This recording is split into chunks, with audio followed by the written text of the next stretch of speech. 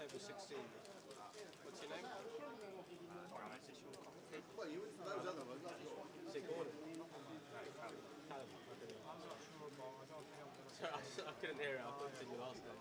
Some people are like that. Have you got something with your name in it? I know you guys are all obviously the right people.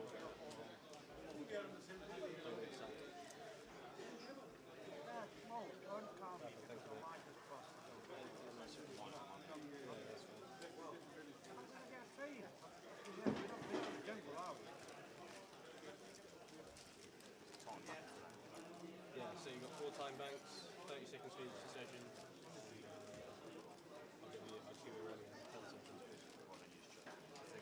Yeah, I mean, I can take it at the end of the hand if it's easier, like you're tanking and you've got a big decision, I'll just sort of at the end of the hand. If you know you're going to take time and you want to chuck one in, that's helpful. And you can do that as well. It's a big issue.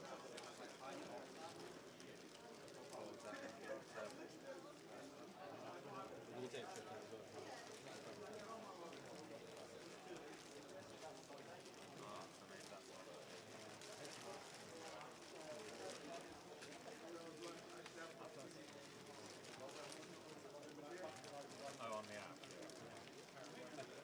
I don't know about 80 takes, it's my first time doing it, but I think they just roll it back to whatever the earliest run is out of all the flights. Yeah, which is cool.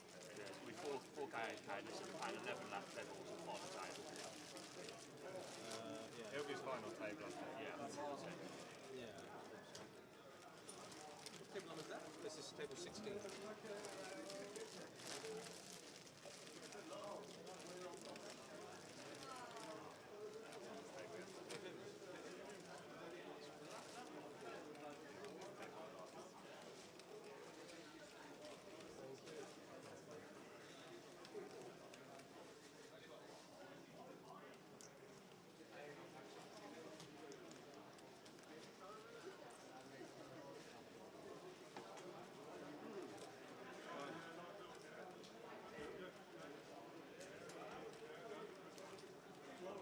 Hello, mate.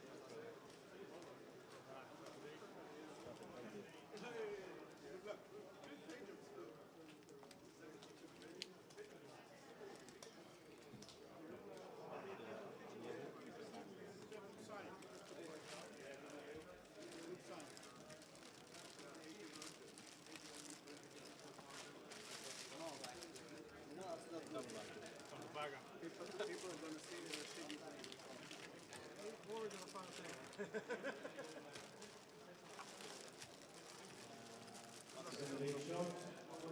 Please open the remaining backs. Please open the remaining backs. Can you put the...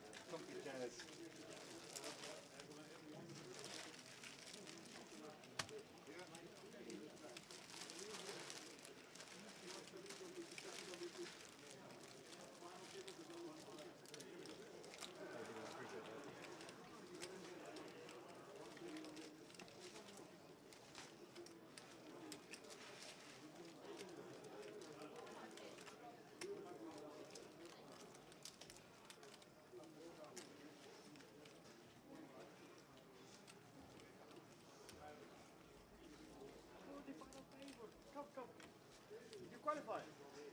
Okay, so please in the big shot. What does it draw to seat number 8? Seat number 8. Yes, that's the win. Good afternoon. Welcome to the big shot. Hey, welcome to the big shot. There it is. Tuesday the 24th The Big Shot Day 2 starting at 5. That is what we're on. We're going to play 11 levels or a final table. That's what we've got today. The Voyage is on, and we've seen in the building 1IP. 1IP is in the building playing the 88,000 starting stack. He walked in at 5:10. I said, what are you doing? He said, I'm playing that Voyage. It started at 5 o'clock. I said, why are you not sat down? He said, I've got 88,000 chips. That's all right. I've had a word with the boss, and we're going to get a new. We're going to get a new kit that looks like Ian Simpson. Oh, okay. Yeah. Yeah. Yeah. Well, I'm not really one for the white trousers, Tower. To be fair to you. No. Have you not seen the trow? No. One leg's white, one leg's black.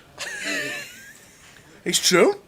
It's true. And he's got a nice. His right leg is white and his left leg is black. He's got a very. And I said, surely you put them together yourself. And he went, no, I bought them like this. I said, did you? He says, yep, I bought them like this. Oh god. So Ian Simpson, it must be wash day in his house. Morning, Ebs. All right. But he's in, sat in seat number 1 with his 888 kit on. Ollie White sat in seat 2, Callum in 3, Zoo in 4, Rosa on fire in seat number 5. Mr. Rosamond. And good afternoon, everybody who's watching on the stream. Hiya, Karen, watching on Face It. Who's going to say hello to us in the chat? We are live on, as normal, streaming as partners 888 on Twitch, 888Poker TV. And we're on YouTube. Is it Grosvenor Poker Live? Grosvenor Poker on YouTube and on Facebook as well on Grosvenor. Razor Kev. Somebody was sat in your seat today when I came downstairs. Couldn't believe it. It weren't Don Mahoney and Richie Pearson, was it? It was. It's actually funny because as I come down the stairs now, I see him, and as I left yesterday, yeah, they were both sat there, but they were in different. They were in the opposite seats. So, right. So I've gone down, I've gone up, so I've gone. All you boys have done in 24 hours is change seats. I can see. But yeah, they're at the bar. Yeah, they're keeping it warm for you, Kev. Yeah. Straight into the action here. We've got a shot for Ian. Callum, nice flop after opening ace jack, top pair, top kicker, continuing for 15k. Third pot gets called by Ian. King of Hearts turn, and as you can see, scrolling across the bottom is the payout structure, but it's one of these events where everybody's in the money once you make a day 2. So everybody is in the money, so there's no bubble. The bubble happened last night and the day before. Yeah, so turn going check. Callum happy to check this one back on the turn with position. Can induce some bluffs from Ian on some rivers. Can also get some value on rivers when checked to as well. Go after some worse Jack X, some 10X.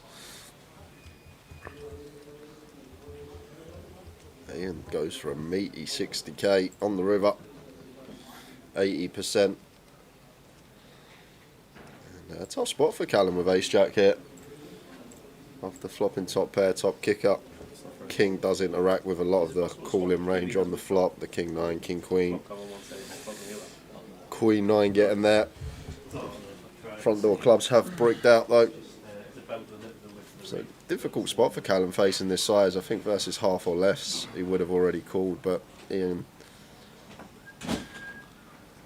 with a big bet here. Really putting Callum in a tough spot to start day 2.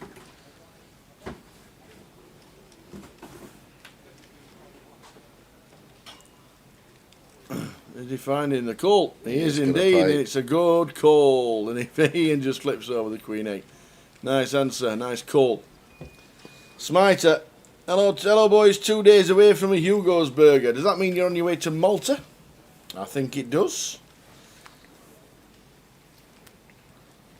I thought the Battle of Malta was already going. What's happening in Malta? Is it the Battle of Malta this week and then something else next week? It must be, because I know we had a couple of Brits that were bagging up really deep in Malta. So is it the Battle of Malta this week and then it's something else next week? I know Malta's on. The IPO in Dublin's on. We're on in the 888 in Coventry. Afternoon, Gully Maff. We're all good. Good to see you at the last event in Leeds.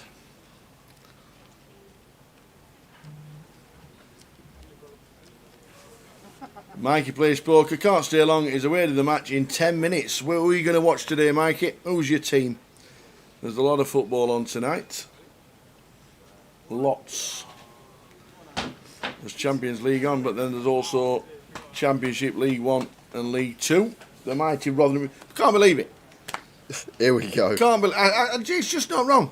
I just can't believe it. Coventry play Rotherham United tomorrow. Yep. Not at Coventry. Why? Why is it not at Coventry? It's in Rotherham. Ah, Carlisle on the home to Burton. Oh, that's an home win. Has to be. Is it Brunton Park, Carlisle? Always underwater, Carlisle. Always. It's always flooded. Ah, the Malta Poker Festival starts at the Porto Masso Casino. I see. I see. Hi, Ryan, watching on Facebook. These streams kill me, wish I was there. Well, you can make your way to Coventry. Plenty going on. There's still plenty of events to get involved in if you want to get involved. Tuesday, right at the top, we're on Big Shot Day 2. We're playing 11 levels, 30-minute clock. Or the final table, whichever comes first. What do you reckon? Going to be a close one on a 30-minute tower. What we got, 11?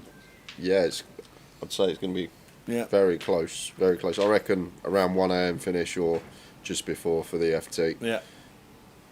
There we go. That's including the breaks as well. If you want to get involved, Big Shot Day 3, we'll be doing the final table tomorrow. That's at 5 o'clock. And it moves to a 40-minute clock for the final. The High Roller Day 2 is what we're streaming on the Wednesday, on the Thursday. On Friday, we'll be looking at the main event, but also we've got Sit and Go from the Ambassadors that are playing, and cash as well on the Friday, and Saturday and Sunday concentrating on the main event, crowning a champion. But there's plenty of side events, Omaha Bounty, the closer, plenty going on, plenty going on. But we're in the money here in the Big Shot, as it's a Day 2 in the money tournament.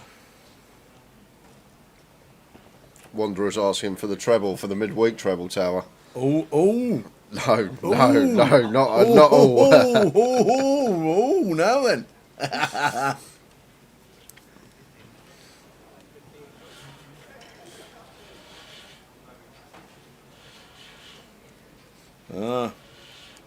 Mikey. I've been Mikey.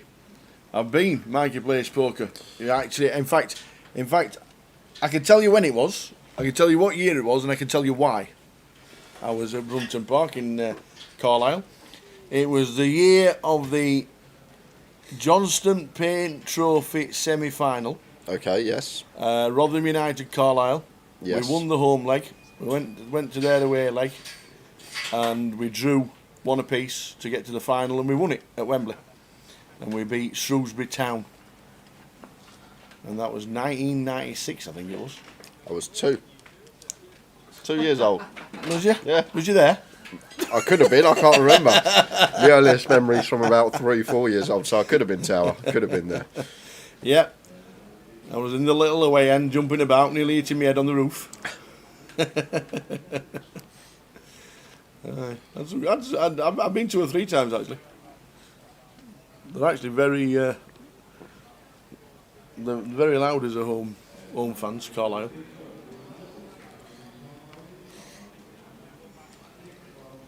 Yeah, Joe, I'm in my 20s. I know, very hard to believe. What is it they say? Hard paper round or something like that.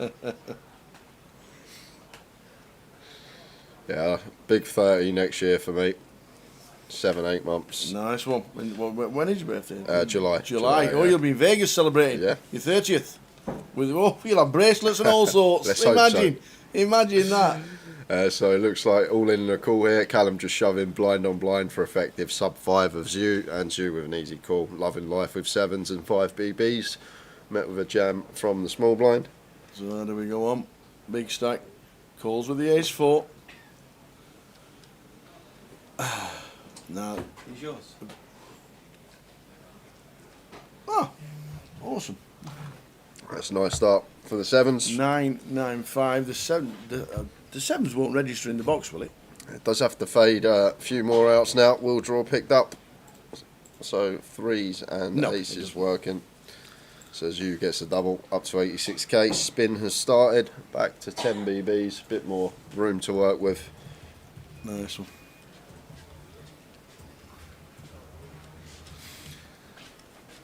So Zoo gets a double. Good evening, Apocalypse. How are we doing? Oh, things are good.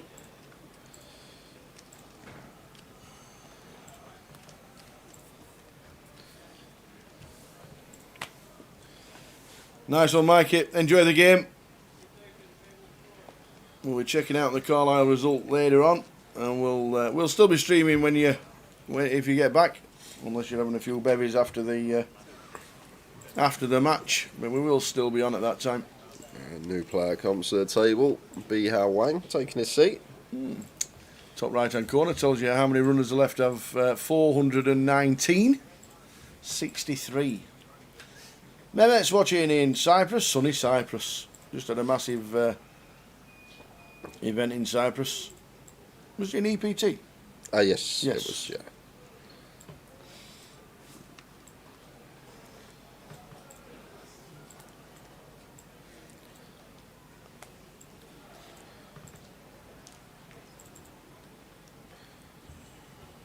So we'll recognise some faces across the room in this one, but We will. a lot of new faces as well.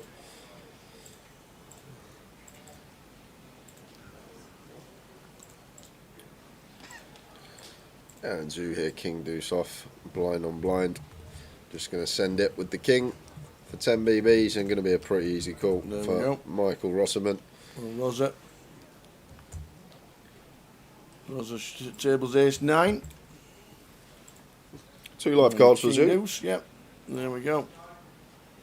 Nice one from the dealer. Tells you which player is all in as we go over to the flop. And perfect. The king 2 is all in with the triangle. Yeah, The 888 triangle. Need some back doors, and that is going to be Does. out on the turn. Unlucky. Doubles up. Eliminated the very next hand. Rosa takes his chips. We lose another. Yeah, on a bit of form, Rosa, last couple of Yes, months. he Had is. some decent results. Knocking on the door. How funny was it, Karen, when we were watching in Tenerife and there was a person watching in the very next hotel to where you were, also watching the live stream. That was amazing. Back home safe and sound now, Karen. And will we see you in Blackpool? Blackpool for the next live stream for the team. GUKPT. That was so funny. I'm in Tenerife. I'm in Tenerife as well. I'm in this part. I'm in that part as well. I'm staying in this hotel. You're next door. It was amazing. It was so funny. The chances of that happening. Yeah. Did they ever meet up and go and have a game of cards? No, Do we know? Callum. I think Callum was going home that night. Oh, okay. So unfortunately, unfortunately they didn't meet up. Karen's playing the cup. Awesome.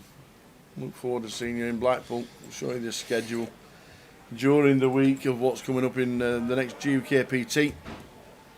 I know we're at an 888 event, but we are in conjunction with 888 in a Grosvenor casino. Yeah, Rosa here, blind on blind, ace 3. Going to be continuing.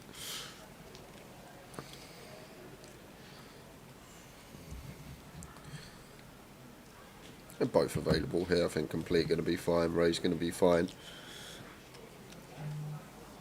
Does make it 30k. 3x out of position. And suited jack for Bihao. Blind on blind. Should be coming along here. Getting 2.5 to 1 on a call. No, going to let it go.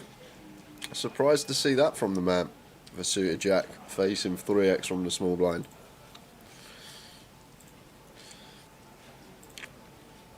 I guess because 30-minute clock tower, just looking at the stack sizes, they're fairly shallow from what we're used to seeing. Indeed they are. When you do a normal event that we normally do on a 60-minute clock, you're always looking at between 40 and 60 bigs as average.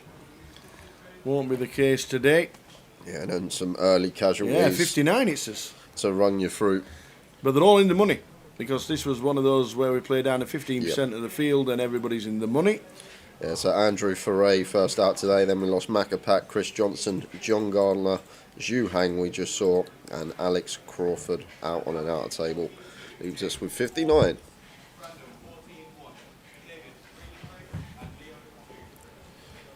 Queen Jack for him from +2 here. Just going to send for 11 bigs. Not going to be wanting to get called. A couple of Broadway cards, 11 big blinds, in it goes. Be happy with a pickup. I like that new way of mucking now, with your thumb, where you slide one card then the other. It's on these felts, because obviously they've got the 888 cloths over because they're so new. Yeah. You literally do it with your thumb like that, and the card ends up in Walsall, as you would say, Cal. Literally, if you played on these new felts in Coventry and you've been here this week, you do that. The card, it flies up the stairs, off it goes, off the Walsall, down the M6 or up the M6, and it's gone. And if you've played this week, you'll know exactly what I'm talking about, because they're so new and so shiny. The card just goes. Whoop. Well, we've just had a case of C8's card went into C9's card, and Ace of Spades flipped over. Sophie nearly took the dealer's eye out with a card yesterday on the fair. 10 out of clubs for Ian. I think this one. Is this another send? Oh, he's going to open. I was going to go with fold tower. That's what I was going to lean towards. Obviously, still got 7 players to get through here, but maybe Ian recognising it's started fairly snug this table, maybe thinking he's not going to get played back at unless someone actually has a holding, as Rosa does here with the ace king. So going to be going for the free bet. Makes it 55k. And just a quick fold from Ian with the 10A suited. We need to change these things here, so we don't exactly remember. Yeah, you have it printed? Somewhere, Andy had them. No, but these ones are the ones for the table. You don't need a big coat in Blackpool in November. I know, you need a huge coat.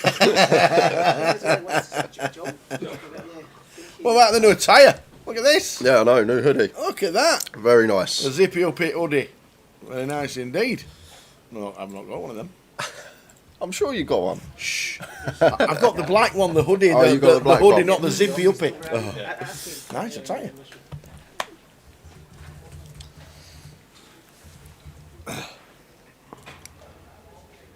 A good start for Ross up. Stacking due. Yeah, he's been taking playing another well. one. Yeah, last couple of months have been on a few final tables as Rosette. Playing well. Long Mao, 10-9 Seward, 15 bigs.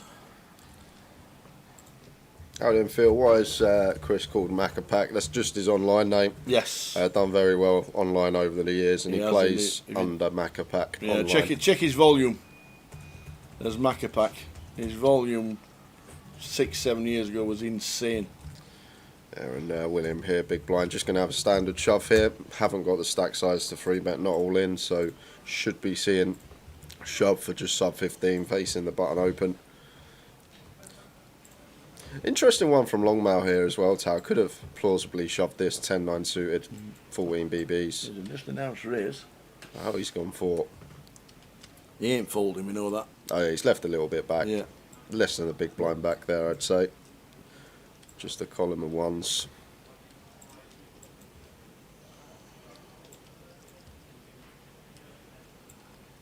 And Longmouth can just get out of the way. But Longmouth could have definitely shoved that one. 10-9 suited, going to be fine to shove for sub 13. Yeah, would have been Or off to sub the 15 races. on the button.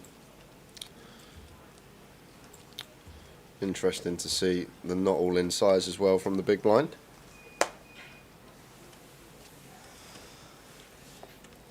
Is Bouncy playing? I think, did he make did you? Yes, he did. 31k. Bouncy's got had 31,000. 31 with the blind at 10k. There you go, that's a what- bouncy stack. That's with the bubble last night when you're just hanging on to make the money. Yep. That's what it does. It does indeed. Yeah, that was some storm that we just had. Storm Barrett or whatever it was called.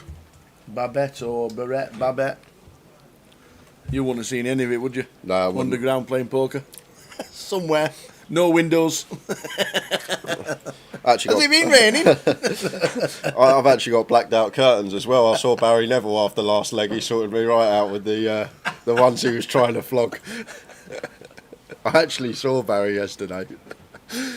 He came up to me, he said hello. I think he's made day 2 of this. He as has well. made day 2 of this. He has day 2.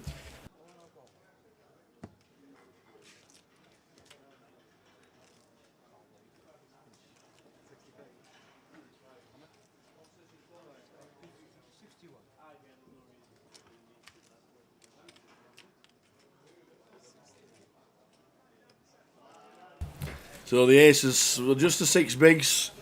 There's a lot of short stacks because obviously yesterday was the bubble time when we were getting down to 15% and making a day 2. So you will see quite a few short stacks in the early stages. This can't be right from Ian, I'm guessing. So Ian, The Queen 5. Yeah, it's just a situation of where dealer's pitched a card across Ian's box and it's registered as the 5 of clubs. So I'm guessing Ian's got like ace queen here, maybe pocket 5s, maybe pocket queens. Yeah, looks like 5s. King queen.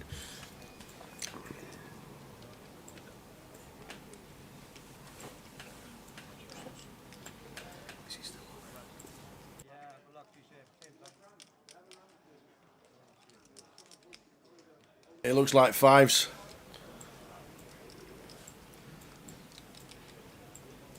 It is 5s. It is indeed. So the boots look like doubling up. Yeah, a couple of backdoors. Backdoor spades is a thing, but not now on the turn. So to the river. And Jack of diamonds, so we are going to lose. Well, Ian's still going to have 4 big blinds. Mohammed's going to double up. So Ian going to need the spin very soon. Going to be in the smallest hand as well. Lots of money in there. Yeah, absolutely. Unlucky in 44k. Are there any recommended B&Bs in Blackpool near the casino for the next GUKPT? Plenty. Boom. There are quite a few. Straight across. There's a travel lodge directly across from the casino as well. If you are booking the travel lodge, it's Travel Lodge South Promenade and not Travel Lodge South. Because believe it or not, Travel Lodge South is nowhere near South. It's actually at the football ground, which is central. Bit bizarre. Jim, do you want that one?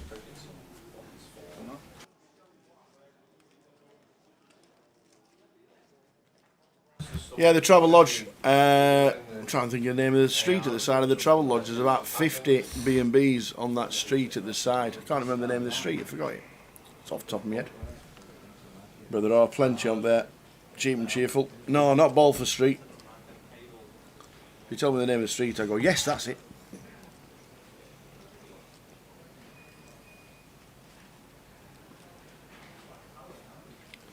Yeah, long mail here. See if he takes a spot. 13 BBs. Like to see shove from him. Facing the open from Callum. He does move all in. Oh, and Mohammed got the ace-king behind. So should be seeing ISO for him for his just sub 16 big blinds. And unfortunate for long now, not much we can do. We have to shove our hand and just run into it behind of Mohammed here, who's going to be moving all in himself. And Callum should be getting out of the way when back on him now with the king-queen off after faced with this heat after opening from under the gun.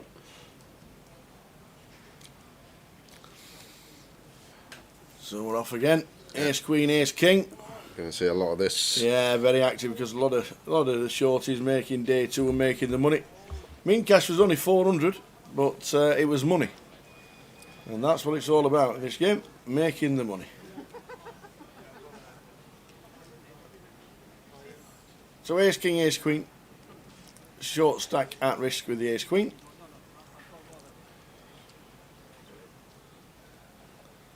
So the Ace Queen's all in.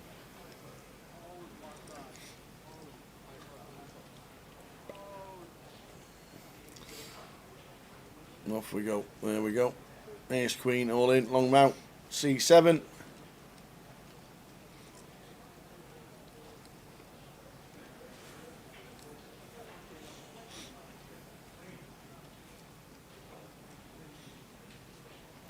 7, 2, 8.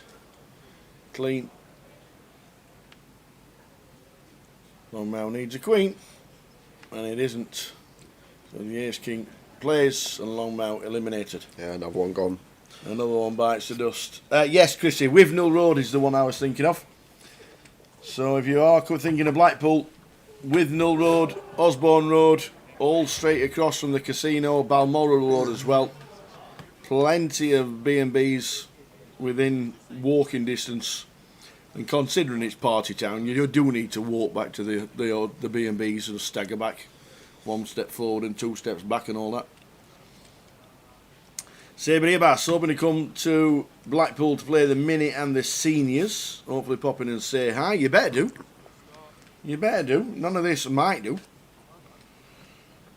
Yeah, Grant recommends getting to the village because they have an indoor and outdoor swimming pool They do. in Blackpool. Heated outdoor pool. What would you be doing in Blackpool remember. in November? I used to remember. In an outdoor swimming I was a pool? member of the village.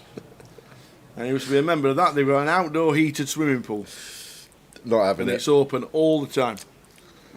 But You'd have to be barking mad to get in that in November. I was a member, and it was very popular. Head freezing cold, your body's about 30 degrees. I can imagine. Yeah, so be out here with queens. I think off of 18 here, we do want to choose a size 3-bet not all in with a hand this strong. Not just going to send. Difficult to get called as well for 8.5 bigs versus gun once we send, repping a strong hand ourselves. So going for the 3-bet, making it 55k here versus Rosa. And with the ace-3 suited heroes, Michael Rosamond not going to be peeling versus this stack size out of position. Maybe once in a while we think B-How is getting really out of line. Maybe could go with send at a tiny frequency, but should just see fold more often than not here.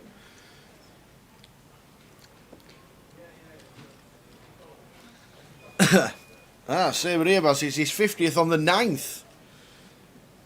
Awesome. The 9th of November. In fact, Blackpool's coming up. There's the schedule.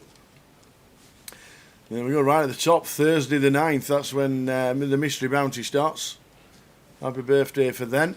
And we're streaming from the Wednesday. We're actually doing the mini main day 3 on Wednesday from 5 p.m. Thursday will be the high roller day 2, and then Friday, Saturday and Sunday will be the main event. But we're streaming the mini final on the Wednesday. Plenty to get involved in. The first event, Wednesday the 8th, will be so busy. The brilliant satellite, the Mystery Bounty and the mini main satellite for 65 quid. Nice. That is a big, big satellite. That'll be busy. So plenty going on. What was the nasty hotel Jay stayed in Blackpool that time? Norbreck that Castle. was the Norbreck, or as we called it, the No-Breck, because if you had breakfast that morning, you weren't coming out for the rest of the day, put it that way. You'd be lying on your bed going, oh. Yeah, the Norbreck. The Norbreck Castle. I'll never forget messaging Mark from Main Event Travel when he said, I've got a place for you, it's near the casino, like walking distance. Is that what he said? And I sent him the screenshot of the walk to it was like 2 hours, 14 minutes. I went, walking distance. It's actually the furthest hotel on the seafront away from the casino. Unbelievable. The actual furthest. So here we go again. Another all in and cool. Ian shoving for his sub 5. Ollie ISO in with the pocket 4s for just sub 13. Yeah, if you are just tuning in and realising that there's a lot of short stacks, it's because it was an event where we played down to 15% of the field, so everybody's in the money for day 2. And obviously a lot of short stacks hanging on yesterday to make the money. And that's why we're getting a lot of action in the early stages. Perfect from the dealer. 4s against 10s. The 10s are all in. Yeah, just No fading. clubs in play. 2 outs. Yep, and does do. So Ian Simpson, 888 Pro, gets the double. Are we seeing many of the other pros this week? Do we know? Are they coming down? Pardon? Any of the other 888 Yeah, pros? Vivi's coming tomorrow. There's East is coming. Josh Manley's coming. Ian's already here. Sapia's on her way. Edan's coming as well. So most of the team will be in Coventry by the main event. I think Vivi's coming tomorrow to play the high roller. Oh, okay. So I think that'll get a good turnout tomorrow, the high roller. Yes. I think it's a nice sort of price point. Yeah. Sophie Rose played your first UKPT this year and look forward to playing many more. When are the dates normally published for the following year? Is it usually after the final? Yes, I think we'll have... We release them usually at the grand final on stream. We usually pop up the dates for next year. So we do. Where did you play it, Soph? Was it this one? Obviously, Coventry has Goliath, it has the UK Open, it's got this 888 event, there's plenty going on for next year as well. There is an 888 event earlier in the year, next year, I'm pretty sure. Yep. Yeah, Mohammed here with the deuces. Could just mark this one, but looks like he's going to go open here, tower. Like, I think here, the smaller pairs are just... Even with our stack size, 33 bigs, one of the biggest stacks at the table. But when you're sat at a table with lots of stack sizes that are between 10 and 20 big blinds and can just move all in over our open and we cannot call, it just seems like a better option to fold this one. No immediate blockers either. Trying to block some of the opponent's continue range. That does make it 22, and Rosser here with 25 BBs in the small blind, with a decision with the ace-4 suited. I think versus Mohammed from under the gun, he's going to be a bit wary here and does just choose to let this one go. And Bihal defending the ace-3 from the big. Off to the flop.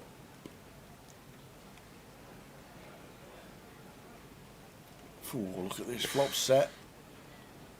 Flop set. Rosa would have flopped the wheel and the nut flosser as well, wouldn't he? If Rosa peeled the ace-4 off. Look at his face, you can tell. Oh, he needs it. He would have hit the turn. Oh, this would have been carnage.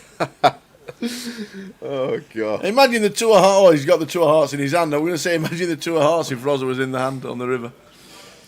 The Mo's got it in his hand. Yeah, so Mo puts in a little cheeky check back here on the flop.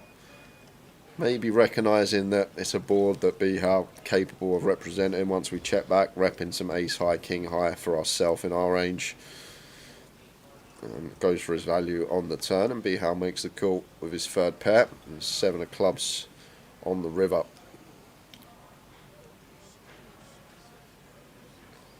And a set of deuces is good for Mohammed.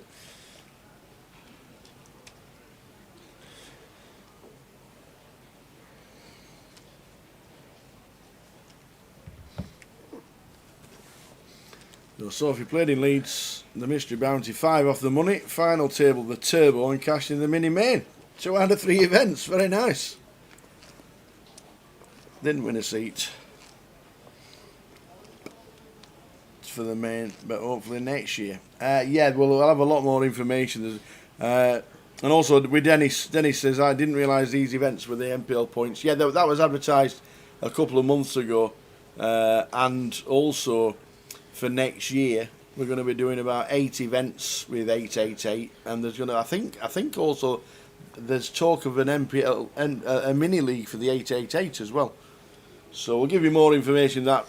I know Jim's working on a lot of things regarding in conjunction with 888. The team love the Grosvenor casinos. They're loving the live streams and they want to get involved a lot more. So there's going to be a lot more events from 888 next year, which we'll be involved in.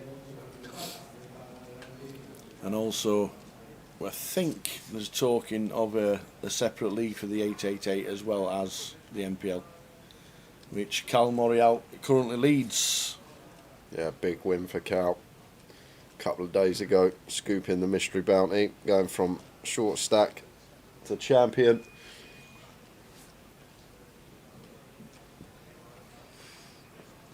And Leif here is going to free bet the 8-4 of clubs from the big blind. Just getting after it. Facing under the gun from Mohammed here. And Mohammed with the ace-10 off here. Going to be wary about this. We've opened gun. Free bet from the big blind. The last hand you're going to put your opponent on is the old 8-4 suited. Just rolls one in here from the big.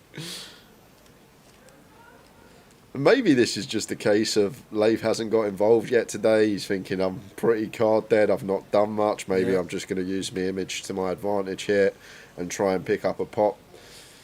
It does flop the best of it on 983, 2 diamonds.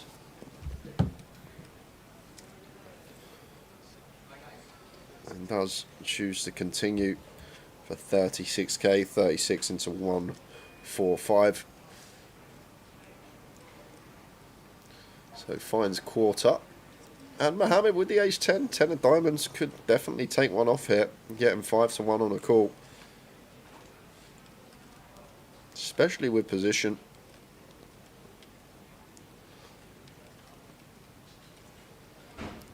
Could have definitely opted for fold pre as well as Mohammed. Once we open gun and big blind 3 bets, we expect to be dominated by a lot of their 3 betting range.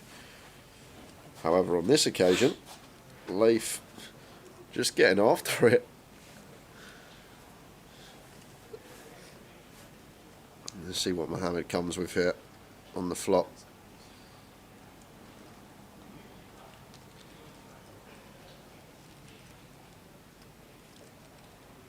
I'm not going to put on his floating shoes. Going to let Leif have that one, and got the moves in the lockup. Not the hand you'd expect to see.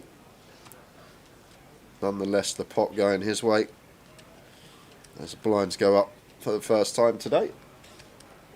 30-minute clock, so 4 levels a session for us guys. 15-minute break every 2 hours. We're playing down to a final table or 11 levels, whatever comes first.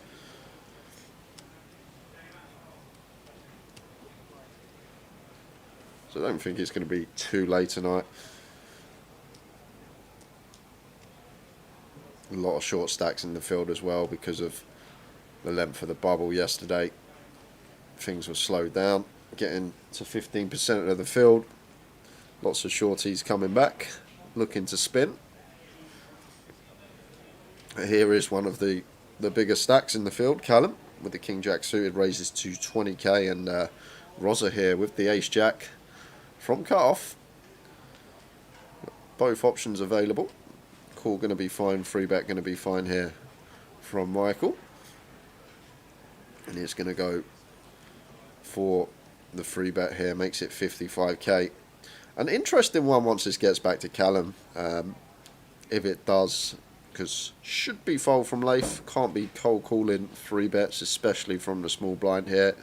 Not really one we want to take as a cold 4 bet bluff either, so annoying to let the 10-9 suited go, but has to be done. Mohammed with the ace 3 suited, going to find the cold call from the big blind now, Callum. King Jack of diamonds, can we ever just send this for 26 effective, knowing that Rosa is a good aggressive opponent and will be putting in some light 3 bets from the cut-off here? Could this ever be a little 4 bet rip spot, just covering these 2 stacks, knowing that Mohammed's never got a trap here and that Rosa could be light? It's going to play call, which is what you tend to see. Just trying to look at this one outside the box. Is there ever a world where Callum can find the 4 bet send here with the King Jack suited against this specific opponent? Hijack versus cut off with the dead cold call of Mohammed, but just went with the passive option. Now we go 3-way to the flop, and this one gets checked through. I'm going to be bit of bother for Mohammed. This is prime example tower where we don't want to be cold calling 3 bets, let alone with a hand that could definitely be in a dominated spot as it is here. So Mohammed now leading out for 65 into 175. So just shy of 40%, and Rossa here clear call with position and off to the river. Big river coming up, big pot this tower, 310 in the middle. 300k in the middle. This is huge at this stage. 9 of clubs on the river.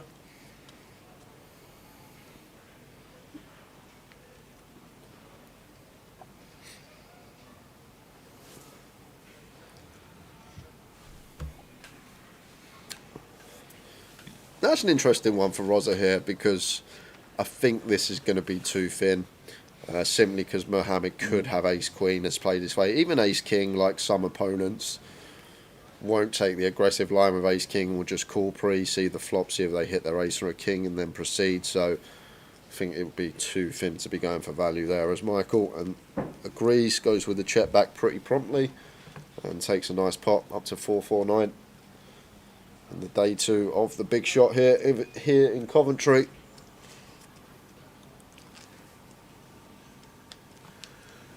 So Ryan Birch asked, will there be another poker open in Coventry, or was it a one-off? Chris, he said, replying to Ryan, has to be. It was a successful festival. Can't see them not running it again. Tower exclusive. Oh, here we go. Already, it's what day 1, day 2. Already got exclusives. 22nd of March, 22nd of February, 2024 until the 3rd of March, 2024. The UK Poker Open. That's actually a nice date to have. Back in Coventry. It's on. 22nd of Feb till the 3rd of March. The UK Poker Open is back in this building. Can't wait. And the big question is, Tower. Have you got any news? The big question is, when we do get to the UK Poker Open, yes, will Spurs have won the league already? Will it already be locked up? Will it be done and dusted? That is the big question. We will see. We will see come March. One thing for sure will have happened by the 22nd of February. I'll have had another birthday. Oh, yeah. Yeah. 4 days prior. Yes, the UK Open is back next year. Confirmed. Oh, Mohammed gonna run it with the A7. Oh, Mo.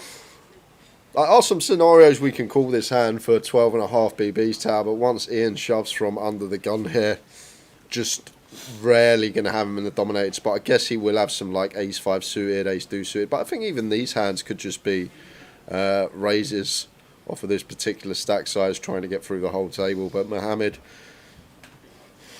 wants to run it with the A7, and Ian Simpson in great shape to get a double up.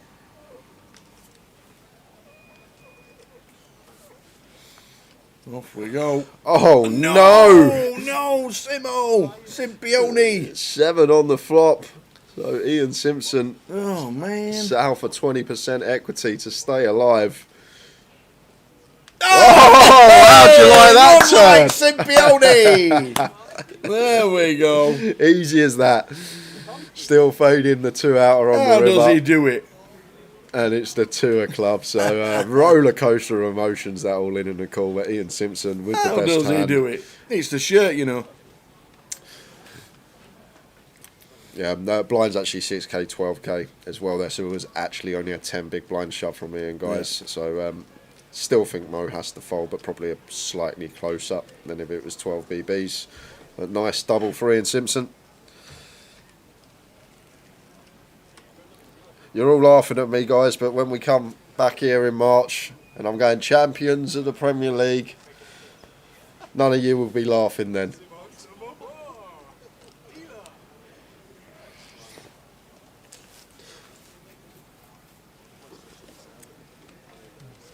But see a lot of the Rico Arena throughout the year. Lots of stops here. Great casino to hold events. Has a bit of a Vegas vibe to it as well, coming down that escalator every morning. Indeedy, indeedy. So the UK Poker Open is back. We'll have plenty more information regarding the 8. Jim's going to come in tomorrow and have 10 minutes chat about what's going on with 888 for next year and what's going on with Grosvenor events as well. Pen for Galatasaray versus Bayern Munich. Who takes the pens for Galatasaray? Oh, it's certainly not Harry Kane, is it? He takes them for Bayern Munich. B Howe with the Queen 9 suit. He goes for limp here from the hijack. And Mohammed in again. Mo got somewhere to be. No, he hasn't. He's got an actual hand with the Ace King for 6 BB. He's going to get that one through. Yeah. Hiya, Tim. That was Blackpool. Last season, when Spurs were rubbish, you changed sides and went to West Brom, and now the top of the league, you're back supporting Spurs. Look, he changes his teams like I change my socks. He'll be a Rotherham United fan eventually. No, let's not be silly, Tower. We need a lot of support this year. We are in the bottom 3, and I'd be amazed if we get out of it.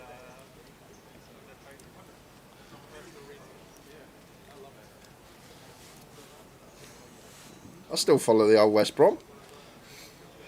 Are they still in the Championship, Tower? They're playing tonight. Oh, are they? They're nailed on tonight as well.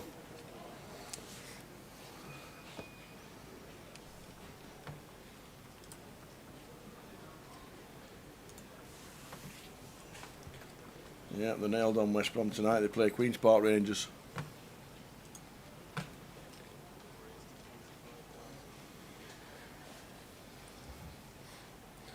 Michael with the King Queen here, and be out ace 10. This is actually a tough spot for him. How to proceed off of 16, can definitely shove. He's just gone with 3 bet, not all in. Is that 50k? No, it's 150k. Little black chip hiding under there. So essentially going for the all in, leaving himself with 9k back. Why do we leave the 1 chip behind when the pay jumps are so small? Money's money, Tower. If it's 20 quid pay jump, it's a 20 quid pay jump. Yeah, but you never folded. Yeah, but if now Rosser sets B Howe all in, and B Howe here's all in a corner and out of table, and we're laddering 1 spot, we can wait to see what happens on the outer table, and if someone busts, then we wait for him to bust, chuck our chip in, we get the ladder. If I said to you, there's £20 on the floor there, you just got to wait 15 seconds, and you might be able to pick it up. Would you wait? Yeah, I get what you're thinking. I get what you're saying. I get what you're saying. No, I'd say, whose is it?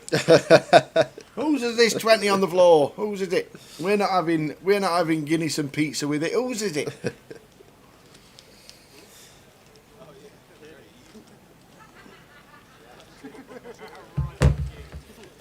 In March, probably they will be arithmetically. Is that a word, Tom, or have you just made that up? Arithmetically. He's definitely just made that word up. That's definitely a word. I think he's meant to say mathematically, and he's come up with arithmetically. Maybe he's on his phone. But I doubt we'll be mathematically out the title race by March. Top of the league. Yeah, top What's of the happening? league. And I still can't believe you're 11 to 10 top 4. That's just insane.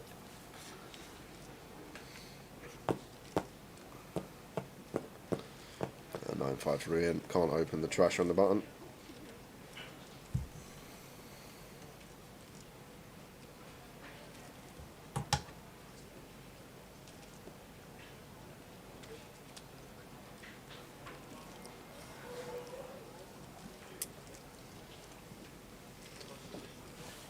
So drop down to 44 the number. I'll let you know who has gone. So last out was Alex Crawford.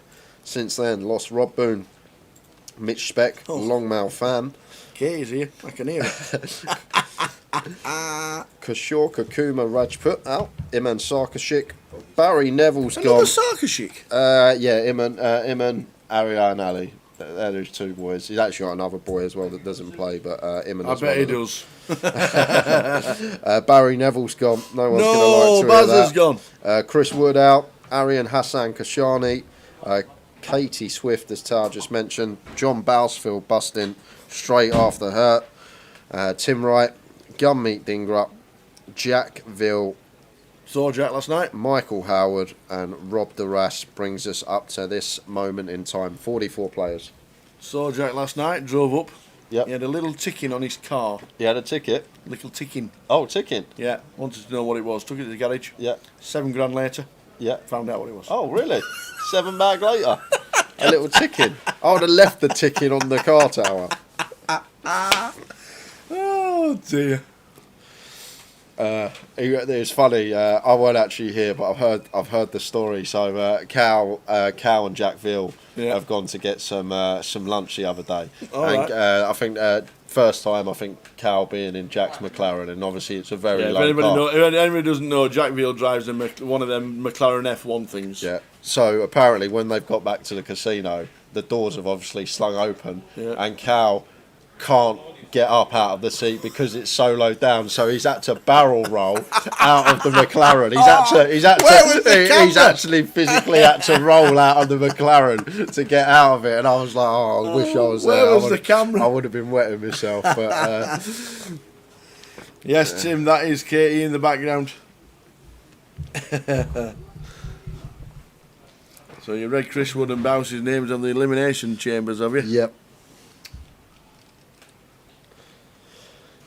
So King Jack for Ian.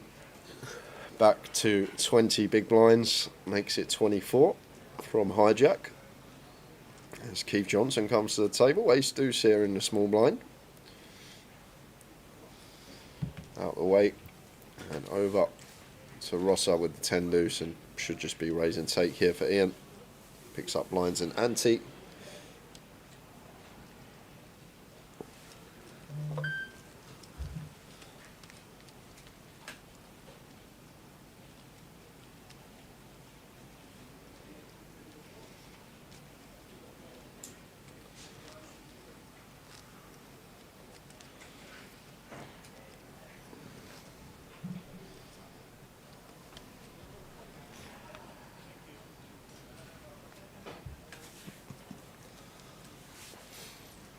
So we're down to 44. Keith Johnson at the table.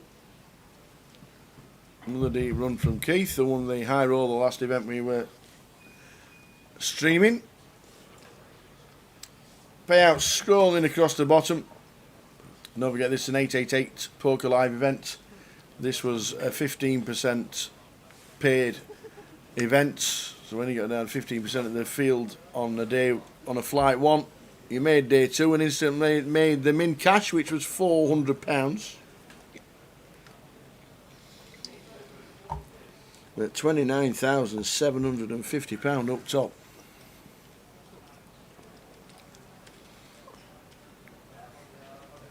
Nice little week booster for someone. It's going to be. It is. Plenty coming up to play throughout the week. Really packed schedule.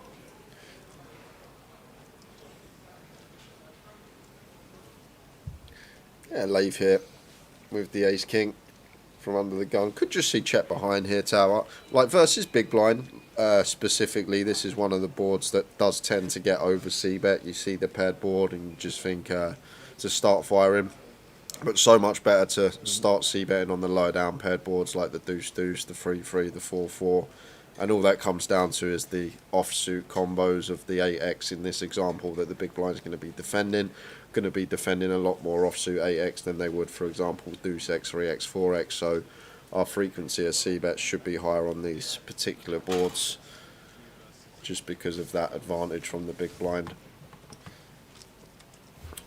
But either way, Leif went for bet and the pot comes his way.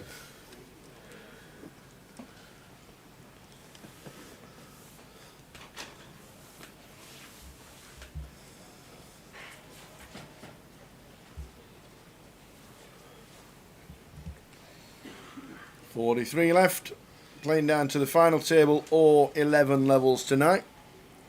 Guessing there's a break every 4 levels. It'll be a 4-4-3, I reckon. Yeah, that's the way they'll do it. So we started at 5:30, so the first break is 7:30. Right on time today, as usual. I bet you was getting worried at 26 past. PK just looked over and there he is.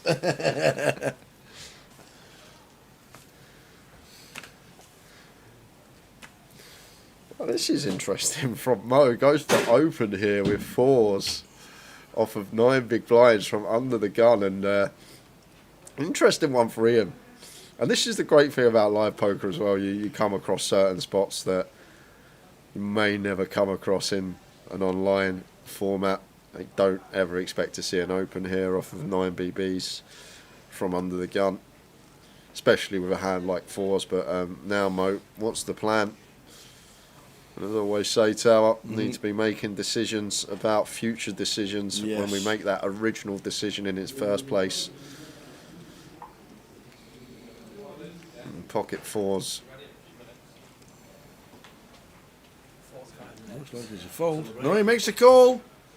So it's Ian and Mo again. Yeah, and Ian Simpson's day so far. This is going to be the full fall in and a call he's been involved with. 4 on the flop, 8 on the turn. For the 888 Pro, yeah. 8s for Ian Simpson in C1.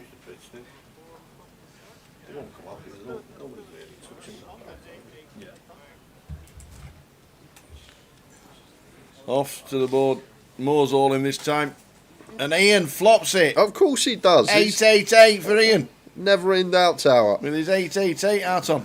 And then his 888 sponsored player. Oh, here we go. Imagine. Sweat abilities, here we go. Imagine this coming, there'll be scenes. Oh, boo. Not that we want the 88, but the Pro to bust. But that How would have is there been a sweat? that would have been ill. How is there a sweat on that flop? Oh. So never in doubt, set for Ian with the 8s. Actually won an 8.5 to 1 not to flop a set of your 888 Pro Tower. That's how it works. Always 1 in 8.5 times you don't flop the set. So Ian's had a day already. Is that 4 times he's been in? He's been involved in 4 all-ins and calls. Not always being the shortest stack, but been involved in a lot of all-in and calls so far today. And starting to build that chip stack. That didn't work, did it? Where did the jammy dodgers come from? Jammy Dodgers? They're not Jammy Dodgers. All right, the jam rings. Yeah. Okay, they're not jammy dodgers. They're not. Because they don't see jammy dodgers. Jammy Dodgers are actually slightly bigger in circumference, and the jam in the middle. To differ. Nothing's as big as what it used to be when we were kids. And the jam in the middle is in a heart shape. Have you seen the size of a Mars bar these days? Have you seen the size of a wagon wheel? It's not a wagon wheel. It's like a mini. Riding around in a smart car. Hey. Anyway, did you answer the question? Really? Interesting one from Keith here. Just chooses to send this for 33. Might have gone for the 3-bet not all in here. Try and induce something from some lighter 4-bets perhaps, or just difficult. We're just wondering if next year's kit, the Cardum Director tyre, is the same as Seat 1's shirt. We were just thinking, is there going to be any event? Have you seen his pants? Yeah. One leg black, one leg we black. could come dressed as Ian Simpson. You being all black, I'll be in all white, and we could come as his trousers. Yeah. Will you bring your puffer coat? He's glossy that. If you're all in white, will you bring your puffer coat? E17? Yeah, that's E17 gone. coat. That's gone. Oh, it's where was that left? Where was that left? I think it was after Blackpool. After I got, I think He left it went his out. John Motson coat in a nightclub. Oh, the John Motson coat was a belter. Yeah, I remember running it down to the bins and going. Mrs. going, "Oh, you're getting rid of that?" I'm going, "No, I'm just putting it away." She, I thought you didn't mind that everyone was taking the mick out of you. No, I'm fine. It's nothing to do with the coat. I got it slaughtered out of here in Blackpool with that coat, so you will not be seeing the E17 coat again. Stay now. Everybody was walking through this. Everybody walked in with it. He'd not even got the coat on, and in Blackpool, the card room started. Stay now, baby, if you've got. Yeah, had some coats down the years. Yeah. Awkward one for Ollie here. It's actually a really intriguing spot off of 4 big blinds. Going to have to post the big, the small, and the ante over the next 2 hands. So, although we got Jack 5 suited, that actually becomes very close there. I'm actually not sure if we are supposed to go with it, but Jack 5 suited from under the gun, 4 big blinds, because of the blinds coming through. I think jam could be fine, but gonna see what he gets dealt in the big and just let it go. Leaves room for Lave to open with one of the bigger stacks from the bottom with the 4-3 suited, and Will in with the punishment. Not seeing what Will's got. He's got ace queen, ace king.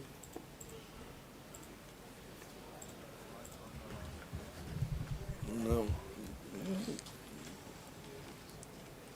Probably just too many to call. 11 bigs. Oh, yeah, it has to be fold here from Leiftow. We just can't ever have the best hand versus all of William's shoving range we're behind. Not a single hand that we're in front of.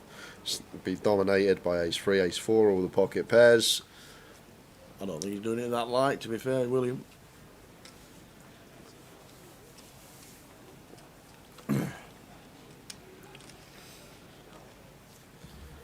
So we're on 42, playing 11 levels, or when we get down to 9 for the final table. Yeah, 42 left. Just lost David Price and Mohammed we saw on our feature table. Yeah. It must be a close call between Jay losing courts and mobile phones. I didn't lose the E17 coat. It just had to be gone with. It had to be gone. It does tend to go to a club and come back out. Gets outside, oh, isn't it nippy? Yeah, literally. Sure, I came in with a coat on. It's usually the next day when you go out, you go grab your coat and you go, oh no, done it again.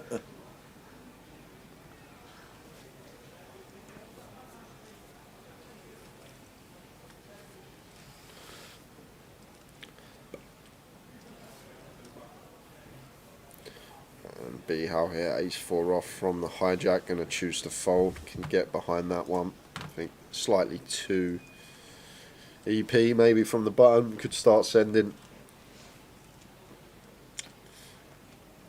And William here not going to get involved with the king 3, and it's blind on blind action. Over to Ian Simpson, who's going to set Ollie all in. So Ollie didn't go with a jack 5 suited, and he gets rewarded, gets an upgrade to the queen jack suited. But Ian Simpson on fire at the moment, not the man I'd want to be all in against. Busting people left, right, centre. Is Ollie going to be another casualty on his list? Or will he get a much needed double and start the spin? Here we go. Yeah, and that's going to be, well, running hearts tower. Some runners, that's about it. 8 or 10 of hearts for the big sweat. Oh, there's a 5. Needs to be a 7. Or a 9. No, it's No, dead, dead. Jack on the flop. Deady. Ian loses one. But a very short stack for Ollie. Ollie White in seat number 2. Ollie White. Ollie White.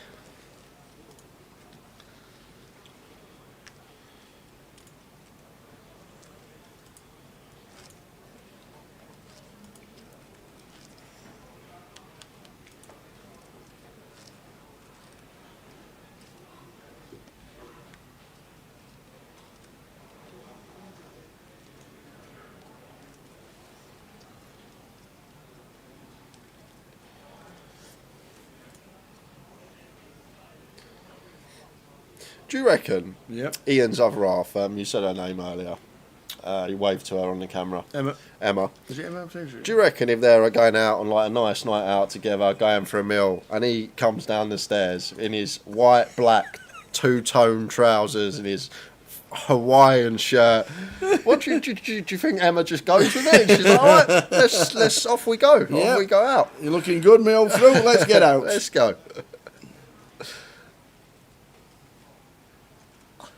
Or does she send him straight back up the stairs and go?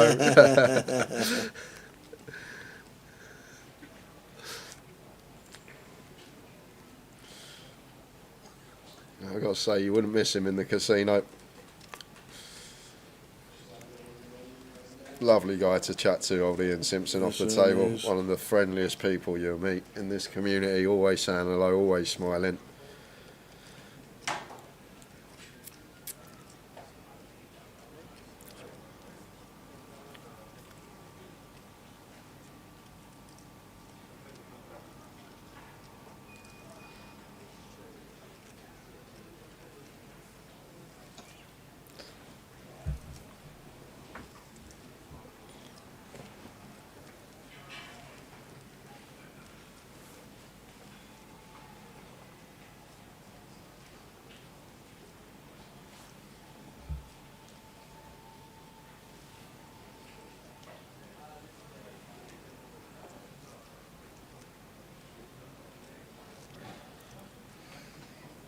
Not seen him for a while, actually.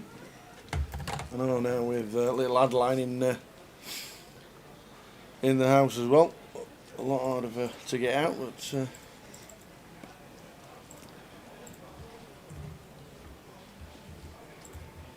very good to see him. Ian Smart in the old jazzy shirt with the 888 top in seat number 1. Yeah, very good start for the day.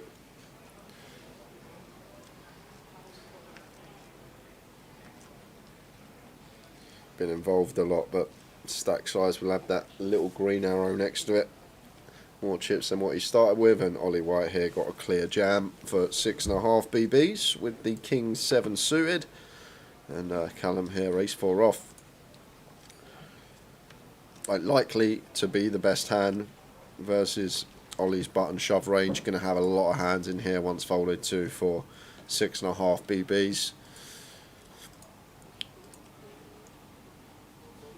There is the call. And basically a coin flip this one.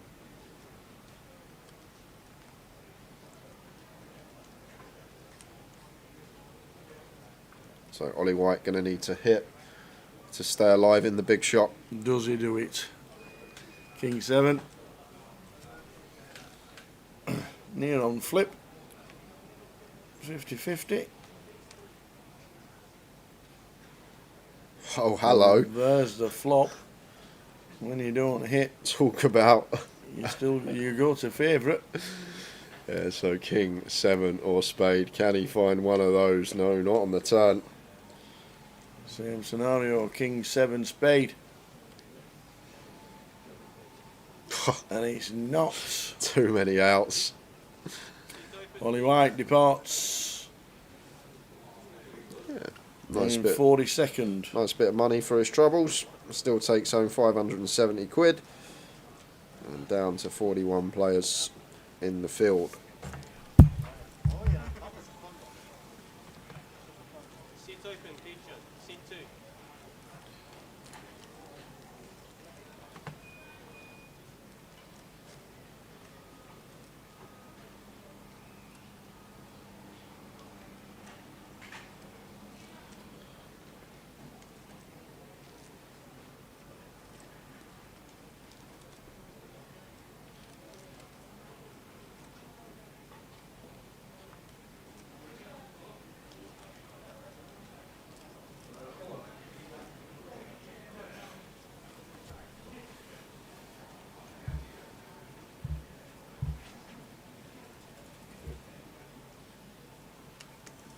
Alright then, Mick. Evening, guys. Working at my home about 9. See you at 9. Nice one, Mick. We will still be streaming. We will indeed.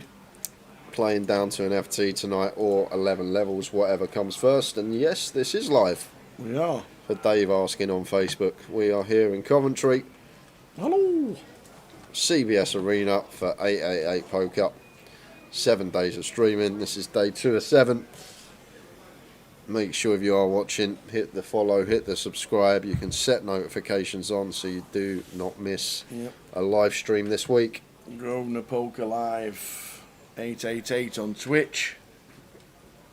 Yeah, so B Howe goes to limp here with the 8-9 suited. Seen a few limps now from B Howe, and each time similar holdings like these middling suited connectors. One thing I will say, fine to opt for a limp strategy off of between 15 and 20 bigs, perfectly fine, but if we are incorporating these limps in, we need to start limping the monsters, the aces, the kings, the ace king, the queens at some frequency as well, just because if our opponents start recognising that our limp range just contains hands like this, say for example it's limped to Rosa in the big, he can just start shoving any 2, knowing that we don't have any hands that can call off in our limp range. So important to mix in some strong hands as well. But now we get here to the flop. It has check through, and Keith, things you love to see. King of spades on the turn, turning the nuts. Nice, nice, nice for Keith Johnson. What was that? Yeah, that's the under the gun limper here, Tower. Wouldn't mind seeing a stab here from B Howe.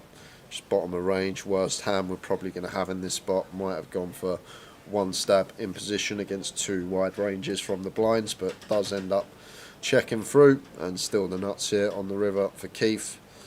Now going to be going on the hunt for some value. Not going to be getting it from Michael. Doubt he's going to be calling with bottom pair. B house still left to act behind, especially on this sort of board as well. Small blind range, although it is a limp pot, is actually going to change it, but still will have a lot of this queen jack 10 9 jack 10, all this type of stuff that can be value betting. 2 quick folds from both. How then, Jim, Marlowe? Evening, lads. Yep. Well, there were a few gremlins in the system. Yes. I did get a few hours of coverage for the cash last night. Setup day, check day. Unfortunately turned into a bit of a mare, but bang on again today. IT guys in. So it was a system error. It was actually a system error in the CBS Arena. Yep. That's what it was. The CBS Arena was malfunctioning. Saw Ben, who was playing the cash game, spoke to him late while they were still playing it, weren't on stream, and he was like, we've got all these pots for you, we've got all this action. I said, no, man, you get to do it all again Friday for us. There you go. That was just the dress rehearsal last night. Yeah, it was a very good game, Jim. I think there was a couple of 20k pots. Chips and plaques flying everywhere.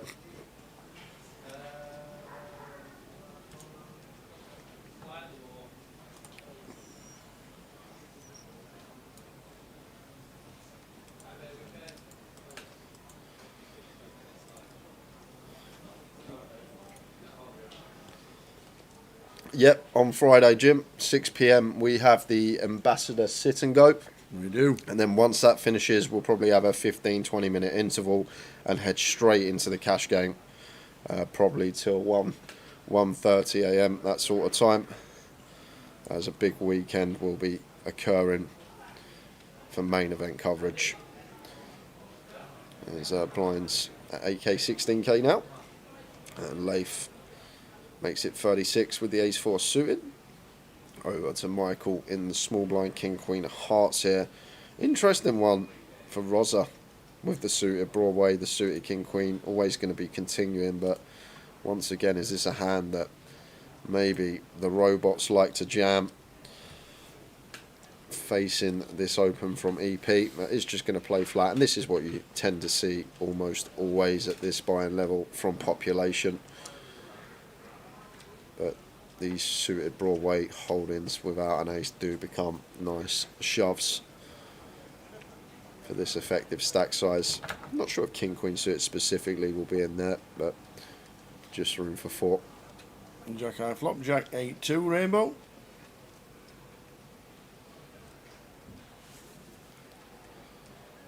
Russell goes with check over to Leif. Seen Leif involved in a few pots now and haven't seen a check back yet. Tower seems to just relentlessly c-bet when checked to here, and if you're at a table with someone that does have that 100% c-bet frequency, and every time they're the opener and they get checked to, they just put in chips, they can't always have a hand. So way to counteract that is start mixing in some check raises. Like this hand, for example, Michael, we prefer a heart on board, but against an opponent that we may perceive to be over c-betting and just relentlessly putting in chips when checked to, blocking some king jack and queen jack and the 2 overcards could be a candidate they could think of taking, but it's just going to fold, which is what you should see most of the time. But just looking at it from the room of how to potentially exploit someone who is putting lots of c-bets in, start mixing in some lighter check raises. Evening, Alex. Alex NFFC. That'll be Nottingham Forest, I'm guessing. And go on, Ian. Old onked. Zonked. It's a great word, zonk. Zonk. Zonked out. I don't know if it's actually a word. To me, it just means tired. Yeah, that's basically it as well. Zonked out. What's zonked in? If someone's zonked in.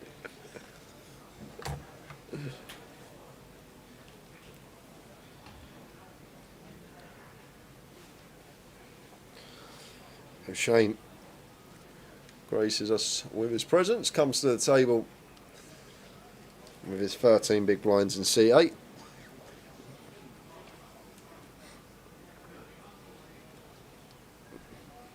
And folded round to Callum. Can't do much with the Queen 5. Got the chips, but can't just be opening any two. That's key for the Jack 9 suited. Should be seeing open from him.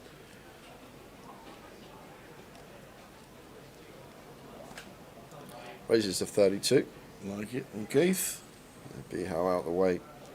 And over to Leif in the big blind with 9-4 off. And can't be calling 9-4 off from any position. Even the big blind. Let's see if Leif does want to get involved. He doesn't. Good to see. And that shouldn't ever really be in with pre.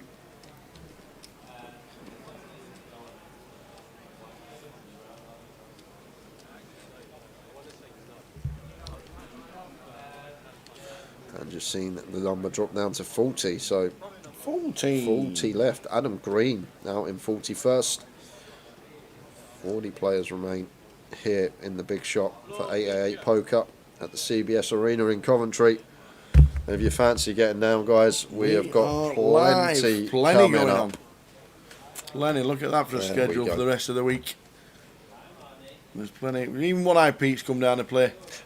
Playing the 88,000 starting stack. 20-minute clock.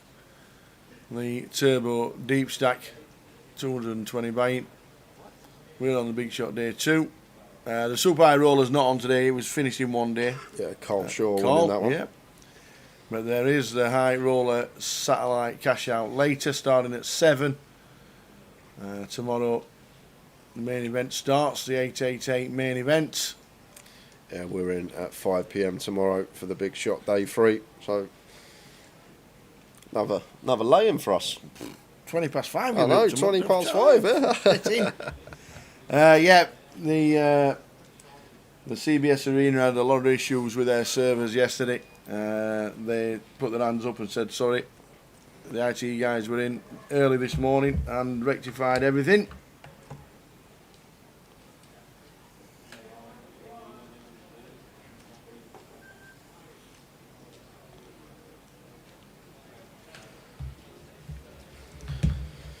Yeah, and these are awkward spots here. Basically, just comes down to our stack size and do we have fold equity here and offer 7 bigs facing a 2 big blind open. I don't think we do as B-How. Don't think there's many hands that Callum folds after opening to 2 BBs when we've got 7 and shove over the top. So it does become quite a tricky spot here whether to go with it or not, but B-How does still go with send for his 7 big blinds, and he's ran into the queens of Shane. Shane comes to the table and the ladies come with him, and just going to be ISOing. You expect to flush Callum out of the pot here, and B-How going to be in a world of hurt. How do we wangle our way out of this one? Queen Jack off versus the queens of Shane. The worst hand to see for B-How. And now should be the end of Callum. He's asking for a count, but 7 high here. Not going to be able to call this one off. Maybe if it was a bounty, may fancy running it, but yeah, 6, that's 7 the only suited. time. Not going to be happening for Callum.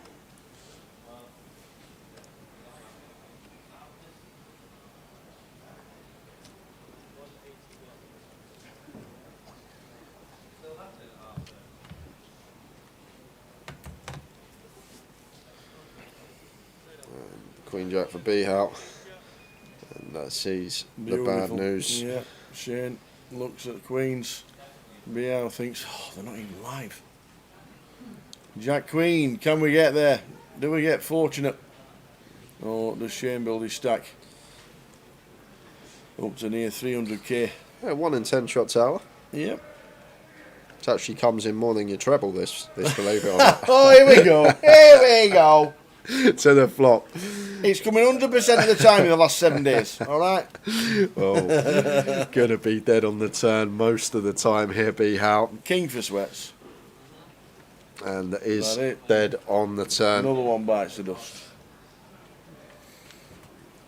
B Howe out of here. Shane only just got to the table. Yeah, and like that, we're on 35. Just like that.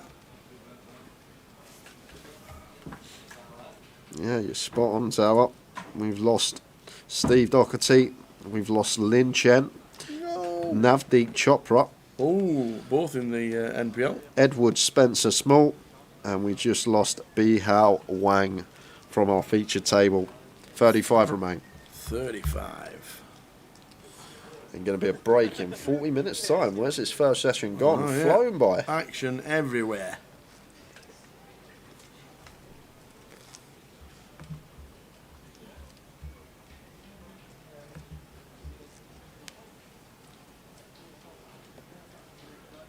Incoming. Incoming. Take two. Doddy's here. Doddy, doddy, doddy, doddy. I didn't even know Doddy played comps. There you go. He's got chunks as well. Yeah, it looks like it.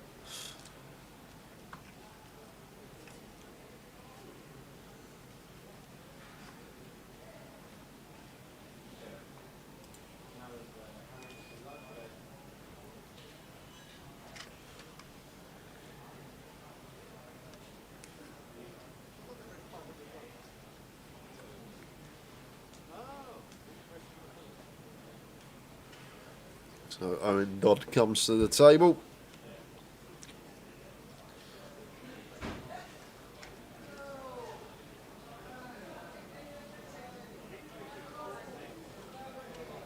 That man was part of the night in Vegas where I got cramp in the taxi. Oh no! Yeah, he was. He was part of the cramp in the taxi That night. saved you.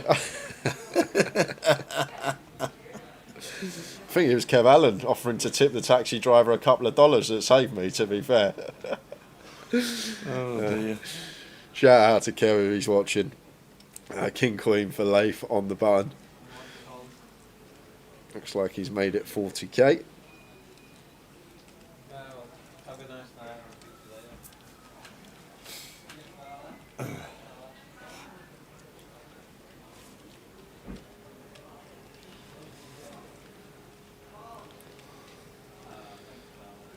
A6 off here for William facing the 2.5x. Here's a button open. Do have an ace and just sub 15. Could definitely see send here if William wanted to take it. It's just going to go with fold here. Just folds the ace versus the button open. It was a 2.5x open. So maybe a bit wary about that. Evening Whopper. You tuned in on YouTube. 888Poker Live. Good to have you on board. Playing down to a final table tonight. Or 11 levels of 30 minutes. It's going to go close to like in 40 minutes time we're on break, we come back, we play 4 levels, another break and then 3 levels to play, so I think it's going to be fairly close. What happens could be either or. Any news on free rolls? No, we don't know anything regarding online, regarding 888, I must admit. Don't know much about the online situation. I'm sure we'll get some of the team in, find out if we got any freebies to give away.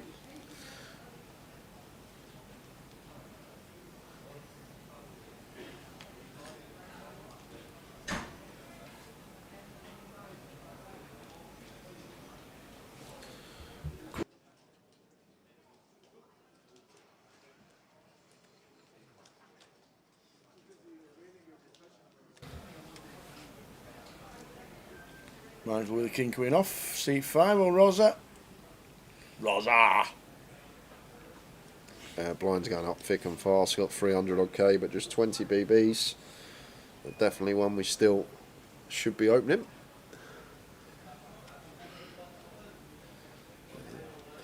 Over to Ian in the big blind. A nice, pretty little one to flick in the defend with. The 6-7 suited. Should see the defend from Ian Simpson. And going to be heads up action to the flop.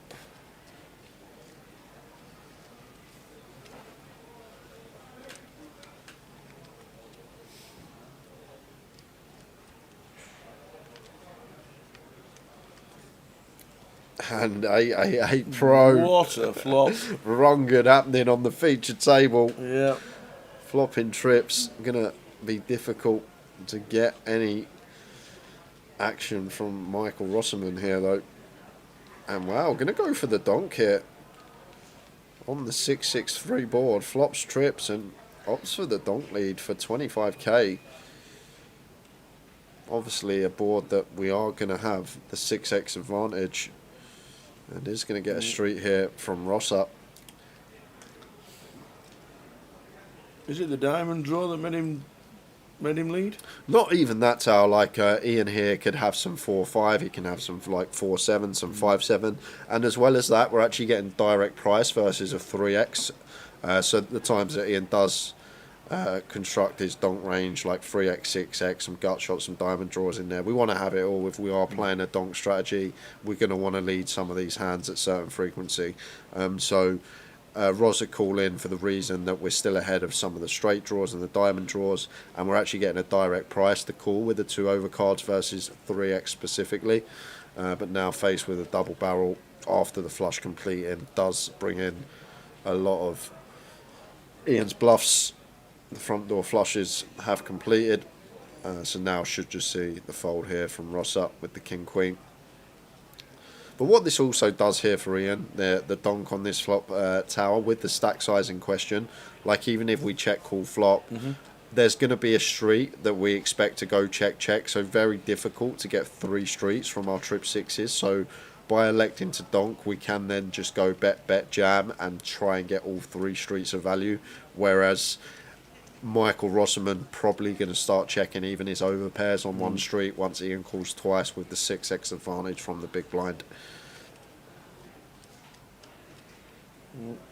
He's having a good session, Mr. Ian Simpson, starting seat 1, 888 ambassador. Yeah, and lost another one, just drops to 34. James Williams. Saw James as well early doors. Is that James from Blackpool? Is he from Blackpool? No, he's from down Bristol. Oh, down Bristol way. Hello!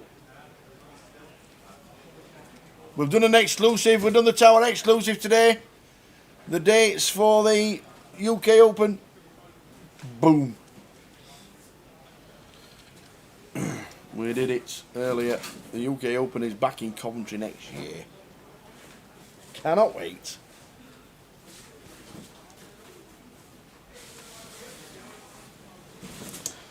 Nice one. Nice one for Shane to look down at. Jack 10 suited. Like it.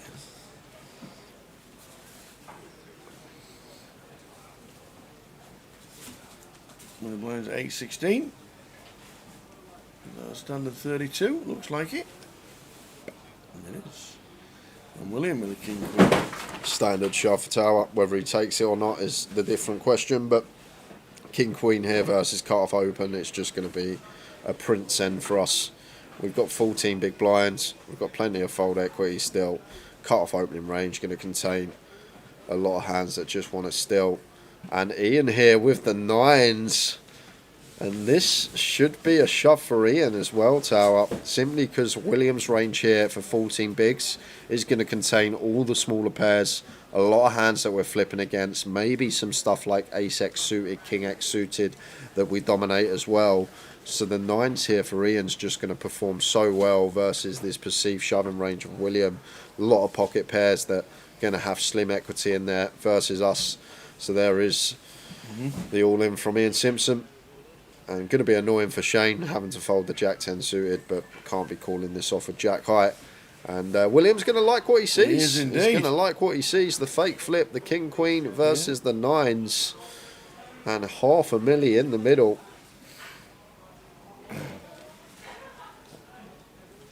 So Ian Simpson. He has had a session.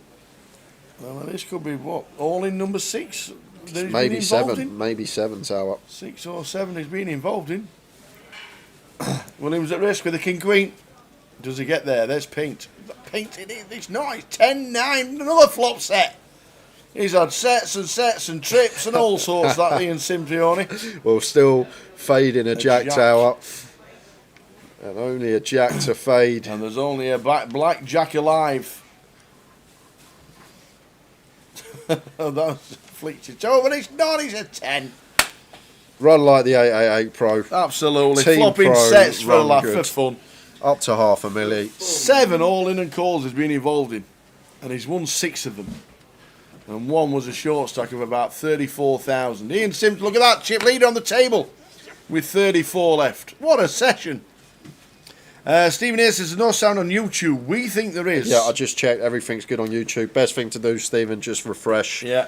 Refresh, check that your sound is on. There's no liner through your sound bar. Check it on. Check the mute button's not hit as well. Yeah. That can be a problem as well sometimes. Or as some say, it's better to watch it without the sound.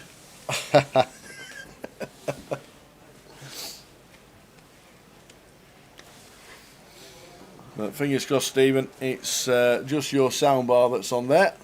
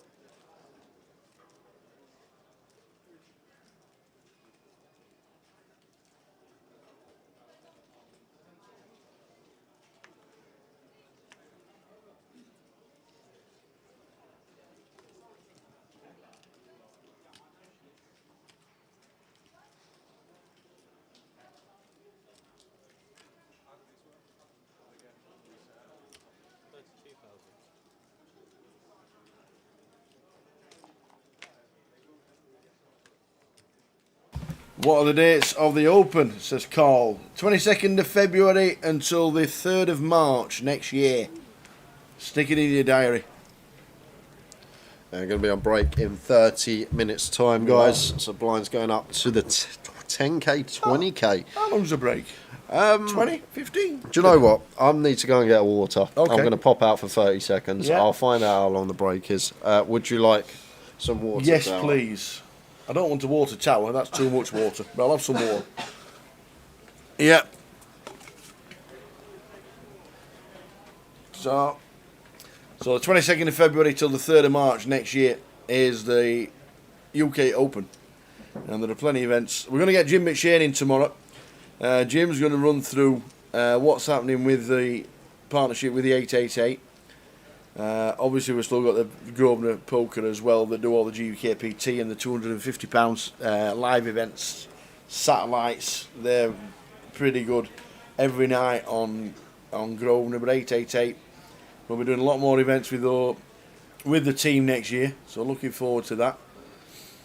Jim's going to come in and tell us a lot of news tomorrow, but the dates are set for the UK Open, and it's the 22nd of Feb until the 3rd of March. You can stick it in your diary, and then by the time I think Blackpool comes or PK will have a full schedule, hopefully, so we can show it. You lot can screenshot it. Always a lot easier when you can see it rather than listening to it. Well, the dates are set for the UK Open, and it is the 22nd of Feb until the 3rd of March.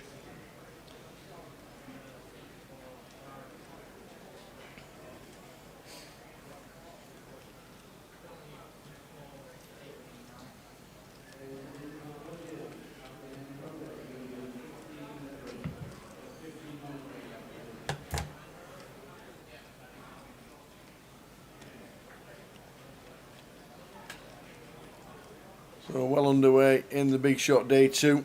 We reckon this could be done by midnight-ish or down to the FT on 11 levels. Well, it'd be good to watch.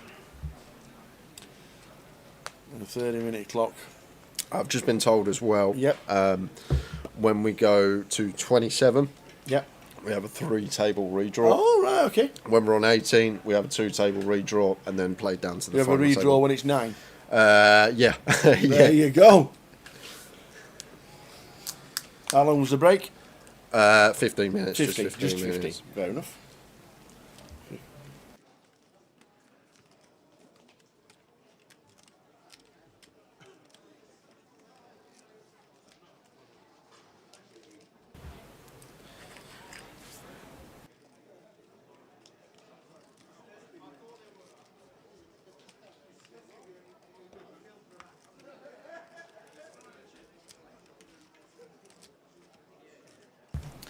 So redraw at 27. Obviously we normally play 8-handed and we get a redraw at 24. But we're 9-handed. And the 888, big shot. Leo comes to the table. Leo! And King Queen for life.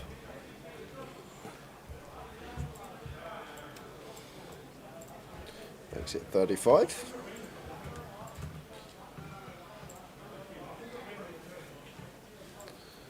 And old Dotty here with the 7s. Sub 10 BBs tower. Sometimes it's just got to go in. Yeah. No, it's just going to go with call. That's gone with all in. Good to see. Who's all in for just sub 10. And going to be back round to Leif, who has a tricky one with the King Queen. It's just for 10 big blinds, but chips precious at this point of the tournament.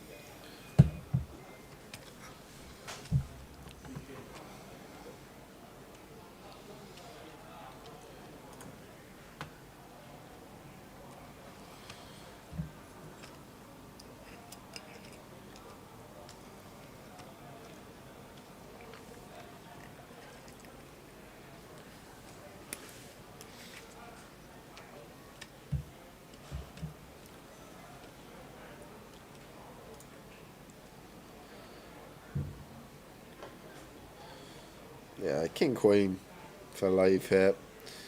Got 2 bigs invested, 7 more to call.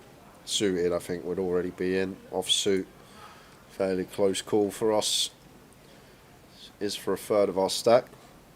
I think it does. And through a time bank here. As Owen, you're just hoping to get the fold with the 7s and pick up the open, the blinds and the ante. If anyone at the table's got the chips to call, other than Ian Simpson, it's Leif.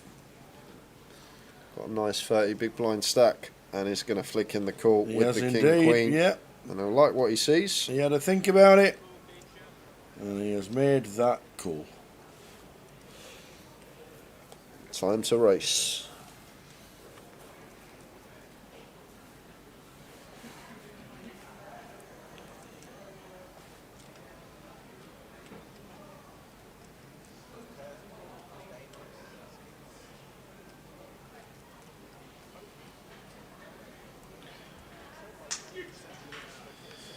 Not a good start. No.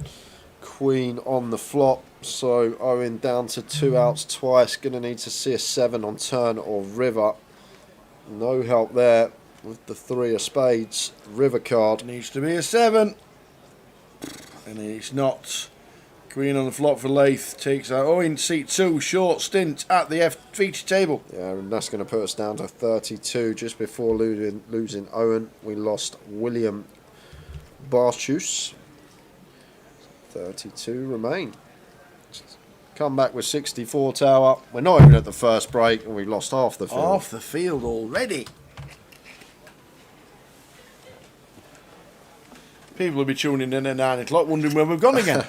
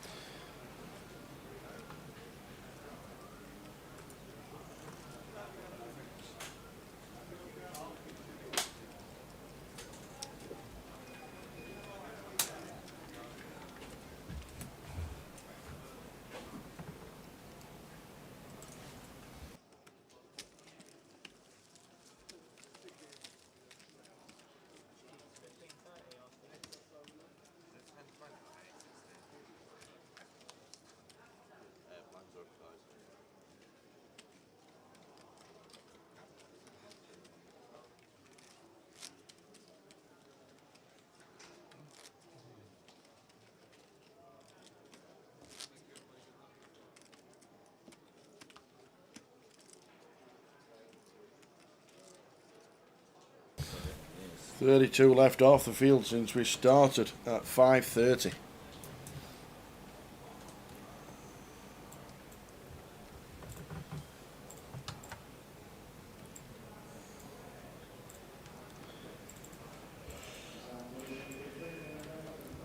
6-7 suited for Callum. I think from cut off here with all the chips, well, not all the chips, but 30 bigs.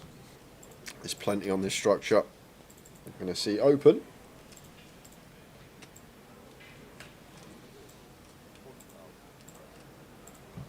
Oh, and what a spot for Ross up. Sitting in the small with just sub 14 BBs. Can he find the flat here, Tower? Yes, please. I just find, especially versus LP, cut off, hijack, button opens, like when we've got two cards in our hand that are blocking that continue range, it's just going to go with shove. Okay, just might have taken the dicey approach here. Versus EP, more inclined to just go with it.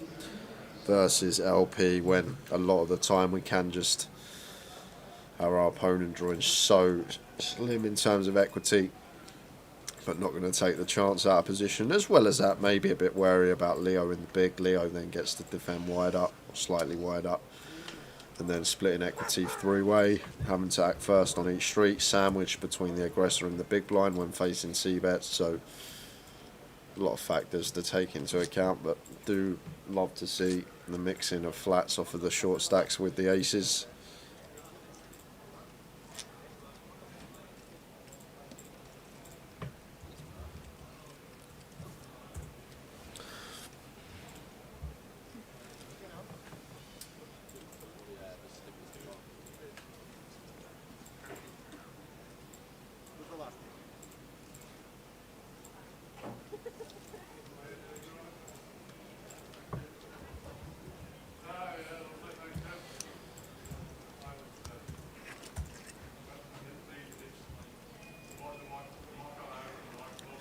And ace jack for Ian.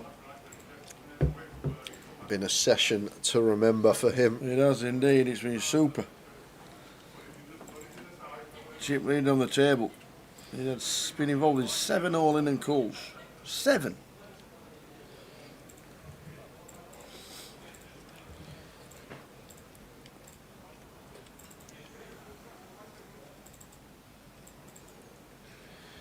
And ace-8 suited here for Leif. Should see defend from the big. 2 of the biggest stacks at the table.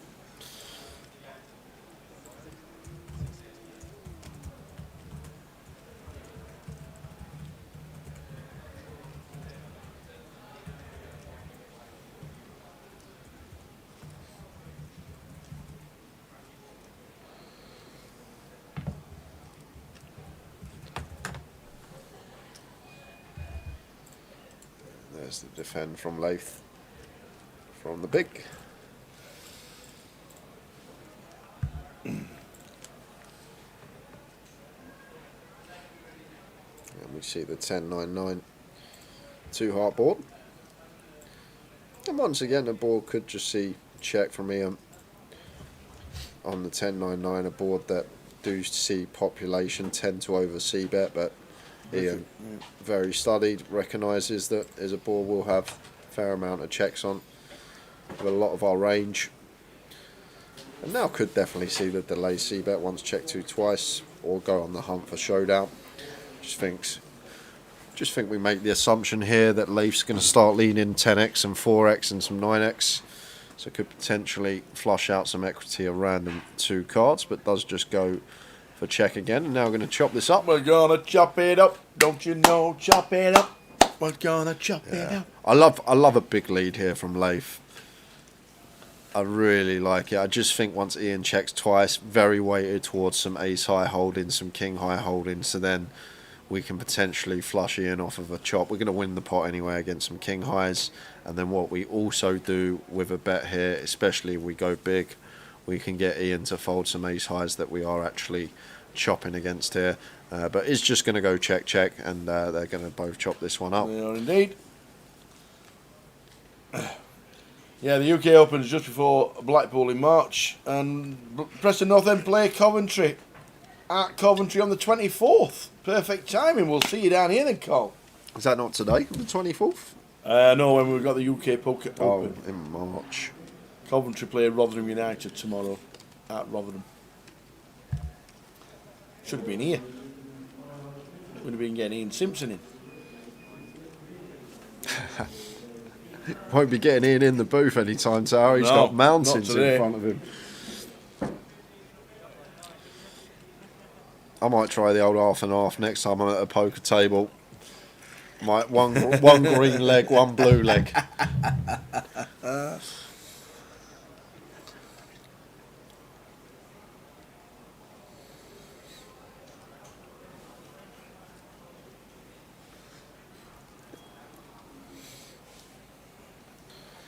And this is an awkward one, just because there's a lot of stack sizes now. Big blind at 20k, like 25 BBs or less, that do have nice reshove stacks, and sometimes by just opening some mediocre opens, mediocre holdings, we're just going to be burning chips. The times we get shoved on, because obviously it can't be calling off. So Ian does go for fold on that occasion, and it's folded promptly round to the small blind, over to Leif, who completes for 10k, and Shane with the ace deuce off here, and 13.5 BBs. Tower might be going with this, as Shane, it's blind on blind, we've got an ace, but is going to choose to check.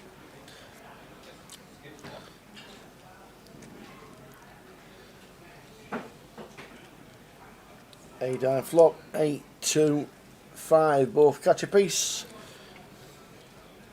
And Leif with a big piece, top pair, big hand, blind on blind, and going to be getting value here. Should see Shane be taking one off here with his bottom pair nut kick up.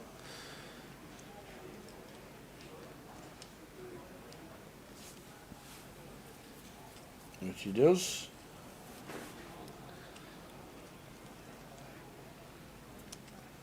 Turn.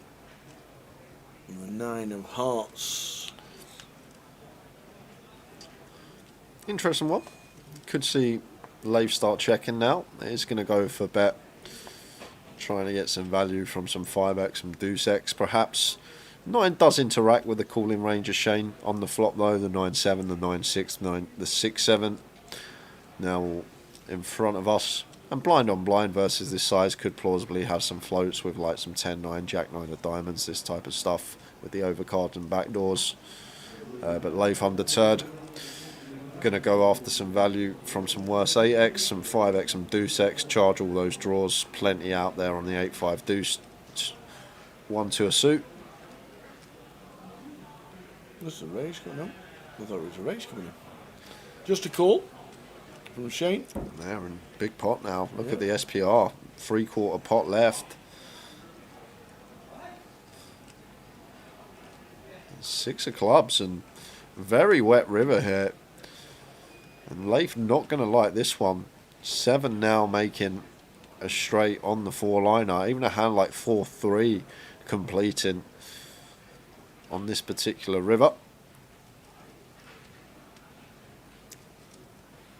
And obviously when value betting, need to run through our head the range of our hands our opponent gets to the river with that could plausibly pay us off. So Leif does choose to check, and Shane with a quick check back with the ace deuce there. Difficult to be good for Shane, I think, once check 2 on that river. Yeah, just under 10 bigs for Shane. Look at them stacks. 4 stacks, 20 bigs or less on the feature. Evening, Mr. P-Man. Good to see you last week. Mr. P-Man.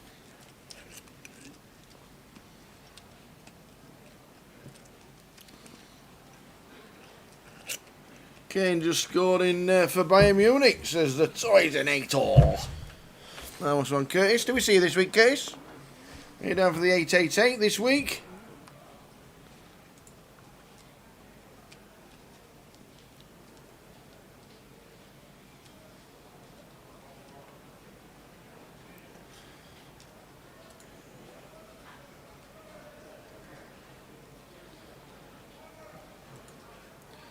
Yeah, I like that fold from Keith with the pocket threes. Not sure everyone finds that in this tournament. But big fan from +1. And going to leave room for Rosser to open here off of his 18 big blinds with the ace-4 suited. Well, already been down. Cashed in the mystery.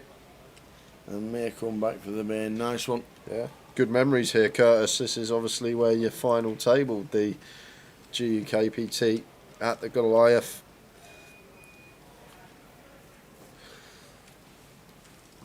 Any jams about Ian Simpson? Definitely continuing tower. Gonna see call most of the time, but I wouldn't be surprised if he took the King 9 suited here and ran it versus 17 big blind stack. And there we go. He's gonna run it. He's gonna run it and gonna get this through. And this is very tidy from Ian. Nice little candidate to do it with. Got the king for removal, was suited in there. Best time to get caught bluffing is pre-flop because of how close equities are perceived to run. And just takes a nice little combo there and puts Michael to the test. Well played from Ian. Weren't sure if he was going to take it, but did. And this is how we build stacks, Tower. Yeah. This is how we propel ourselves for a chance of winning the tournament. Taking some nice spots with good hands to do it with. Been a great session for him, the 888 Pro. Be a lovely story. He could win this first event on stream for us. Got plenty coming up over the week. He's had a great start today. Proper good stack now. 700k.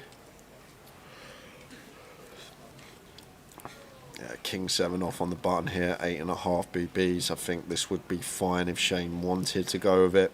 Well, so he's done. And they're going to get it through.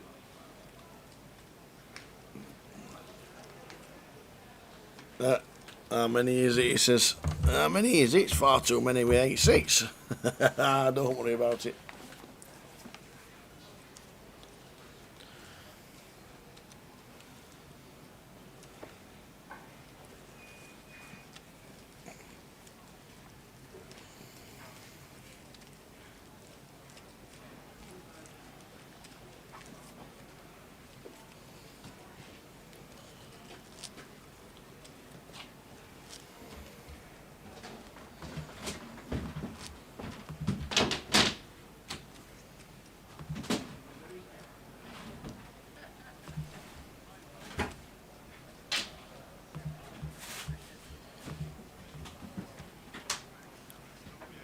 Who pulled the 10k in the mystery, actually? I just thought of that. I don't know.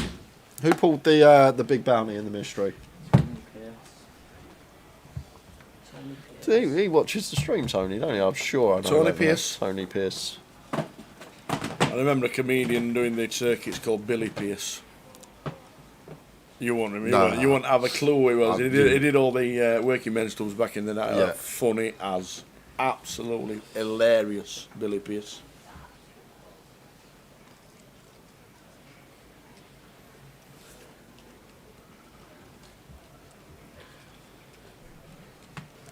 Yeah, and once again, nice spot to shove for Callum, and he's going to get looked up because Keith's got the ace-king, and this is going to be a huge flip tower. It's going to be for like a double average stack, whoever wins this flip. So Keith's in as well with the ace-king, and Callum's going to love what he sees after moving in with the fours. Going to see that we're off to the races and we're not dominated. There's the call.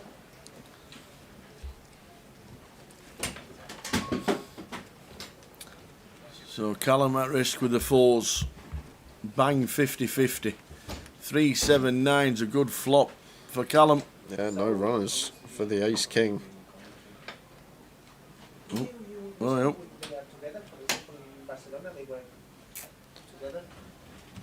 And queen of clubs on the river.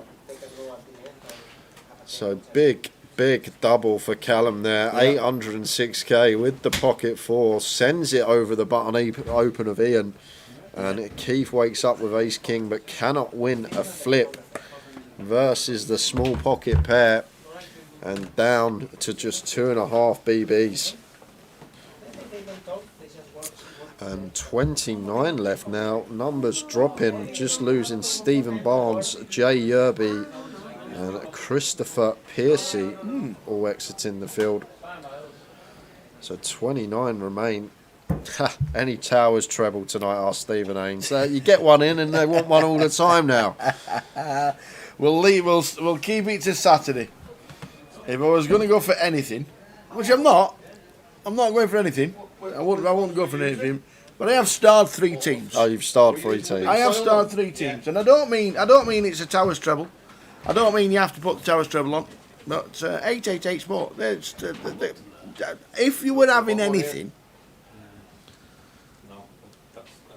just saying, because it's not Saturday. Yeah. Thank God. I think Swansea win tonight. Are you using both the They're playing round Watford at home. Yeah.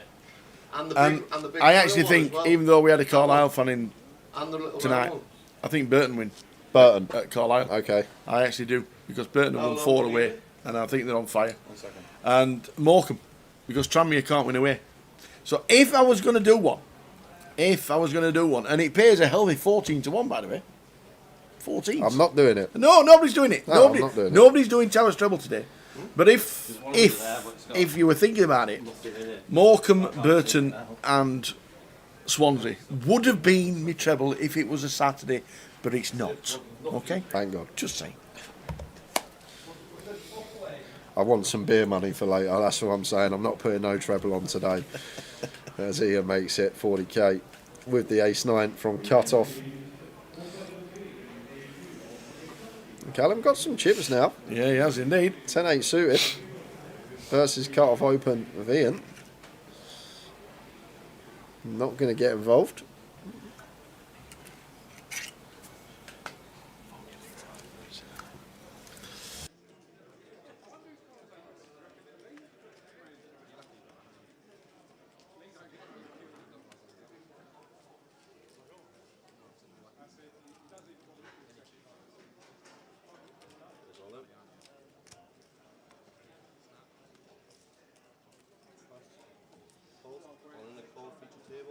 There's another all in and a call, and guess who's involved again, Tower? Absolutely. Of The man course he form, is. But this could be a double up for Keith. We chop it sometimes. But Keith Johnson has a big chance. You'll need that.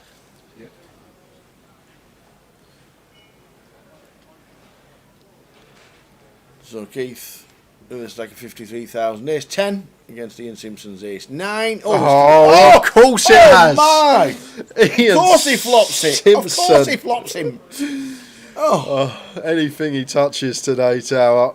There is an ace, obviously, to chop this one up, but Jack of Hearts on the river, unfortunate for Keith Johnson, loses a huge flip and then almost flopped dead. Versus Ian Simpson with the ace-9. That man is on fire. Absolutely. Always flopping it. Tell he's on fire, Tower, because his left leg looks burnt. Oh, man. The outfit is doing wonders for Ian today. And probably close to chip lead in this one. Oh, dear. Yeah, I can't put... See, you look at West Brom. West Brom are like aren't they like 1 to 2 against QPR? If you know Towers trebles, they never include a 1 to 2 shot. But we're not doing a Towers treble. It's unofficial. Unofficial. Unofficial. Yeah, so Keith Johnson out in 28th. 27 remain, Tower. So that is the 3-table redraw.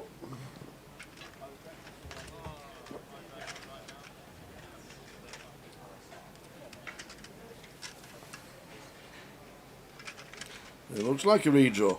Indeedy, indeedy, there is a redraw. So we're only a couple of minutes away from the break.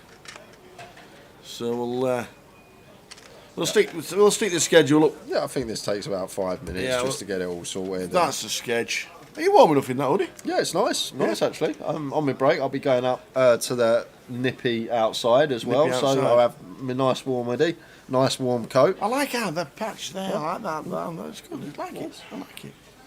That's what's happening. We're on 27, so we're having a redraw. That's what's happening. We're out of the top. The big shot day 2 is what we're streaming now. We're going to get to final table of 9 or all 11 levels. That's what's on today. Tomorrow, we're back at 5 for the big shot. This event, the final, or however players are remaining. The final, I think it will be. I think it'll be the final as well. And then we've got the high roller day 2 on the Thursday. On Friday, it says there we've got the main event, which we have, but we're going to be streaming the Ambassador Sit and Go and also a big cash game coming up on Friday. And then Saturday and Sunday we'll be concentrating on the main event of the 888. Don't forget, it's $500,000 guarantee as well. Yeah, you find it under Grosvenor Live. It's on Twitch on 888 TV. Well, we're on Grosvenor because obviously we're in the Grosvenor Casino here in Coventry. We stuck it on the Grosvenor Live. So 888 or Grosvenor Live. There are plenty of links on social media as well. Regarding Blackpool for the next GUKPT, that is what is coming up for us regarding GUKPT Blackpool. Plenty of people asking about accommodation. Yeah, they're running pretty well as well in the club. Are they? They are. The satellites are running really well for the WPT. If you want to go to Vegas, there is a £14,000 package up for grabs in Blackpool. It's going to be a lot of satellites for that running, but if you are fancying the WPT in Las Vegas in the Win, there is a package up for grabs, and they got in touch with Jim and said, would you like to run satellites? He said, let's get involved. So somebody will be going to Las Vegas. Is it just one package? No, I think it's multiple. I think there's multiple packages going to be up for grabs eventually. But it's a great promotion, and it's running first week of Blackpool. We've got the mini going on as normal. We've got the mystery bounty as normal as well. The mystery bounty is a good price on $3.30, so that's good. We'll be streaming the cash. No, we're streaming the mini main day 3 on the Wednesday, the final of that. That's what we're streaming, and then we'll be. Do I get it off if I make the FT of the mini? You do. Yeah, you do. Okay, so always. You do. If you run like you did at the Goliath, I'll see you Wednesday for the commentary. Give you all day off, we did. We give you a full day off. Take as long as you want. You can have as long as you want. I didn't win a hand. Level I 2. didn't win one hand. I'm back. Not one single hand tower. Could not win. So yeah, we could be seeing Jay in the mini. He will be playing the mini in Blackpool, and if he's on the FT, we'll be needing. Oh, we need a commentator. What did it? It could happen. It really, really could happen. A blind squirrel finds a nut. Absolutely. Every once in a while. So we are just waiting for the rest of the table to change. What else we got? Shall we look at the NPL? We'd like to show the NPL rest of the year, but somebody decided to delete it. The boss. What? I said to him, do you know how to press these buttons? He went, yes. I said, are you sure? He says, I told PK what to do. I says, can you just make 888 into one day instead of 2, because obviously last week's now finished. Yeah. And then just leave the rest as it is. So it went, it deleted. He went, I don't know how to get it back. Paul, PK. But yeah, that's up to date. That's up to date until after the closer last week that Ariane Kashani won. Okay. So that's not got the results from this week, but it's up to date from the closer from last Monday and Tuesday. So 28 points difference, but obviously Cal has won the event this week. Did Robbie Bull cash? I don't think he did. No. I don't think he did. Lin Chen's cashed today. Yes. Which counts. Brandon's still in, I think. There he is. Oh, there you go. There you go. Brandon's still in. I'm not sure about Rob Duras. Rob Duras out. No. Bounce is out. We made the money. John McCann might be in Blackpool. He's having a bit of a look. Sabbatical from poker at the minute, but he's still in. Your mate, Elliot Catterson's still in. Is he your friend, Elliot Catterson? Elliot. Right. Big L's. Dan Laidlaw's still in. Is he? Danny Laidlaw. Barry Neville cashed earlier today. So that's the cash. And then obviously, don't forget, there's a QR code as well. If you want to scan the QR code, if you scan it, it'll take you to the Blackpool schedule of the GUKPT. What we will do in future events is change the code to the next event for us, but that is our next event. So if you scan the QR code, it'll take you to the GUKPT schedule for Blackpool. Yeah, I'm going to run you through the table we got. The table we'll be keeping after the break as well, guys. Not going to switch the table when we're going on break in 5 minutes' time. We just lost Yuzu Yin from the field. That's why we're down to 26. And this is the table we are going to have for the next couple of hours.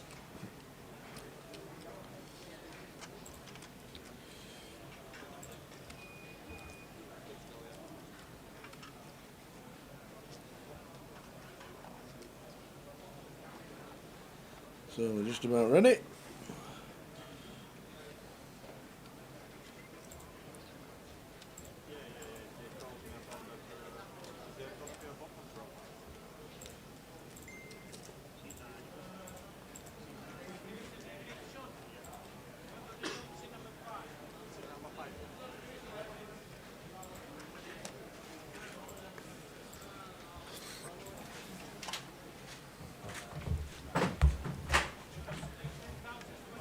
So David Lloyd, Leo Worthington, Lease, Elias Lesser, Gareth Wright, Brandon Shields, Callum Gordon, David Morris and Jack Olsen. All left in with 26 Here we go. runners remaining.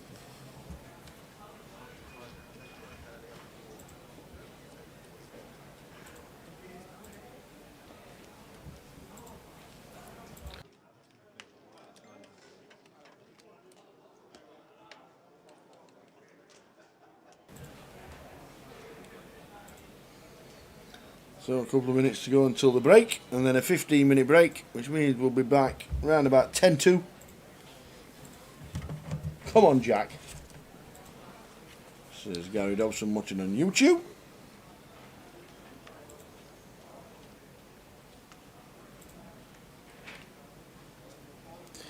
And David here off of 15. Like to see open here from EP. Does choose to open. Hand that we do want to get some value from the Ace King suited, making it 55k, and Leo here with Ace 10. I think faced with this EP open from David, may just be happy to let the Ace 10 off go here. And does choose to fold.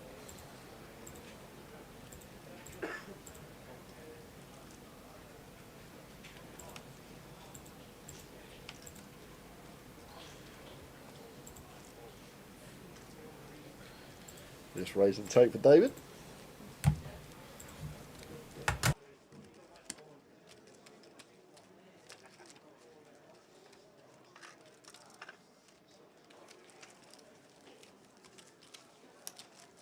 So this could be the last hand.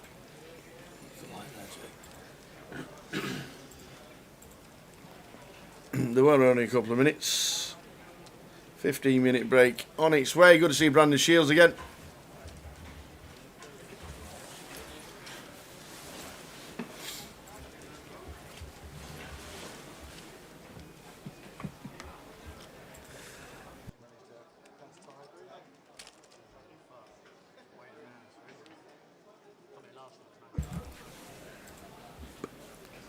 So Jack in 9. Won't be changing tables when we come back because this is literally a new table for us after the redraw.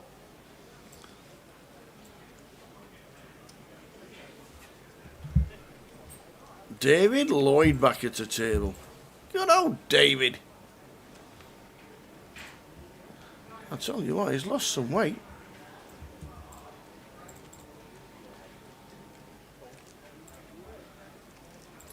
I think his lad plays poker as well. Pretty sure his lad was 18 about a couple of years ago. Pretty sure he plays. David Lloyd, been on the circuit for years, London based. He has lost some weight, by the way.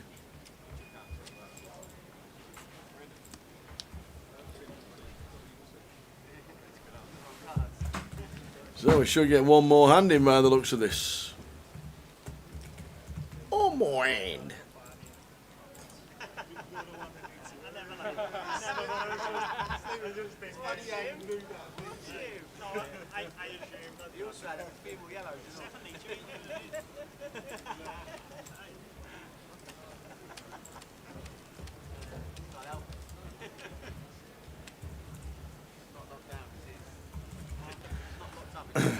Do we know what the Ambassador Sit and Go format is? No, I don't, editor.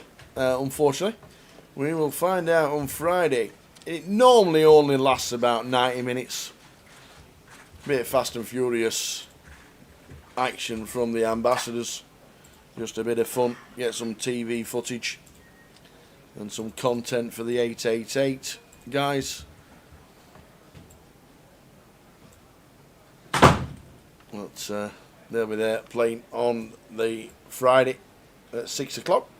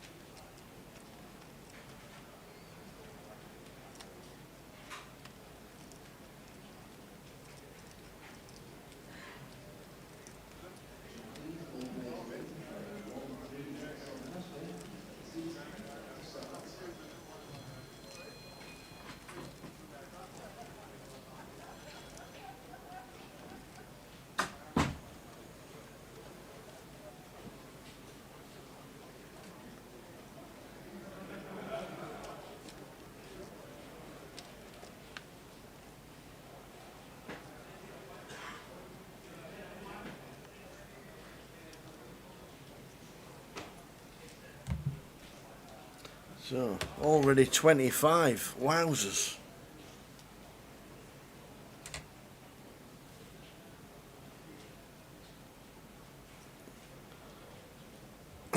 Yuzu Yin was out in 27th.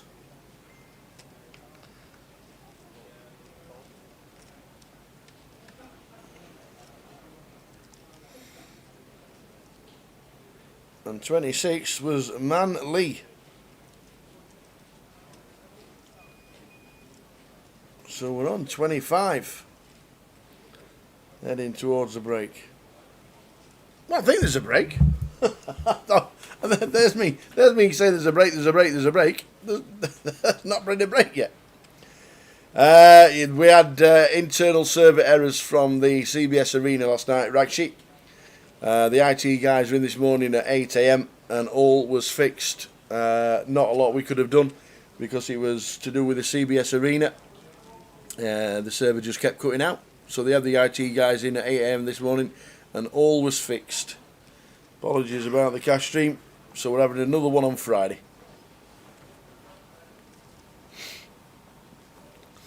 We were here till midnight.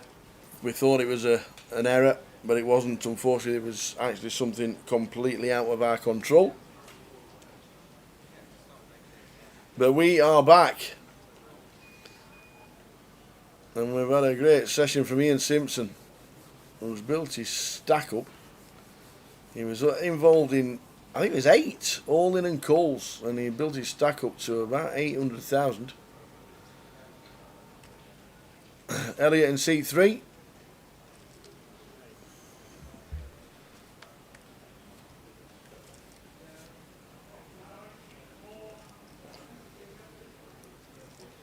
Raises to 40,000. Yes, Jack.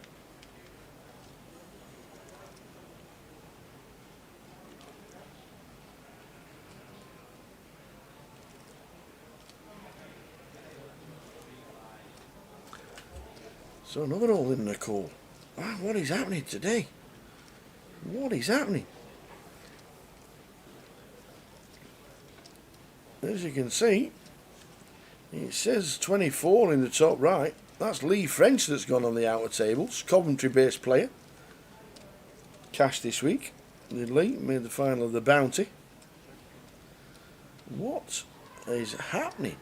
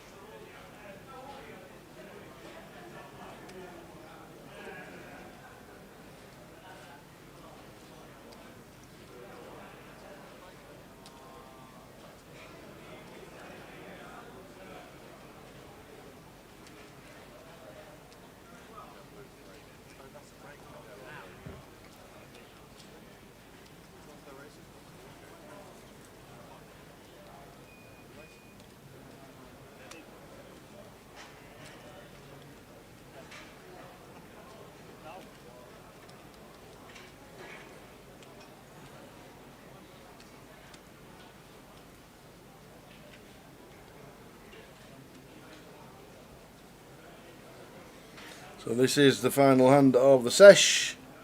Queen 2 for Leo on a blackboard. Queen 2 of hearts. Elliot, Catson, Rivers, Leo.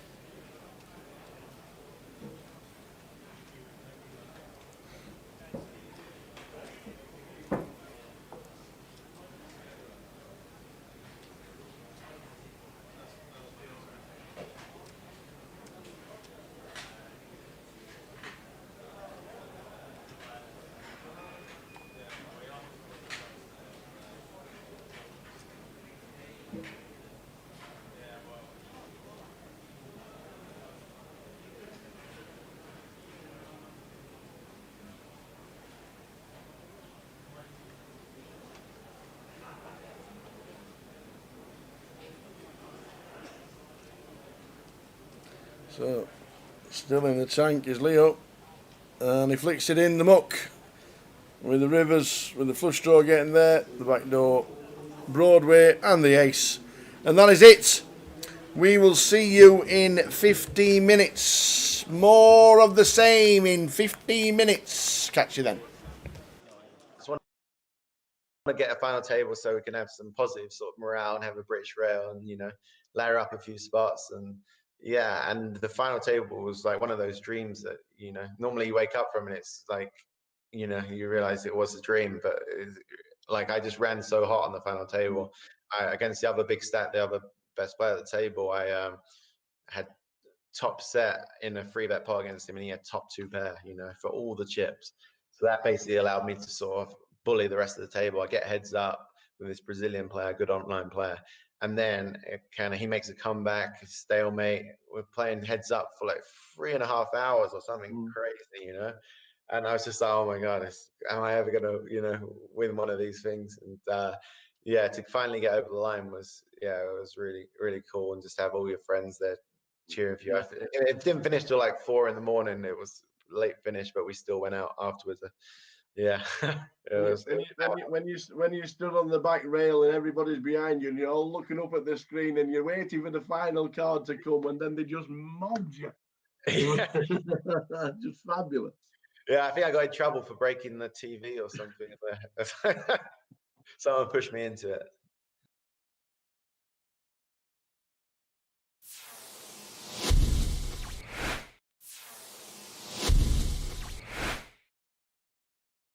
So we got 2 and 3 on the Triple Crown. The EPT has eluded you. Are we going to chase it? Will we wait for it when we come back to the live poker and the EPT comes back? And is it something you want to get the live Triple Crown, or is it just happens if I happen to be there? Probably just happens if it happens, because like the thing is, I only really play. There's not even many, like that's definitely the hardest one of the 3 to win. You know, if you just need a WPT or a World Series bracelet, there's so many events you can play, and even the WPTs, a lot of them are re-entry. You know, so you can buy yourself a stack and stuff like that. But you know, the EPTs are freeze out or 1 re-entry, some of them now. But there's only, you know, 4 or 5 of them a year, I think, and most of them I don't go to. Like the only ones I really ever go to, I always go to Barcelona. And that's about it, really. Like I used to go to the Caribbean one, and so yeah, no, realistically it's going to be tough. But you know, obviously, the funny thing was I actually had 29 Triple Crowns, and I wanted the 30th one to be the live one, and that would have been nice. That year I was doing good. I was like chip leader on day 1 in EPT Barcelona, obviously so far to go, but I was in the money. And I was actually feeling, oh my God, this could be it. Like, even though there's still 100 and something players left at this point, I was like, you never know. This would be really cool just to finish it off in that. But unfortunately, it didn't work out. But yeah, I had a few deep chances in EPTs. I think I final tabled EPT London. My mum came up to watch, and she gave me the needle because she came, well, you know, it's not even that far a journey. She lives in Essex, so it's like an hour on the train to come up to rail. And, you know, I came in only with 20 big blinds. So I reshoved 7s or something and got called by ace queen and lost the flip, and I like get away from the table, and she's like, "You done?" I'm like, "Yeah." Yeah, like, I'm always waiting for that. I was like, yeah. So, yeah. Another one of the she always used to give me, like back in the day when I was doing bad at live poker as well, she'd always say that she'd watch some poker on the TV and they all wore sunglasses, and maybe that's what I needed to do because I was giving away tells and stuff. So I think actually one year I got to the stage where I was like, fuck it, I'm going to do it. So it was like a 25k Bellagio big tournament. And I was on day 2 and I didn't know anyone on my table. So I was like, okay, I'm going to do it. So I went to day 2 and I put on the sunglasses indoors, felt like an idiot. Made the most standard raise ever, like ace-5 suited or something. And everyone tanked a little bit before they folded. It was one of those weird ones where everyone maybe had like half a decision or was just still asleep because it was first hand of the day. And, you know, it wasn't even a big hand. I won the hand. And I just felt so nervous. My heart was beating. I was just like, I was just like, I feel like an idiot wearing sunglasses indoors. So that was the one hand I ever played wearing sunglasses. So I got 100% record on it, but yeah, I just can't do it. Obviously, this year the World Series is not live, which is obviously a terrible shame because we'd all be there right now. We're chasing bracelets. You might even have another one. We're moving to online. Are you going to be focusing on the online World Series? And obviously, there's 85 events, there's 85 bracelets. They are real bracelets. Easier or harder for yourself, do you think? You'll have a chance of winning another bracelet? Probably better for me because like online is like, you know, I've been doing it for half my life almost now. So I feel really confident, especially the first half of the events are in the WSOP Nevada, sort of it's shared between Nevada and New Jersey, and I've played on there for the last couple of years, so I know a lot of the players. I've got notes in them. I've had good results on there, so I feel really confident in those ones.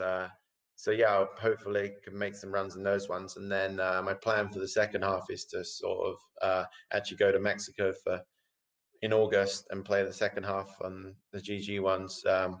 I think the schedule just came out today, actually. So yeah, I'll plan on playing those and going to Mexico. And I have to get.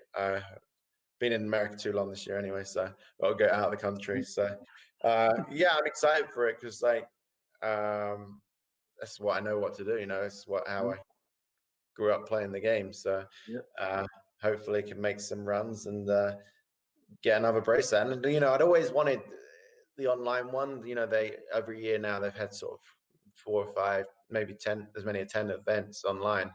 And I'd always wanted to win an online one just because, you know, that's what I'm sort of known for and feels appropriate kind of thing. So this is, I guess, the best chance I'll ever have. So gonna put my heart and soul into it. So I kind of been chilling a bit this week, playing some golf and stuff like that, just to relax. But yeah, the next couple of months I'll be playing pretty much every day.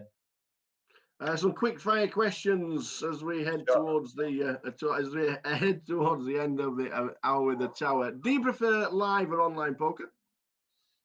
Online on the whole, but live when you get deep is unreal. But like day one of live tournaments is the nut low for me. I hate it so much. Like only bad things can really happen. Like you make it through, you kind of expect it to, and if you bust, it's like, you know, you're out the tournament, you got no chance, or you got to rebuy, and now the tournament starts getting expensive. So yeah, online day to day, but once you get deep, the final table is just it's like 100 times better live.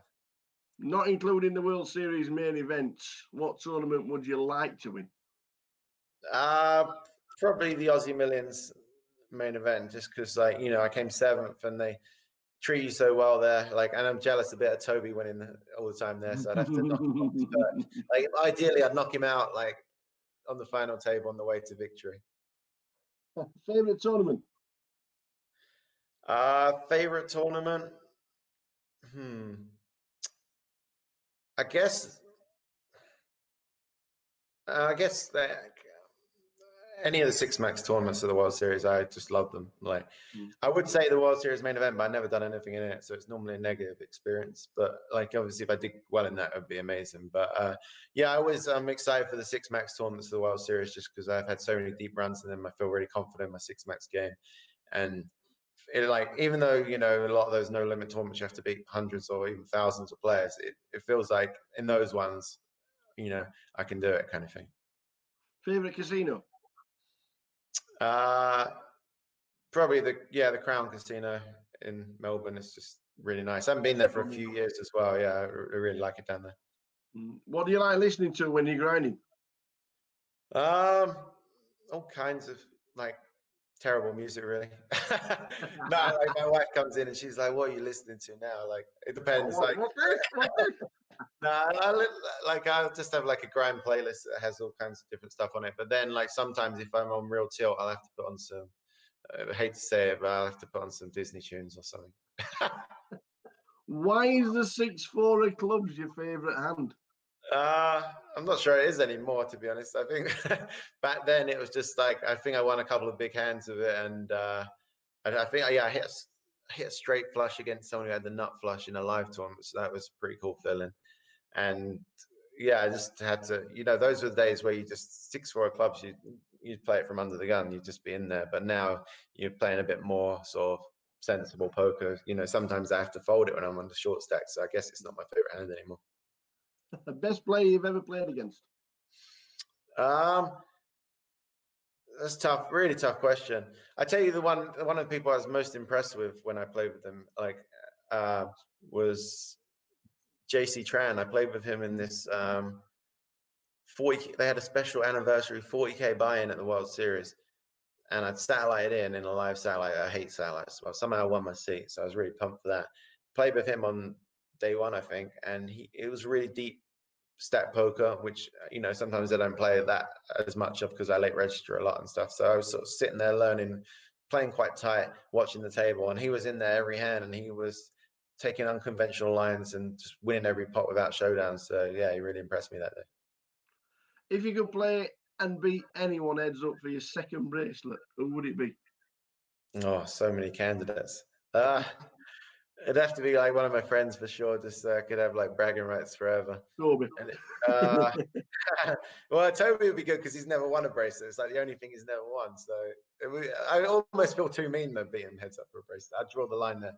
Maybe like someone who won one before, but like I think maybe beating Dempsey would be good. Just because when I lived with him for a while, I'd always win the flips against him. We'd always flip for dinner, and I was like 30-0 against him on flips. So just to beat him heads up as well would just be the icing on the cake. Do you still play as much online as you used to, or is it just Sundays? What does the future hold, Chris? Yeah, still playing quite a bit. Like there's a few American sites to play on. Play like maybe three or 4 days a week. Not like the full day grinds that I used to. Or I couldn't do them now anyway. Like back through the night, and obviously you can't play on all the sites here. But yeah, like I don't know. Like I'll keep playing poker until I don't enjoy it anymore, and then I'll try and find something else that hopefully I can have even 50% of the passion for. So yeah, for now, poker, but you never know. But for the foreseeable future, I think I'll still be playing a decent amount of poker. And finally, would you do anything differently? I mean, I should do so many things differently, but I'm a big believer in sort of, as long as you don't do anything too bad, like not, I wouldn't change the past. Like you make mistakes and you learn from them, and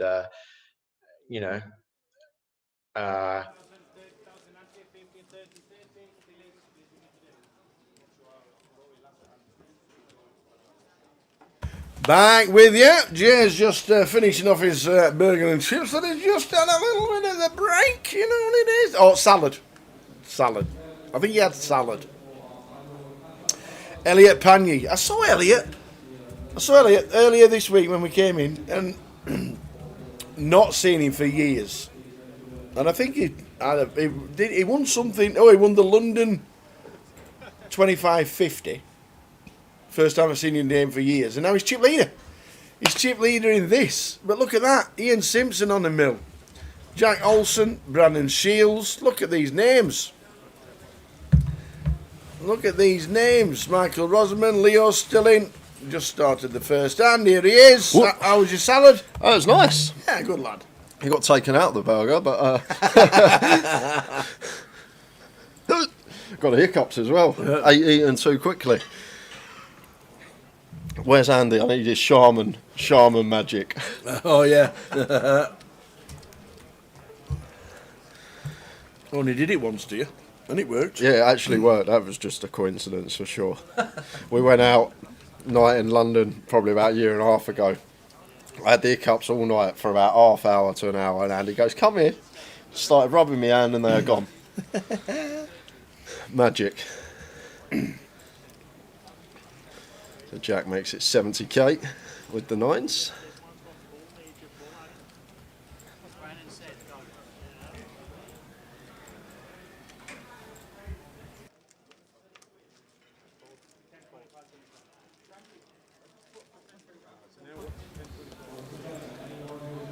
So blinds are 10.25, not 15.30. 10.25 is the level. They'll get sorted out. Sort it out. Down to 23.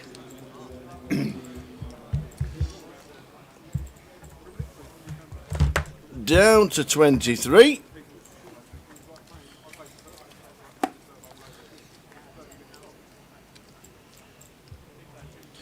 Yeah, just losing Manley, Lee French, and Shane Coulter.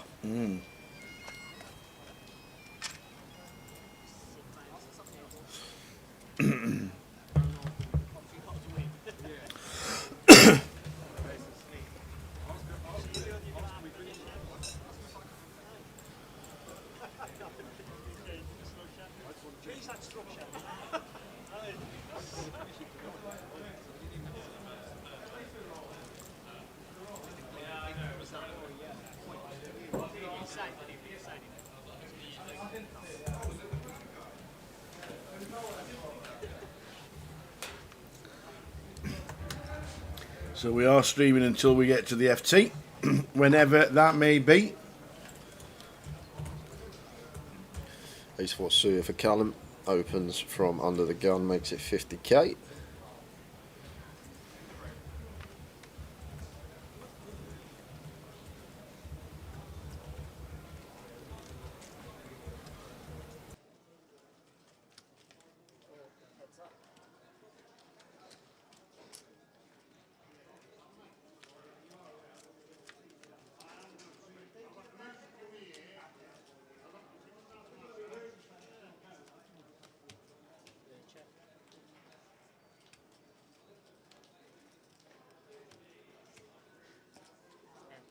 And just a C-bet from Callum with top pair. Brandon out the way with queen high.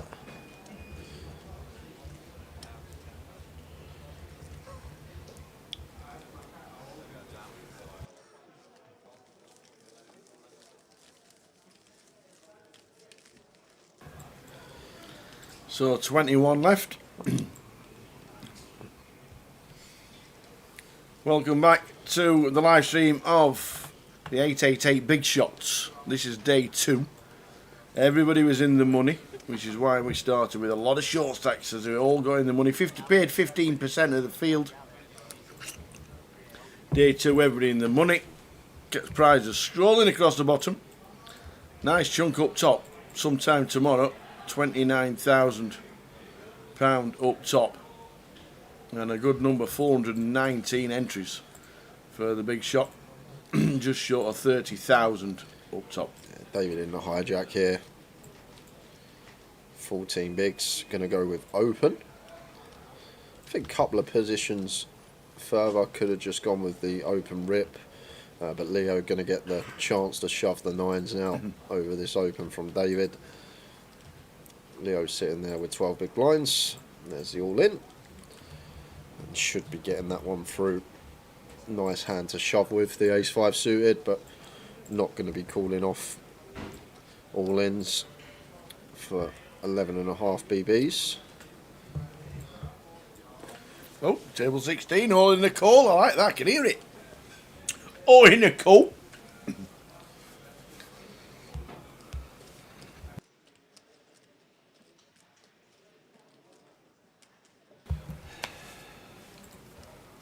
David Lloyd, scene number 1.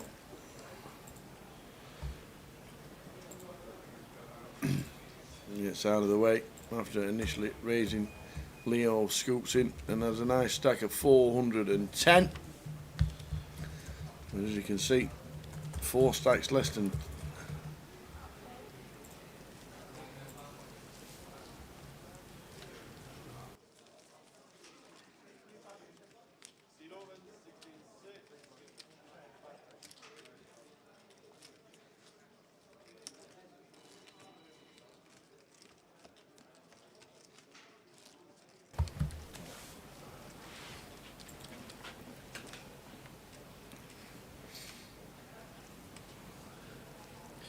And straight down to 20 after coming back after the break. Tell you what. Mark Stokes out, Mara McLean out, and Andrea Peroni out as well. So down to 20, coming thick and fast. Are we going to get to the FT this session?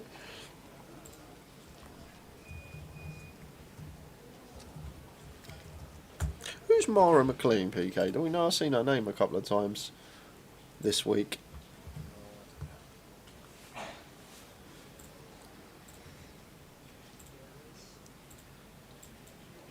As Callum just sets David in, blind on blind. Ooh, 6 bigs, king 5 off, blind on blind. May have to call this one off here as David. Callum's supposed to shove very wide here into us. King high going to be ahead of the range that it's supposed to be shoving. And as well as that, we will have a lot of hands. We dominate a lot of the other suited 5x, all going to be shoving. For his 6 big blinds, is he going to flick it in? With the king high.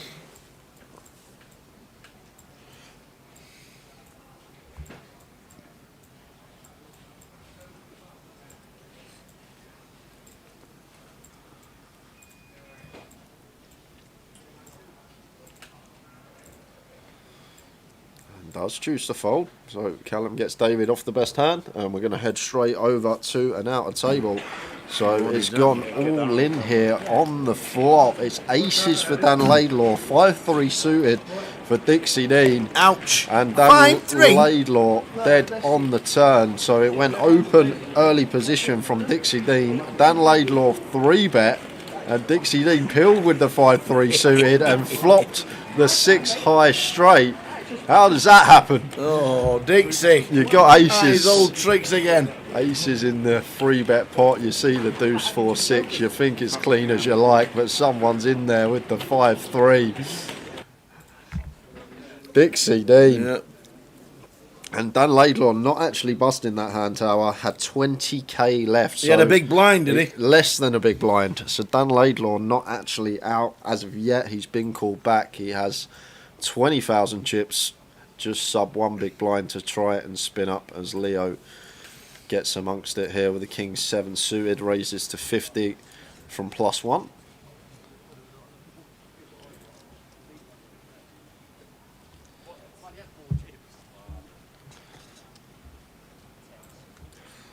And Jack here in the big blind with the pocket 5s, just going to set Leo all in, have a pair. Effective 15 big blinds against a good aggressive opponent who not always going to be at the top end of range when opens. We'll have a lot of stills in there, so just moves in with the pair. Nicely done from Jack. 1.1 milli chips.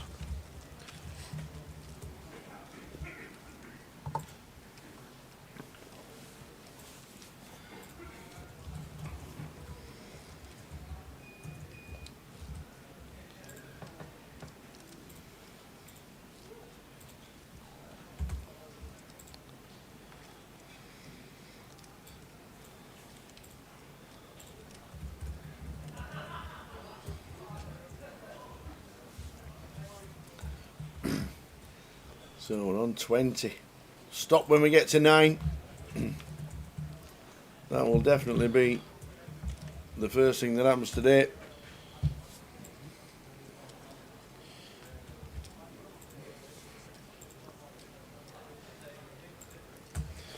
Gareth opening off a 15 with the ace jack like this from him, from EP. Too many big blinds to be open shoving. Can get value from worse. Want the big blind to defend wide and extract some value from big blind defend range. Out of the way, there's Jack with a king 3 suited over to David from the big blind. And he has the old ace 8 here. And one that could still defend if he wanted to off of just sub 10 BBs. It's a hand that if we were met from a LP open, we'd be happy to shove, but a bit more wary once Gareth has opened from +1 here. So tricky spot for David. MPLP could just be shoving over the open, but as I say, against early positions specifically, a bit more wary and makes a very tidy lay down there. Just gets out the way, doesn't invest any more money in the pot, and was correct to do so. On 19, and somebody just said, "Is there a redraw at 18, Frankie?" And Frankie went, "Nah, there might be." Yeah, and yes, there is. Out in 20th, chip leader from the Turbo, Byron Sugars. No. Out in 20th place. Good to see him as well, Byron. Did a bit of freelance dealing a couple of years ago.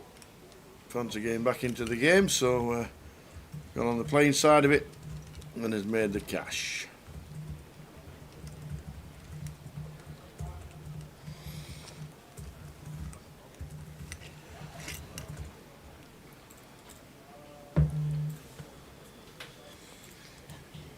I have a question.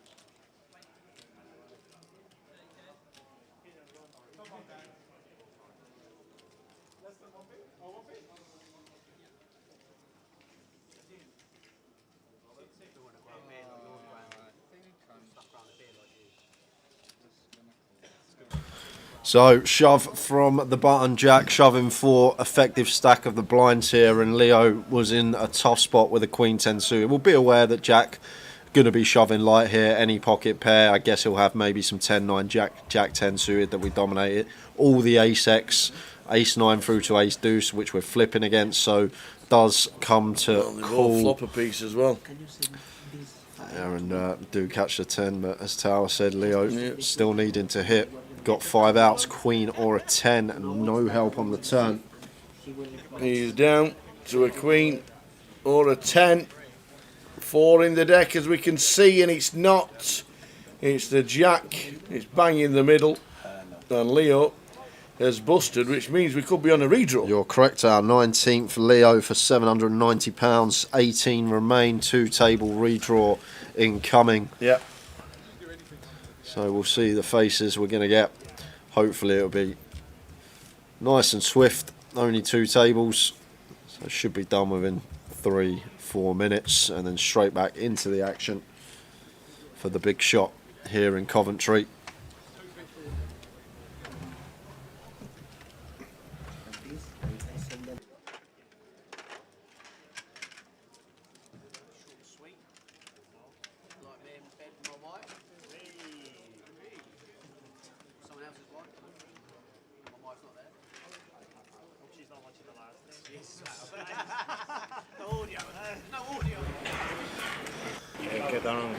Done again. That's Dan Laidlaw again. Wrong button. Oh well, we can watch. What are we doing? We just want to see him. Did he? He's not out. He's not out yet. He still can spin the 20k, but that is what we're looking for. There we go. Look at that. One job, Tower. One job. Can't press the right button. Me? I like that. And I can read it as well. It's blue on white. None of this red on green malarkey. Can't see any of that. I'm like, what's that? So out in order from 64 all the way down to the redraw of 18. Leo just busting out for 790.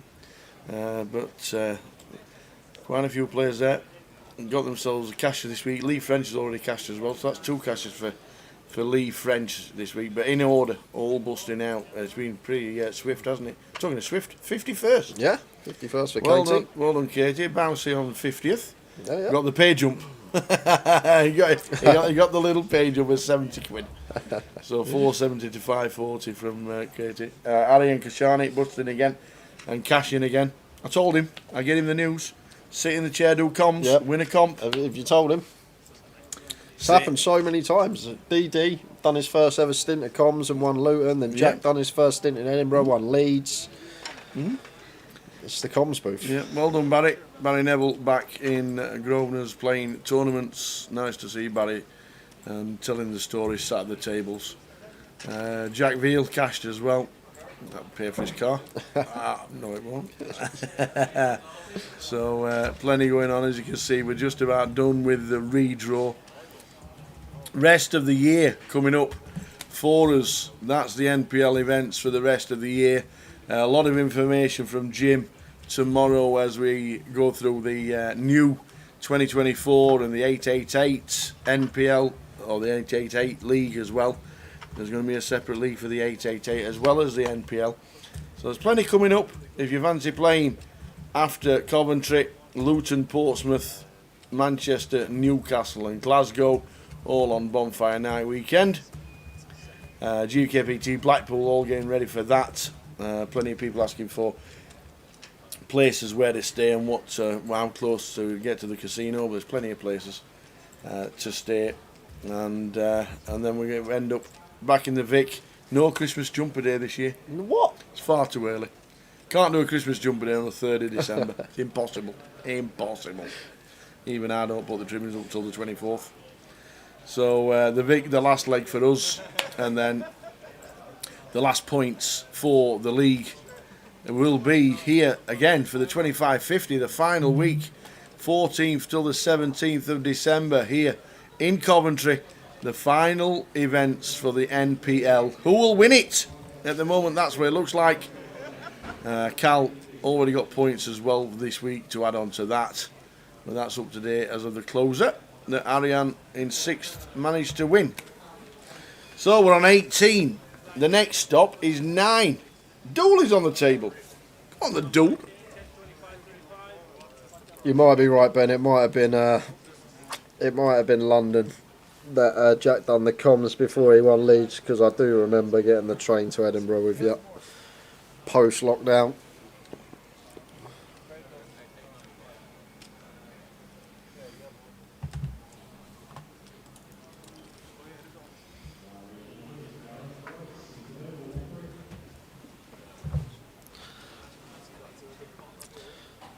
But there's been a lot of success from people that have joined me in the comms or Tower in the comms over the years, and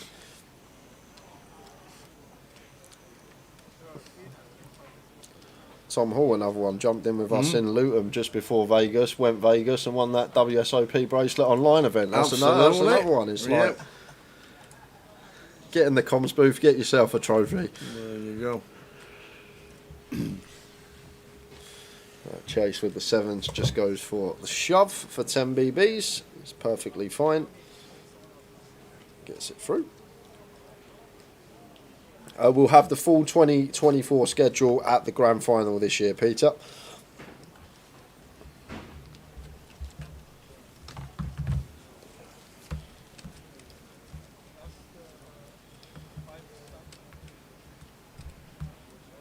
How's your treble getting on, Tower? What treble? You said you said don't put it on, but you said if you did do a treble, I would have picked ABC. Well, Burton are winning. That's always good. Burton are winning. So I've been told in the chat. There we go. Where's the seniors on Sunday? Oi, oi, Roy. Good old Roy. I'm going to give him a big thumbs up. Your lad was on telly. Well, he was on telly, gone over to Florida for the dream holiday. As we know, Roy's little lad not well, but gone on the dream flights and got over there on the dream trip of a lifetime, and he got himself an interview on TV. Tell you what, speaking ever so posh, it was indeed. But more importantly, Roy Cyphers has a little. He has a little DraftKings team of players, and It's a syndicate and he does a lot of golf as well. He Yeah. knows his stuff about golf, and he's had a few wins. So he says, "Do you want to get involved, Tower?" I says, "Go on then, get me involved. It's only a couple of quid to have a go." So I do go. Only pulled out the jackpot of 25 grand on Sunday. Oh, you? They won it. You? No, the syndicate. The syndicate won it. Oh, what? So all of you together? Yeah. Yeah, they got first place. How many are you in the syndicate? I have no idea. How many's in the What, syndicate? and you're in it as well now? Absolutely. Oh, of course, that's how it works. Tower gets in on the action and boom, jackpot. How many's in the syndicate, Roy? He's like that bloke that sits behind the bloke on the fruity in the pub all night, waits for him to go and slips a couple of quid in, What do you and it all mean? starts flashing up. What do you mean? Well done, Roy. Yeah, I tell you what. You kept that quiet. I've it been was- getting some beers off you this week. I would have been. It was a bit. What a message to wake up to Monday morning. Wow. Here's the golf. Oh, because of course the golf was in somewhere like Japan. Yeah. It had already finished Sunday, so there's no Sunday night sweat because it's normally in America.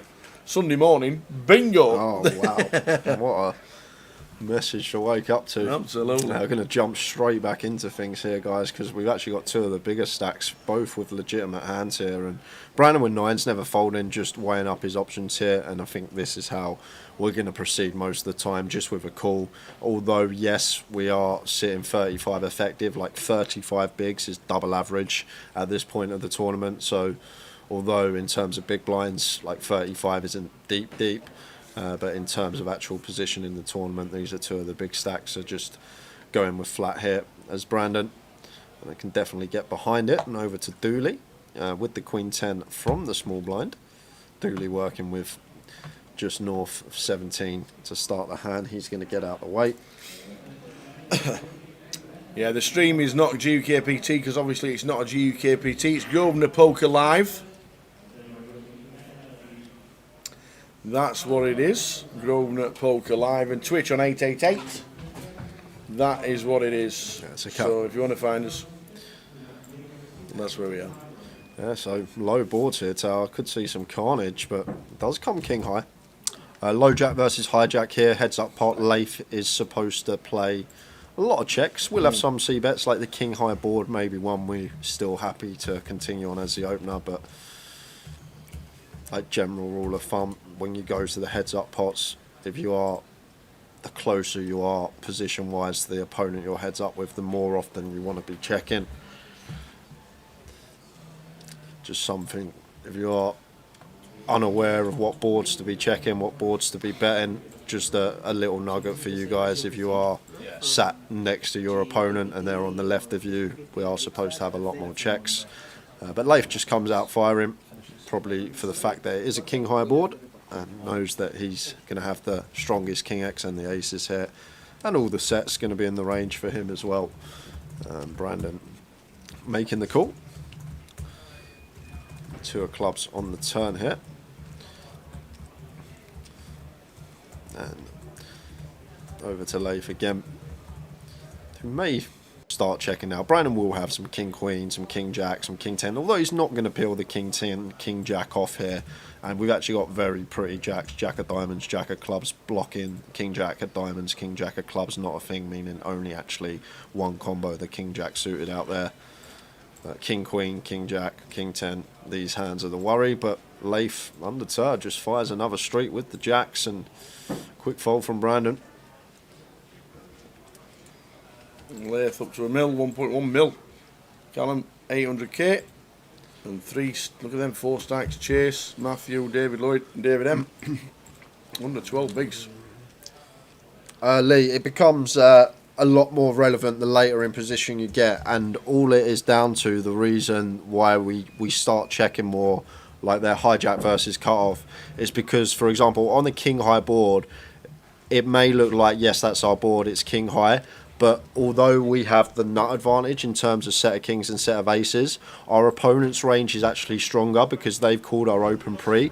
Like, we're going to have all these hands in here, like the offsuit ace-x, some suited queens, some suited kings, so many hands that just whiff this board. So because our opponent's flatted our open pre, they've actually got a more condensed range of hands that connect with the board. So although we have the nut advantage, our opponent's range actually becomes stronger because they're the flatter pre, and we've got all these hands like the 8-9 suited, 10-9 suited, all the ace-x, some suited kings, suited queens, some like middling suited connectors that are just going to whiff a lot of the board. So therefore that's why we start playing check a lot more rather than c-bet, just for that reason, because although the nut advantage is ours, our opponent's range is actually stronger on that board for that reason, because of all these opens we have from LP that are going to whiff the board. So you can't just relentlessly c-bet, because if our opponent is aware of that, they can just start putting in a lot of light check raises, knowing that a lot of our range will actually just miss the board after they open from late position, if that makes sense.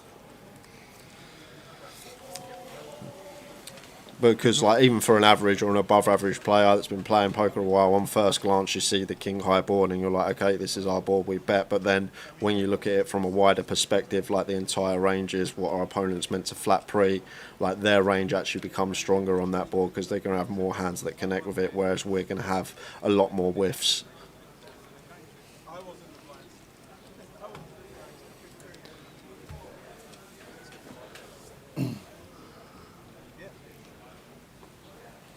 So we play down to 9 players today, and then it's the final table tomorrow on the stream. Blinds 10.25.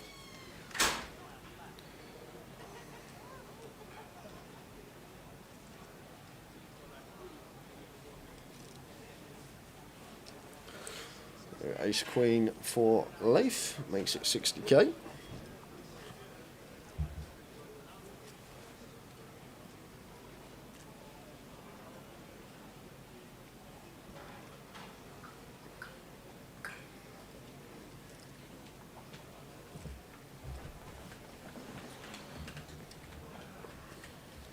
Can't do much here as Callum. A hand that once you do get 100 plus deep does become a very viable free bet, but stack depth obviously very shallow. Gonna have to let it go even on the button. I'm just going to be raise and take for Leif there with the ace queen.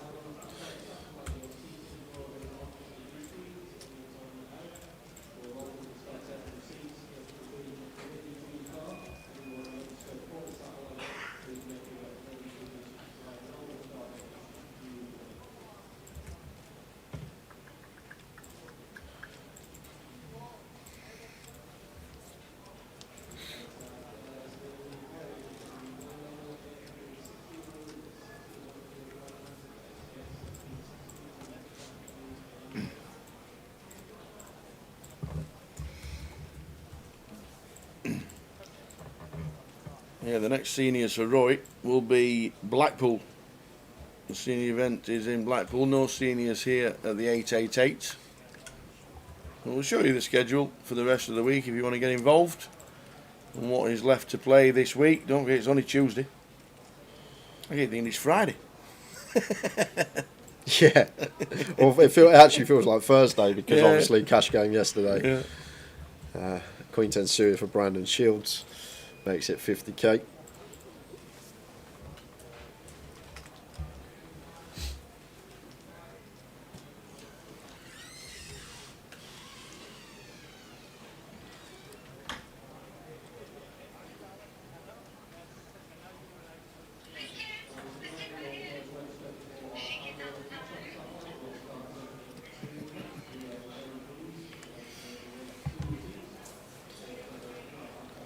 I've got one more than a viable defend here. Queen 8 suited, even off of the stack size, do expect to see call.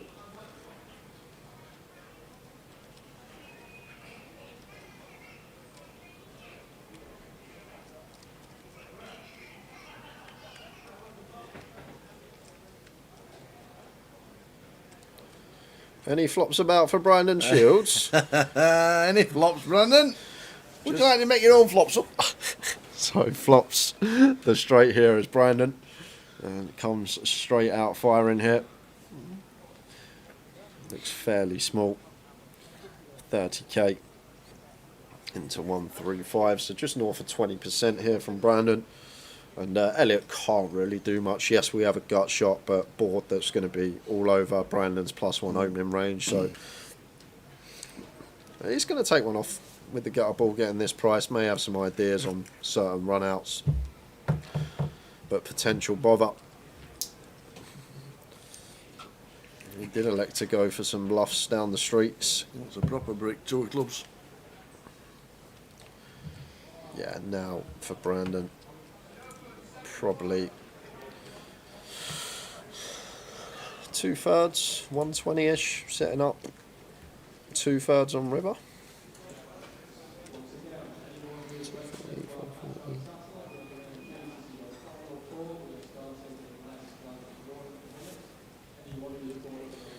Maybe like 60% is the size here for Brandon. To set up that sort of jam, it'd be about 60% on river, wouldn't it? Yeah, so it goes for 130, so 2/3-ish from Brandon. But we can see that Elliot always getting out the way, faced with the double barrel.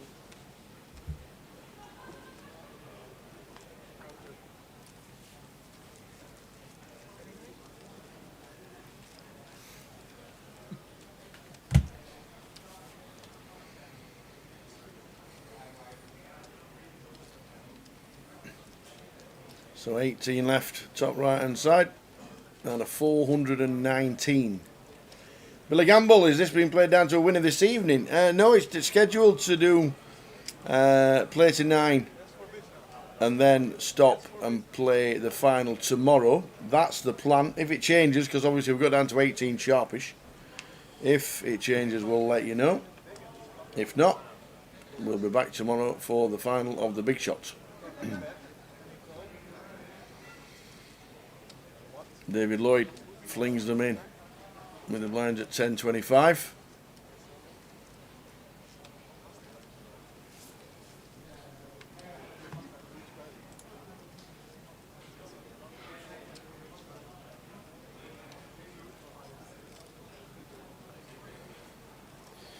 Jack 10 suit of Callum, pretty looking hand, but can't call this one off.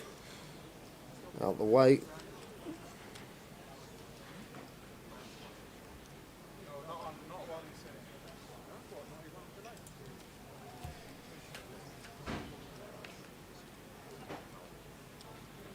That's for account, please, with the 7s. 275, so 11 bigs.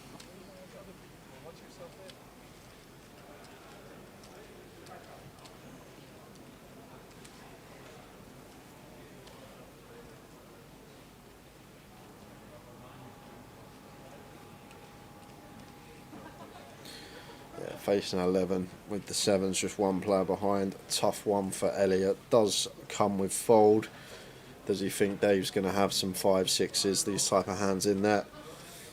It does just let it go. So on 17. One more down. Who was 18th? Gareth Wright. Gareth, right. It's all gone wrong.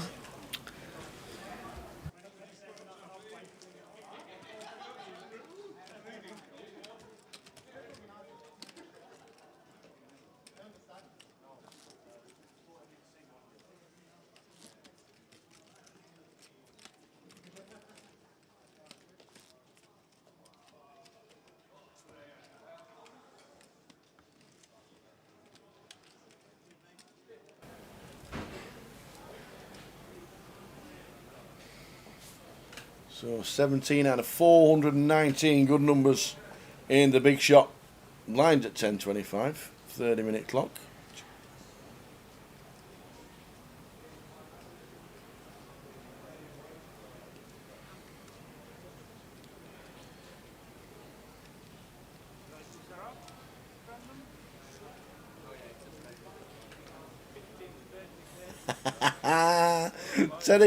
Teddy Christian from the dealer reminds me of Terry Christian from the 90s channel show The Word.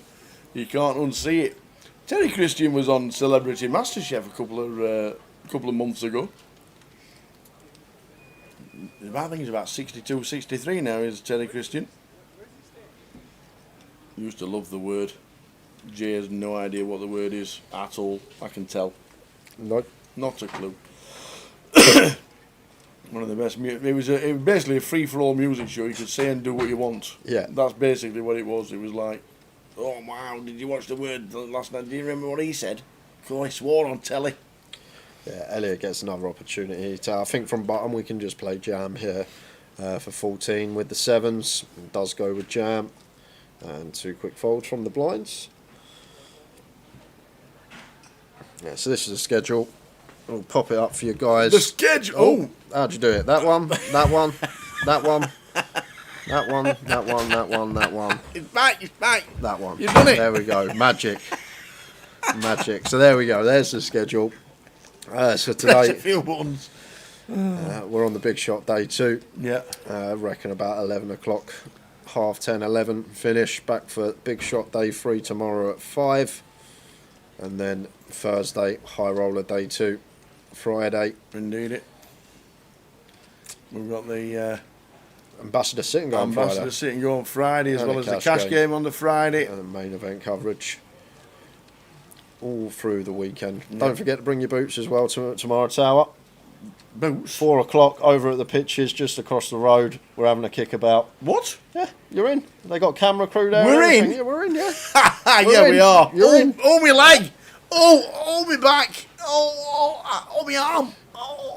I'll have slept We're all funny by. booked. You're booked in. I'll We'll have book slept you funny in. by then, let me tell you. 4 p.m. Be there sharp. We'll be picking the teams. We'll do the captains, and you see, we'll pick one one from each side. If you scored last week, you got in. Aren't you? Whoever got the ball, pick first.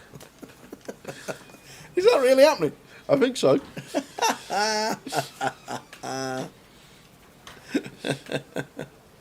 I'll come in for the final table at R5, and I won't be able to breathe. That's brilliant. I'll be catching my breath.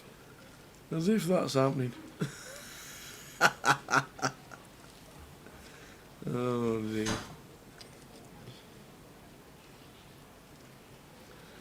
Imagine me running around a football pitch in this state. Flipping heck.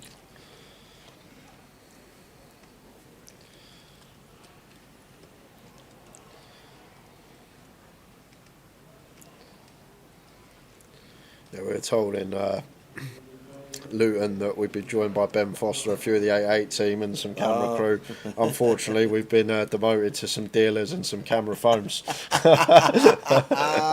And Ben's not playing. Yeah.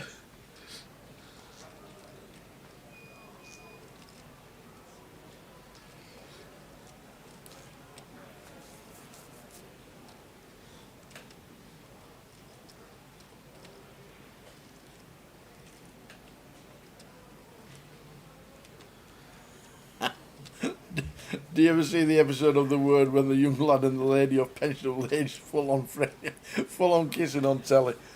Oh dear, it was bizarre. I don't know how they got away with half the stuff that they did, but they did. It was a bizarre TV programme. Yeah, so David shoving here for 10 BBs. Blind's just gone up to 30k, and Elliot here with the King 10 suited in the cut-off, and once again another tough spot for him, but don't think he's going to be calling tower. Can't see David's holding, but David seems fairly snug and is just going to let the King 10 suited go.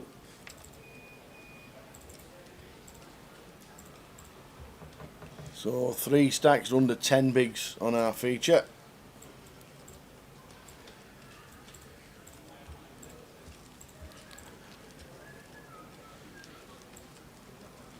Would you play if we put you in goal tomorrow?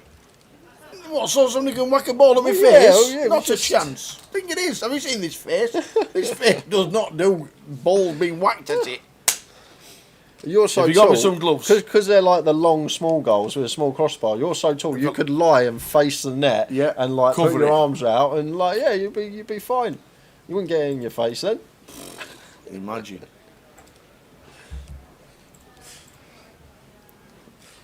I know I've got a face for radio, but I don't want it messing up with the ball. Thank you very much.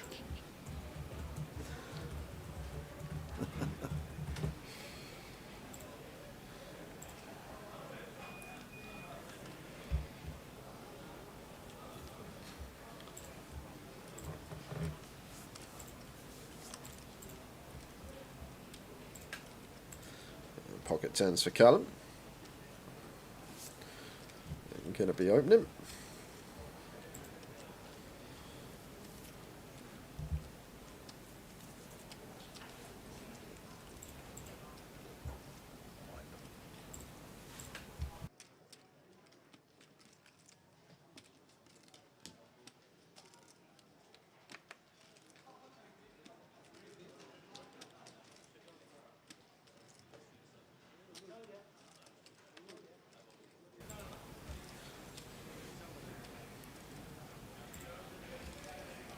So down to 16.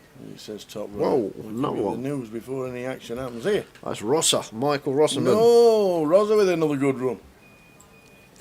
Yeah, and I think versus Callum, from what I've seen from he's going to fold. Elliot goes for the snug fold, 2 tables out.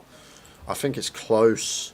Maybe can be player dependent once I open from EP whether to take the shove spot or not.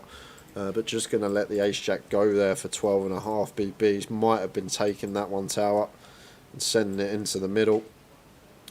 That makes the tight lay down.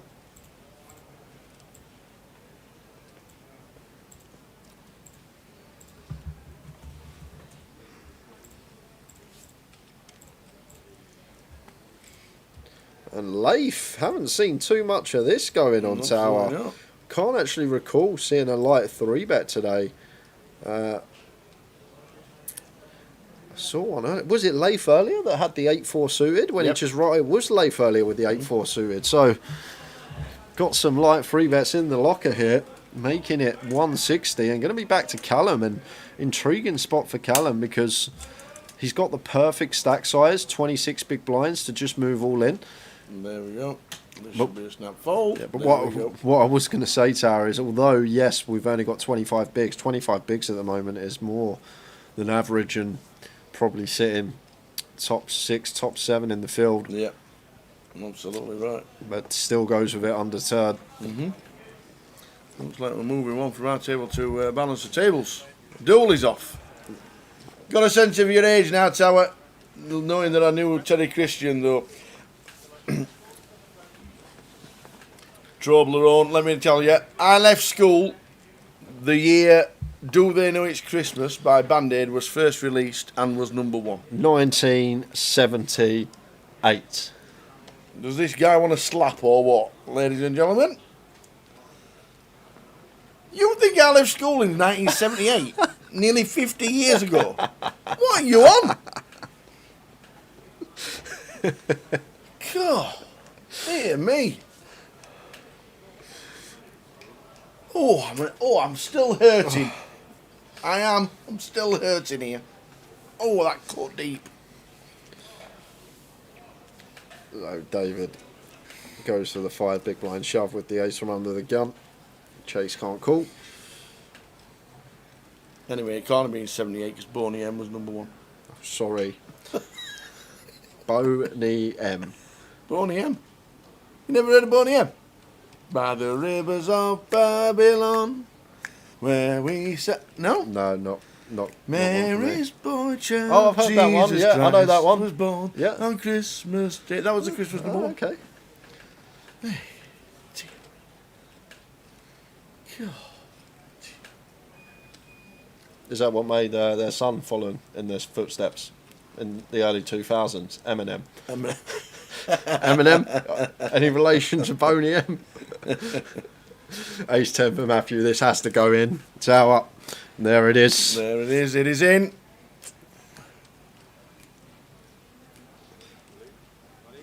Callum can't do much but fold.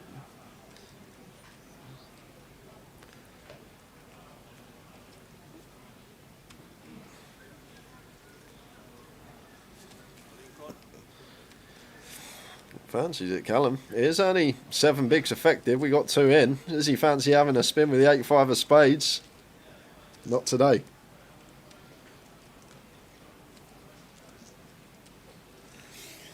So here we go. The ace-6 for Dave in seat number 8. He's in and is behind to Matt's ace-10.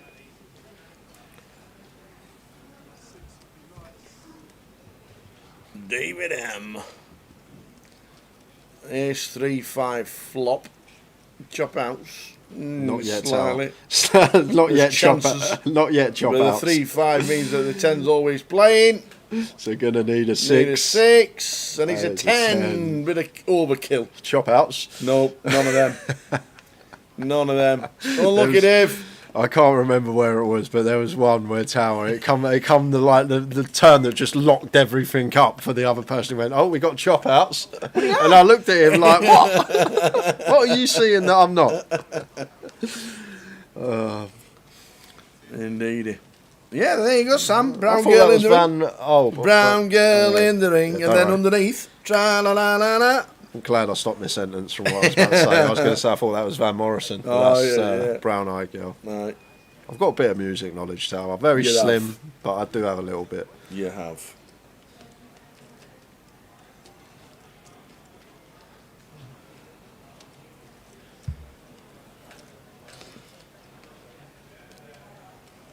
Yeah, I'll tell you what, they were pretty good in the late 70s. We were born here. Daddy cool, daddy cool. Matt the Hammer Cartwright. He can send a golf ball, Tower. Can he really? Matt Cartwright. He'd have been able to send it 600 yards this week. The wind in Blackpool. Flipping heck. Oh, it was windy.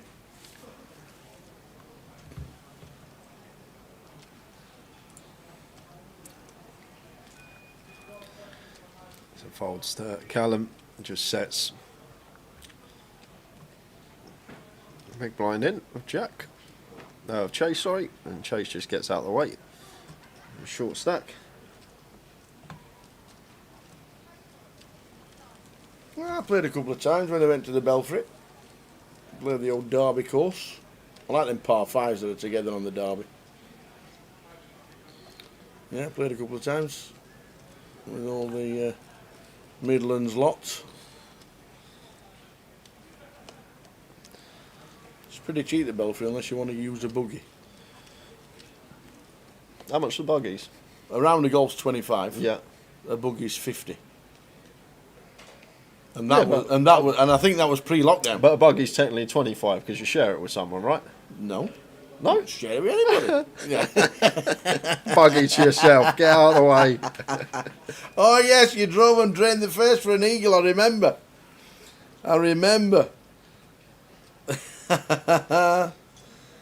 That first, the slight dog left. Slight dog leg. Oh. I remember it well. You could reach it. Only about 320 yards. I remember it well. We need to do it again. Really interesting one here for Brandon with 8s. So Leif's been fairly active, but difficult spot here. Like I don't think we're going to take an aggressive line. I think it's going to be call or fold, and does go with fold here at this stage, and a very well timed as David Lloyd, 13 bigs, beautiful sight to squeeze the ace king. Love it. Go on, Lloydie. Go on, Lloydie. Is he putting them all in apart from one chip? Yeah, no, he's not. He just sent them all in.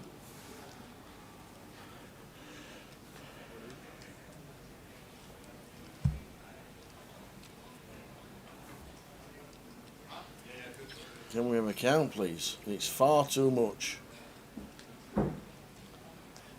Oh, wow. Oh, well, this is going to be called by Callum, well, probably ISO. Yeah, ISO's fine for 33 here. Leif's been fairly active. I don't think going to be too worried about Leif, especially with chips when he's going to be opening a fair amount of hams here. So should just see the all-in here from Callum, and does elect to shove. It shouldn't be taking too long once it's back on Leif, who has a pretty clear fold here. Yep. So the ace-3 out of the way. Looking down as if it's a decision, but we know it's not.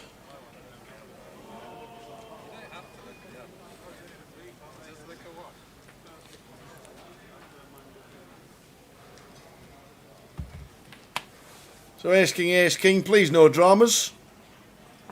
We don't want any dramas, thank you very much.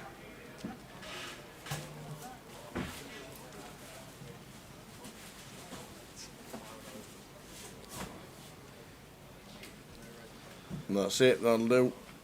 Chop them. Yeah, we played Texas Scramble down in the Belfry. I remember that. I won the longest drive on the 18th. Boom. I did indeed. That was good. Good day out. We need to do it again next summer if the weather's fine. How wet has it been this year? How wet has it been this year?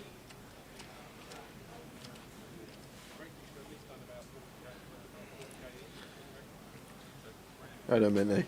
AJ, what's the odds of someone turning the full house with pocket queens when you open at flopped trips? That's what happened the other night in the turbo, remember? I'm trying to remember. I think I do remember, yeah. Queen on the turn, I was in seat 5. I can tell you what, though, the odds of flopping trips are greatly higher than the odds of me turning the boat. Oh yeah, you don't. I remember the hand now. You donked trips into me, didn't you? You donk-led trips, and I had queens 4 on the turn. Yeah, I do remember the hand, Minty. Thanks for tuning in. Nice to play with you the other day.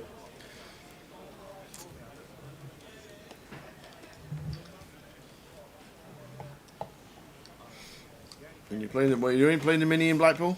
Yeah, I'm just going to play the mini. I'm getting up there on the Sunday now. Yeah.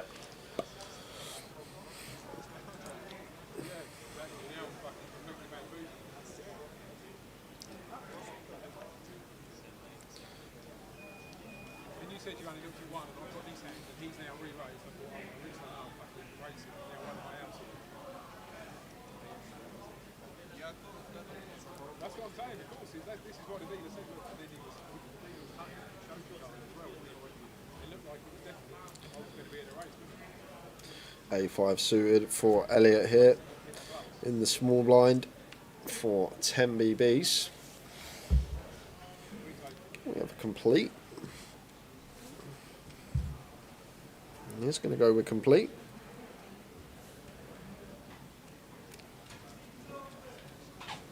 Yeah, because we have. I'm just going to be getting set in here. Leif with an easy shove. Elliot going to have to get out of the way. You're lucky I remember it, Minty. Whenever someone asks me about a hand that we played together, if it's been more than a week, I'd never remember it. You're lucky it was only a few days ago, otherwise there's no chance I would have remembered.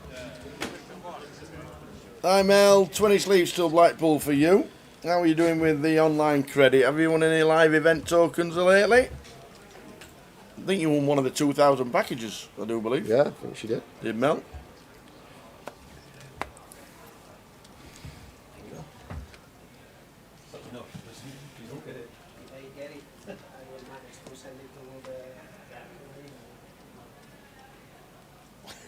You're in disguise until you sparked up a convo with someone at the table who was starstruck and lost all poker ability. Top man, it was a pleasure. There you go.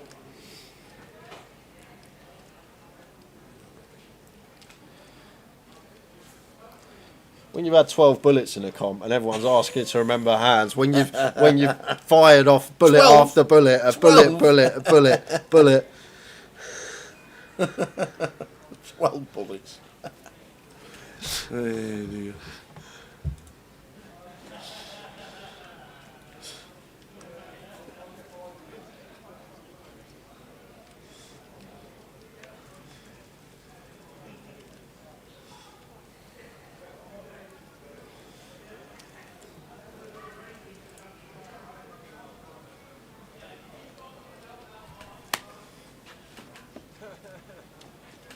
Evening Dash, Dash Hound watching on YouTube. Evening boys, hope all is well. Footy on the TV, poker on the iPad. Life is good.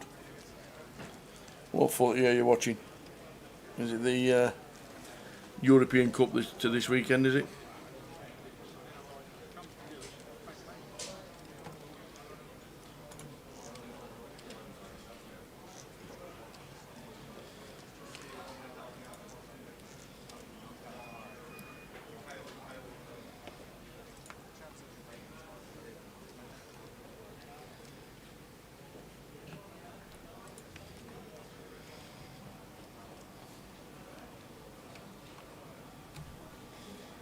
Nice one. Mel's got a 2K package and a £250 ticket as well for Blackpool. Fantastic.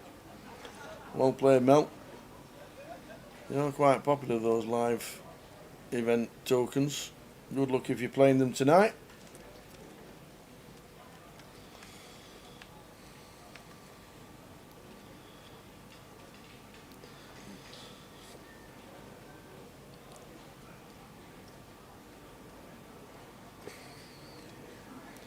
All in with the sixes, and Brandon ISOs pretty promptly with the ace-9. Lloydie gets out of the way, flips over ace-9, sixes for Elliott. 280k with 9 bigs, just over 9 bigs. Does he survive? We're all the way down to 14 because we're on 15. 9 on the flop for Brandon Shields. It does pick up dummy and gutter. It does. So Elliott can find an 8 or a 6. And it's not, it's paint. Queen of Spades, lost another.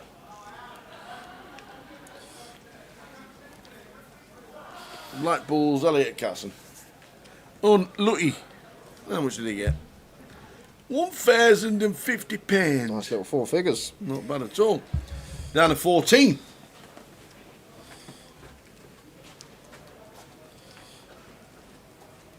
I was just getting wrecked in the mystery bounty, left, right, centre. Everyone picking me off. People calling with king eye correctly against me. Not much I can really do. Everyone wants to call me. Just firing away, bullet after bullet. I can't really remember too many hands. So much torching going on.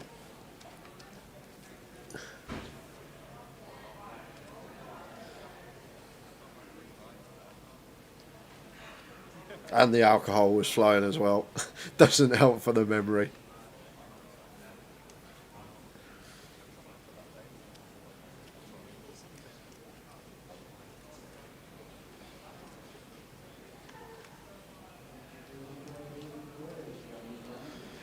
Blind on blind here, 10 dues for Dave. Probably just happy to give Matt a walk. And does. Dash Ham with the football update. United versus Copenhagen. Both draw at the moment. Board draw at the moment.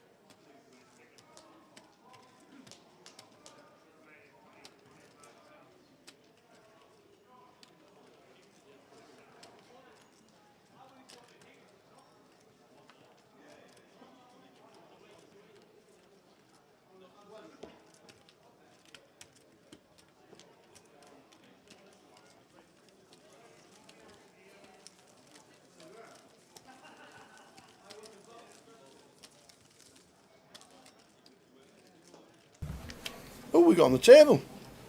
Best dressed man in Coventry. Look at the hat. Who is that? Let's find out. Robert Dodds. Bobby Dodds. Tall Bobby. Bobby Dodds. Looks cool.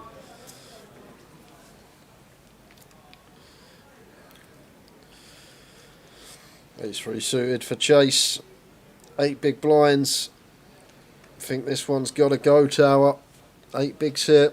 A suited wheel ace.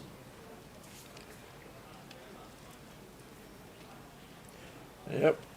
Jace says, have some of them.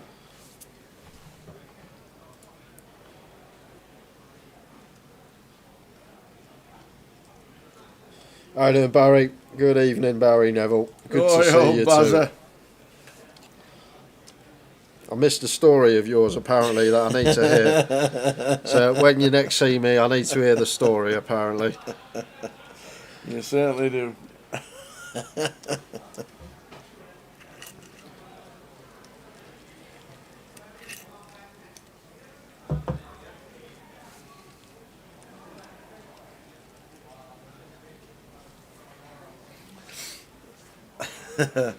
Always good to see you, Barry. And well done on your cash today. 53rd or something like that, 54th. Well done.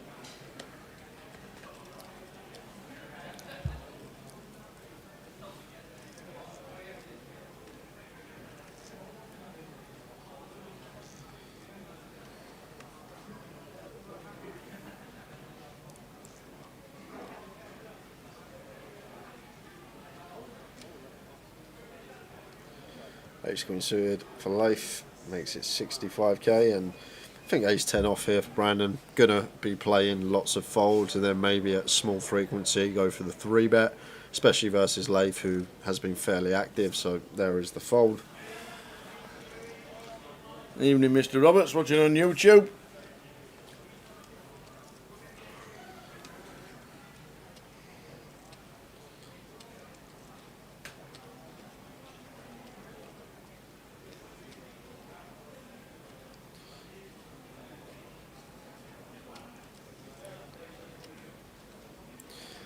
And Chase can definitely defend here, can start defending off of 7-8 big blinds, perfectly fine. Actually strange in theory, Tower. The shorter we go, the wider we can defend. But wow, Chase just folds a 7-6 suited. Yeah, I think that one's always going to be a defend there.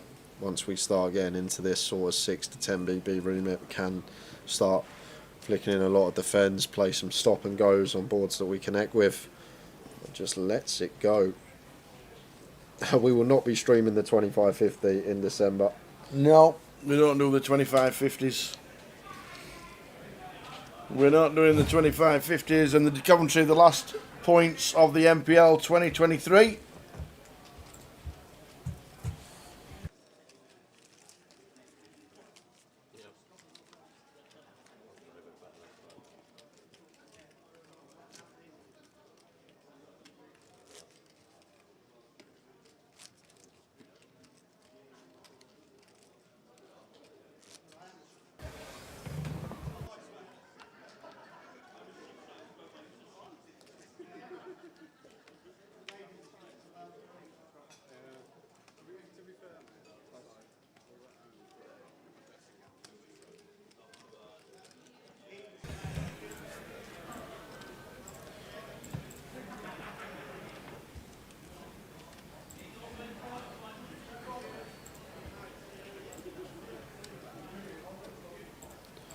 What do you say for Matthew? Gonna attempt to still hit.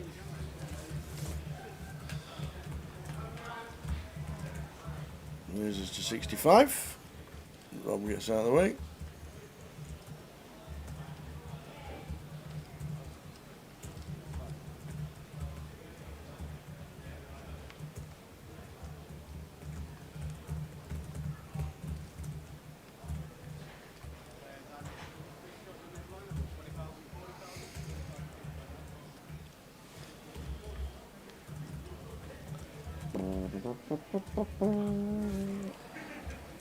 Lathe. He likes these low suited these low connectors. He's done it a few times. 3-4 diamonds, 5-6, now 3-4 off. Calls to see a flop.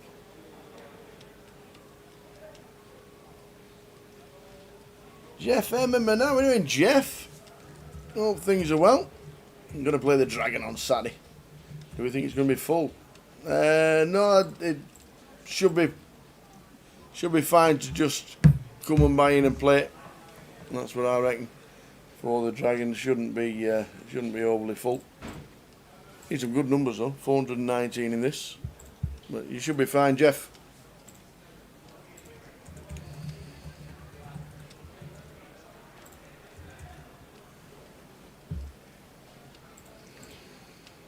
And Leith hits the 4 on the turn. And as it goes check on the flop of Jack King 4. Jack King 2.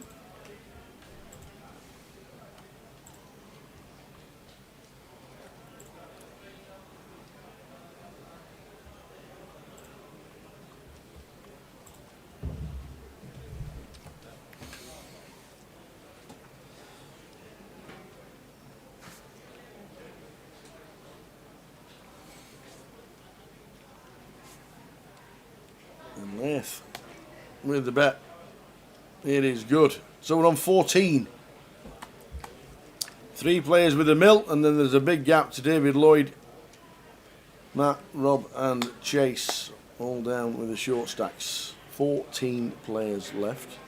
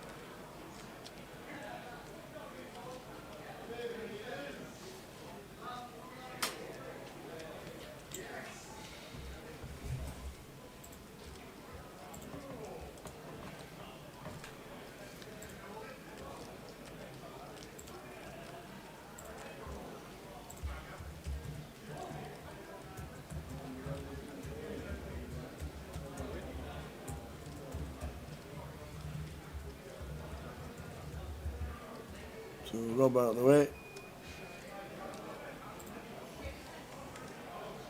We are off to the flop. Robert's not in the hand.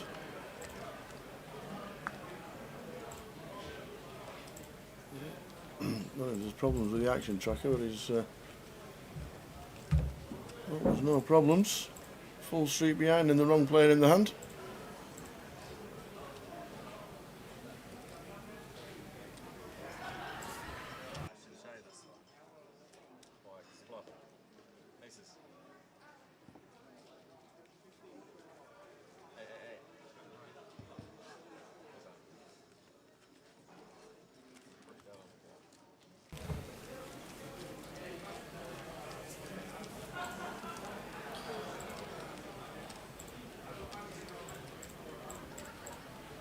So Callum with the hand, 1.2 mil for Cal. And as you can see there, just the 28 bigs was chip lead on the table. 4 players under 10 bigs. What do we do, Jay? 10 bigs, knowing that the tables are short. Just hang on. Grim and bear it. Going to be shoving a lot into stacks 10 bigs or less behind us. Don't really want any opens. Matthew, though, this is an interesting one from under the gun. Is alarm bell central sometimes when we open off this stack size. It is still going to choose to open. It's one of these, if he's got ace king, ace jack, ace queen, he's probably just going to shove. So once we do elect to min raise off of this stack size, it does become very condensed, our range of hands that we should have. However, we're going to get action. This could be a big double up for Matt in seat 5.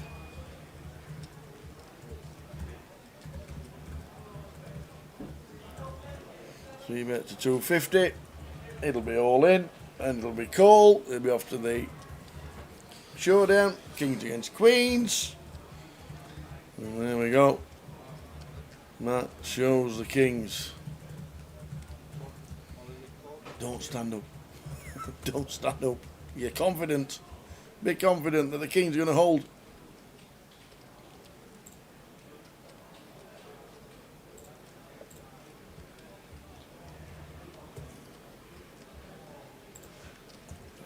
There's always an ace though, Jay. Always. Always an ace. It's a good job up against ace queen.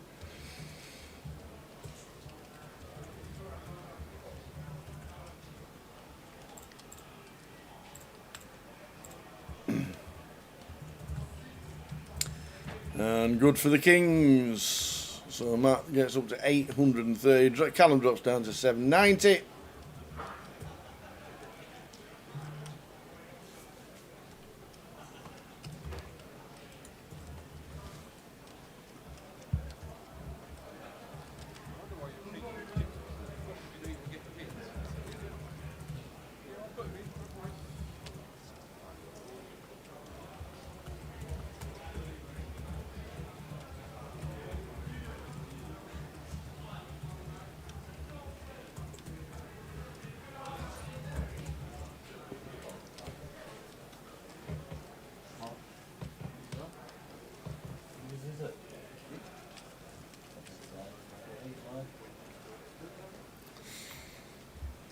So 14 out of 419.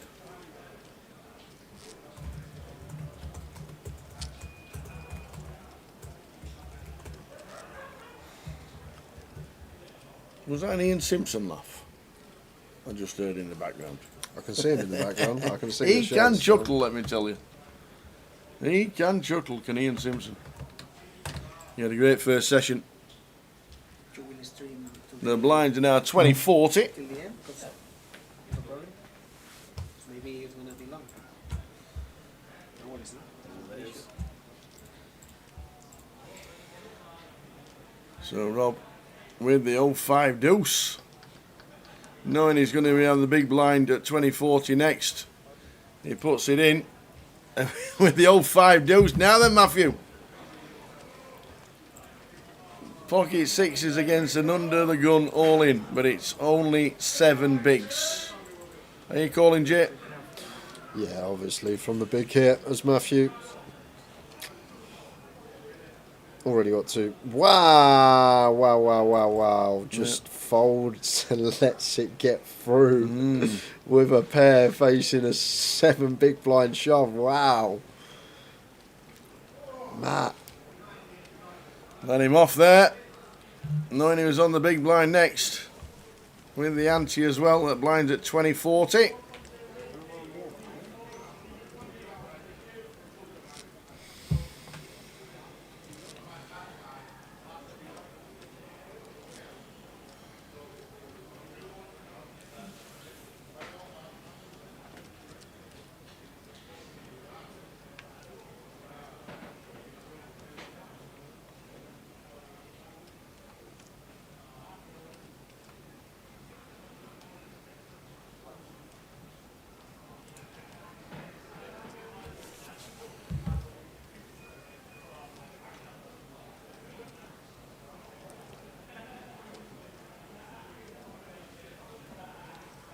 Leif opens the ace jack, raises to 90.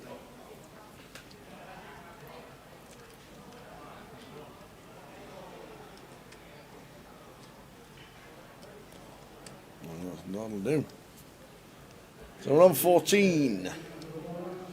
Started the day with, how many? 64? 64. 64. And we're down at 14.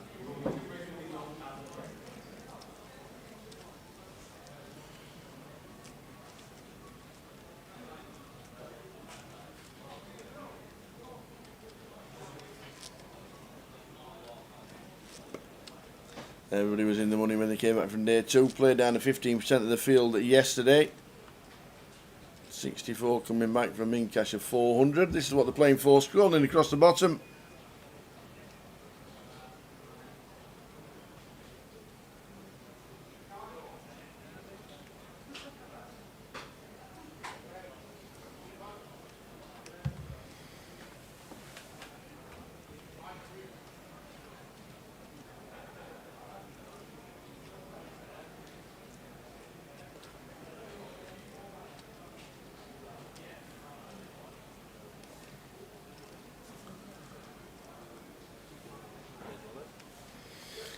Look at this. I love the stack.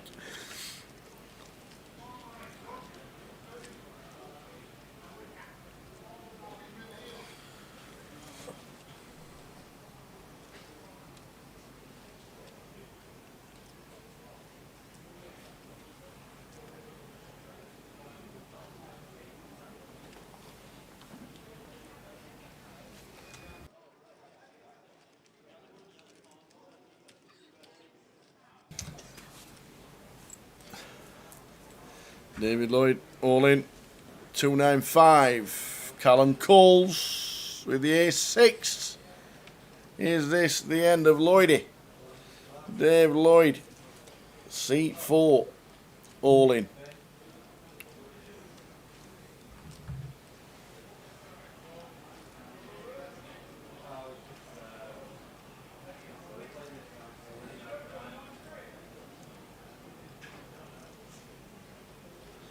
Well, flops an up and downer.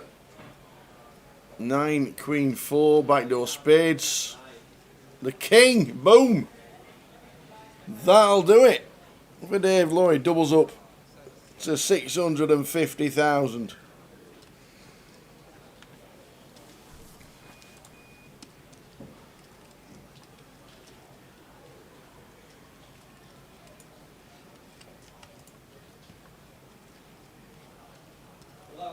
Yeah, we're playing down to a finish today.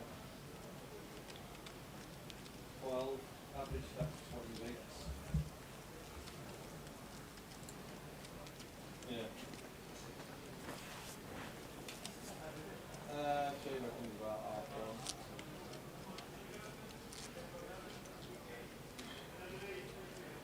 We're meant to be day 3 of this.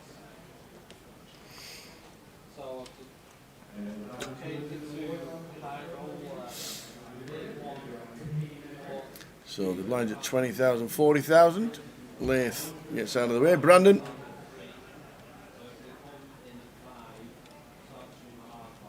Gonna think about it. 4s. Early position. What do we do?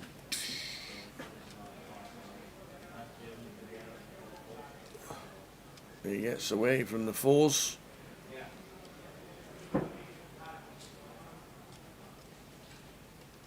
That was just folded 6s pre to a 7 big blind shove. Looks down at kings this time. Not doing anything with them apart from raising.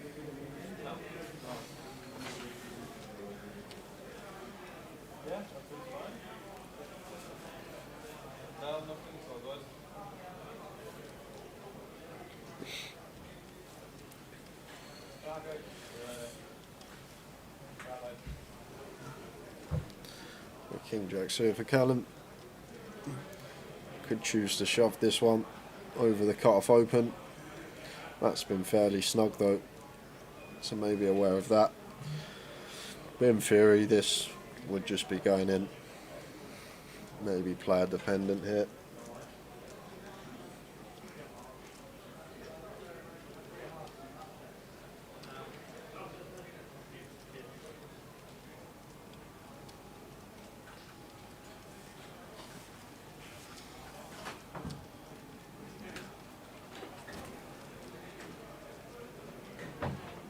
Wow, goes with fold. Need some tight laydowns in this last session.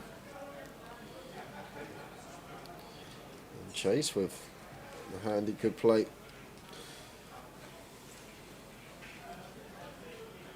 Yeah, they're in. Final 4 big blinds.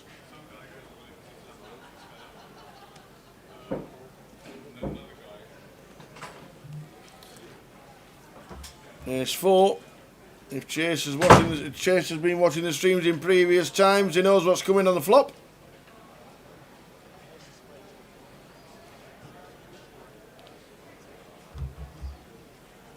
Well, we'll pick up a flush draw instead. 6, 8, 2.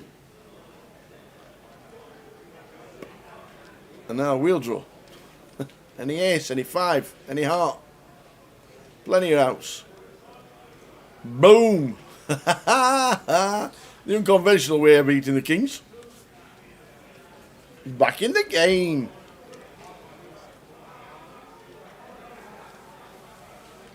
Back in the game.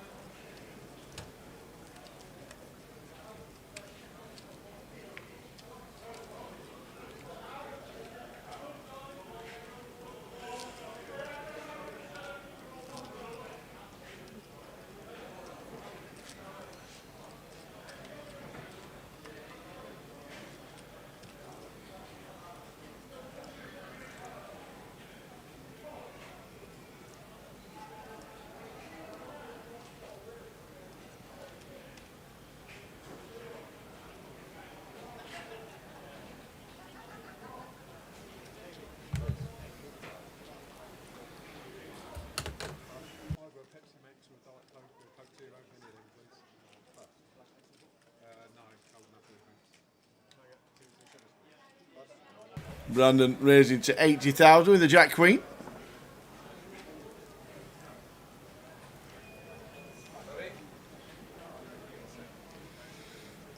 Out of the way, out of the way. Chase not doing anything with the Queen 3. Just be winding down the clock for 10 seconds and then getting out of the way.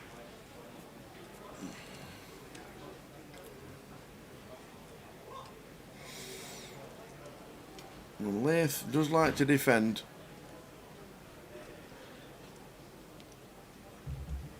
Is he defending with the 8-5?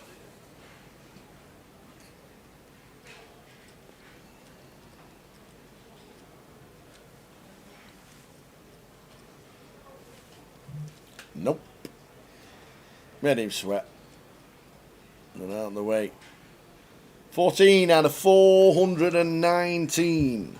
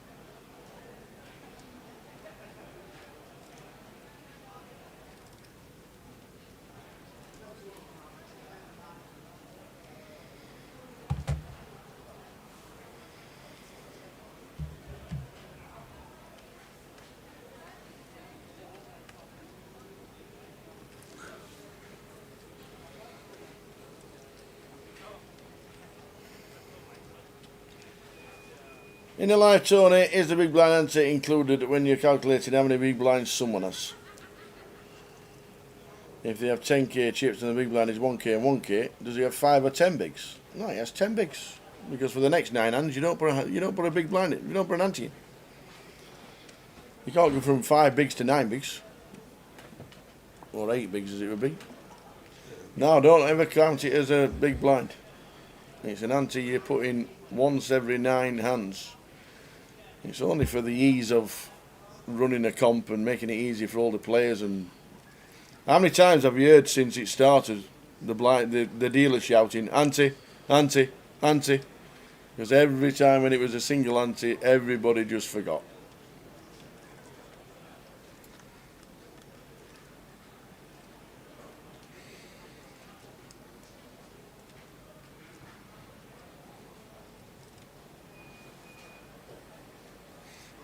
Queen, King, 5 flop. Top pair for Lath.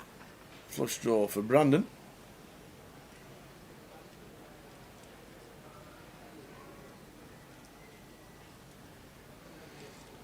Check, check.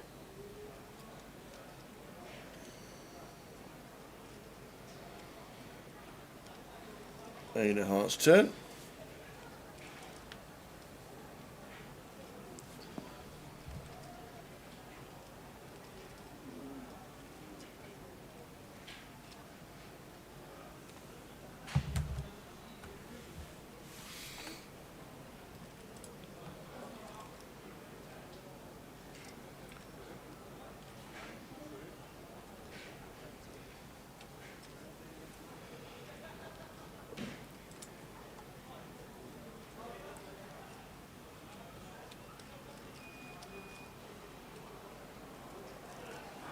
Half pot on the turn from Leif, and Brandon calls with gut shot and flush draw.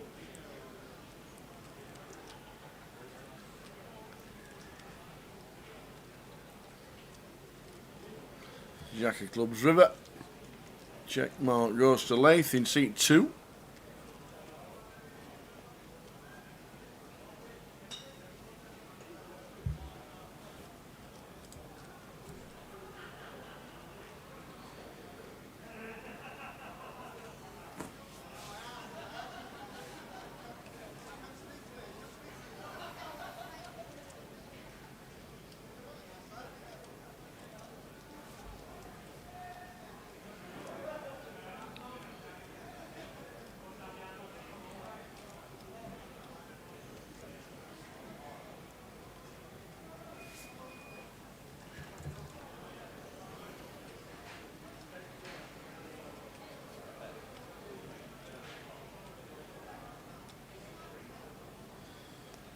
Brandon going for the bluff on the river with just the 9 height. Goes for 320. He makes the call. Gets picked off. He makes the call. Brandon down to 12 bigs. Leith 1.7. I think that has to be chip leader, doesn't it? Well, very close to in the room. How many chips did he have at the break? Wrong one. He'd have thought he was there. 29,000 and change for the winner. Scrolling across the bottom. 419 entries. The buy-in was 3 at first, 29,750.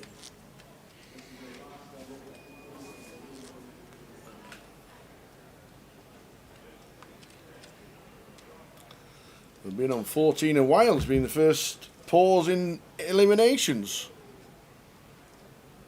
for a while.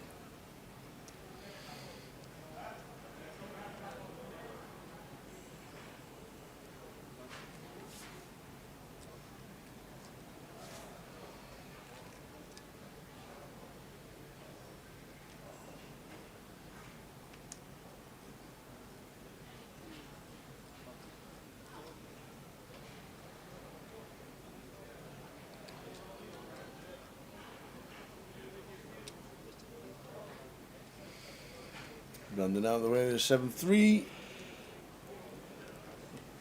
Should be defending. Out of his stack.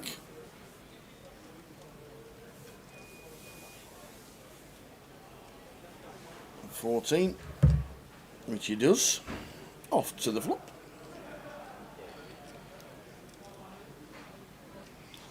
Eight, 10, queen. Bottom pair for Leith.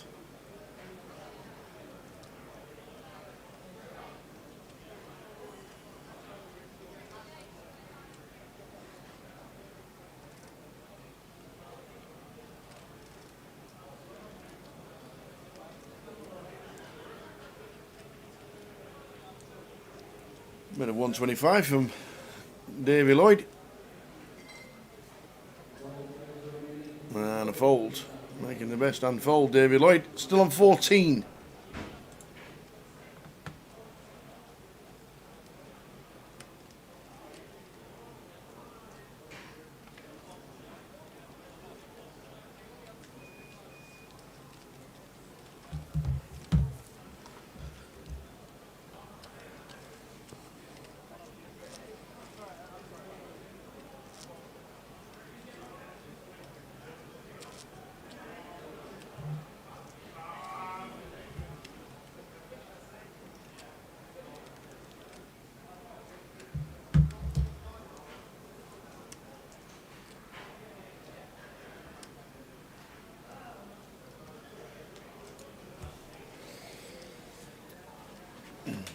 Rob moves his stack all in again. Just over 7 bigs.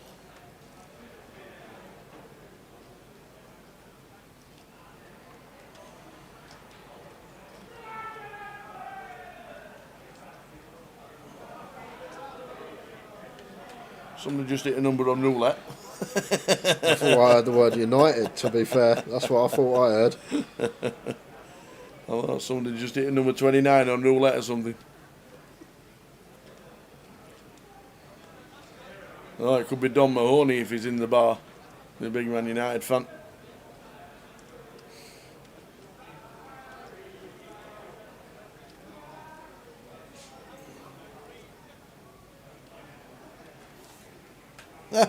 You're right, Jay. Man United 1-0. Harry Maguire? Harry Maguire? He done half get some stick. But I tell you what, he turns up every game.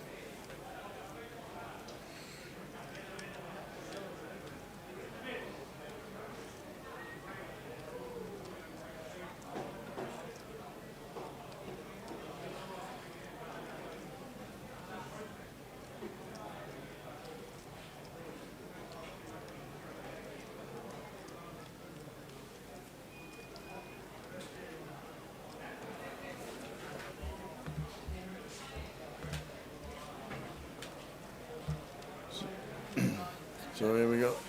Bobby gets no action again. Up to 400k and 10 bigs.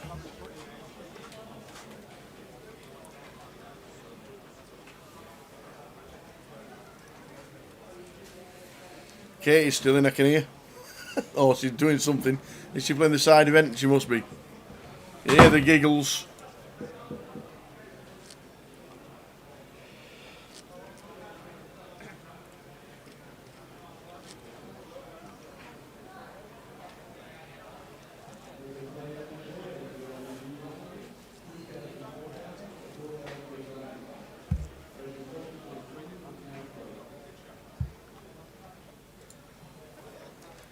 Arsenal 2-1 in the chat.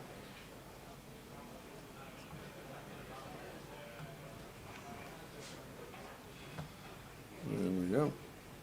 Arsenal. Cheers, Mick the Mod. How we doing, pal?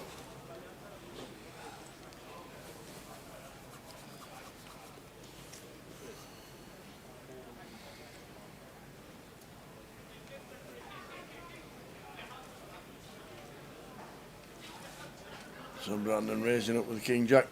Gets the big blind to get out of the way. 40 bigs, big stack, and then it's 18. 3 stacks under 10 bigs.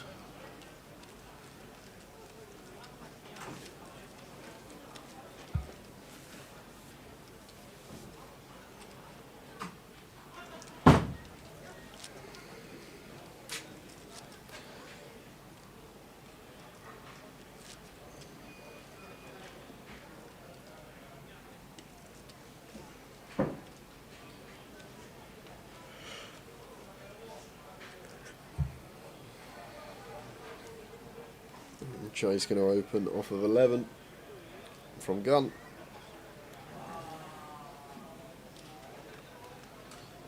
Everybody round to the small blind.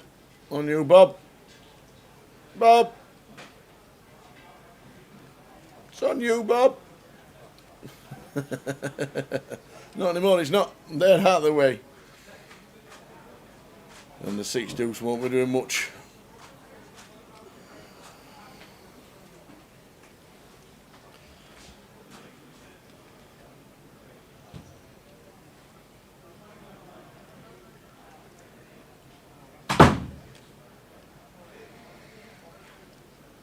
No.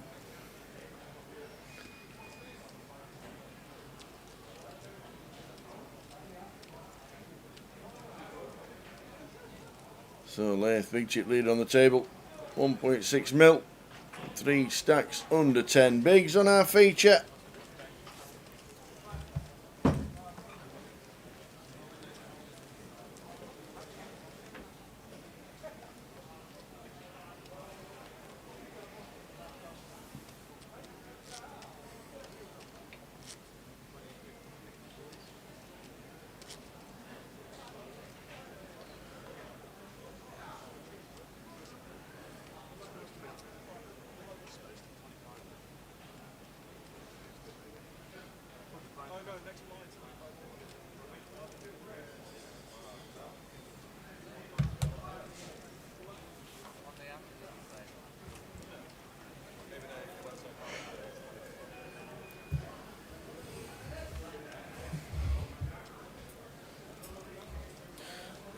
You should just be sending the 9s from the cut-off. That's a weird look. That can't be right. Can't be 20-50. 20-50. Okay, that's a new one on me.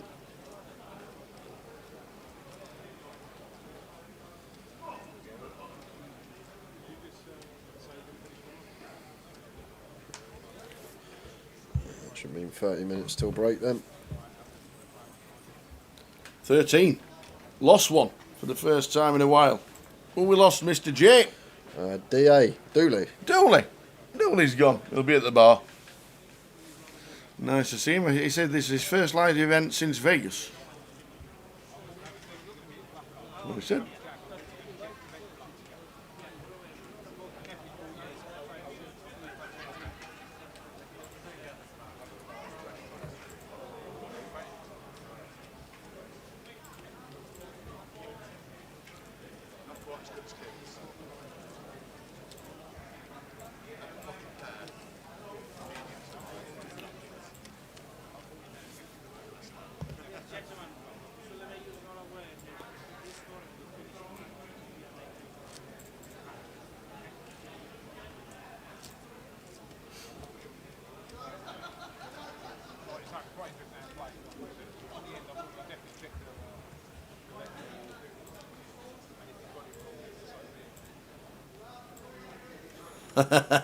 Cardsmith, I can only go by what he tells me.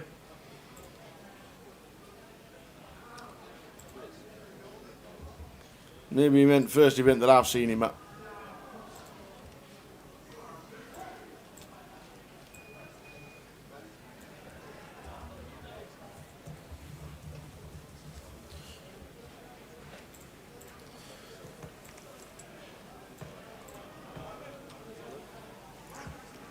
Can't see Brandon calling this one off after opening the King Jack off of 10 BBs.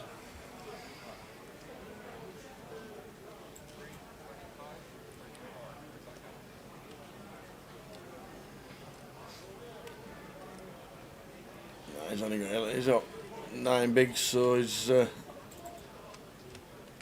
just looking.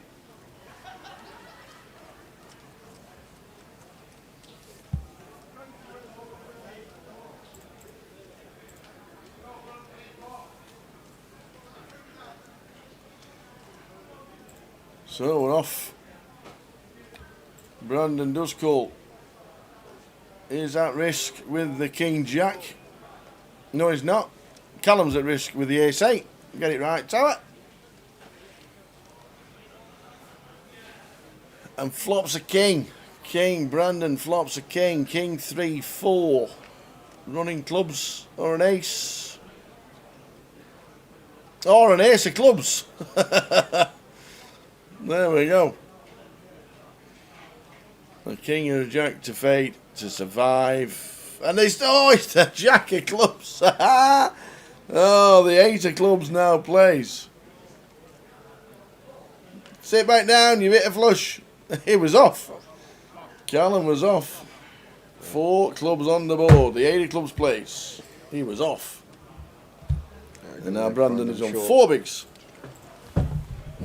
4 bigs.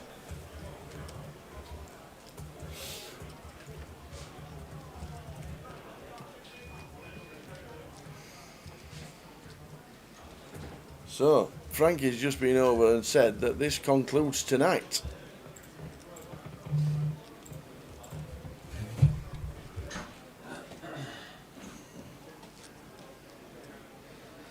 Frankie just came over to the table to tell everybody that this will conclude tonight.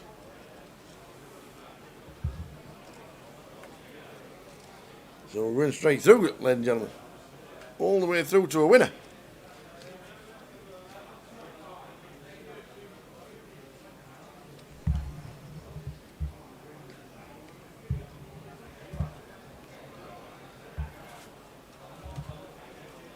Bonus.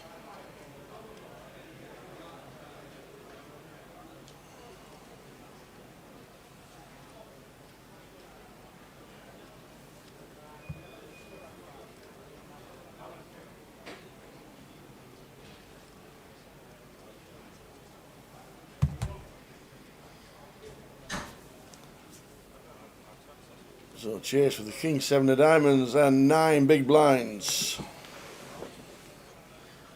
When's the break, Jay? We need tea. We need tea, I think. Oh, just over an hour, I think. Is it? They're playing 5 levels this session for some reason, so... Oh. Yeah. Really? Yeah. Okay. Interesting.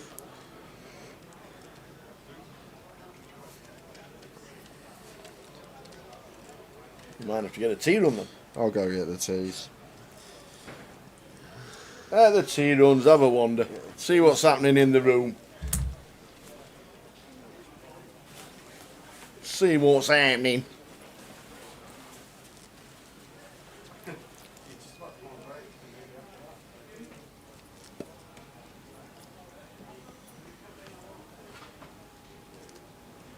So the line's at 20.50, which is an absolutely new one on me. Never known that level before.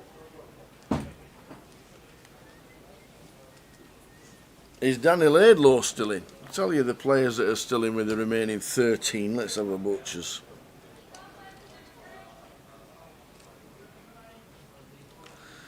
Let's see what happens with this hand. Nothing untoward at this moment in time.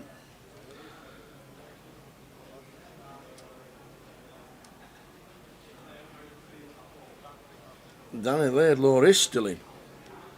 We know we've got Lath, Callum, Dave. So we've got Ian Simpson.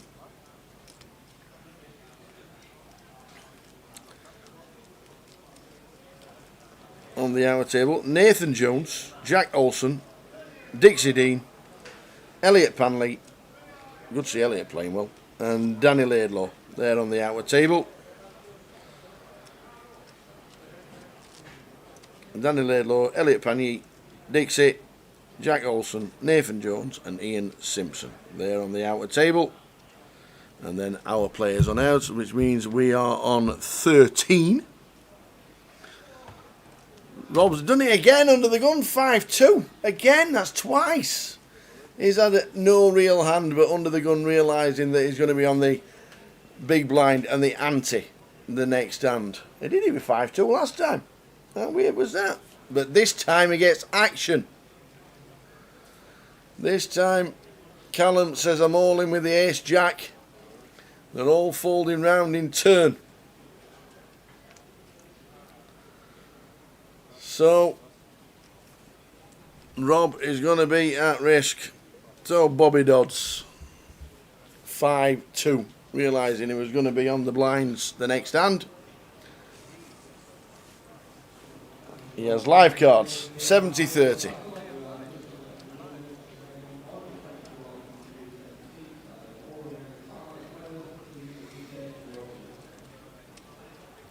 Diamond's not in play. And now we are drawing dead. Bobby Dodds, well done.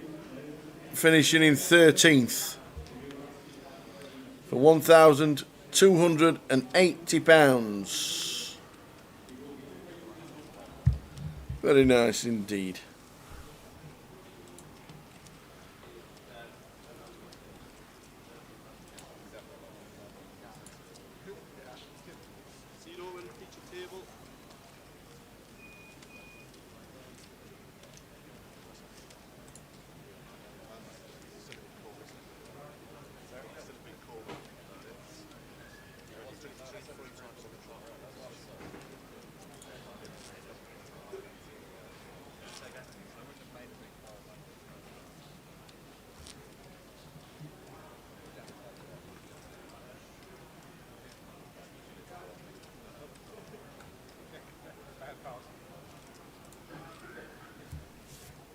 So we're on 12.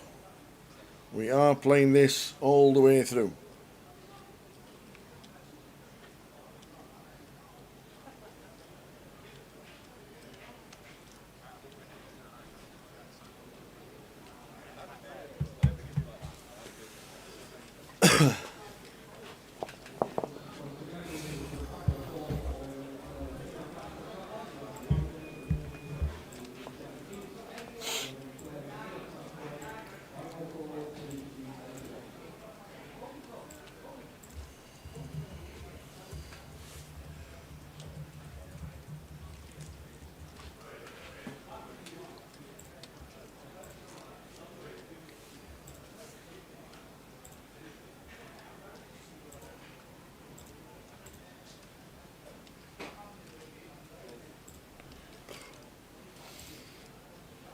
So David Lloyd on the button. Calls the under the gun race.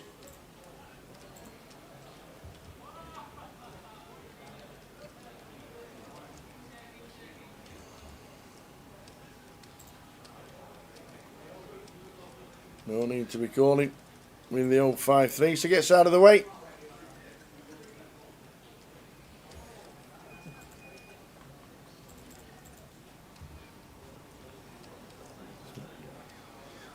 So flop time, David Lloyd on the button, seat number 4. We have a flop ace 2-3. David Lloyd shoots to the lead. Checkity check. Check mark for David Lloyd. Option on the short stack chase. And he says, I've just about gave up on this hand already.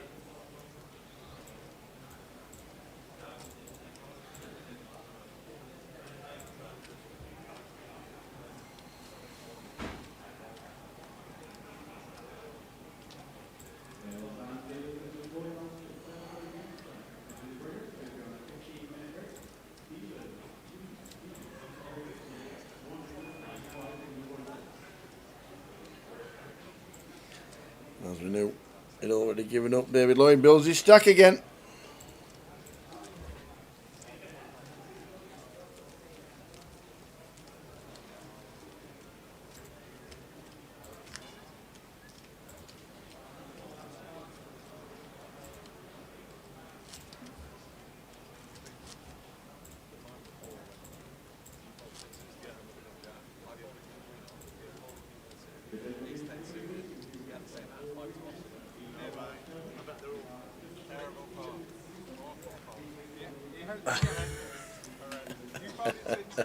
Oh,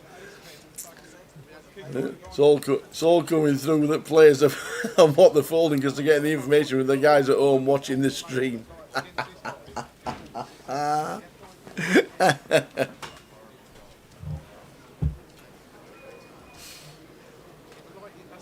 are we doing, Chris?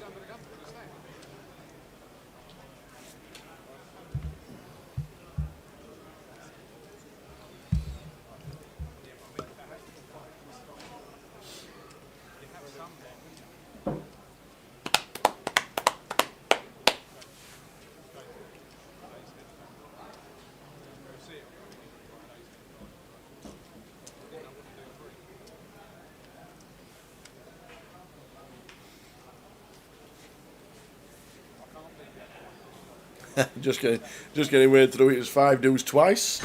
Here come the teas. First of the festival, ain't it? Oh no, I got some yesterday in the cash. You did. You got some yesterday. Thank you very much. I think that hoodie's working well in here today. It seems a bit nippy in here today. Nice hoodie. Might have to put mine on. Nice colour, nice and vibrant. Good. You'll be taking it to Blackpool. You'll be using it well.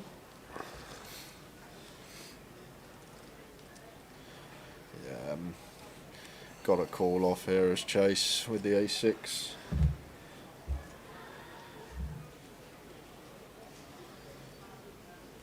So we're off. A6. All in. Callum, who initially raised a small as to Colt 7-4. Do we lose one, or is one going to be extremely short?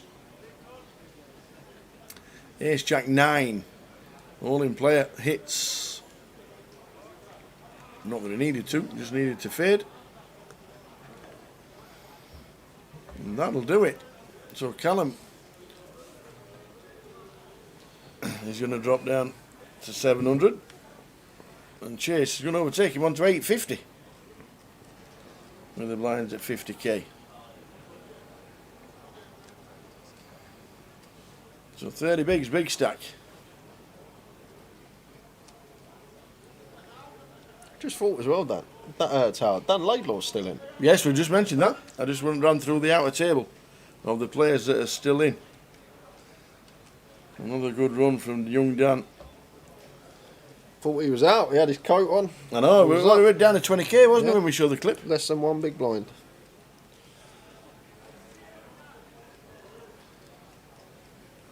That'd be a spin.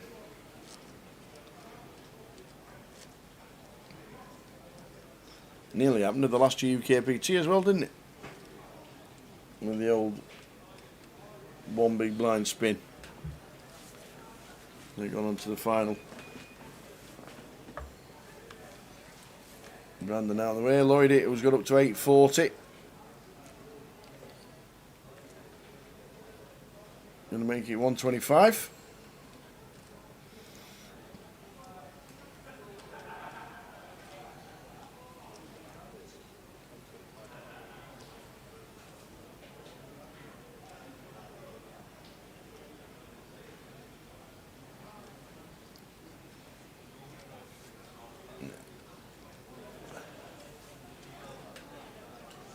Callum in the tank, it's out of the way. And the old 9 deuce in the small, not doing anything. Back round to Lath on the big. Should defend with King 7 suited.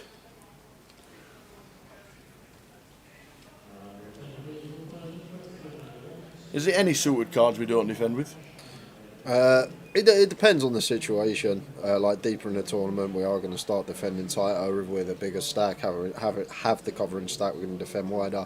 But King 7 suited, going to be perfectly fine at this stage to flick and defend as Lath.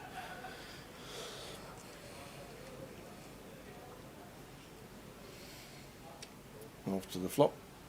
Heads up. 5-5-4, 2 spades as well.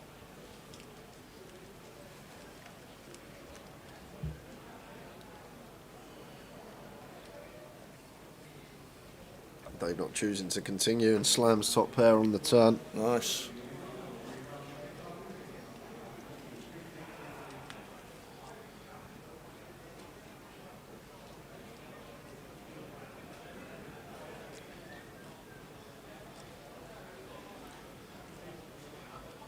Now goes for the quarter pot delay c-bet here.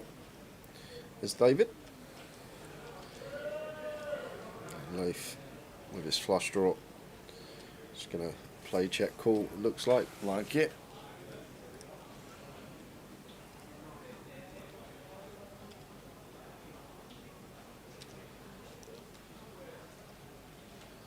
Oh, and a king on the river. Oh, wow. Wowzers, wowzers, wowzers.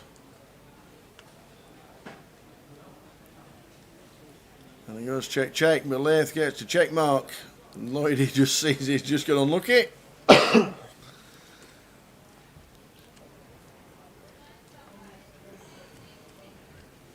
Oi, oi. Penalty to Copenhagen in the last minute. Who are they playing? Oh, Man United. Oh.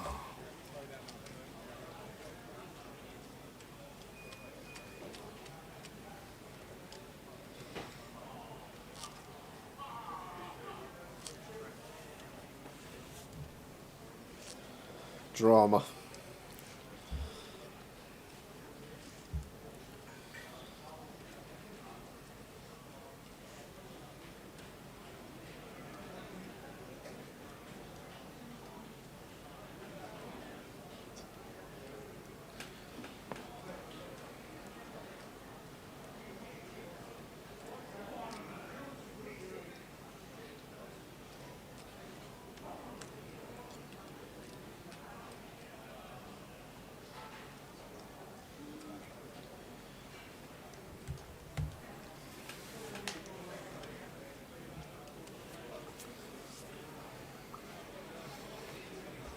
Need to win as well, don't they, Man U, I think? Did they really? Yeah, they've lost their first two in the Have they Champions already? League. Yeah, they lost to Bayern. I didn't know they played that many.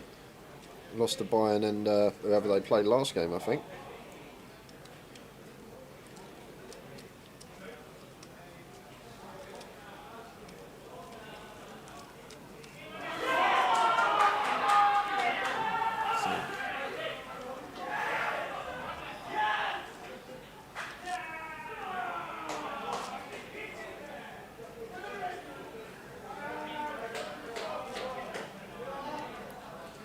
Yeah, we heard the cheers from the casino. Well, yeah, no, I didn't realise there were that many Man United fans in Coventry. Don't go north of the Midlands, Man United fans.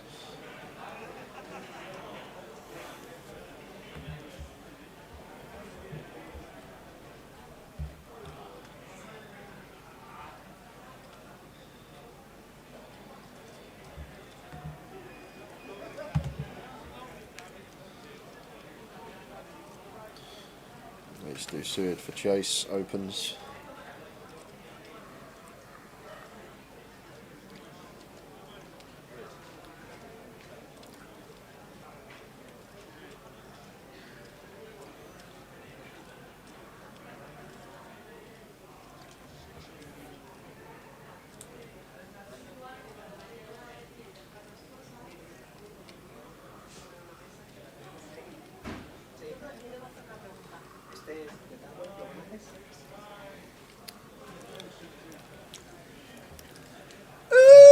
The team are turning up. The team are turning up.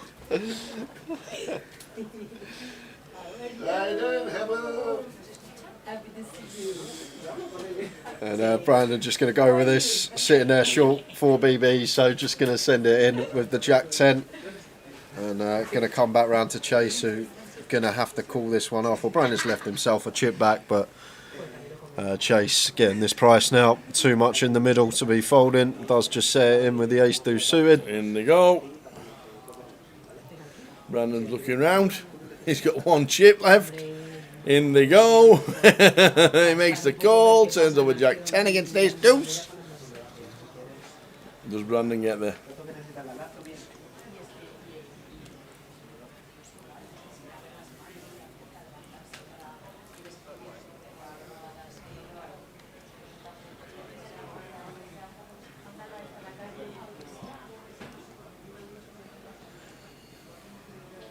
To the flop, Brandon needs to find some help. Is there any help on the board? Yes, there is. There's a 10. And now just fading the ace. Well, will draw picked up for the ace deuce. Never easy. Threes and aces to fade for Brandon. And does king of diamonds on the river. Brandon shields doubles. Nice one for Brandon. Still in the game. Still in the game.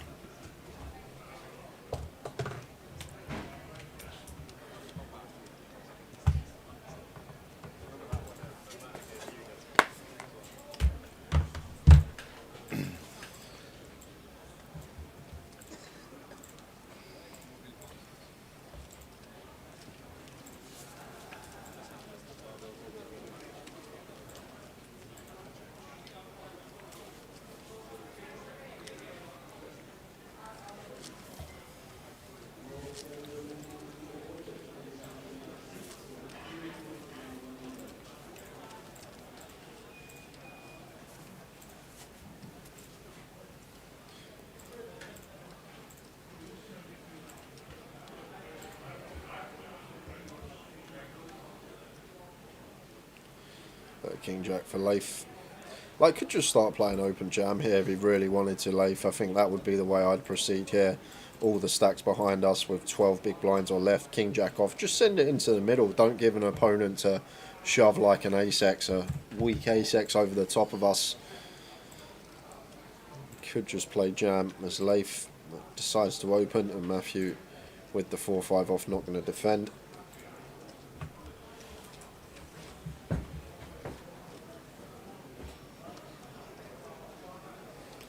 So we're on 12 bigs, 14 bigs, 10 bigs, 11 bigs, 6 bigs.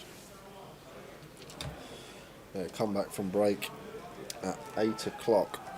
So should be 30 minutes, I reckon, until we actually hit the next break. 2.5 hour session. You know why they play at 5 levels? Strange one, Tal, really strange. Because the players normally complain straight away, don't they, when they're playing more than 2 hours? Especially the smokers. Because the escalator. Usually the smokers that say something. It's not just that, dealers as well. 2.5 hours on the table, long time to be sat there dealing. Yeah.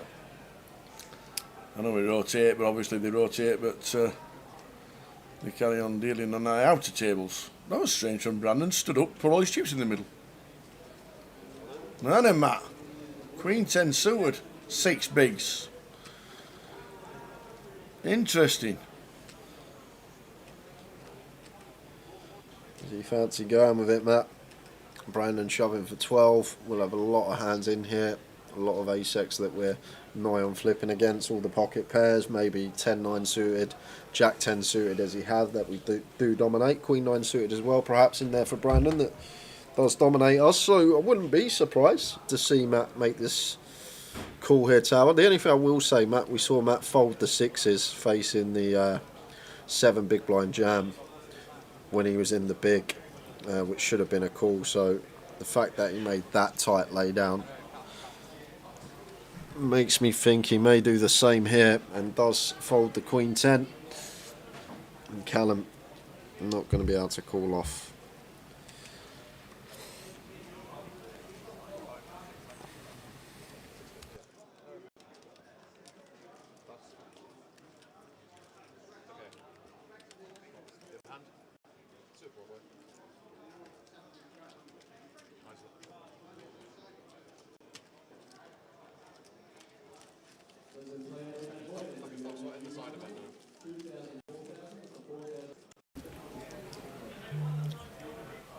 Oh, I'm going to be dodgy me. Hope it catches up.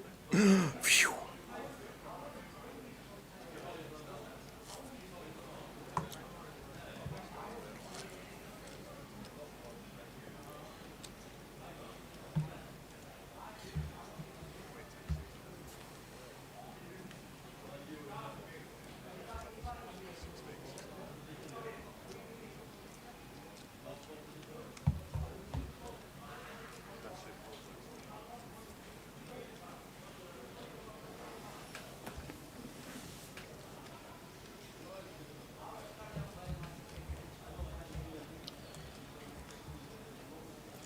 But it's going to take the 6-7 off here, Matthew.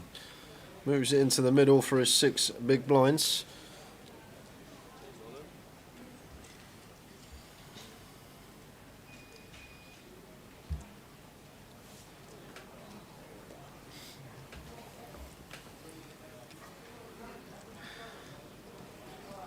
And Chase is going to have to call it off. He is indeed. With the ace-jack.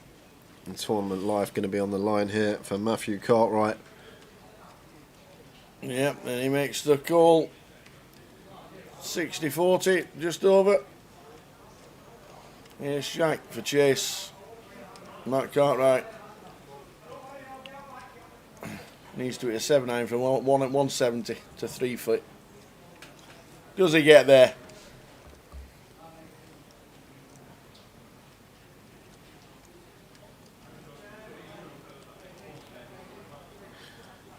Needs to hit a 6 or a 7.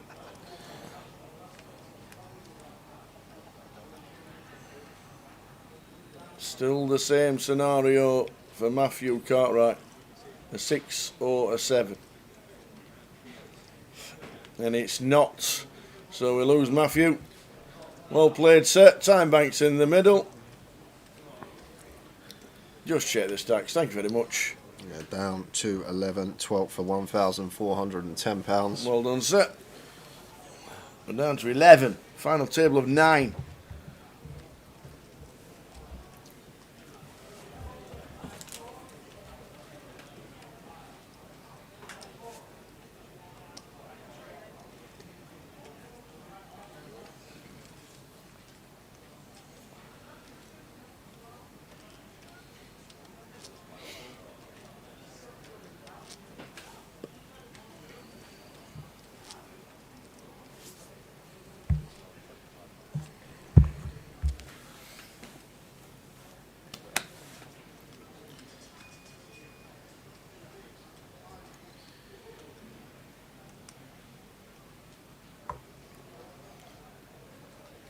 So blind now 25.50.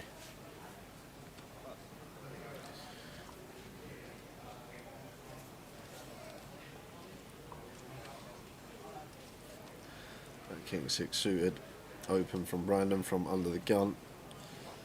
Sitting 5-handed now, just trying to get some raise and takes through.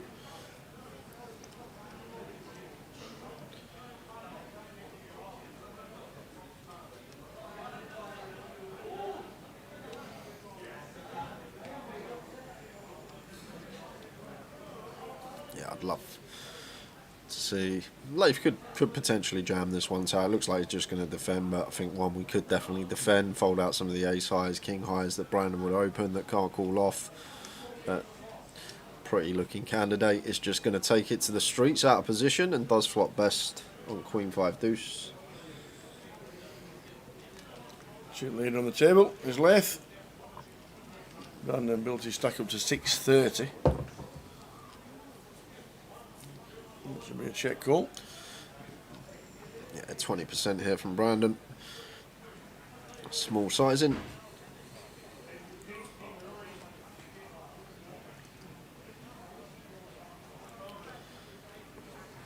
And Leif just going to set him in and going to be a snap fold from Brandon.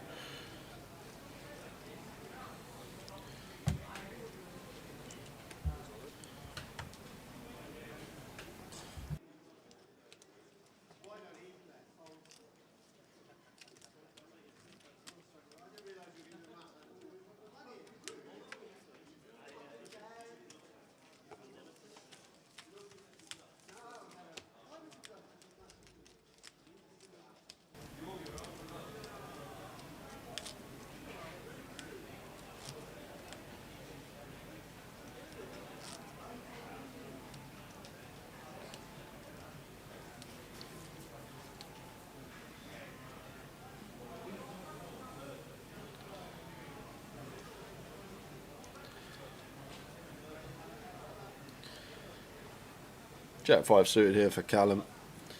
Just probably wanting to get out of the way. Yes, 5-handed now, approaching FT, but going to have to find a better spot than this one. Does choose to fold and chase here. Pocket 5s. Interesting one for chase.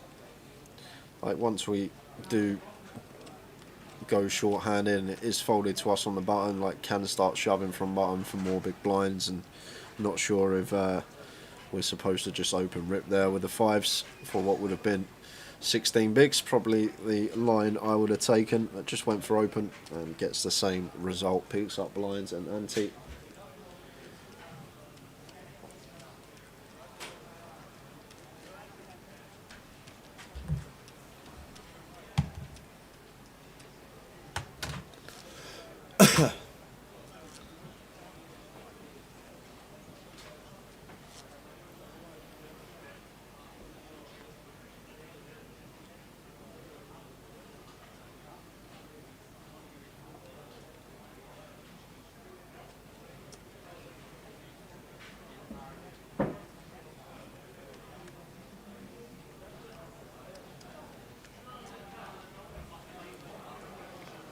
Has Callum said all in? He has indeed.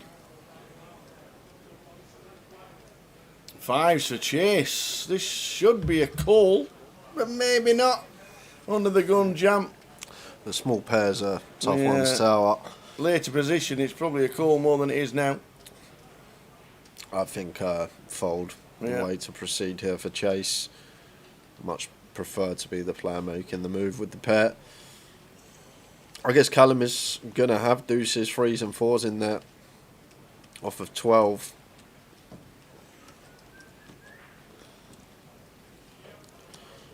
Yeah. I think even deuces and 3s may just choose to fold, so maybe it's just the 4s. And then flipping versus the rest of the range, sometimes dominating the suited wheel aces, but can be crushed by the bigger pairs. I like that fold there from Chase. I know we can see he had the best hand, but I think that's a tidy lay down. And Callum just going to pick that one up with a 10-8 suited.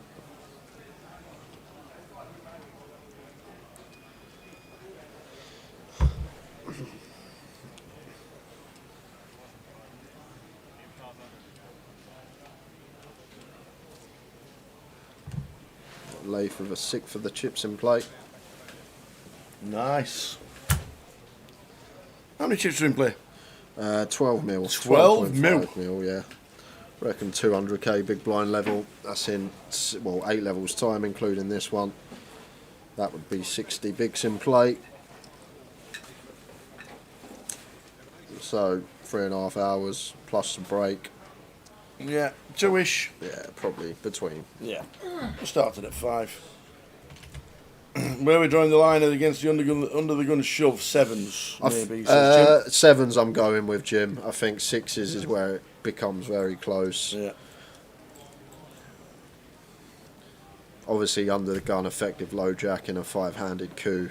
So, obviously, something to take into account.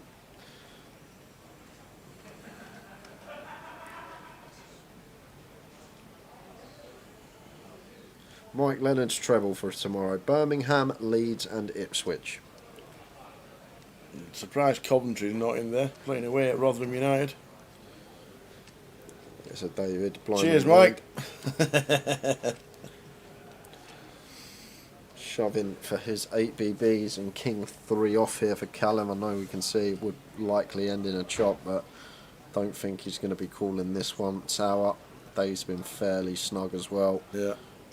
And it's a situation like that we don't get very often. We're used to GUKPT. Oh, he has called it off and being deep. Wow. And usually at this stage you see an 8 big blind shove blind on blind and king high. A lot of the time we're going to go with it, but need to recognise the stacks around the field. And average at the moment is only around 20 BBs, slightly less. So although we only have 12 BBs, chips are very valuable and likely to be chopped up this one. 4 on the turn, so David Lloyd. That is going to be David's. He's going to double.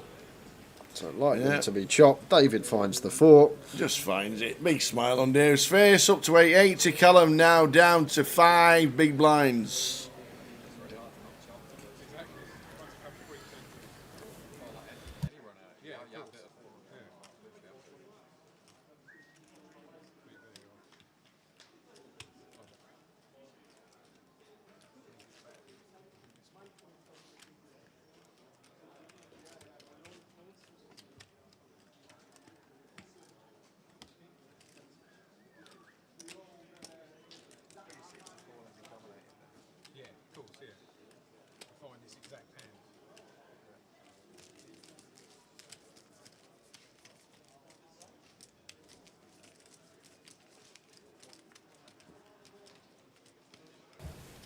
So we're on 11, but now Callum is our short stack on the table on 5 bigs. 20 minutes until the next break. I reckon going to be break. Is it 2.5 hours we're going to play again after break, or is it going to be 2 hours? It should be 2. Should be 2. Yeah, should be 2. And David on the button here, ace-3 suited. Ace-3 suited for David Lloyd. Yeah, 17 bigs here. Just going to open.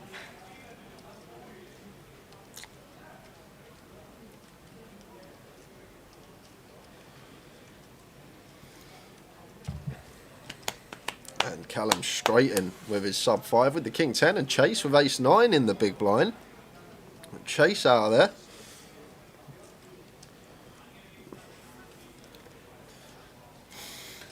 So ace 3. Do we lose one? David Lloyd and Callum have just been all in previous hand, and now king 10. Is it the 10? David Lloyd hits the 3. Callum shoots to the lead. And just aces and 3s to fade. Indeed. And does. It's king. Giving them chips back.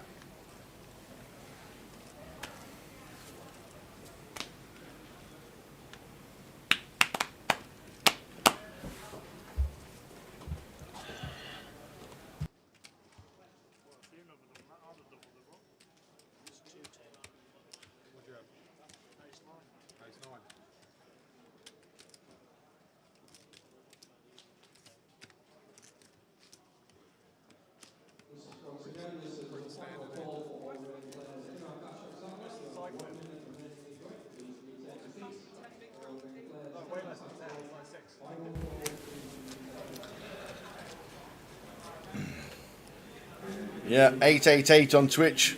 Keep it in mind, John.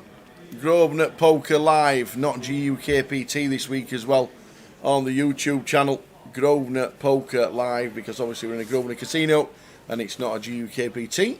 This is an 888 event. Yeah, and Brandon here. Ace Jack suited. Interesting one, whether to go with shove or whether to go with open with the ace-jack of clubs. And he's just going to go with shove.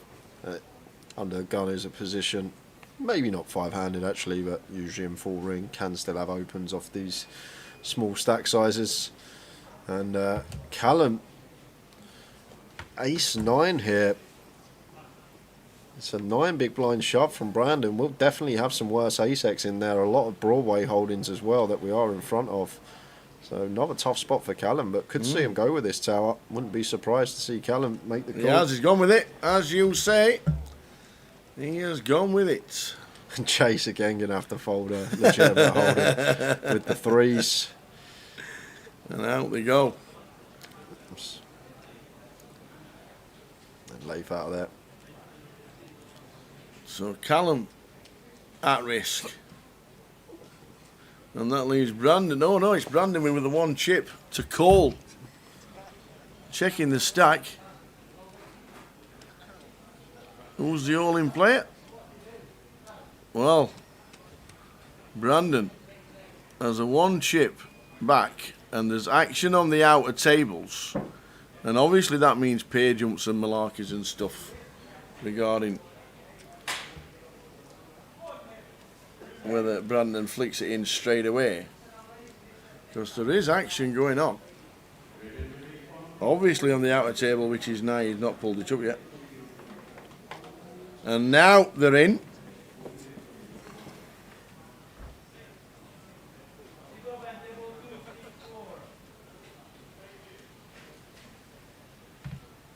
It is good awareness on how to use a clock when you've got a time banks in the game.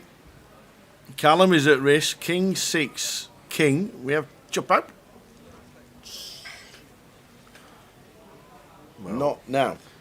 Not anymore. Going to need an ace to chop. That's going to be the end of Callum, we think. Well, he's got 20k left. The graphic says we're going to get a quick clarification of stacks. But if it is correct, going to be down to what Dan Laidlaw was left with over an hour ago, and Dan Laidlaw's still in the Dan field. Laidlaw's still in, so there you go. He hasn't bust. He does have 60k maybe. A little bit more. Looks like 70k, that, isn't it? Yeah. 70k with the blinds at 50.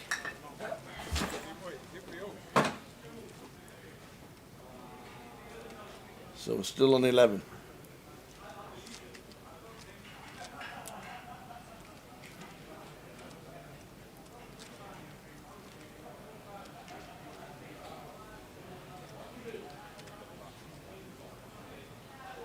Nobody gets out of the way. Callum with a 3 deuce. Hard weight.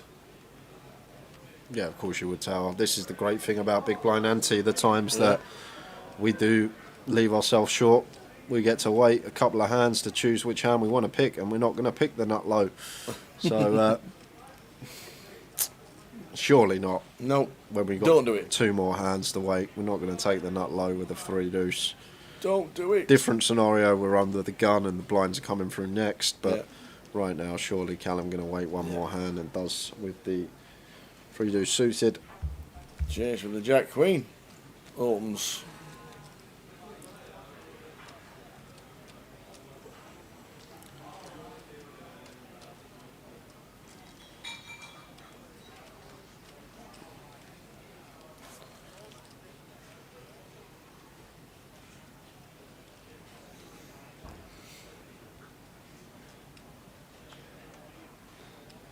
So if you're watching for the first time, when we are close to the FT, this is how we use the clock to your advantage when you're a short stack. Yeah. Don't think it's annoying. These guys are playing for money. Yeah, and Leif with a little clicky 3-bet here with the king deuce out of position. To be honest, if we do want a 3-bet not all in, we have to choose this size.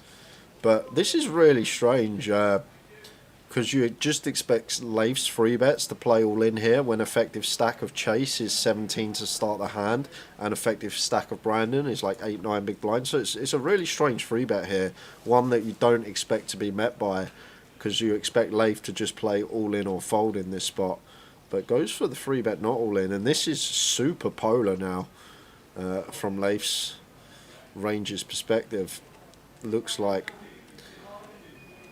it's going to be at the top end of the spectrum, super nutted aces of kings, or something like he has a little ace or king blocker going for the bluff. Just because, let's say Leif had king queen, king jack, ace jack, any pocket pair, these hands are all just going to shove. So once he does go for this small free bet size, it becomes very polar with the king deuce, which is a nice hand to have. And we'll want that bottom end of the spectrum with the king blocker in there. Now Chase has flopped the top pair.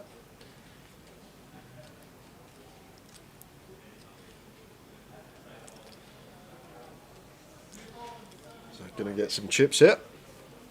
See how he proceeds. Might just play cool with position here. Try and get Leif to barrel off on potential turns.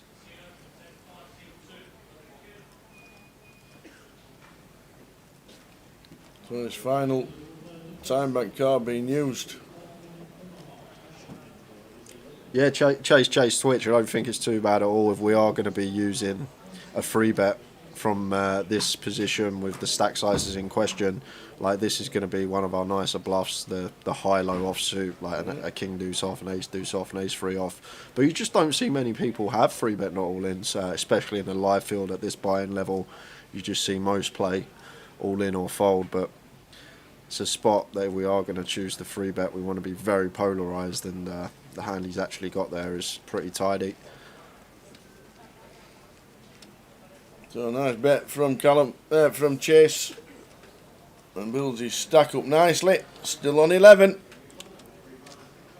We've had a guy on less than a big blind and still in, and Callum is now on a big blind, and he'll be forced in next hand if he doesn't put them in. Now Callum, king 10 playable. Of course they're going in. And now they're going in, because this is the value you get.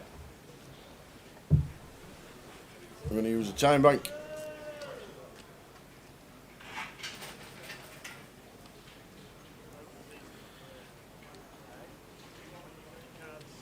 Well, I think Chase is folding, because I think he made the folding motion with his wrist then, and he realised that Callum has still got cards.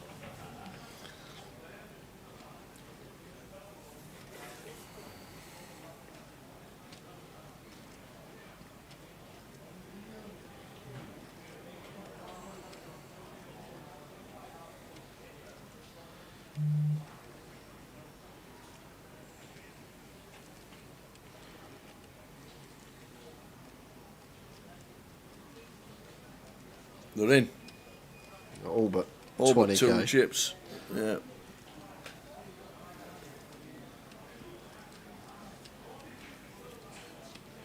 And Leif just makes it 150 to set Callum in. Yep. And Callum going to need lots of help here. David Lloyd never call him. Not ever. Yeah, we all know he's folding. Oh, something on the outer table.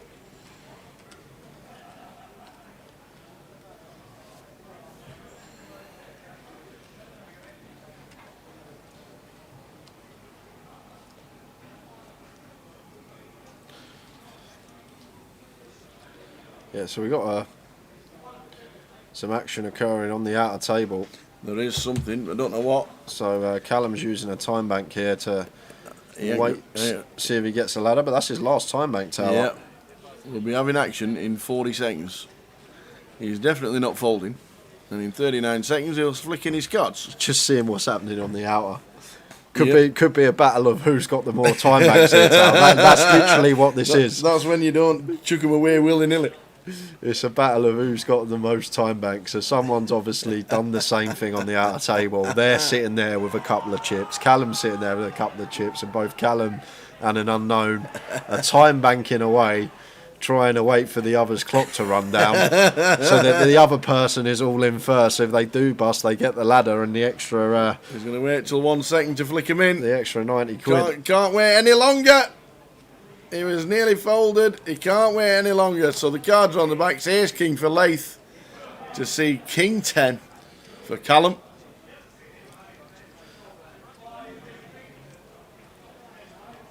So Callum's all in. Needs to hit.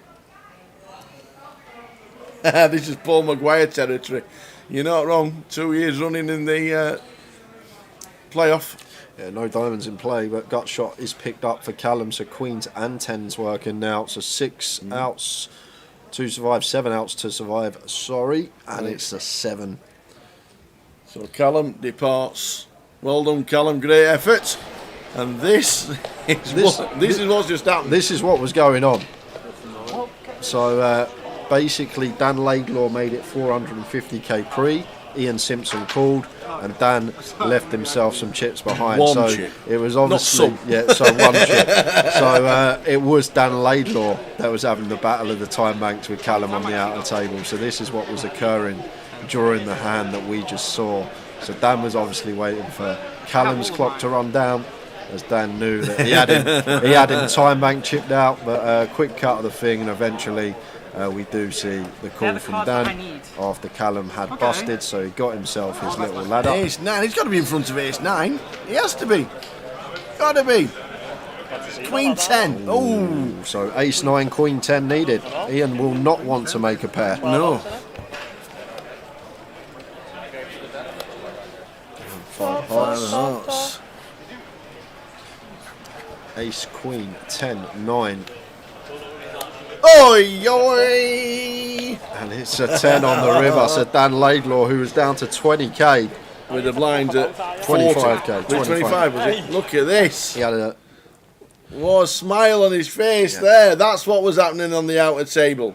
80% of a big blind Dan had, and he's back up to nearly $1 million. He actually walked away from the table, putting his coat on, got called back. You've still got chips, and has gone on the mega spin. And that hand going to lead us up to the break, guys. We've got 5 minutes to go. Just getting a player over here, so we're not playing four-handed. Welcome to the table, sir. Who have we got? Oh, we got 10-handed. Jack Olsen. Nice one, Jack.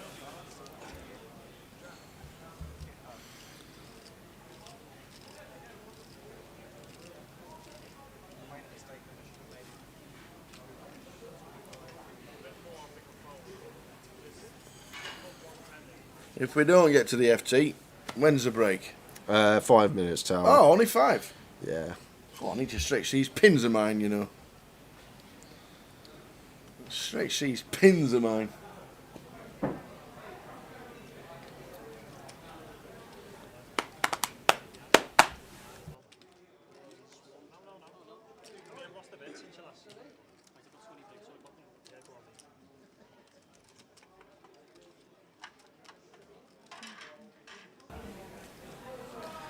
Chase with the ace-4.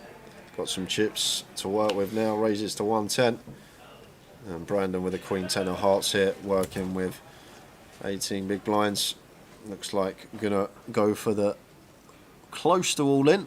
Leaves himself some chips behind once again for the same reason. If there's some action occurring on the outer table, can have a little tank, see if we get a ladder, but not going to be necessary because Chase has an easy lay down here with the ace-4 off. Yep. And there we go.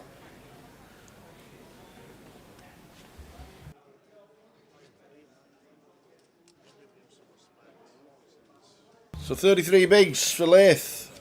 1.7 million chip leader on our table. Heading to the next break. The next 10 minutes to get to the final table and the official break. Yeah, I don't think it's too long, so I think no more than 5 minutes.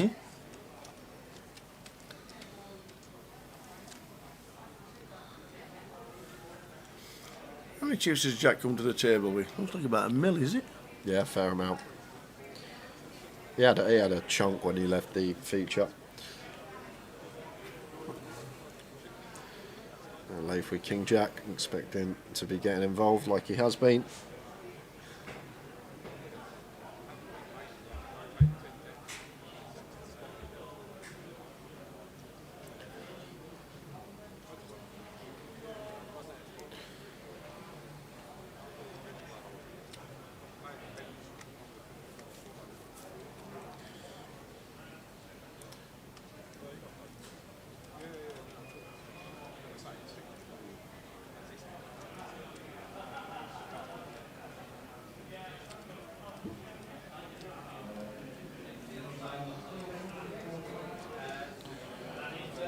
Payouts.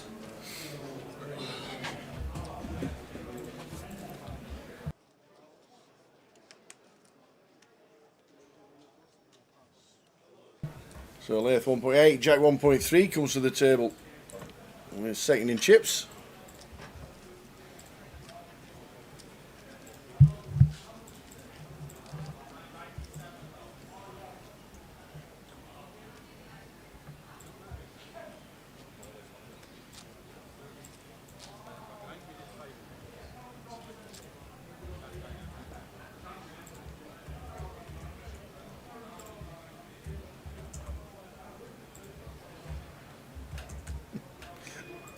Shows how long David it's been for David Lloyd to get to the final 10. He says, why don't we play hand for hand anymore?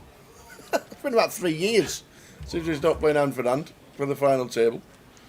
It's been a long time, David. Get back in the game, son.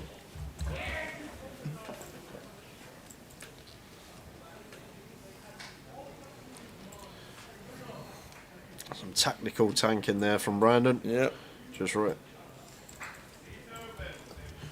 recognising the blind's going up in 2 minutes and wants to be the last big blind before the blinds go up. So takes his 30 seconds there, and just time management sometimes at the table. All in, says David Lloyd. Going to be good for us, and 12 big blinds for King 9 suited seems fine from David from cut-off position, and Leif in the big can't call off the Queen 4. So this should be the last hand of the session. And then we'll be back at 10-2 with the final 10, maybe final table if we lose one this hand. But looking like around 2 AM for us this evening, guys. Indeed it. Yeah, quick. If we get to the break. And then day off tomorrow because no big shot day 3. No big shot day 3. Must be a day off. Knocked it all out in one day. We'll be back tomorrow, don't worry. Back at the same time though, 5 PM. Yeah, Not, the big lads. Oi, oi.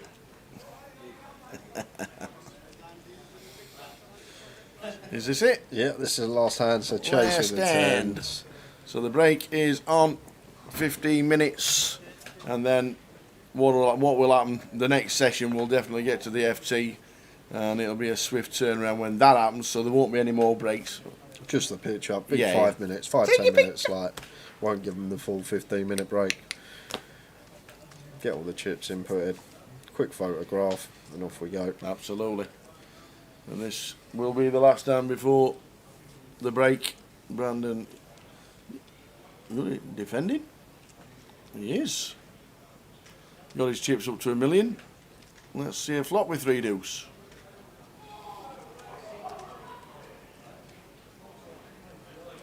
Well, he gets a deuce. King 6 2. The tens of chase still best yet. Interesting one for chase, whether to whoa, are we getting a donk here on a king high board from Leif? We are.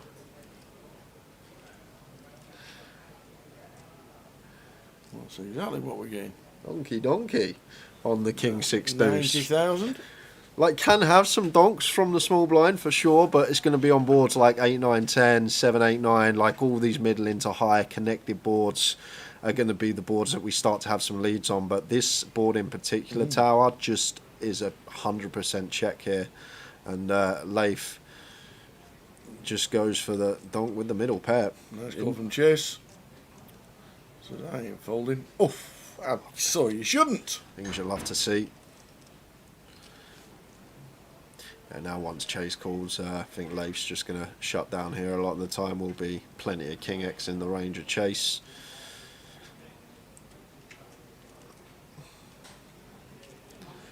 Does go with check, and Chase now just wanting to choose a nice size here to set up a nice comfortable river jam. I like 60% here, like 320, something like that. Setting up a little nice bit less, but it looks like 195. Yes, I'm really trying to 190. get maximum value here from his set. An interesting one for Chase, but this is another reason as well, Tower, why a donk's not going to be good. Our opponent's range is still very wide, and a lot of the time not knowing where we're at in the hand here. This is a big hand for Chase at the end of the level. 940k in the middle. This is taking him to cheap lead. The Queen of Diamonds. So should just be maybe all in. Might go for a smaller size once the board does.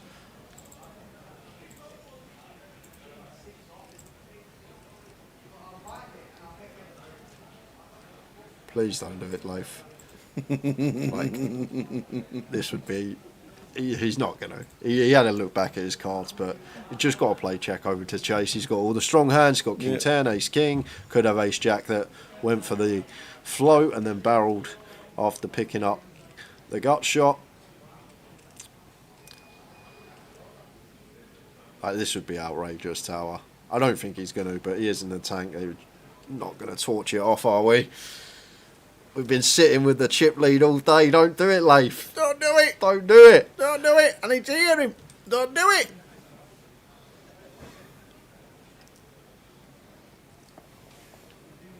He's done it. Oh, he's done it. And a snap call with the tens. He's only gone and done it. Do you need a break? He went for it.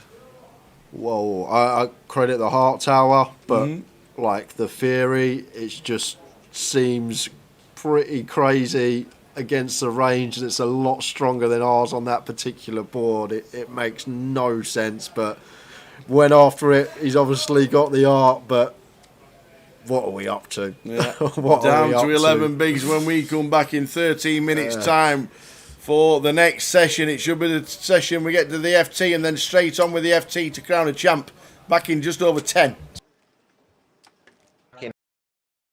Like it cost me a lot of money in the end, but like I had so many great experiences from it. I was there on the rail of so many of like my players. Amazing experiences, traveled the world, stayed at people's houses for free because of it. Met so many amazing people from different places and different walks of life. So yeah, no, I wouldn't change anything really. It's all worked out pretty good in the end. So even though thousands of mistakes along the way, but yeah, pretty happy overall. Well, 11 years since the first time we spoke. Well, I got a microphone in my hand. We've done it again. You've done absolutely incredible in the last 15 years, and every credit to you with the books, with everything you do poker-wise. Fingers crossed we get the live Triple Crown. That would just be absolutely amazing. And fingers crossed we see you on the GUKPT circuit once again. If you have to come over to the UK, that would be an amazing time because we get to speak to you yet again. Other than that, we'd have to come to Vegas. Yeah, I mean, I have to, like, my GUKPT record is really bad, so I do need to, like, at some point, probably the most likely ones, you know, so occasionally I play the London one, so that's probably my most likely one. But yeah, I definitely, like, one day, even final table GUKPT I've never done. So yeah, I've got to mix it with the UK guys for sure. Chris Moment, thanks for spending an hour with the Tower. You're an absolute superstar. Cheers, buddy. Thanks very much. No worries. Good to chat to you, Phil. It's been too long. Take care. Cheers, buddy.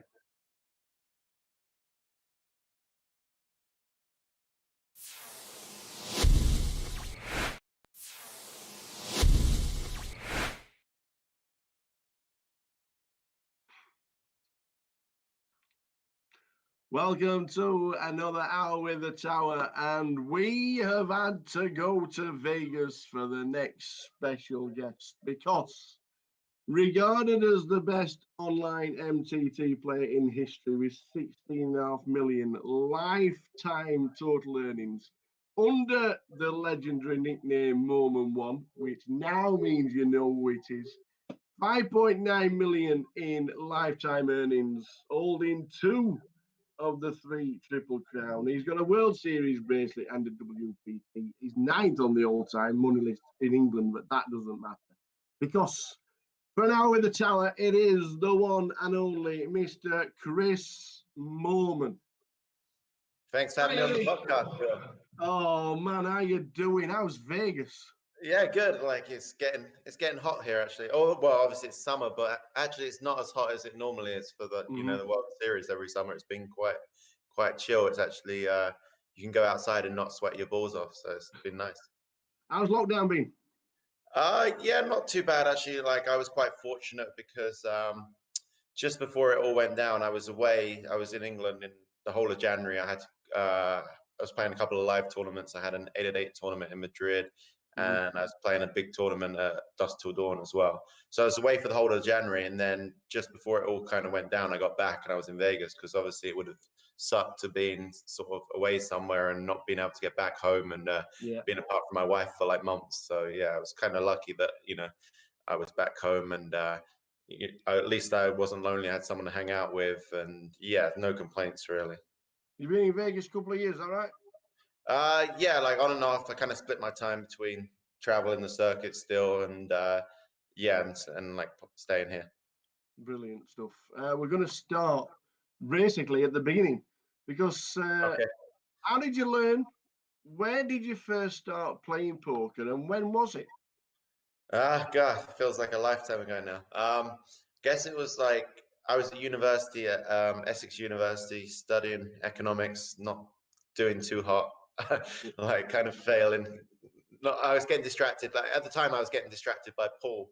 I'd always played pool growing up, and then we at university I joined the pool club. We had a pretty good team. We played in the national championships every year, and I guess this was it was up in Derby, I think, the national championships, and we'd gone to Derby, played that year. I think it was my first year at university. And on the way home, one of my friends saw in like the student newspaper about this free tournament on Victor Chandler Poker that all students could play. It was free to buy in, and the winner would get. I think the winner got the equivalent of about $500, but they also got a seat in this big live tournament in London. So me and my friends didn't even know the rules of poker at this point, but we decided, okay, we'll give it a spin. It's free to enter. It was on a Monday night, so there was not much going on campus that night. So me and my like 4 flatmates went on Yahoo because it wasn't even Google back then. We went on Yahoo, printed out a set of rules, started playing amongst ourselves with like two pence coins, and yeah, just played the free roll every week. And first sort of 5 or 6 times did absolutely nothing kind of thing and lost every hand. And then I actually came second one week for like $120. Obviously, I was gutted to come second because I missed out on the live seat, but still $120 was good money to me. I was a broke student. So now I had the dilemma of whether I cash out and sort of take my money and run or sort of play around with it and see what happened. And I was really 50-50. I kept asking everyone because I didn't want to be determined as a gambler kind of thing. And in the end, I just decided to sort of have fun with it. And it went from there, really. You've turned into, obviously, the early days of poker, you've turned into the number one, an absolute phenom. We've looked back at your pocket fives. Do you know exactly or roughly how many online cashes you've got on pocket fives? There might even be more that's not been on there, but would you like to have a guess? God, I don't know, like maybe 10,000. I don't know. It's just 11,594. That's to date. So that's a lot of poker, yeah. A lot. That's a lot of poker. That's a lot of cashes, by the way. Yeah. That's a lot of cashes. Your first on there is 5th for 13,000 in July 2006. I'm not being funny. That's 14 years ago. Yeah, that's not a bad first cash either, right? where is it? Apart from the years, where have they gone? 13,000 as a first cash. Was it instantly? This is going to be bankroll, or are we just going to squander it? Well, actually, it's kind of funny because I'd been playing poker for quite a long time at that point, and I was playing mainly cash games on the Victor Chandler site. Yeah. And it was the first. The site got shut down. It was I can't remember what the exact act it was called under, but it got shut down. And I only really played on that site at the time. It's quite a small site, but I knew everyone. I had like my all stats on everyone. I was just a cash game player. Played a few tournaments on the side. And I was like, okay, I'm going to have to move sites. But I was really reliant on my HUD back in the day, which is kind of funny because I don't really use it anymore.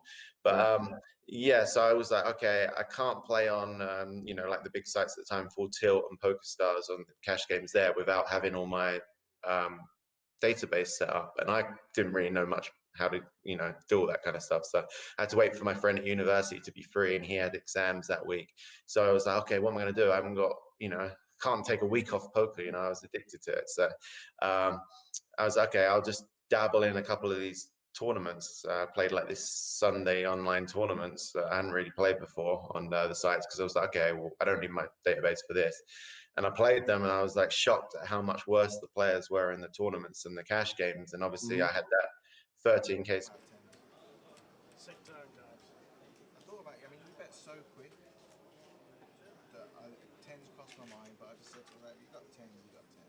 What a legend that Chris Moorman is.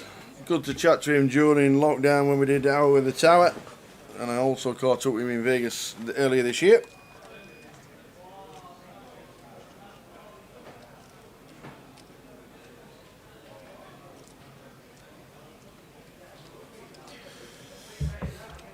So back again.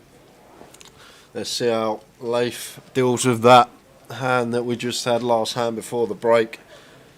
He's been super aggressive today, what we've seen, but sometimes you've just got to slam the brakes on there. Like a board we shouldn't really be donking on into the aggressor. And then the lead on the river. Not really sure what he's trying to represent himself, but here we are. Here we are. Quick wave to Jack. Hi, Jack. It's the Hardcastle. Hi, Jack. Hope you're well. Where are you? You're probably... Oh, is it... Thailand, yeah. Thailand. I was Thailand or Australia. Thailand. Yeah. He's gone on the missing list now till the next year, I reckon. He's got the protege earning the Wonga for him. Yeah. Dan was down to less than one big blind, and somehow up to $1 million now. Yeah, you will have heard all the stories in the texting, I'm sure. Well done to Dan Lado for the spin. And what a spin. We're on 10. Playing straight through. We are finishing this off tomorrow. We're going to be back tomorrow at 5:30. Oh, we are finishing it off tomorrow. We are finishing it off tonight. Tomorrow. Don't do that to me, Tower. Finishing it off all the way through, crowning the champion tonight. And then we'll be back tomorrow at 5:30 with... Is it the high roller tomorrow? Yeah. The high roller. Yeah, it always runs deep, doesn't he? And then gets unfortunate at the wrong times, as Dan. His time is coming.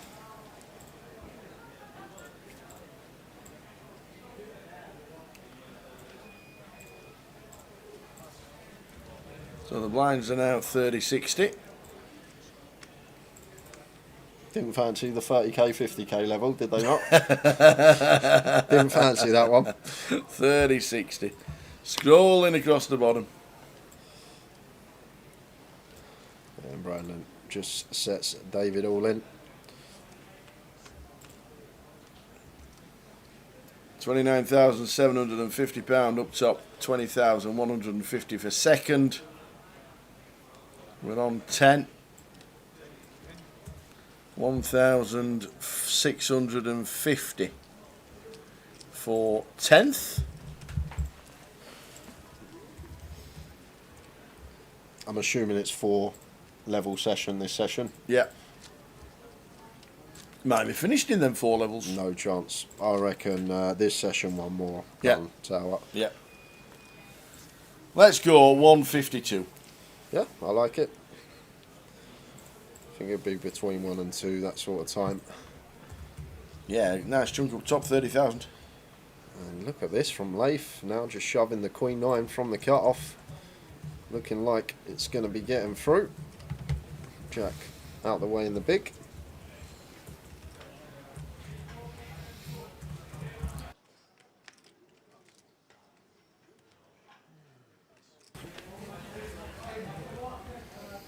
$40 bigs is big stack. Chase been short stack for a lot of it, and then now got chunks after that last hand before the break. Early Christmas present for Chase. That's all I can call that tower. That was a very strange line from the man in seat 2. But as I always say, credit for the heart. Takes a lot to put all your chips in as a bluff.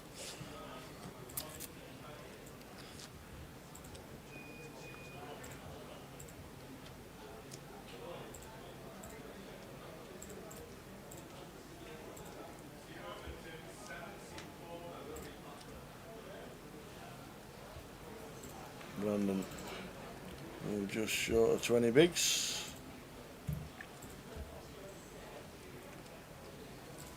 And 9 bigs says, yep, in they go. On the button, David Lloyd. Ooh, just a 10-3.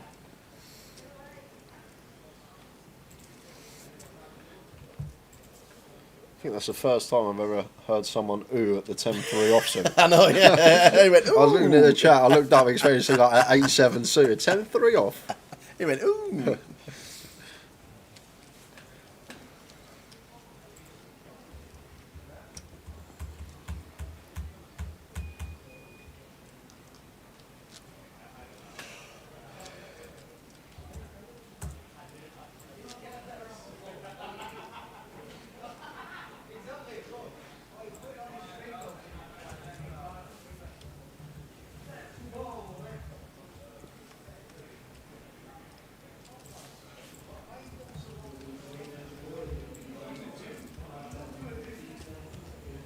Dave's in again, trying to get his stack up from the 11 bigs.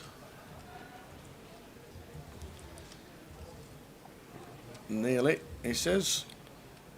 Nearly found a pair, but David did find a pair and shows the sixes.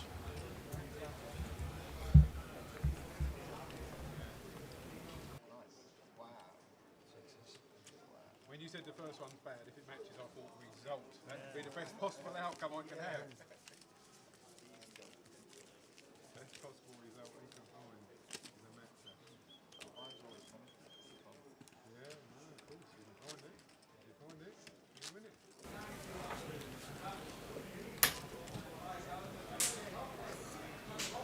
Imagine delaying your fourth pad thai of the day. It's a great meal, by the way. I must admit. It's a great meal. What's a pad thai? It's a Thai dish. It's really nice. Really nice. David Lloyd here shoves from under the gun. Ace 9 off for 14. Jack lets go of the sixes.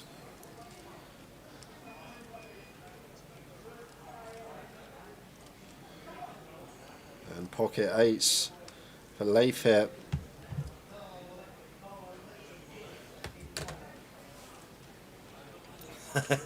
What's a pad thai? Yeah, Don't be like that, Jack. a noodle and rice dish. It's really nice. Very spicy. Can be spicy. Depends how hot you want it. Very nice indeed. In they go. Leith with the snowmen. Dave Lloyd's done it 4 on the trot. Gets called this time. Ace 9. Leith says we've got the 8s. They're in. So Leif, who had the chip lead in this tournament less than half hour ago, is now flipping for tournament life. And Ouch. it's a 9, but does pick up gut shot. And robbed of the diamonds now as well. So going to need the offsuit 8 or 10. And it's not. It's a jack of diamonds. So the nut flush takes out Leith in 10th, which means we're on the FT. which means there'll be a small delay, but it's definitely not turning into. He certainly didn't finish 5th for £5,000. That's only because there was 10 players left. We have literally just come back, so there won't be a break. It'll be a 5-minute redraw and picture taken, and then on with the final. So we're not putting the break clip up. I might go have 5 minutes in the corner, which myself after that comment from Jack. That hurt, that did. He said, tasty dish if anybody fancies. I'm not the biggest fan of Asian cuisine. No? I'm really not. Yeah. No. I can see you being a chicken and chips man. I'm sure the missus cooks a lot. Yeah, she does. Yeah, she does. Yeah. So, seat and draw's done. Brandon is now moving to seat number 2. He's checked the app. David Lloyd says, "What's that?" Ian is still in and will be moving over. Danny Laidlaw's still in. He'll be moving over as well.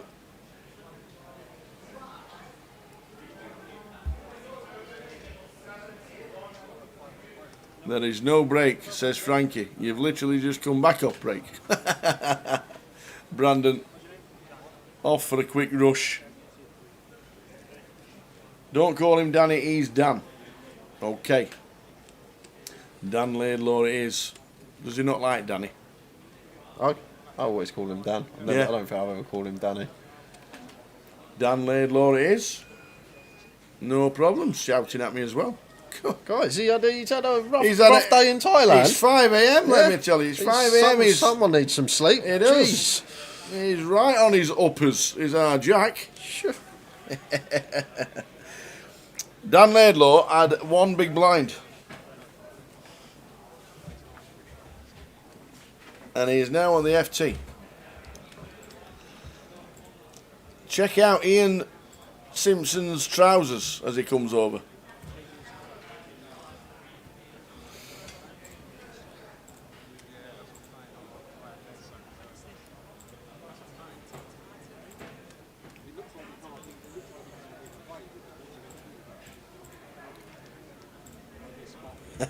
Three pad ties and 10 beers. That's what he's doing. It's 5 a.m. Glad you're with us, Jack. Enjoy your holiday, sir. It's basically just fruity chicken chow mein, ain't it? I'm looking at it now. That's basically what it is. You're just using a different name for some It's fruity. Like a noodle stir fry. Yeah, it's like just some loud chicken chow mein, it looks like.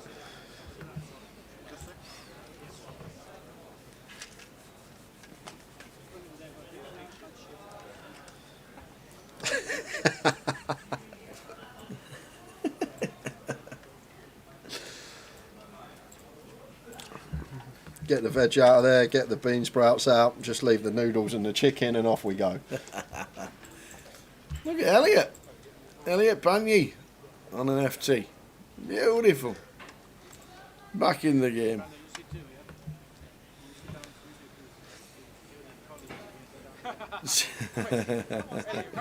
Quick picture and then we're on with the FT.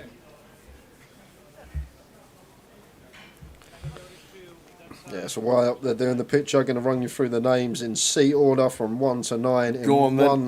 Dixie's there as well. Yeah, Dixie Dean's going to be in 1, Brandon Shields in 2, Jack Olsen in 3, Elliot Panye in 4, Chase Wilson in 5, Ian Simpson in 6, Daniel Laidlaw in 7, Nathan Jones in 8, and David Lloyd in the 9 seat. Very nice. All smiling away. Literally starting straight away with the FT. That's somewhere I've never eaten in it. Never been to a Wagamama's. Nice. They do some good. Yeah, they can do some good stuff. Most of them are open kitchens as well, so you can watch them flipping the noodles. So here we go. The FT is on. Ian Simpson.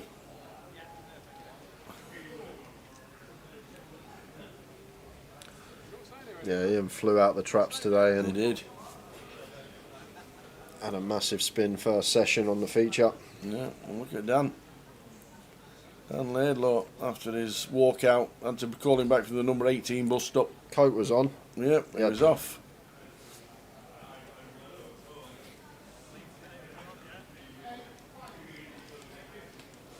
Let's do it.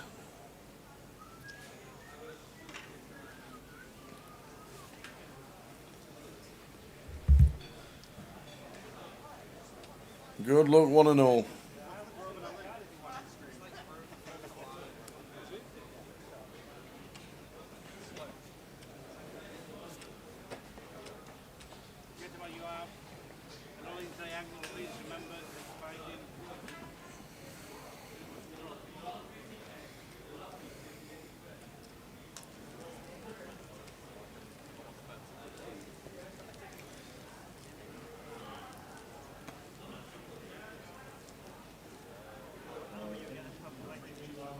So away we go. Final table of the big shot.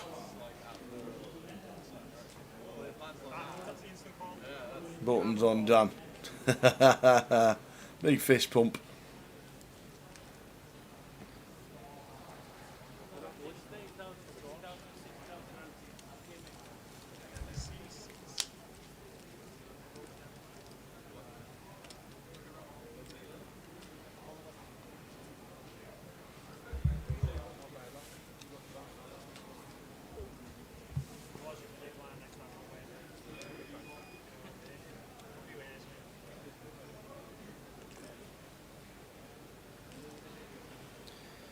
Right, off we go. First hand of the FT.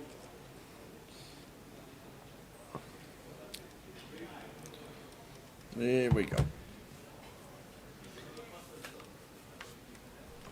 £29,750 to the winner. And Elliot going to just go for open shove here for 15.5 BBs. Could have seen open with the ace queen for short. I'm just going to send it into the middle. We will show you how the stacks are distributed after this hand across the table. I think Brandon has come in as the short stack. And this one's going to get through, so just want to see how everyone's looking. There we go. But yeah, Brandon short with 16 BBs, but like if Brandon doubles through chase, he becomes chip leader. That's how cagey this is. Look at that. All 5th to 9th between 19 and 16 big blinds. Wow.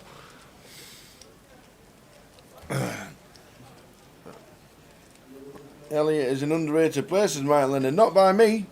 I've seen him in years gone by. Jay won't know Elliot Panier at all. Because Elliot probably it's easily got to be 10 years since Elliot was on a table doing the turkey. Played at the Fox Club loads in London. Good player, but just not seen him for a long time on the circuit.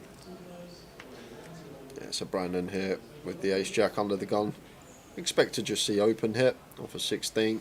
I'm not going to have any jams off of this stack size from Gummel. Going to go for fold. Going to make the tight lay down as the short stack.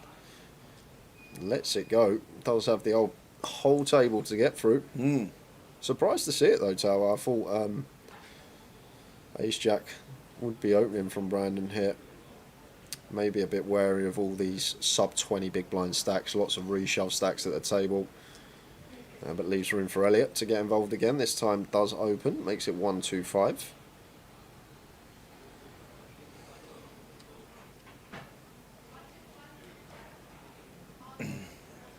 Hiya the nuts. What's the gig here? This is the 888 Big Shot final table. Playing down to a champion tonight.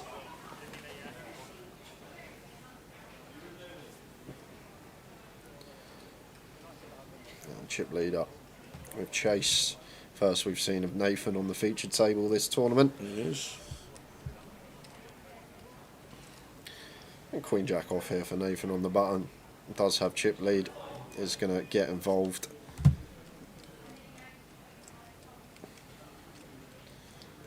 David Lloyd with the fours from the small blind. Sitting third in chips is going to call as well.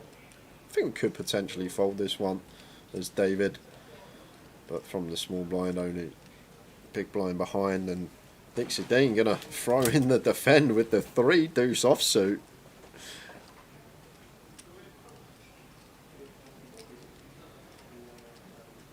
And does flop bottom pair gut shot for David Lloyd. Forward's actually still the best hand here. Out of position to button as Nathan chip lead up.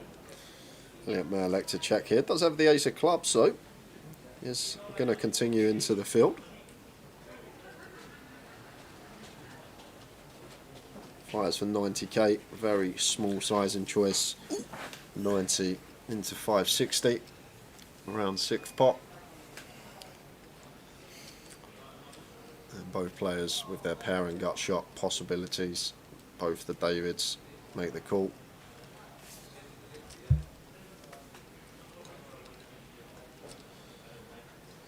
Peter Mock was done walking off thinking he busted, left with 1 big blind and came back to his seat, and now he's on the final table. Yes, exactly that what happened. Exactly that, Peter.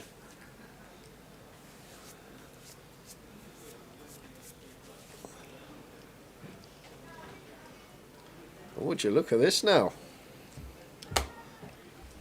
Mr. Dean goes for the lead on the 5 turn from the big blind. Gonna have the 5x advantage to start leading now with the 3 deuce, essentially turning it into a bluff. And now David Lloyd going to be in a rough spot with the 4s, and really tough to continue here out of position tower with the 4s. And does get out of the way, so nice little move there from David in 1. Dixie in scene number 1. Does anybody know him as David? We do change it. It does become Dixie.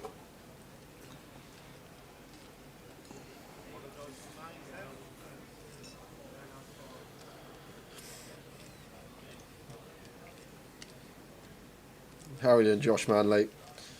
Evening, Josh. Also, has Ian been eating for the whole FT? Because that would be on brand. Technically, he has. Yes, he has been eating the whole FT because we've just started.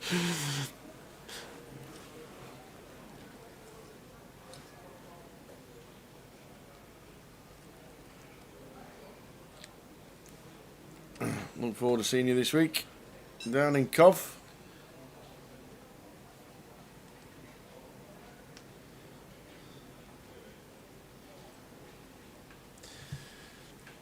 Yeah, make sure you pop in, Josh. Me and Tower here all week. We've got plenty of streaming coming up. Got a long evening ahead of us. I'll say that on this structure, maybe say 3-4 hours from now, could be finished.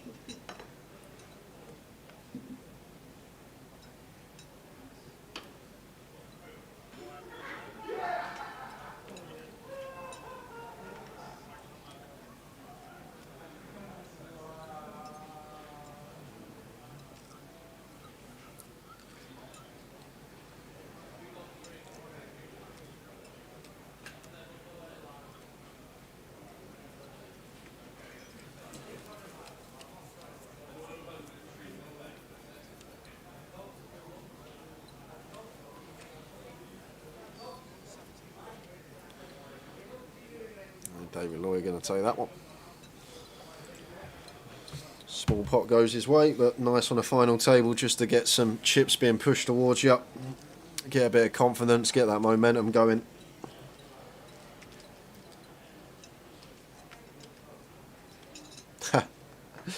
It's not bonfire night for another 2 weeks talking about Ian's shirt, I'm guessing, says JJ. Well, he stands up. You don't see the trousers, the black and white. One leg's black, one leg's white. I've never seen trousers like it.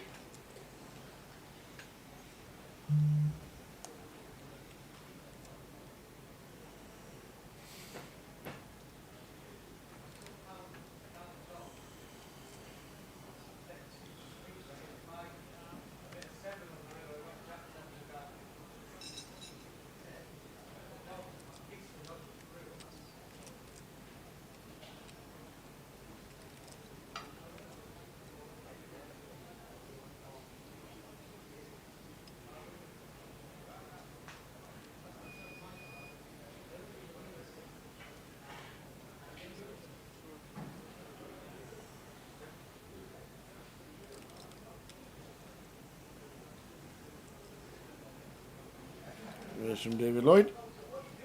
The 175.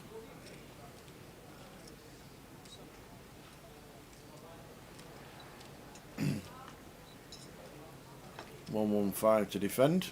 Jack.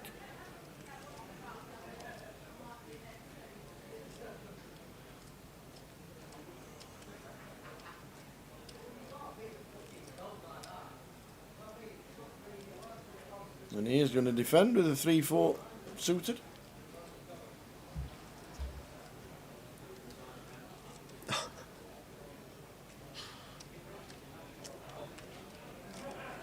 Two, 6, 9, all diamonds. Goes check, check.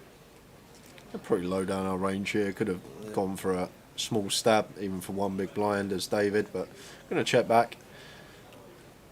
Yeah, going to bet now though. He is going to bet. 150 maybe? No, 200. And that will do it.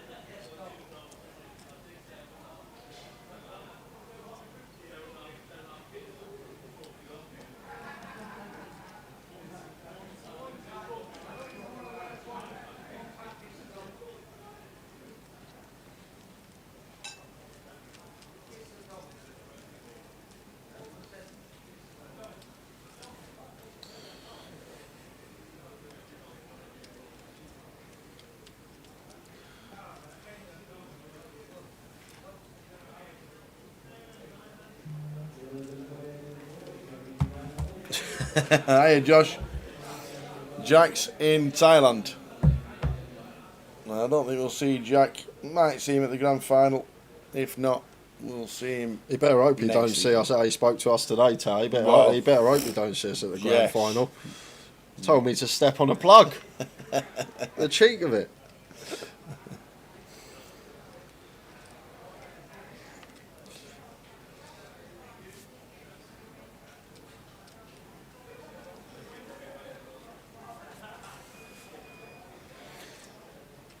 Wow, look at this from Dixie. Just shoves the ace-10 suited, and I love it, Tower. 15 bigs effective behind. Very nice from him, just recognising all three of the short stacks behind us. Some moves in. Very nice from Dixie.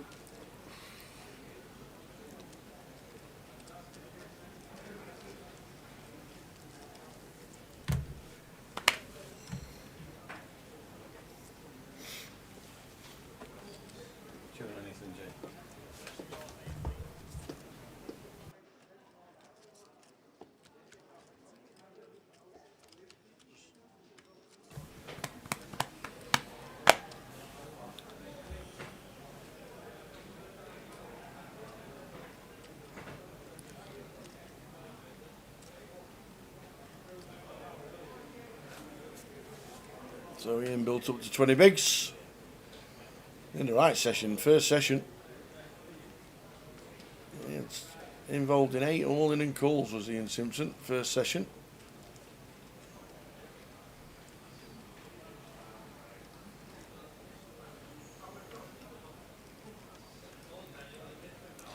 Oh, look at this, David Lloyd. Got some chips now. Going to open Jack 3 suited from the low Jack. Like it. Nice little seat for David though. He's on the direct left of Nathan. He's got close to 2 million. He's sandwiched between the other 2 big stacks though. Dixie. King, Queen of Diamonds. How many is he counting out? Who's going to make it 4.5?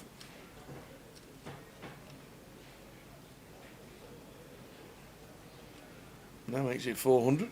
Yeah, really small size from Dixie here. Straight away putting pressure on David.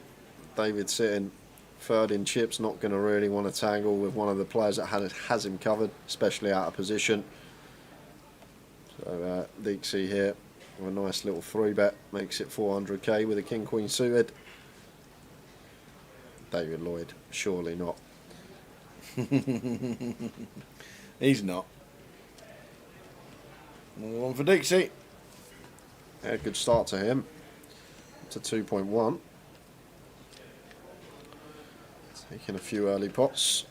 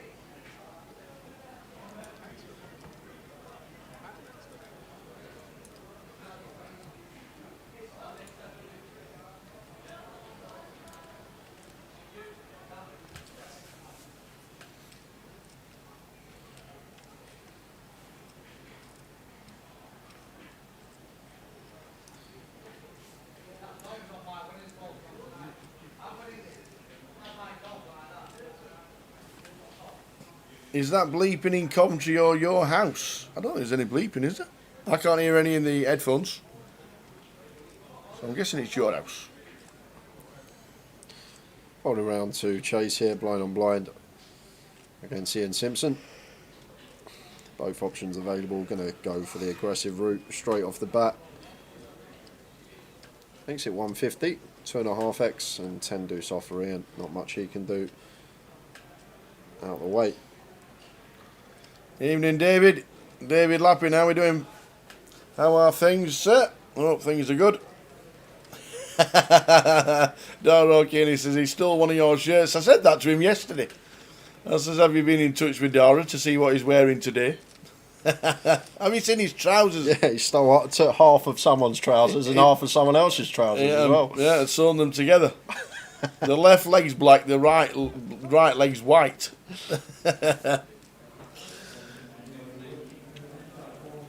It's come to jazz things up because you're not here. I can't hear the bleeping, Jan Dillis.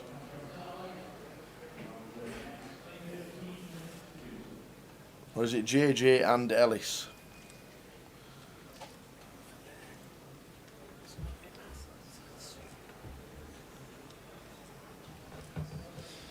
It's 10 for Chase here on the button.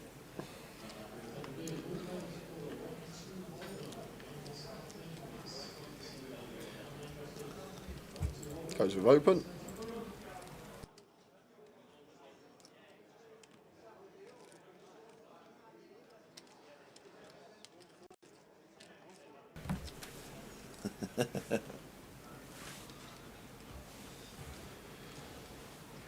And 2 trash holdings in the blinds for Ian and Dan. It's going to be a pick-up for Chase. There we go. Nice one. The old short stack nearly all day long now, chip leader. So the Welsh King heard bleeping as well. So it's not your house, JJ.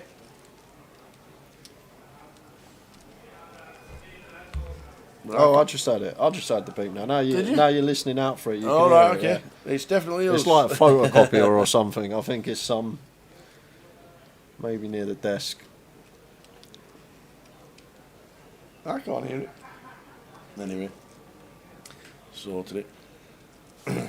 So Dara and David are well. Are you both in Dublin for the IPO? I'm guessing so. I'm guessing the IPO is the one you'll be playing. It's the noise that an ATM makes when there's a fault. There you go. Cheers, Johnny.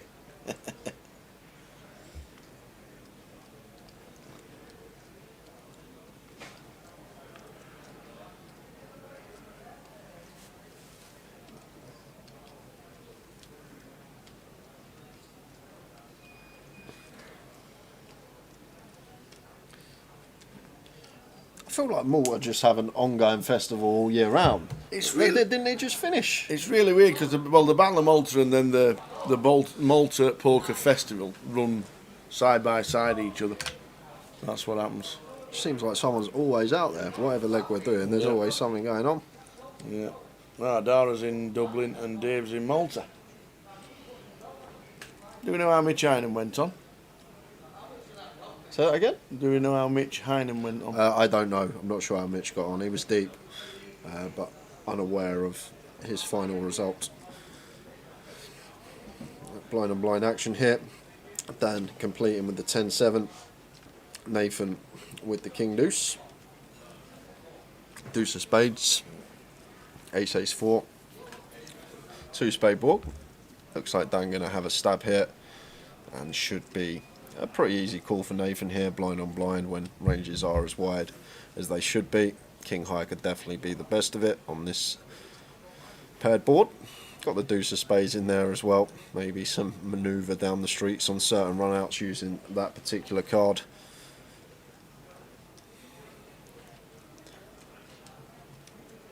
So it does come with call. And off to the turn, which is the 5 of Spades. So both players do have a spade in their hand. Still will draw for Nathan. Obviously Dan needs to be thinking about continue range, and Nathan on flop will still have some ace-x that elect to check. 4x in there, all this 5-3, 5-deuce, deuce-3 now improve as well as the front door flush draw. So I guess we just target some king high holdings with a double barrel, so can get behind the check here from Dan on the turn. Just the white flag wave. And Nathan, intriguing one for him, because obviously we pick up a heap of equity within our still will draw, but king high is still one that can definitely be showing down the winner in a blind on blind situation on this particular board.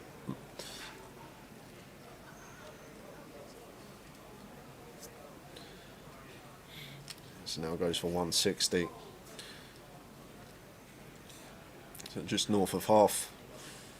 I do have the 7 of Spades as Dan, but be surprised if he put another penny in this pot here, Tower. Facing the stack that has us covered. And there we go. There is the fold.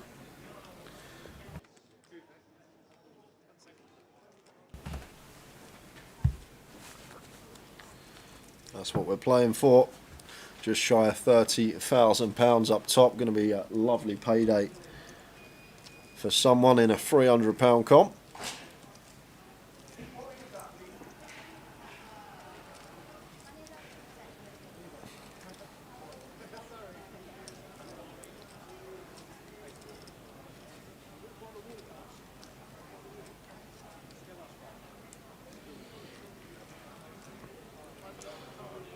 Estimated finish time for this one going to be around 2 AM, guys. I know we're still 9-handed, but this structure is thick and fast, so something will give eventually.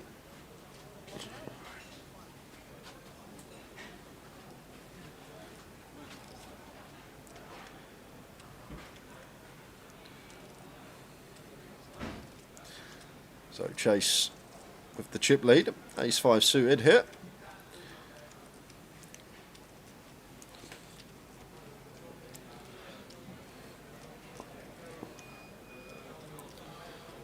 Makes it 130. King Deuce off for Ian, out the way. The suited dirty diaper for Dan, out the way. Over to Nathan, sitting second in chips. Nothing we can do here with a Jack-4.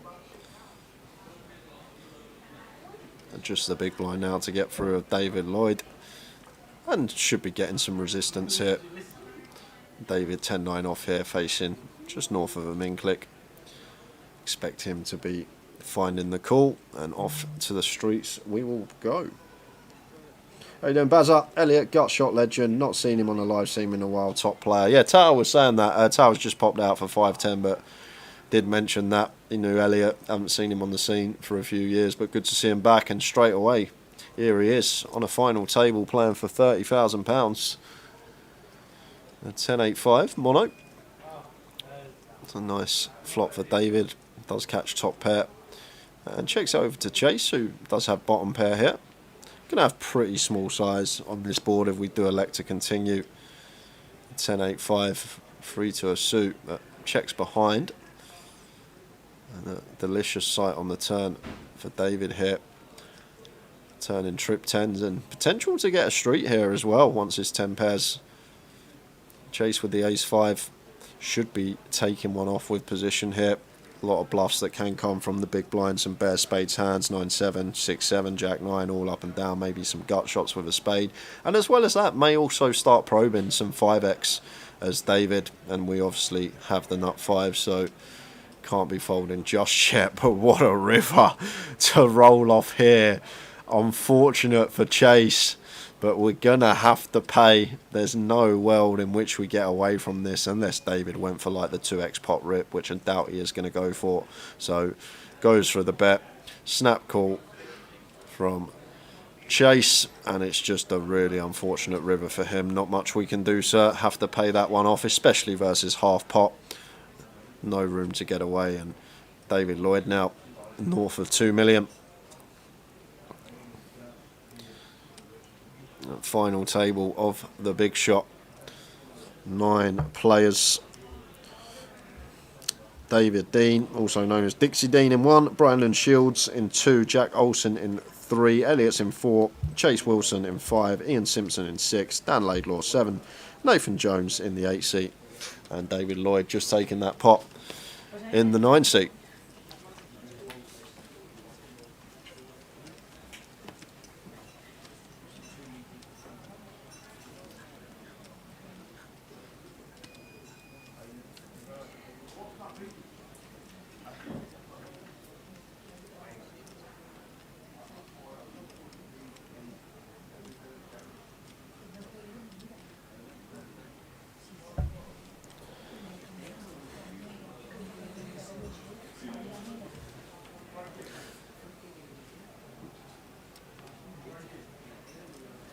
And then Stuart Sefton watching on Facebook, wishing Jack good luck. Jack in the 5 seat.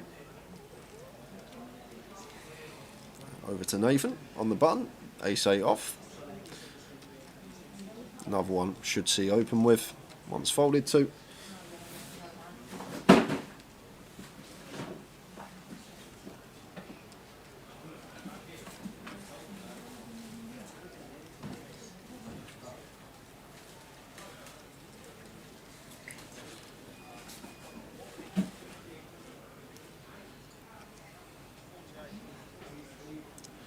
It makes it 175, and David Lloyd here with deuces. He's going to make the call. Obviously on FTs, going to go down a lot in value. These small pocket pairs, not blocking any of the strong hands, not loving life when we don't flop a set, and especially from the small blind, going to be working out a position here. I think could have potentially let this one go as David, but he's going to go on the duck hunt. See if he can find a deuce on the flop, especially having Nathan covering him and Dixie covering him in the big blind as well. Needs to proceed with caution against these 2 stacks, hitting 4th and chips, covered by both, but off to the flop he goes on the duck hunt. Doesn't find one, and a board that Nathan going to have a fair amount of C-bets on, even in a 3-way situation here. King, Queen, 3 rainbow.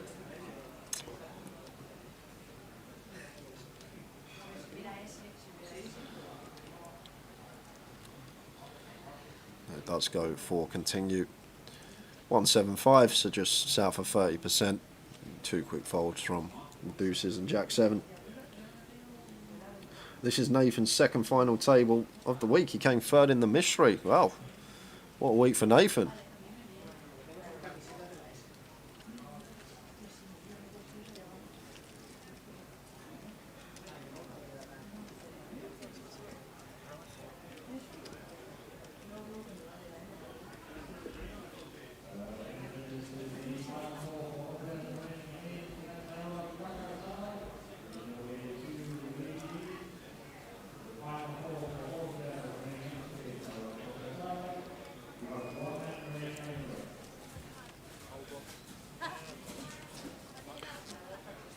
I'm not sure, Peter. Like I say, it's probably better to ask Tao that question when he's back.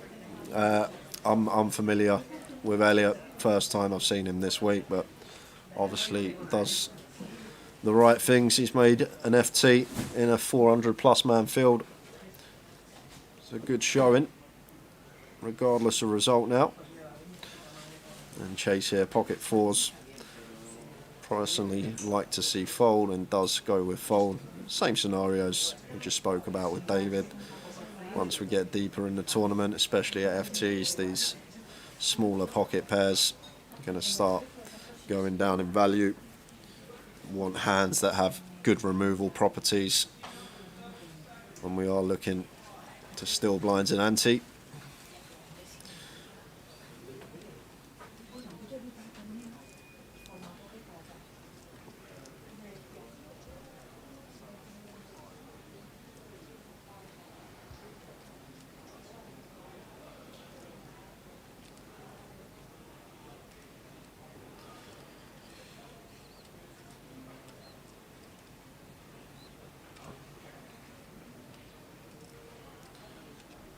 David opens from the button, and Brad takes his A6, sends it into the middle.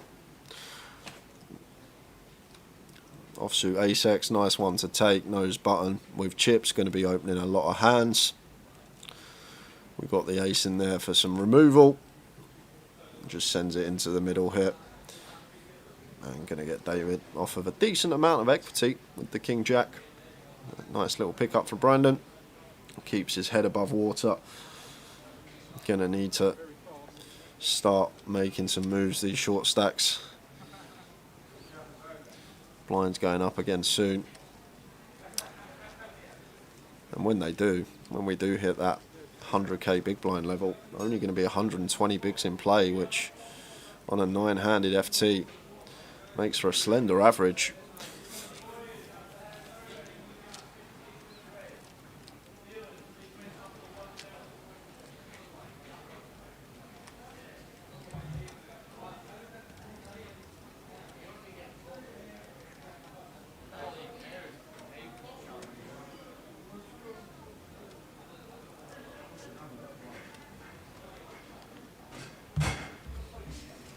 Doing Jisoo on Twitch, wishing Ian good luck flying the flag for Team 888 at the 888 Poker Festival.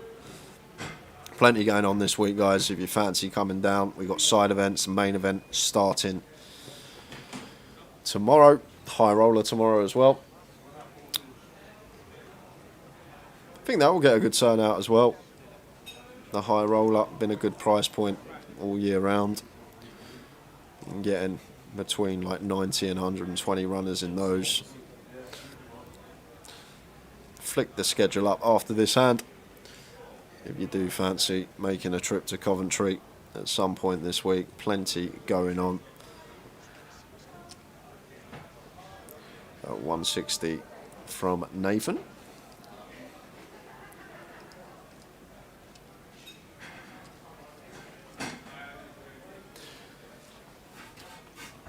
Yeah, he's a nice lad. Is Luke dealing right now, Steve?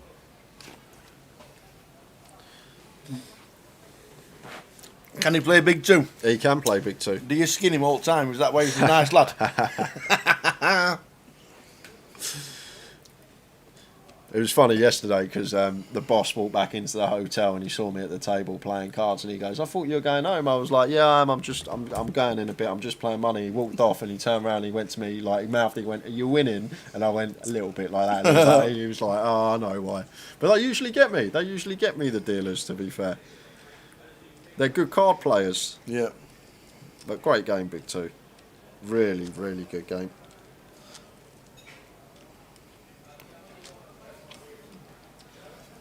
Need to get you to learn it, Tower. Big two. Yeah. It looks very confusing. It's not confusing. It's no, it looks it. It's a very fun parlour game. Don't ask that question, Cardsmith. After this hand, I'll give you a quick 20-second rundown of Big Two. Very fun card game, but we're going to see What happens this hand? Jack 9 suited for Dan. Thought about opening, and then into the muck. One of the middling stacks. Doesn't really want to be getting involved with mediocre holdings. Not got a good seat here, Dan, as well. 3 of the big stacks on his direct left. Not the best seat draw for him on this FT. And over to Brandon on the button, sitting with 12.5 BBs. Jack 8 suited, in it goes. And 2 quick folds. So Cardsmith, quick rundown. It's a game best to be played with 4 players. Everyone gets dealt 13 cards. Yeah. So usually in the first game you play different rounds. You play for like a set time 2-3 hours, and it's a points based system, and you want the lowest points. And basically, however much cards you're left with in your hand, that's how many points you get. But if you get, how do you get rid of your cards? I'll tell you that in a second. 7 to 1 cards is just single. But if you get 8, 9, or 10, it's double. So 10 cards left is 20 points. If you get 11 or 12, it's treble. So 12 cards left is 36 points. And if you get all your hand left, it's 52 points, quadruple. And then basically you lead hand. You either lead singles, doubles, trips, or a 5 card, and then the other person has to follow with a 5 card or whatever you've led, and then the best hand wins. You just go around. So if I play a flush, you play a full house. Someone can play quads because they beat that, but if you can't beat that, you check, and then it's on to the next person. And if no one can beat your hand, you can then lay what you want again. You can come back with a pair, a single, and then it's the person who get rid of all their cards first wins the game. That is the quick rundown of Big 2. There we go. Yeah. But the idea is to get rid of all your cards. But it's like a team game, because whoever's got the most cards left, you try and stitch them up to try and get them in the bin, if that makes sense. So they're left with a lot of cards, so you all share the points. But back to the action. Okay. Elliot Panier. Just over 8 bigs.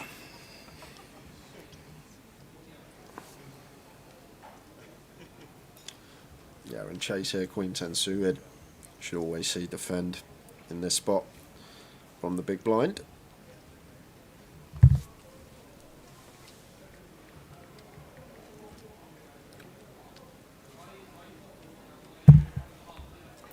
Oh, wow. What a flop. Top pair, top kicker against just a redraw for the straight flush. Yeah, double gutted flush draw, straight flush draw against the top pair, top kicker, a big slick. And first glance looks like a board tower where we're going to see fireworks and raise all in, cool. But at the final table, obviously, ladders are going to start to get juicy very soon. We're sitting 4th in chips as Chase, Nathan now chip leading. Like, we don't really want to make the pot big out of position, but he is going to go for raise. He is going to go for raise here with the Queen 10 of diamonds, making it 350. Honestly thought we were just going to see flat most of the time, but maybe just happy to run his equity.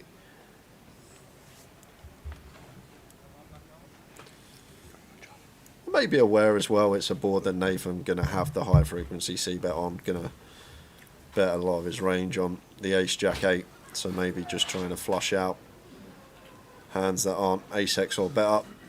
But Nathan with his particular holding never going anywhere, and it's instant service. Not just instant, it's the 9 of diamonds. We've got it locked. Straight flush on the turn for Chase. Oh, what a card to see. You check raise the flop and you just drill it on the turn. And over to Nathan with the ace king, and yeah, like this from him. Check back with the ace king and 7 of clubs on the river, and board has got very wet now. So potential for Nathan to find a fold here. Let's see what size Chase comes with here on the river. Does have just over a pot size bet left. I guess ace X of diamonds is a thing. He's just going to go for the half pot and snap fold. Is he going to show everybody? No. They can watch it in 30 minutes. They can see in 30 minutes, and someone, David Lloyd, will be saying, "Hey, you got a straight flush." Elliot on 6 bigs with the blinds at 80. If we know we're going to drill the straight flush on the turn though, Tower, we should be raising 100% of the time. If you know, yeah, if you know you're just going to drill that 9 of diamonds. He should have known it was coming in. You'd always know it's coming in.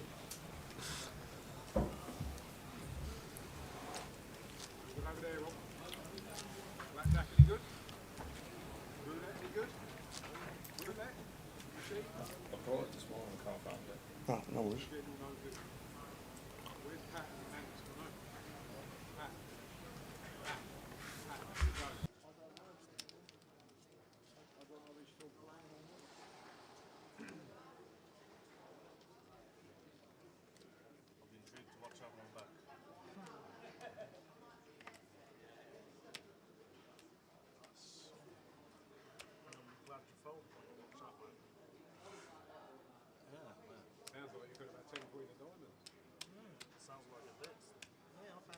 Five to David Lloyd.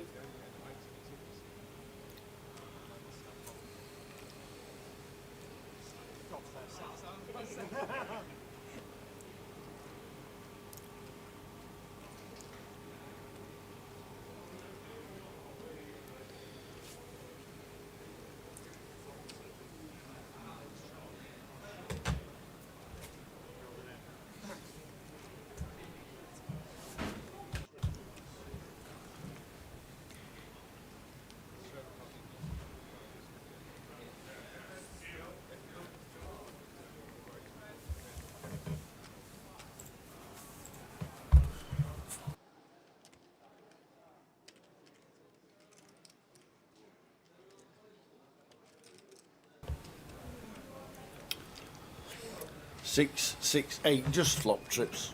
Trip sixes again for Ian Simpson. Sixes. That's all he plays. Tripsers and setsers, and that's it. And there's got David Lloyd firing into it. For 110. Yeah, small size from David, 110 into 480 between fifth and quarter. And Ian here with the trips. Obviously both options available, whether to play a trappy or take the aggressive route, and he's just going to go for check shove here. And a board that I guess we can rep a lot of bluffs here, 9-7, 7-5. The club possibilities would also do this with some potential 8x, and as you can see, you've got the goods with 6x here. But fives of David just not going to be able to call off. It's not, even if Ian had like a 2 overcard club draw here, we're actually equity dog with the counterfeit out, the backdoor counterfeit out, and then obviously the 2 overcards and the flush draw. And as well as that, we've got the 5s and 5 of clubs in our hand. 5-7 going to be one of the bluffs that could be in Ian's range here. So be surprised to see David calling this off. It's a situation tower where we're up against an 8 or a 6 and we're drawing to 2 outs or back doors, so we're going to have like 10 to 15%. Or it's a situation where we are in front but we're drawing against a hand, even 9-7 for example. I know we block it with the 5s, but it's got the 8 counterfeit out, the back door counterfeit out, and then the 9 or the 7. So even against a hand that we are actually beating, like a 9 high or a 10 high with clubs, we're flipping against. So taking all those things into account, I can't see how David would put any more chips in. Just how the equity fares versus Ian's range, and with 5s it does not fare well. 8x and 6x just have us crushed, and then even against the combo draws, the 2 overs and the club draws, we're still going to be slight equity dog. So all these factors meaning that we're going to have to let this one go, and does make the right fold.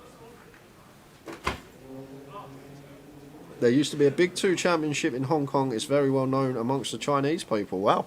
Might have to make a trip to Hong Kong one year. Give Vinny a call, see if he can get a 2 for 1. Fly us out there.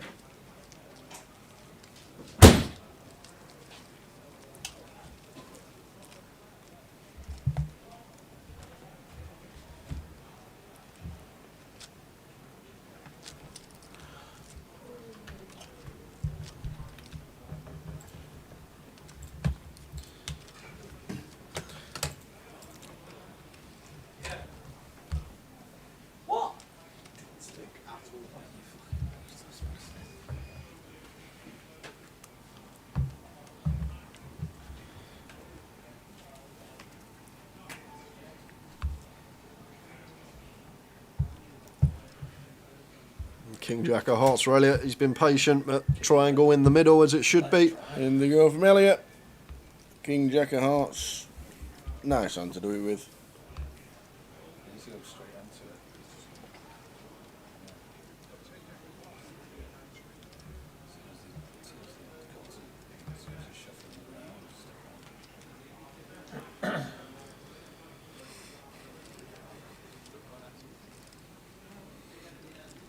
And Dan Laidlaw just finds the goods in the big blind. Easy game. With the kings.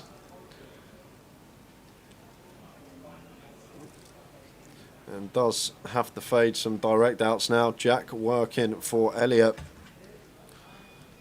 Are we going to lose the first one of the final table? Yes, we are. Elliot Panier. Great to have him back at the final table and in a poker room. We're at 9th. £1,800. For £1,800 for Elliot. Well played, set.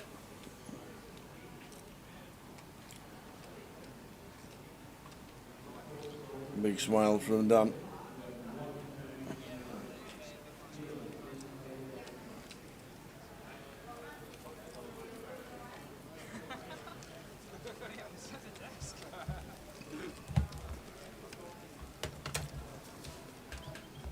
So we're on 8.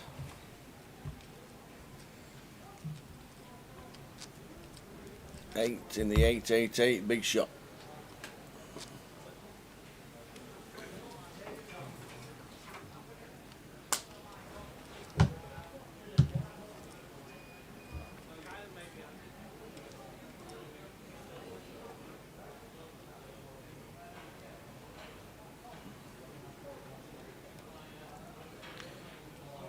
Ace Jack for David.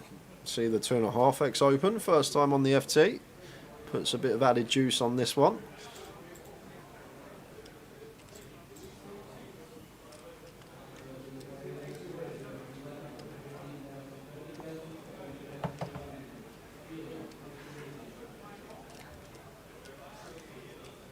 Nathan on the big will be defending minimum. Yeah, versus gun here tower. I don't think we want to shove this one. I know it's what 17, 18 effective, but I think ace 10 suited just going to fall into the bracket of call and off to the streets out of position.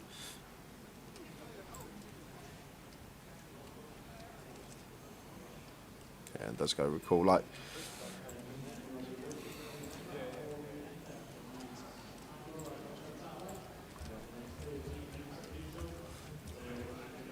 So after the flop, Queen King 2.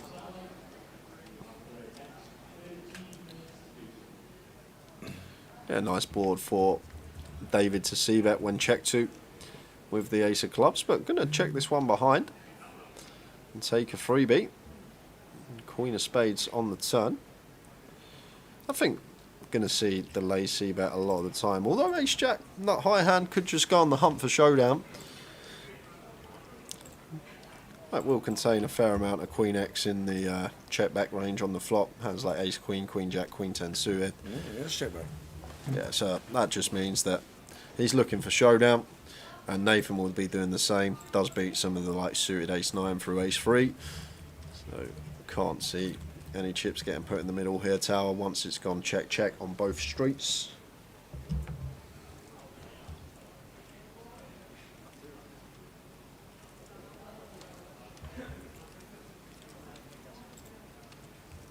About 325 from Nathan.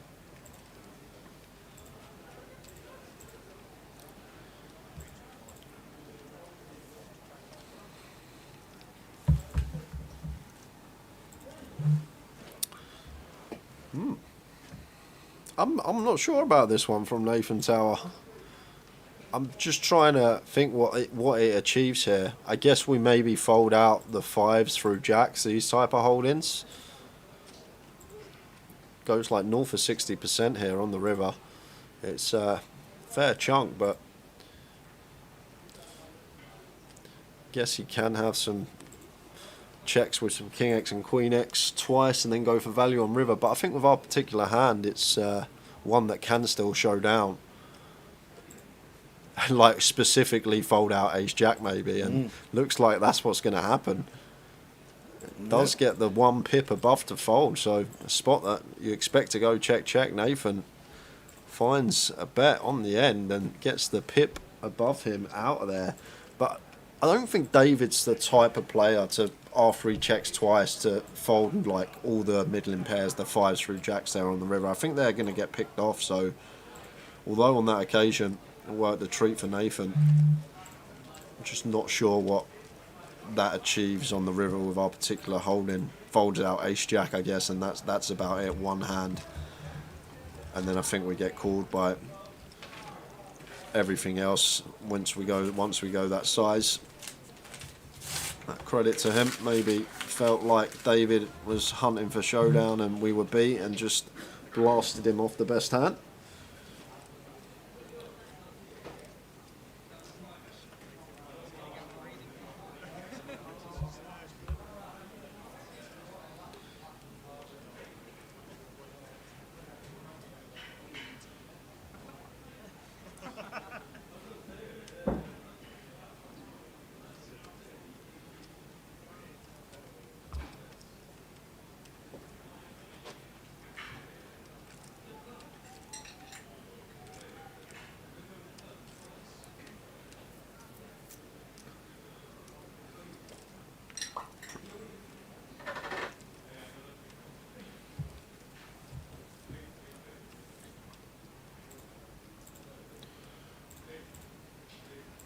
Blind on blind here, Nathan with the 8-6 off goes with complete. David gets to check his option with the 8-5, and the battle of these two again.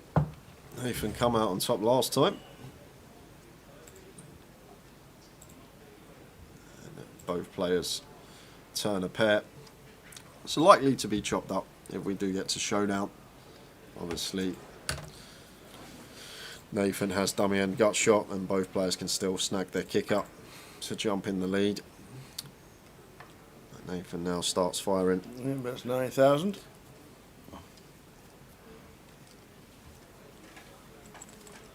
He's always got a worried look on his face, Dave Lloyd. It's like, why are you betting?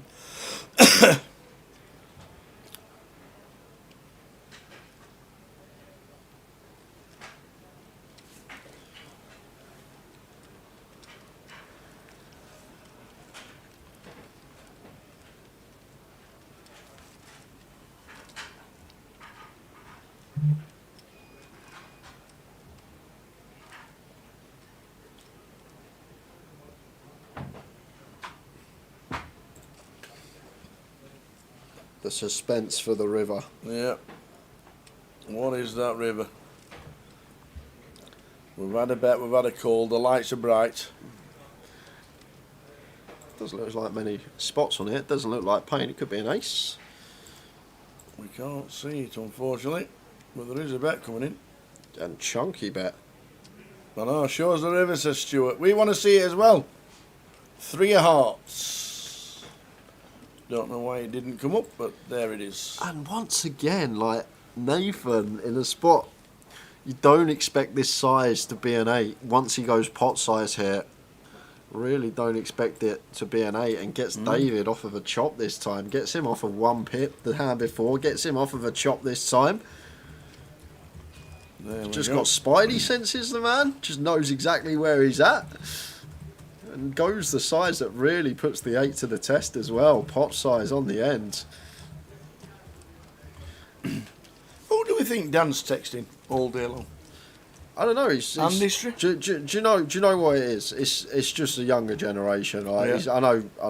I'm still young, but he's 10 years younger than me. Yeah. And like, even with like my nephews and stuff, the consoles, the phones, I don't know. They just love it. They just love it. They're just on them all the time. Yeah.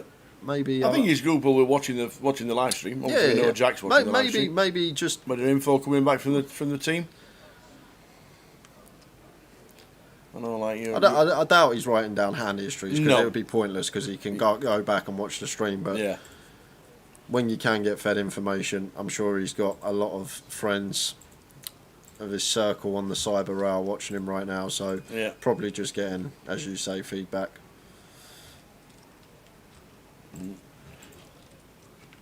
I know you always say when you at the tables, just be wary of people who are not taking any notice of the hands and constantly on the phones. Ian or Brandon for best shirt, says Ben. So here we go. We got another all in and a call. Jack moves in with the 6s for 9, and Dixie finds the ace jack in the big blind. So Dixie in C1. 8-5-3 clean for the 6s. But That's not anymore. clean. Ace of spades on the turn. Gonna need a 6 and doesn't find it. He found the ace on the turn. Dixie scoops in. Jack Olsen out in 8 for £2,150. Good run from him. Well played, Jack. Good to have you on the FT. We're down to 7.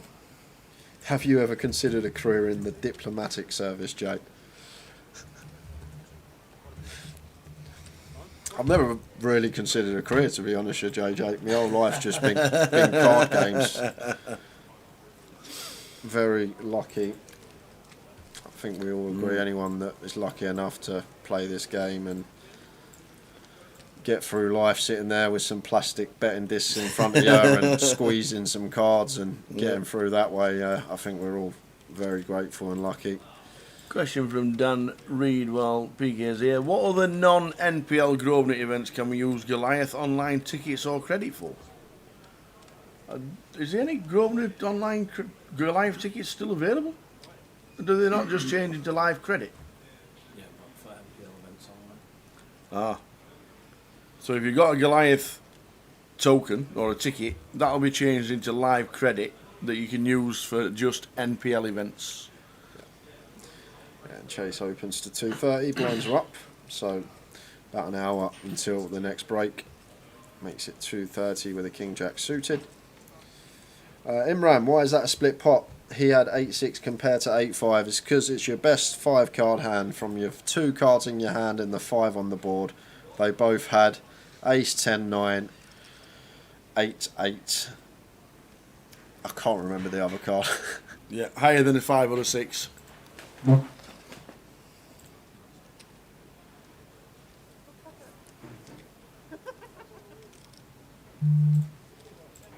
Yeah, it was Ace 10-9, 8-8. So their hand was just both Ace 10-9, 8-8. So therefore it's a chop pot. Neither player plays their 5 or their 6 in their hand.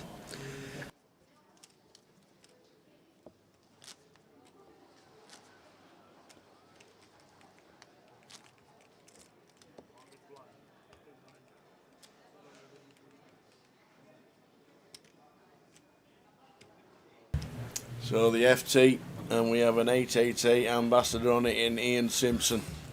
Kings again? Again? Let's have a rewind. Kings again?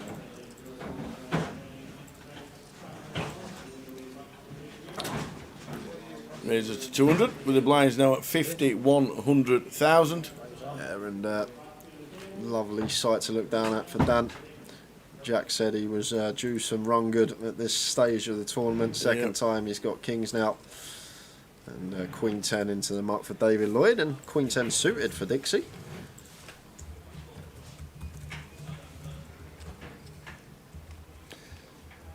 And Dixie makes the call. Makes the call. Takes his Jack of clubs gone, King of clubs gone, a Queen and a 10 gone. Going to do well to win this one, Dixie. Won't want to be catching a top pair type hand. Could get him in a bit of bother. Oh, we have got top pair kind of hand. Exactly as you said for Dixie.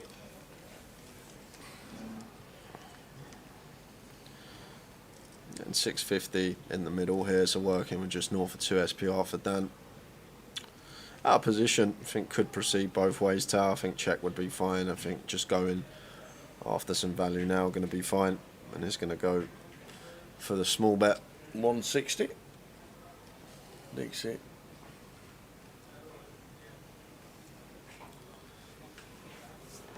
With a decent kicker with top pair. Yeah, just a pretty clear call with position. Makes the call. See top right, not many queens and tens left. Oh, but there is one on the turn. Whoa, wowzers for Dan. Yeah, this is pretty ill. Once again, we've said it a lot over the last 12 months, but another gross one for Dan. But it's not over yet. We still got some counterfeit out, 6-3 or a king on the river. But now just under a milli in the pot, 1.2 milli back. And Dan going to be going for the second street of value now. Yeah, 450 he bets.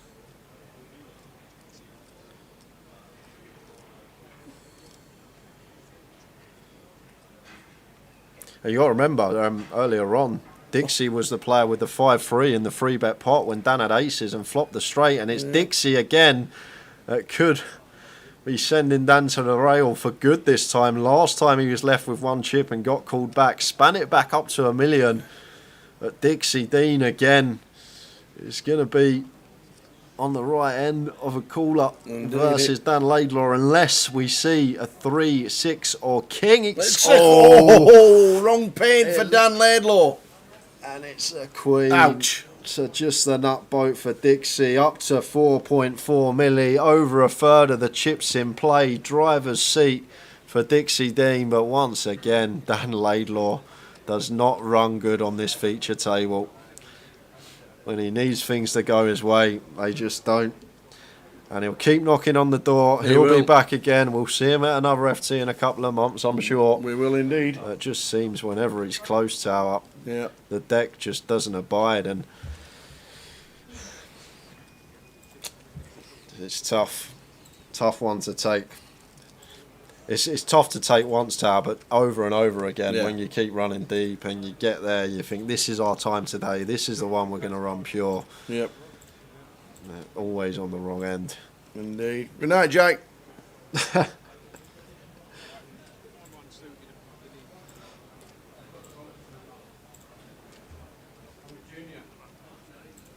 So we're on 6.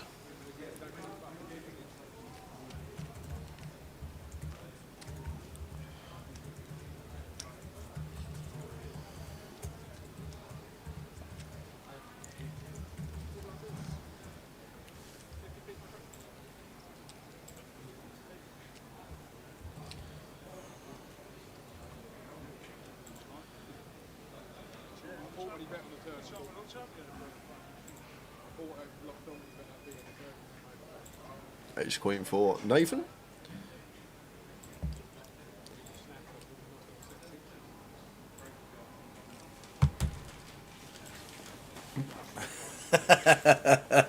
JJ Nelly says Ian is putting in a masterclass. Eats, folds, ladders. Cakes and ladders. Cake. Oh no, I didn't say that. That's Tower not thinking about the poker for the next 15 minutes. There's no such thing as cake in Coventry.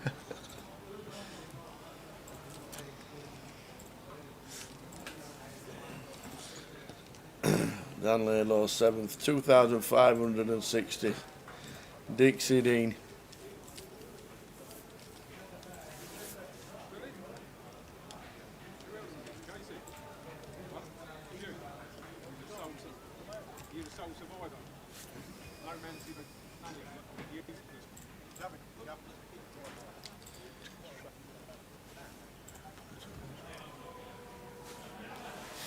A bit of a glitch there. Yeah, that was like fast forward.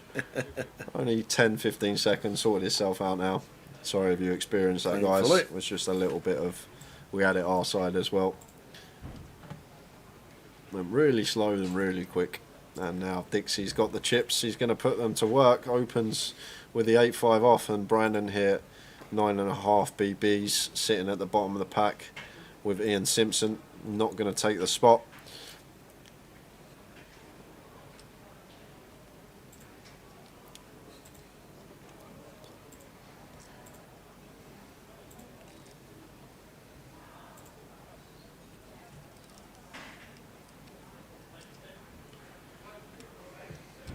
And just raise and take.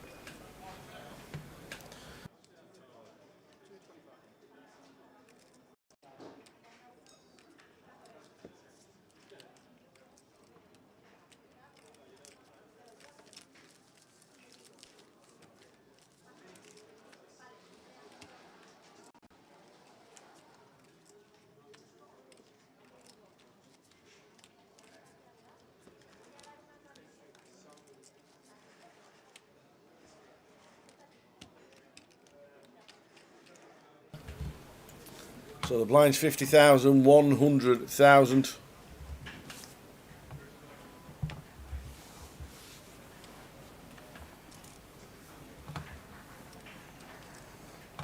Brandon, another good run.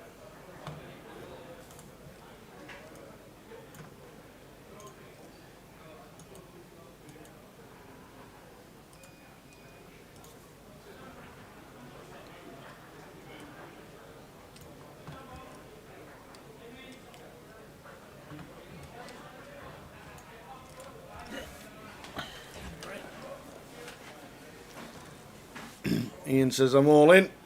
Ian Simpson, he says, I am all in.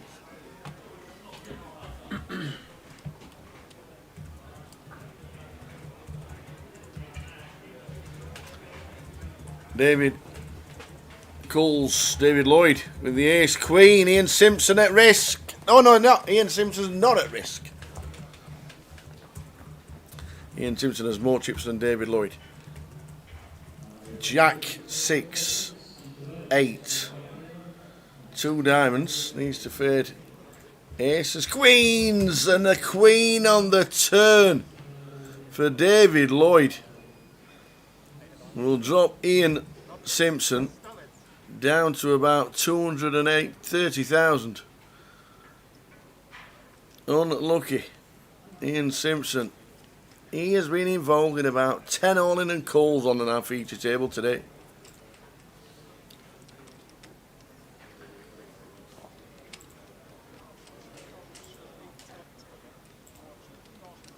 So now Ian down to 2 bigs with the blinds at 100k. Ian Simpson, 888 Ambassador. Playing on the final table of the big shot. But it just gets a little bit unlucky. That's why he's called Dixie. His real name's David in seat 1.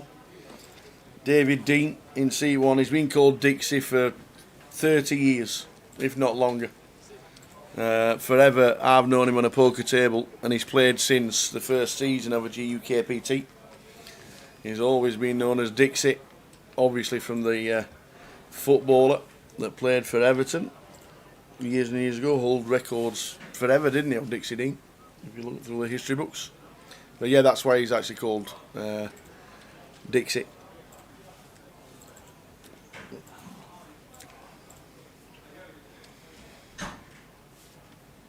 And to be fair, there'll be a lot of poker players that have played with him don't even know his real name.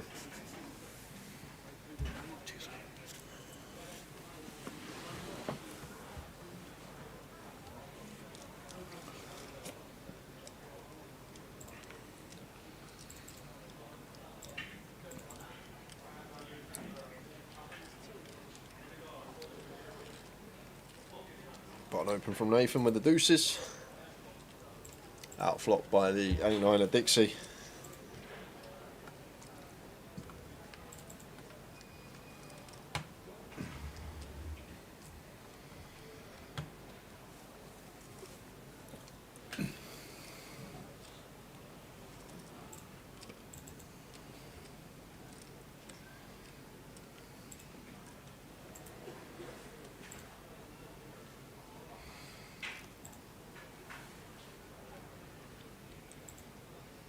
So we'll check it all the way down to the river.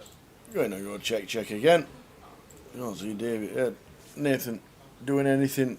Dixie shows him an 8, and he scoops in a few more. So Ian Simpson down to 2 bigs. David Lloyd has chunks. Back up to 1.7 mil.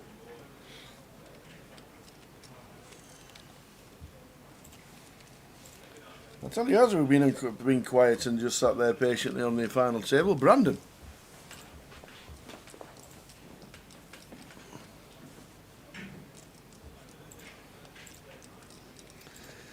Katie says, search Tom Davis, comedian, on Facebook and watch his golfing video post from the 10th of October. I'll like it. I shall do that when we finish.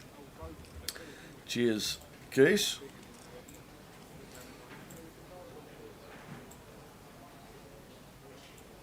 Yeah, Brandon's had a great 3 or 4 months, hasn't he?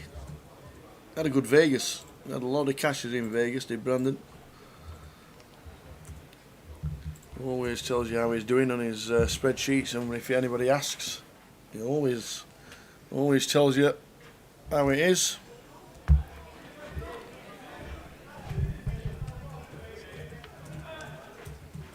David Lloyd's just telling everybody at the table that he had the straight flush against him.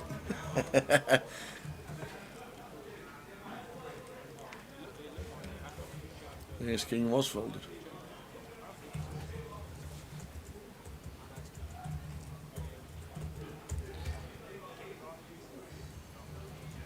So gun open from Chase here, and Brandon just 7.5 BBs now in the big. Been grinding that short stack all final table. Sitting here with 6 left now. Versus LP, probably could have moved in button or cut off, but a bit more wary versus gun. So just lets it go. Now look at Ian, 2 big blinds. Yep. And another reason, obviously, for Brandon to fold, just recognising that Ian's got 2. How did Ian get 2 big stars? Did I miss a hand? Against David Lloyd. Oh, okay. Flip. He actually lost one. I missed a hand. Yep. Yeah, so Brandon just has to fold. Ian going to be forced all in the big blind. In 2 hands time, we can get ourselves a little ladder.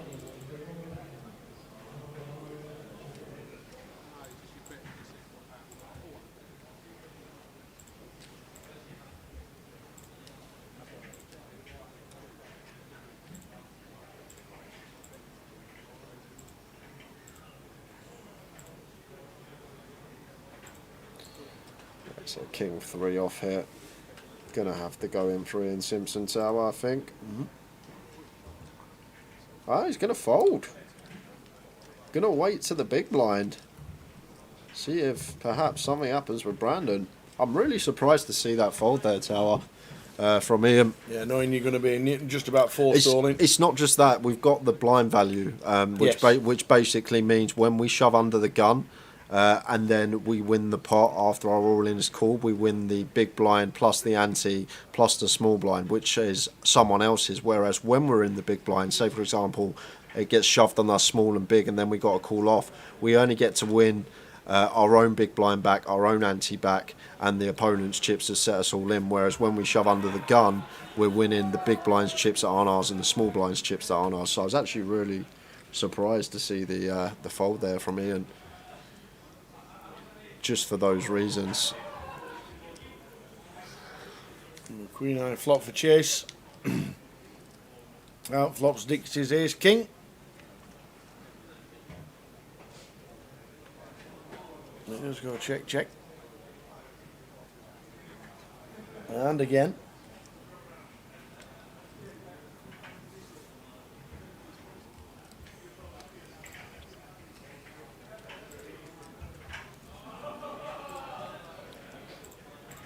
So quarter pot, 250. And Dixie will be folding.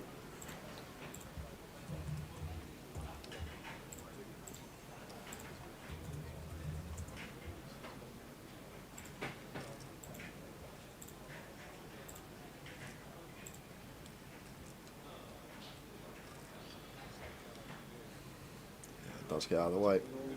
Oh then, Matt. Dear Phil and Jay, just rewatched the stream from earlier. Finished 12. Thanks for your kind words and analysis. I should have called the Queen 10 from Brandon's all in. All the best both. Cheers, Matt. Good run. Nice one, Matt. Yeah, Matt Cartwright finishing in 12th earlier today. Good run. Is that Matt who can whack a golf ball? Apparently, yeah. Someone come in the chat said you can hit a golf ball 400 yards or something. That's it. Yeah. JJ and Ellis says much tighter than you'd expect that spot. The thing is, the thing that I don't understand it, but like now, for example, if it folds around to Chase, he's setting Ian in with any 2, and then Ian is only gonna get to win a pot of, what's he got, like 450, 500k. Whereas if he shoves from under the gun, he's then gonna get to win a pot of 600k, and that's sort of where I'm coming from on this. Just the chips that we win. I've never actually delved into the 2-3 big blind shove range under the gun. just always make the presumption it's meant to be very wide for that reason, because the chips that we actually win from shoving under the gun, that we wouldn't win from calling it off in the big blind. So we're on 3-way. Now then, Ian, what do we do? 40k behind the line, you got 8s. Have them all. Yeah, I agree. Dara, I've always any 2 with 2 bigs, sometimes even 3 close to. Do we think this is going to be checked all the way down? I think it will, Tower. There's a dry. Just the 4 overcards to fade for Ian. Is the spin going to start? 8, 4, 3, 2 diamonds.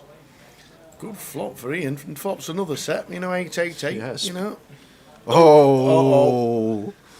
Well, there are 3 diamonds out there Sweats. in the whole cards. That is a good sign. Yeah. Oh, but there's a 4th diamond on the river. Ian Simpson. Oh, man. He's even got the 8 of diamonds and going to come last here. He's turned over the king of diamonds. Did Dixie check back? Yes, He went for check back. He did go check back. Look at that. He's flopped 888. And this time he loses. 888 Pro. Wow. Yes, the... Finished 3rd. Well done, Ian. At least we get to see the trousers again. Yeah, you Tower. go. Watch the trousers, ladies and gentlemen. Watch the trousers. Love them. Left leg's black, right leg's white. And just He's got the same colour shoes the on. bright blue trainers as well. Love it. Well done, Ian. Great to have you on the final table. Ian Simpson starting with a decent run on the 888 festival here in Coventry.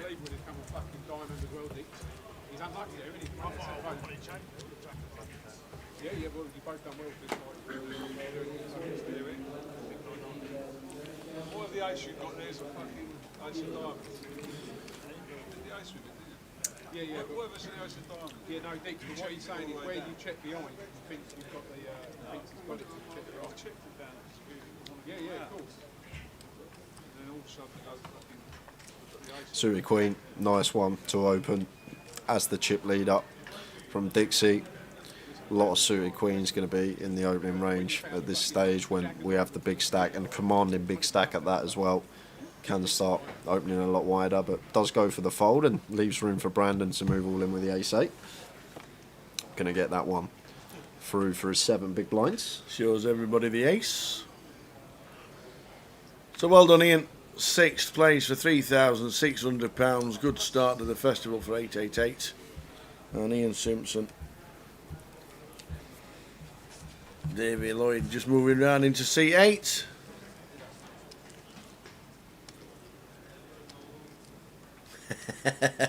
Did he have a hole in 2 pairs and stitch the good legs together? No, he said he bought them like that. Oh, I've already asked the question.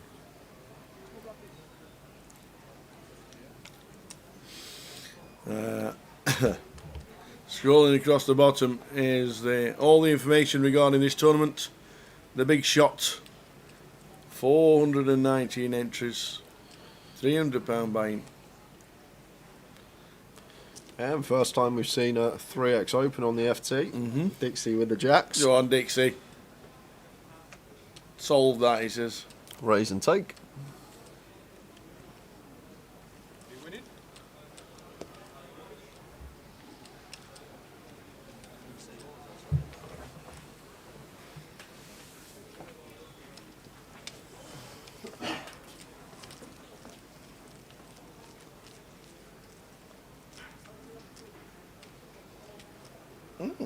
If that's true, oh my lord. Nathan, a very good kickboxer. And there you go. Oh.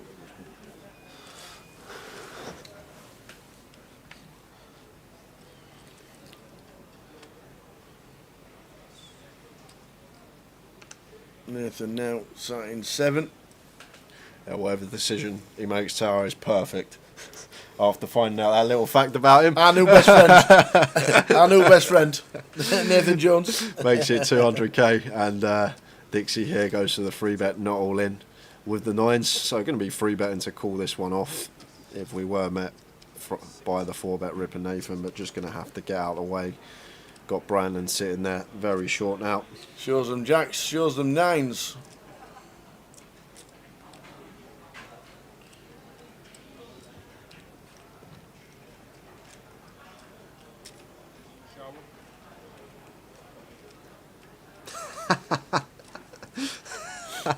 Imagine her face. I'll read it out, Spire. Ian Simpson had a pair of those trousers before and his missus tossed them out and he bought the new pair. That's truth, you can't blame her. Imagine. You throw my trousers out and then comes back in the same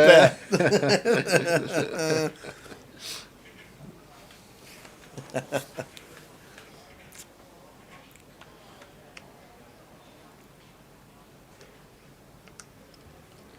Ace 10 for David on the button, 15 bigs.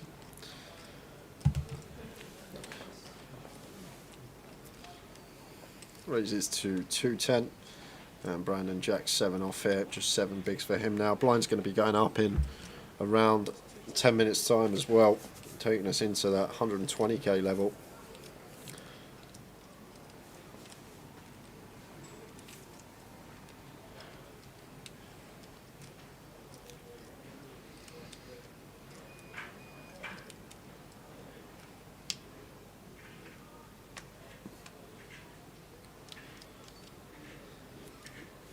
Ace Jack Jack. Just trip jacks this time for Brandon. A decent flop for David as well. And he says move all in, and then Brandon instantly says off some of that. Snap call. Wow. The snappiest of snaps. The cards were already on their backs before the camera panned back to him.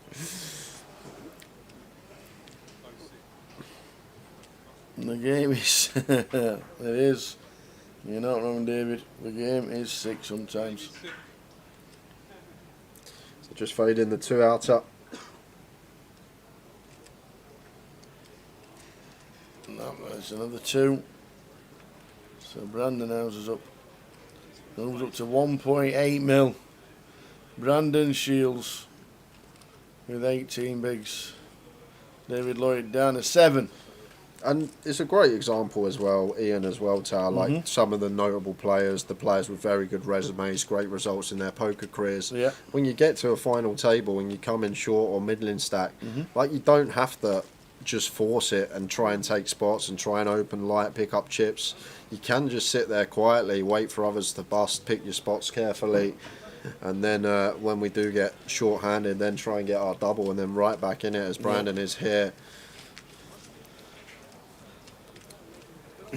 He knows the structure's a little bit different to a GUKPT main, so he adjusts accordingly. Like sometimes you hear the word professional poker player, someone that plays recreationally, and you think it's someone who's running these monster bluffs all the time, making huge hero calls, just getting involved, raising any 2 cards, and that's not the case. It's just understanding how to approach and recognising that we're playing for money here, not for chips, and folding. It's going to be the way to proceed in most scenarios. And once again, another all in, this time David for his 6.5 BBs, and Dixie does have the pocket 6s here, so expect Dixie to be making a call. He has called, and David Lloyd is in. Ace 9 for David, 6s for Dixie in seat 1.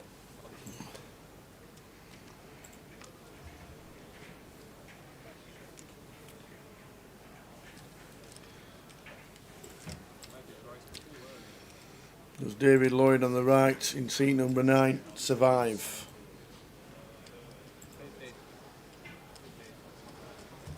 Not the best flop.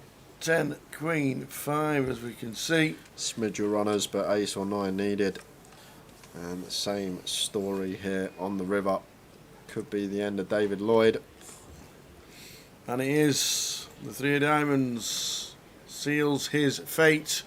Well done, David. Lovely to see you back on a feature table and a live stream. David Lloyd finishing 5th for £5,000.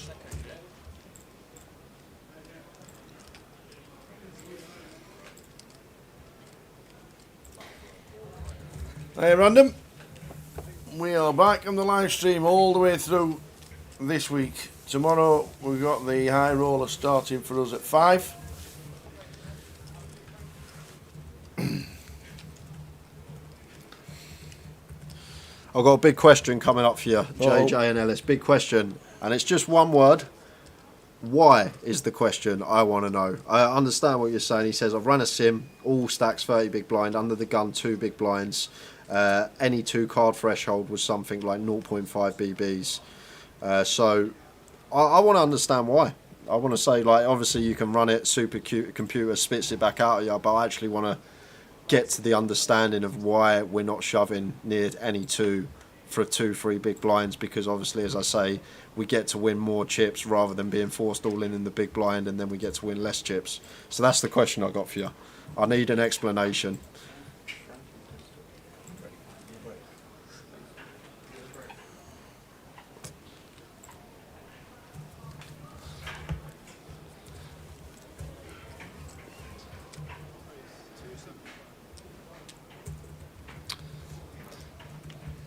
Ace-9 of diamonds for chasing the small, raises to 275, and Nathan not going to get involved, just going to let this one go.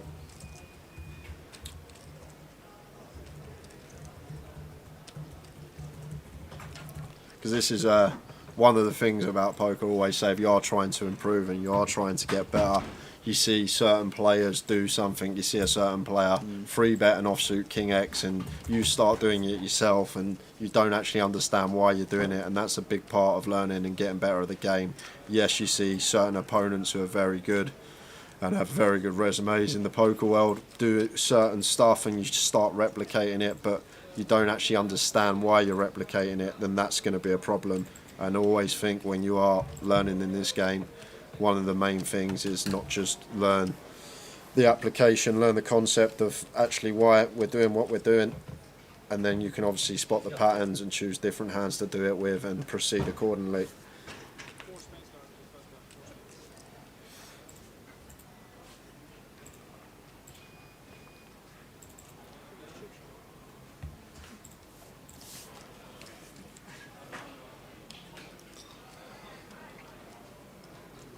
$2.5 PLO just opened, Jay. In the cash tables. I get that, JJ, but then surely everyone is going to be aware at the table. They're not going to want to collide stacks because we're forced all in the big blind next hand. Surely if someone's sitting there with 30 BBs, they're not going to want to get it all in light when they know that we're sitting there with 2 BBs. I'm just curious, that's all. Curious cat over here. Wanting to know what's going on and understanding why this is a thing.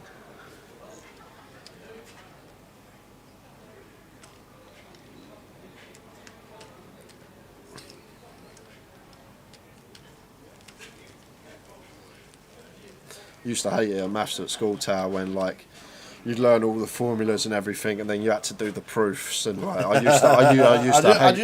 used to hate the proofs. Like you got to go back and forward just to proving why this is this, and it's the same in poker really. We're doing this because X, Y, Z. Yeah. How did you get to the answer? I just did. Yeah, I just did. Proof, a big circle around it. That's proof there. Is it the correct answer? Yes. Well, there you go then.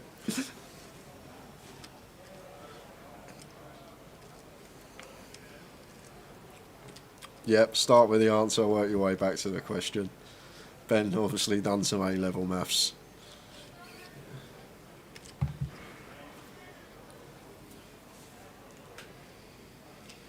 Further maths was torture. That was hard. That was very difficult. Yeah.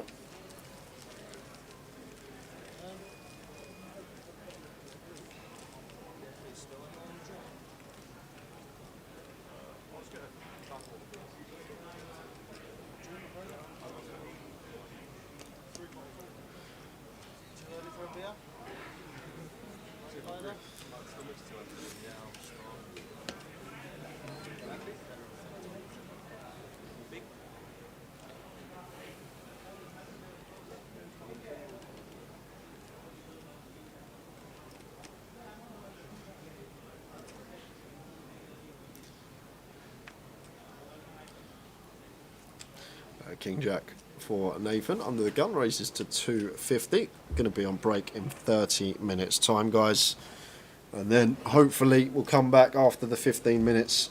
Well, that'll be the last session. And that will be the last session. We think it will be.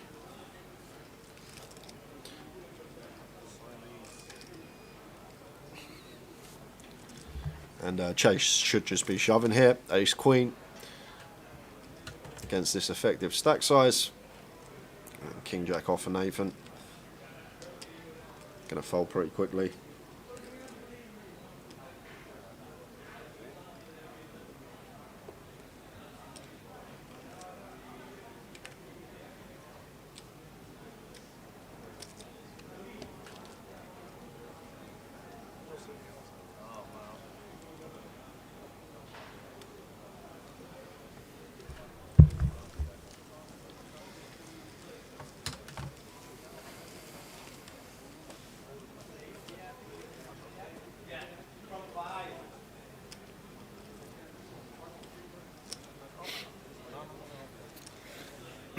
Dix has got the chip lead in C1. Brandon Shields 2. Chase Wilson in 4 or 5. And Nathan Jones in 7.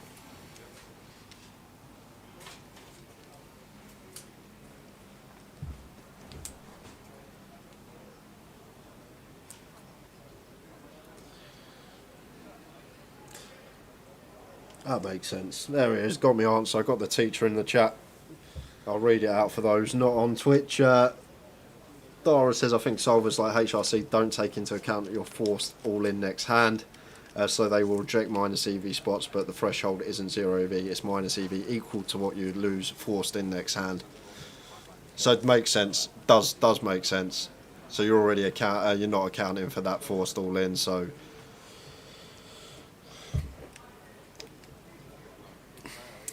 is a bit of a head scratcher though. I agree. JJ and Ellis. So that's all we needed, a teacher in the chat. There you go. Where have you been, Slow? Stick with us, Dara. In Dublin all week for the IPO. Always a super festival, the IPO. Always a good laugh. Unfortunately for us this year, it's clashing with the 888 in Cov, which obviously we're working all the way through from now until we crown a champ of the main event on Sunday. Did you get that, Tower? What was said in the chat? Absolutely, I'm with you. I nearly said a solver can't tell you that you're going to be forced all in the very next hand, so it was always going to be incidental. That's what I thought. I just knew that. I knew that 30 years ago.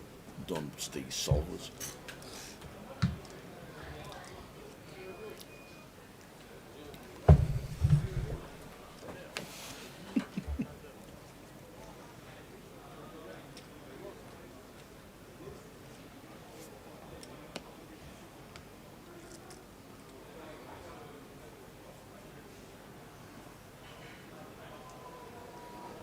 Chase with the 5s. Chase Wilson.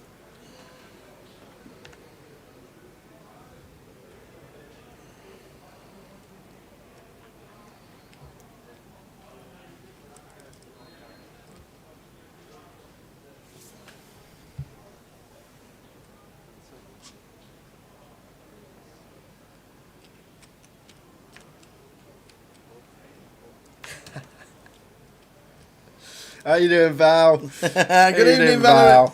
Evening, Valerie. Is she in Blackpool? Will we see Val in Blackpool? Yes. That'd be good to see her. Yeah. Can you just explain it again? You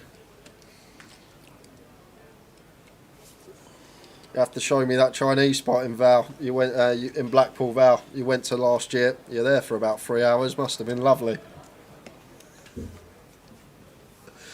You have to show me where it is this year.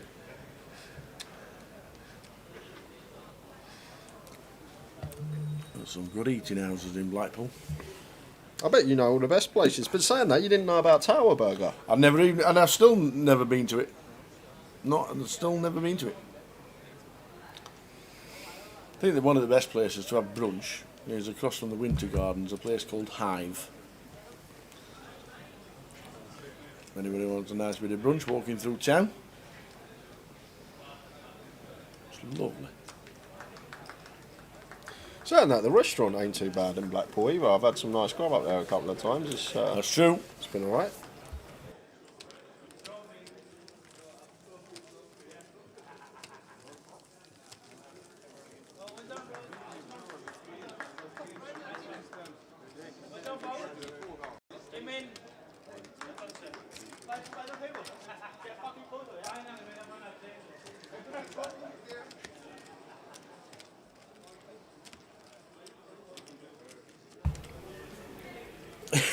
He's got his own restaurant, but he doesn't even know it. I actually still don't even know where it is. I must admit. It's next to the tower. Not you. Is it actually called? It's next to the tower. Is that why it's called Tower yeah. Burger? Right, okay. Ace King for Brandon here.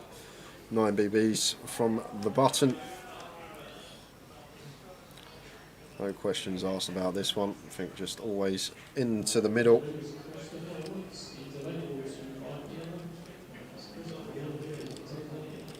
Oh, I'm going to be getting looked up here, Tower. Nathan going to have to call this one off, in my opinion, for 9 BBs. Brandon going to be shoving all the worst ace-X, lots of king highs, lots of queen highs. In terms of the range that Brandon should be shoving, this hand should be in front. Obviously against Brandon's particular hand, we are crushed. Wow, going to fold. Going to fold. What a fold by Nathan. I might have been sticking it in there. What a fold. Decisions have been on point for Nathan. I guess it's a situation where we are both sat at the bottom of the pack. Does that not give us more reason to call that we bust Brandon, we get a ladder ourselves? But just lets the ace-8 off go. 9 big blinds. Button versus big. That's a big laydown, but terrific laydown in the given circumstance. It's up against the ace-king. Cafe Royal in Fleetwood for Sunday roast. I had a walk around Fleetwood Market about a month ago. One-time experience, I reckon. But, yeah, Fleetwood Market. Were Fleetwood Mac from Fleetwood? No, Fleetwood Mac were American. Oh, they're American. Okay. Made myself look like right. There. always thought they were an English band for some reason. I think they were. I think Mick Fleetwood's English. Not that they weren't American. I think they were. I don't actually know where they were from, to be fair. Now I've said all that. Mick Fleetwood's definitely. Who's just had a massive storm and he owned. Yeah, look. Yeah, Three Fishing. I know Mick Fleetwood's English. He had a either a restaurant or thing on one of the islands in Hawaii that got blown away by the hurricane that they've just had. Yeah, 3 or 5 are English, says Slowdoke. There you go. Mick Fleetwood. Yeah, Chrissy. There's a really, really good Fleetwood Mac tribute band as well that travel around.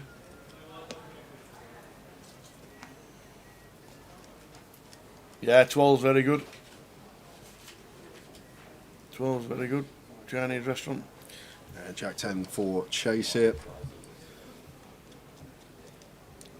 Looks like wants to open.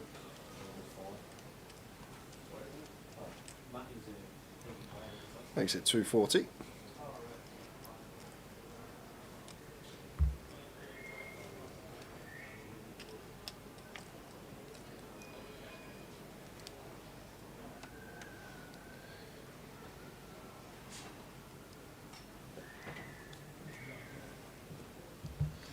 And Brandon in the big.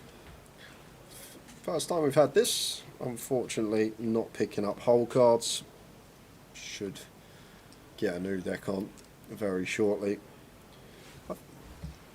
Haven't seen much of it today, have we? So our hole cards have been spot on. They have. But we're going to sweat with Chase anyway, and nice little board for a 1 big blind bet here as the open up. Goes for the check behind with the Jack 10. probably wants to be c-betting this one close to 100%. Just for one big, we don't need to go large. But goes to the check back here. Maybe thinks that check back looks stronger than bet. Him thinking that Brandon's thinking he's going to be c-betting this board a lot, so once he checks back, he's going to have some sort of showdown in there. Time bank news for Brandon.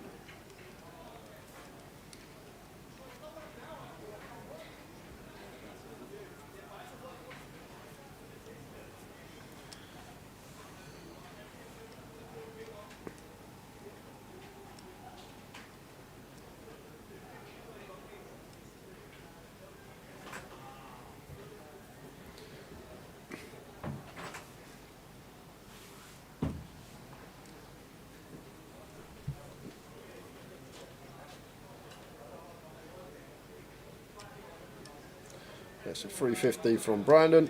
Quick fold from Chase.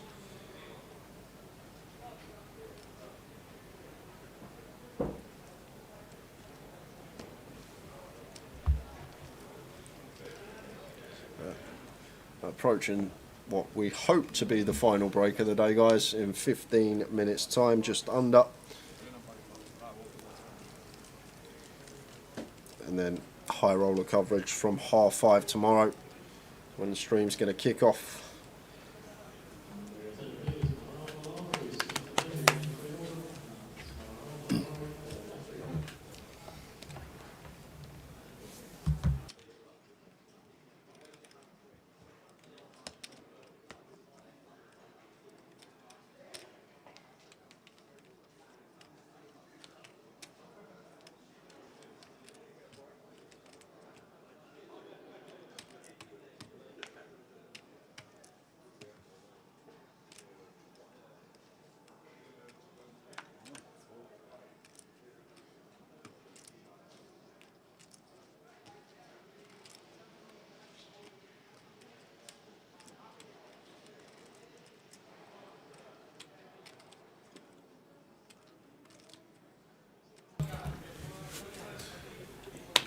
Brandon just going to give Chase a walk. David Lloyd last out, £5,000 in fifth.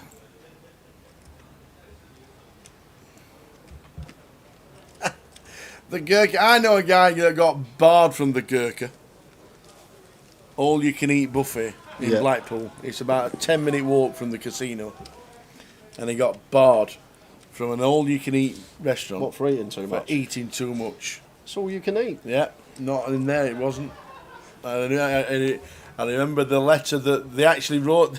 Well, you know, you get your bill. Yeah. And it's I think they sent him a bill with a letter on it, and he kept the letter, and it basically said, "Thanks for coming to our restaurant for the last 6 months, but we would request that you don't come anymore." And they wrote him a letter. It was like a love letter saying, "Please, you're putting us out of business. Don't come again." That's quite funny. Yeah. I can't remember who it was. It was a It showed in the letter in the Grosvenor Casino actually, so it was definitely a poker player. Showing it off. I can't remember who it was. The Blackpool lad. So complete from Chase, and Nathan just goes all in. Chase could have shoved this one himself here, tower. King 9 definitely could have moved in here. Chase 4 just north of 10 BBs. But now, once we get here, see what he proceeds with. I think what we need to do in the first place here is Chase is just send this one in. Nathan's still under a bit of pressure. Brandon and him very similar stacks, but once we do go for the complete and we are met with the jam ourselves, it's a lot more difficult to call off rather than shove this hand in the first place. And as I always say, to make this decision before. If we are going to go for the complete, make our decision before we even complete, whether we're going to call the all in or whether we're going to fold. Don't get yourself in tangles and no man's land and potentially make a misstep because we haven't predetermined our decision before we've completed in the first place. But it does get out of the way, and Nathan looks like he's going to show him the ace.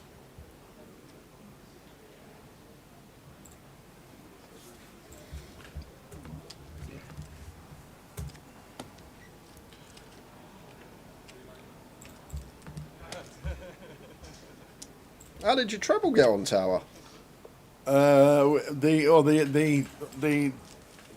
it was roll on Saturday. Roll on Saturday. Okay, I'm glad I've not done a midweek treble. 1 out of 3. Ain't bad.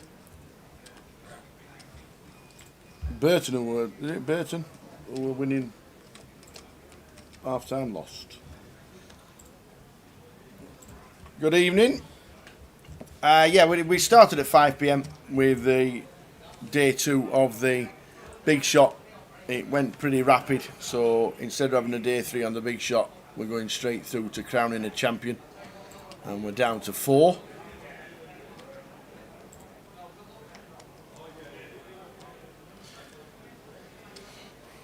Nathan going to move all in. 10-8 suited. Gets it through.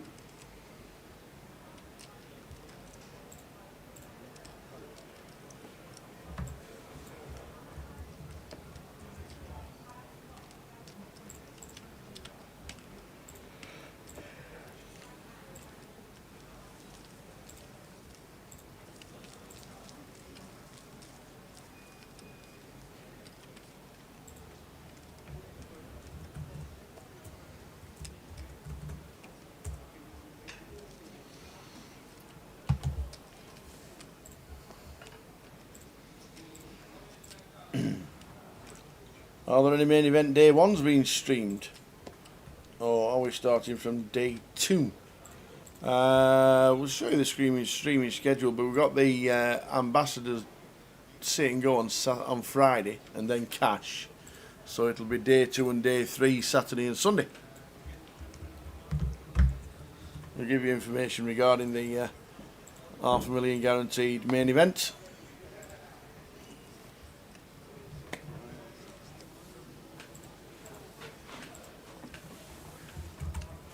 The rest of the streaming looks like this. There you go. We're on, what day are we on?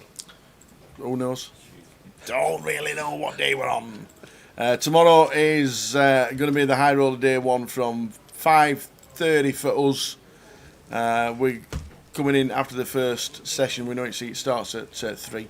We'll be in for 5:30, ready to bring you action with the high roller. Then high roller day 2. As the main event starts tomorrow. We'll give you information. Friday we've got the ambassadors sit and go and cash. We've got main event day 2 and then the final day of that, but there's plenty to get involved with. If you want to play anything, get yourself down to Coventry. It's been a good week so far, and it'll continue until we crown a champion of the main event on Sunday. Dixie's got the chips, so going to open the 10-4 suited. Indeed.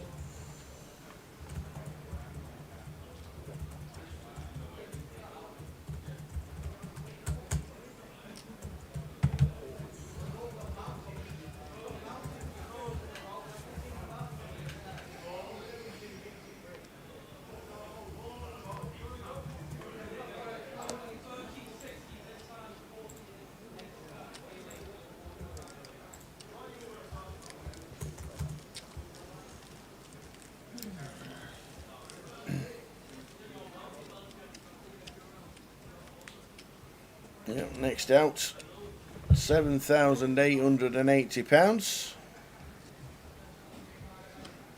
12,350 for third, 20,150 for second, and the winner 29,750, and the trophy.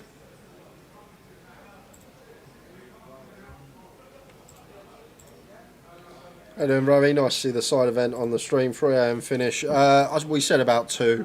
It could be between 2 and 3, the way it's looking. Was just meant to be big shot day 2 today, but because of how quick we lost the field, decided to run it through. Indeed. All in, says Brandon. No, then Nathan. Here's 6 this time.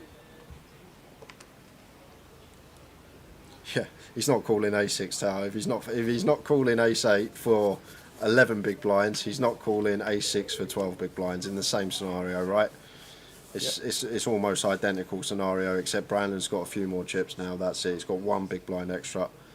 So I'm just basically going on a couple of orbits ago. Brandon shoved 11 big blinds button. Nathan folded ace-8 in the big blind, so I doubt he's going to call off ace-6. It's 1.36 million. Hey, it's going to call. And he is going to call. It's going to call. That's really strange. Folded the ace-8, but calls the ace-6 for slightly more chips. Brandon. I'm going to count the stacks for sure, no matter which way it goes.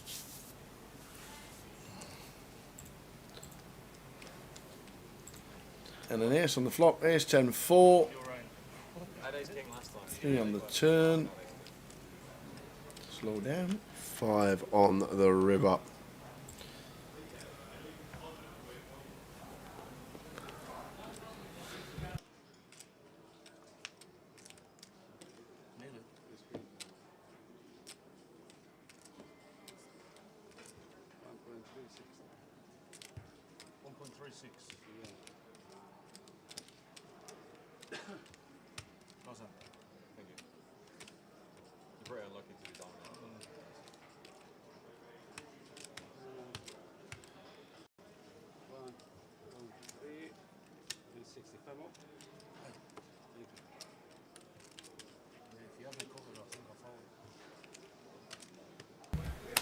Yeah, maybe that's it, Ben.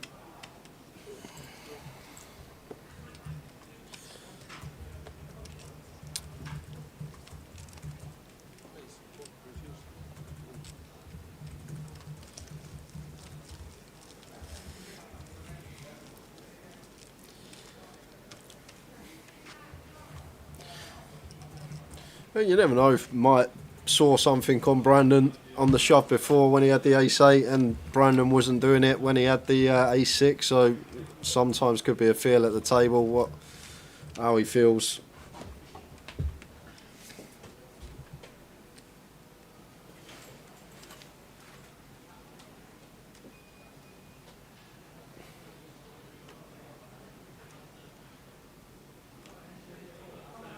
That's the thing, though. You never know in this game. You see the tightest player at the table sometime. They've been tight all day, and then suddenly, boom, they just show down a hand, and you're like, what on earth has gone on here? And that is live poker for you sometimes. Obviously, from the comms booth, always just making assumptions of what's going through people's heads. They give someone the exact same spot, they may play it differently. It's 7k, nice payday for everyone. Absolutely. And yeah, that's another thing. People say maybe he just wanted to make a stand, been shoved on a couple of times and had enough of it. Online, you can just fold and go to the other tables. That's absolutely correct.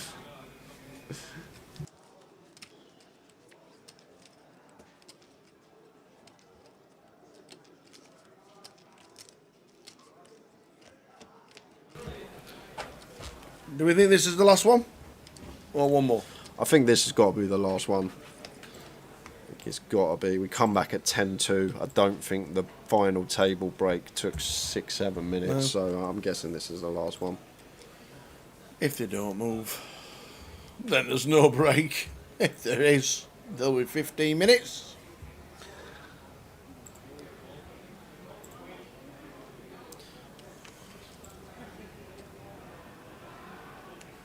It's just going to move in here, yeah. Nathan, just before the break with a 10-7 suited.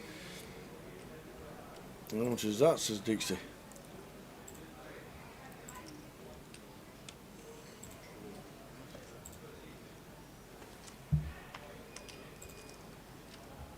Big blind's 120.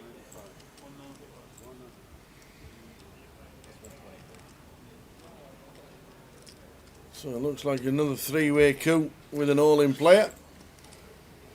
This time it's Nathan with a 10-7. You're going to need to hit one of the other tower.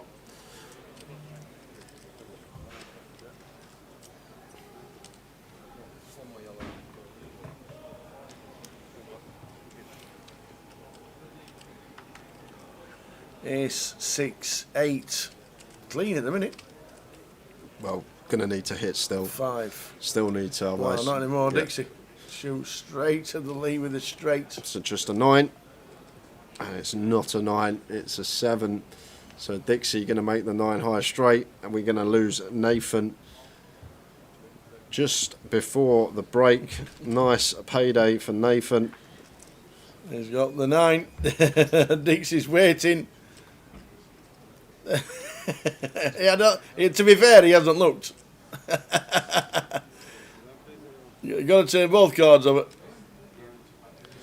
Nathan Jones out in 4th place. Great run from him, £7,880. We're on a 15-minute break, guys. I thought we were moving. We will be back at 10 past 1, 10 past 1, with hopefully the conclusion of the final table. See you in 15. Big Full Tilt Sunday tournament. And from there, I was kind of hooked on the tournaments. I really enjoyed just the different dynamics, different stages of the tournament. And before that, I'd just been playing cash game, kind of building my bankroll. I'd done pretty well, but the games were starting to get a bit stale because, you know, with cash games, you always feel like you have to keep moving up and up when you're doing well. And I didn't really want the swings of, even if you're the best player in the world, you're playing big cash games, you're going to have crazy swings. So, yeah, I just got hooked on tournaments. And then even when I got my buddy to set it all back up, I tried to start playing cash games again, and it just wasn't the same. And yes, that's how I really started, really, because at that point I'd been playing cash for maybe over a year and been doing well. But obviously, cash and tournaments, there's different, levels of. I was just going under the radar kind of thing. Did you multi-table? Was it mad? Did you have screens absolutely everywhere? Oh yeah, I was one of the biggest multi-tablers. I was just like, my philosophy was like, if you're not in it, you can't win it. But like also I didn't really have a timeout and stuff. I was 99% of the decisions were like real quick for me. I was always been amazing at maths, like one of my strongest point. And so like I just would put different tournaments on, I had like 2 screens and I'd put them at different parts of the screen, which ones were important to me, which ones were getting deep. And so I just did it like that. And I played, would pay more attention to the ones that were obviously deep in the tournament, and I would late register a lot of tournaments so that I just didn't miss the tournament, but I could still play and just come in a bit later when the blinds are bigger. Yeah. So basically, it more or less gave you the impetus that this was the career and this was it. What were the parents like? What were the family like, or did you keep them under the radar for a year or two? Well, yeah, kind of pretty funny. Maybe a year or 2 or 10 almost. No, well, because what happened was I was playing at university and sort of going to less and less of my lectures, doing really well. At first, it was just sort of a bit of fun, and then I was making some serious money, and I was like, wow, maybe I can do this for a career. And then it almost got to the point where I had to do it for a career because I basically had to drop out of university because I got so far behind. I tried to stop playing and catch up with my studies, do my dissertations, which is like 10,000 word document on your subject. But yeah, I just couldn't get past the first sentence really. So I went into the I went into the like dean of the university and told him that I was gonna sort of leave my degree, and he was like, "Oh, what are you gonna do?" And I told him poker, and he kind of laughed in my face. And the only person I really told outside my friends was my sister, and was my younger sister, and I got her to because I had to confide in someone, and I knew my parents wouldn't probably jump at the chance their son's going to be a gambler and play poker. But at this stage, I didn't even know if I could do it myself. I was, I'd had a few good months and stuff, but yeah, I didn't know if it was sustainable. So yeah, I just grinded, stayed at university. A couple of my friends were in a lower year than me, so I just stayed on the campus and played a lot of poker. Just took up all the information I could and got better and better, and paid off all my student loans. And then in the end, when at the end of my university, I ended up making up that I passed my degree essentially, which but I went for I basically said I got a third, which is the lowest pass possible. So they kind of believed me, my parents. But obviously I didn't have a degree to go and get a job. So I had to tell them, that I wanted to give poker a try, and they were very skeptical. But my dad gave me, he'd seen that I paid off all my student loans. So obviously they were happy about that I didn't have any debts and stuff and I had some money in the bank. and he like wrote down every sort of all the money I had in every poker site, like had all my bank account details, everything, and he gave me 6 months to see how much, you know, essentially I'd increased my bankroll in that 6 months to see if it was sustainable to live on and stuff. So that 6 months, you know, at the time I guess I was like 20, 21 years old, and I was just like, all my friends are going out on a Friday night, and I was just like, I've got to stay in and play poker. Like I have to play every day to just, you know, make sure I hit enough money where my dad's going to be impressed and let me do this as a career, not send me back to school kind of thing. So I really didn't want to go back. And yeah, luckily those 6 months went really well. I qualified for the my first ever World Series at that point, got smoked there. So that was a bad start because obviously, you know, Vegas always gets you, do a bunch of money there. So then I had to grind it back even harder. And yeah, those 6 months went well, and just kind of went from there really. But it wasn't actually until my second book came out where I like kind of said some of these stories and stuff that my parents didn't know. I never told them that I hadn't got my degree until like 2 or 3 years ago. So yeah, I had to break the news just before the book came out. But luckily, yeah, it all worked out in the end.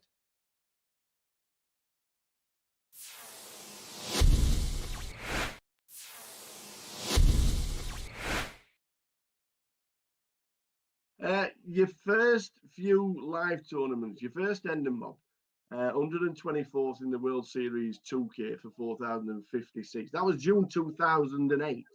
Right.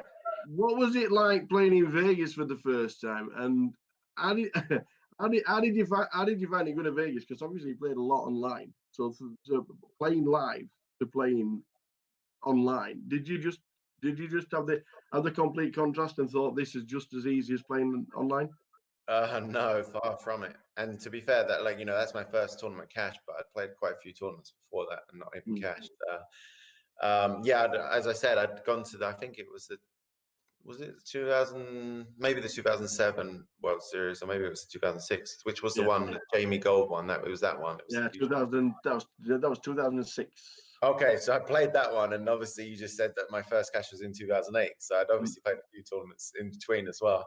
But I was sticking, mainly I stuck to sort of what was my bread and butter, playing online, and if I satellited into a tournament online, I'd go and play the live tournament. But yeah, I didn't have much live experience, and it was quite a different game to me, just like dealing, you know, just so many differences. So it definitely took a lot of time for me to get used to it. Even like the first sort of 3 years after I cashed, I never really cashed anything big, like compared to what the buy-ins were. I was definitely a losing player at live poker to begin with.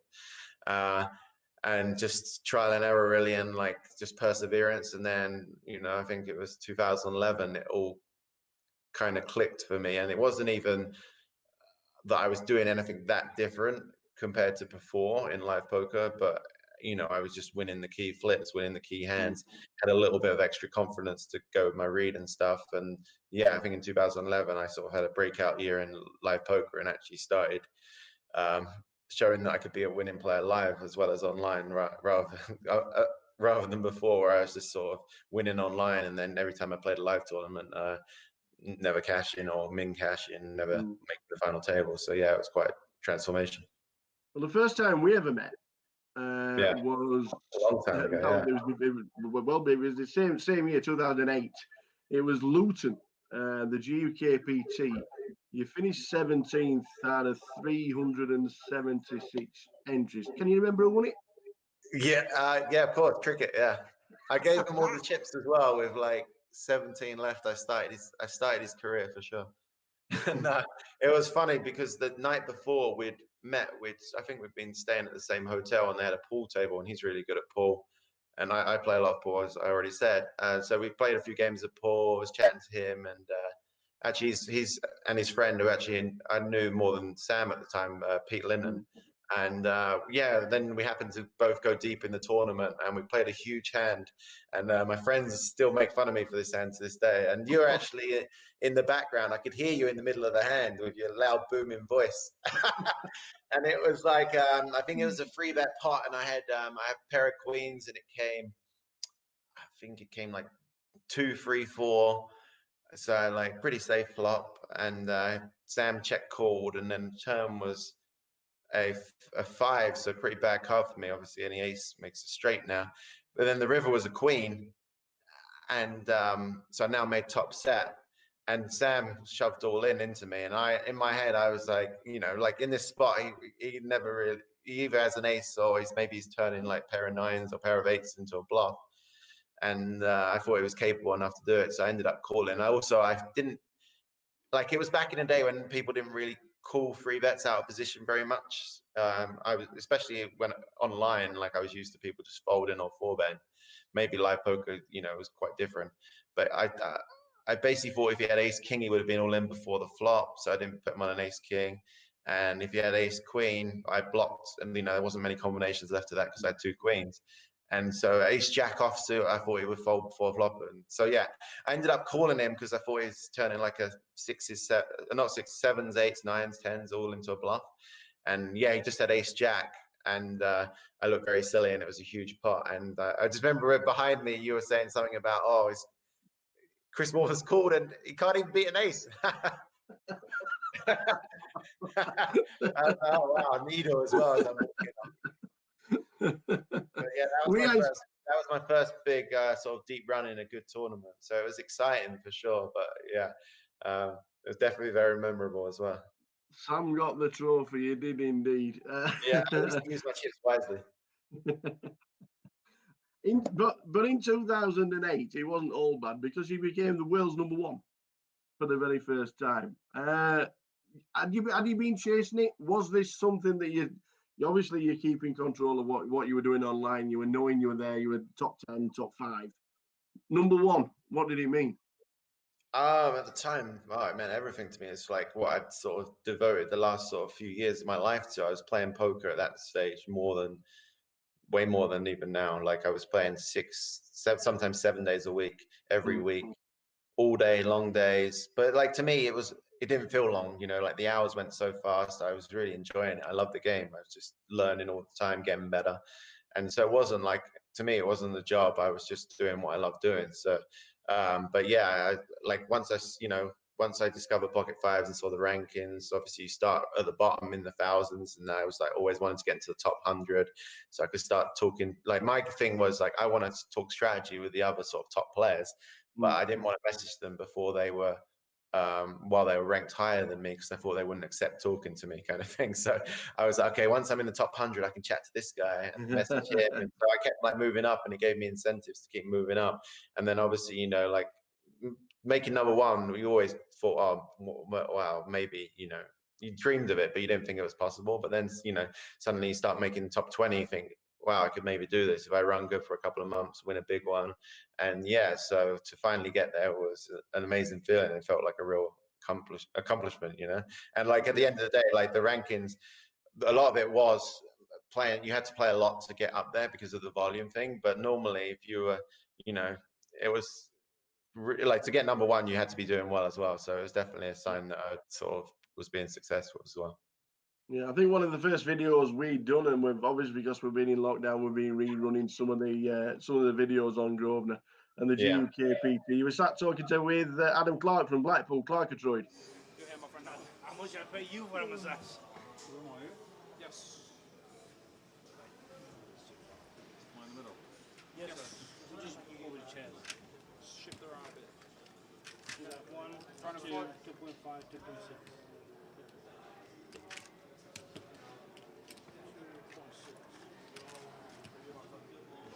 Here we go, here we go, here we go. Is this the final session? Has to be. Has to be. Coming back. Spark is in the chat. How are we doing, Nicky? Watching on Facebook. Used to work here. Did Nicky? And that's when we mentioned Sparky, and then Sparky turned up and played. Because he said, I was watching in the bedroom and you mentioned my name. I didn't realise there was another Sparky. How are we doing, Nicky? Hope things are good. So big blind, 160k now. In 30 minutes time, that's going to be 200k, 60 bigs in play. I reckon no more than 90 minutes for this one. Yeah. Who wins it? Left, Dixie. David Dixie Dean. Brandon Shields. and Chase Wilson.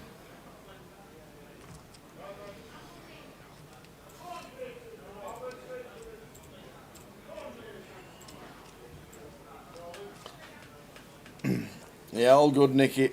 If you're nipping tomorrow, it'll be lovely to see you.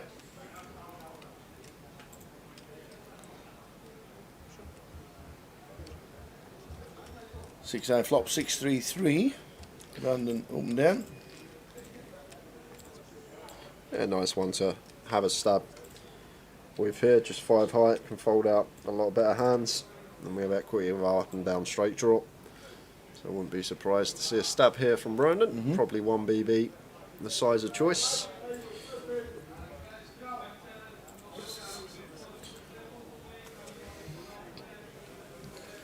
And does go for the 1 big blind bet, and Chase just out there with a 9-5 suited.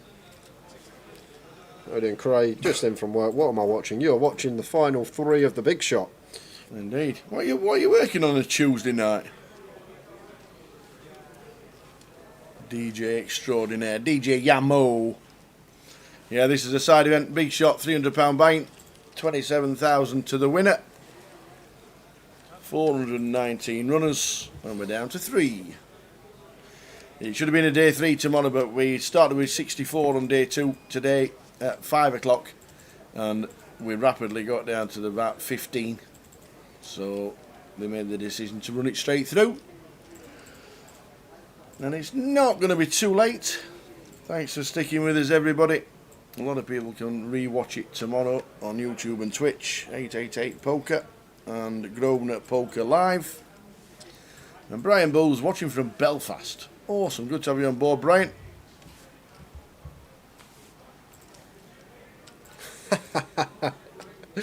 Chase lived and Dixie said all in before his chips were even in the middle. Just runs it with a 10-4. Got the chips to do it, so applying the pressure.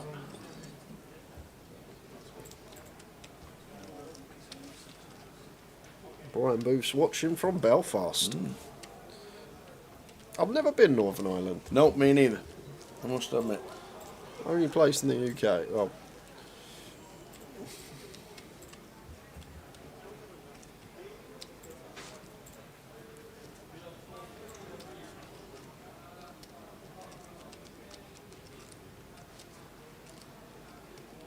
it's nearly Halloween, so lots of Halloween parties on.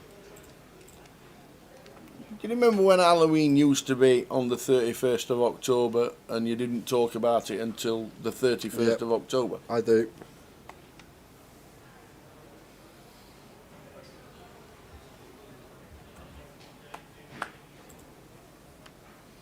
Ah, no casinos. No casinos in Belfast. That's why we've never done a leg there.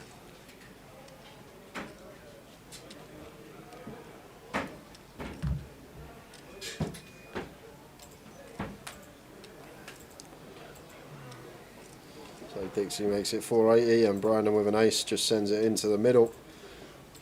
Should get this one through.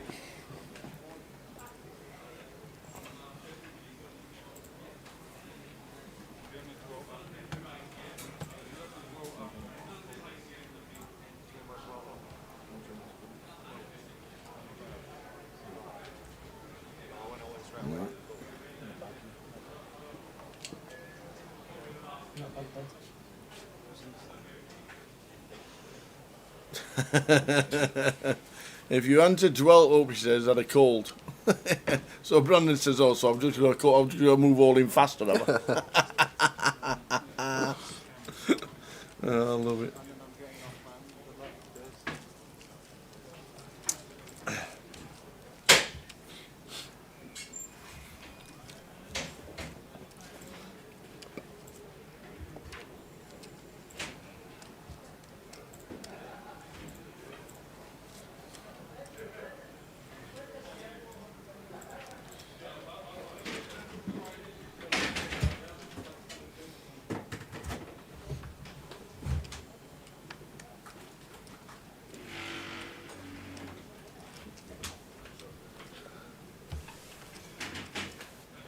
King 5 suited for Chase in the big blind. Hefty open from Dixie here, really trying to apply maximum pressure. Chase with the King 5 suited, not going to get involved, just going to let Dixie take it.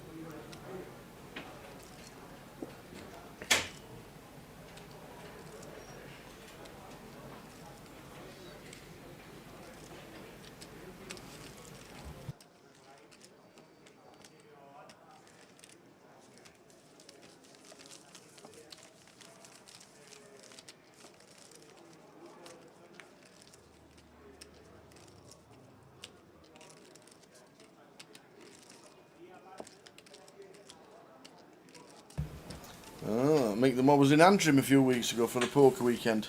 Back and forward from hotels to a sports club for 3 days. Ugh. There'd have been drinking involved, that is for sure.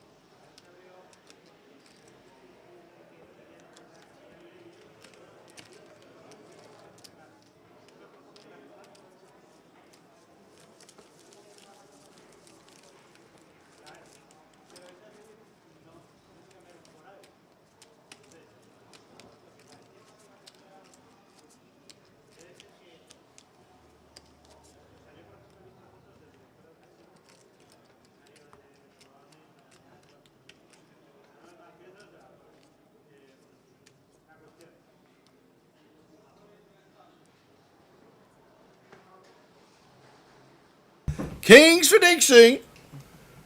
£2.50 for a bottle of beer. Food was great. Get yourself there, Mick the Mod.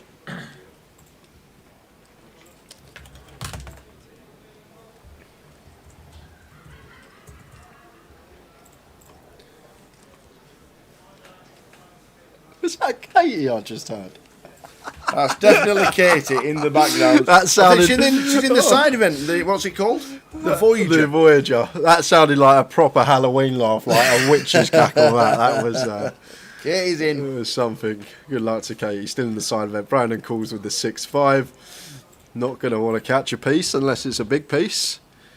And nothing going on for him there. Keeping you awake, Big Daddy. That's what we're doing. Keeping you awake. 3 players left.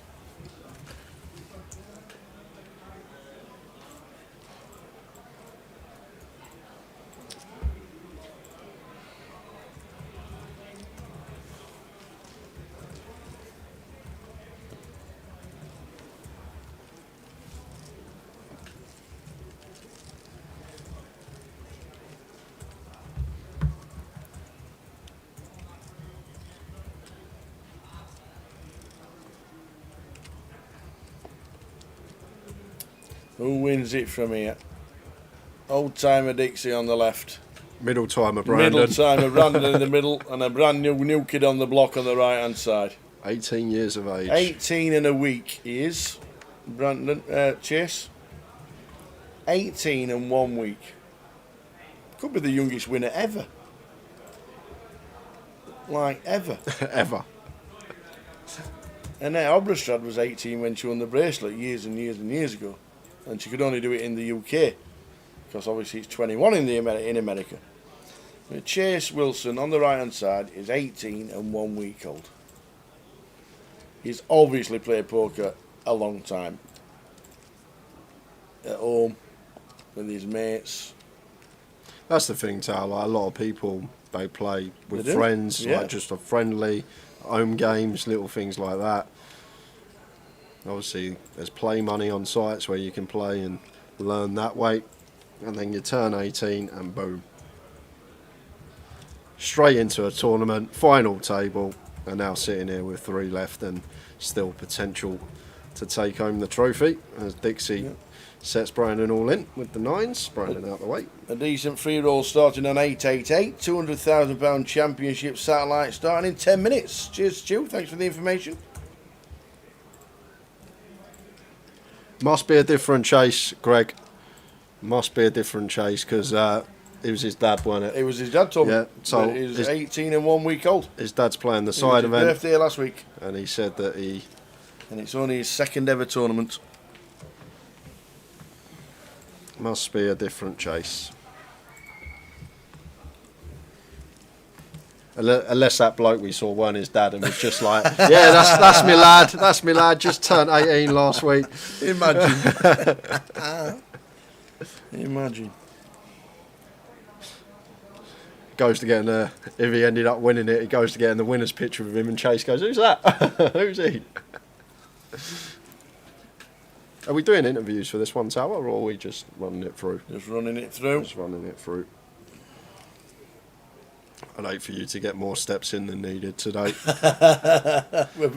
I've been from this chair to that door about 10 times. He was playing Zynga when he was 12. Well, he can play a Zynga, that is for sure.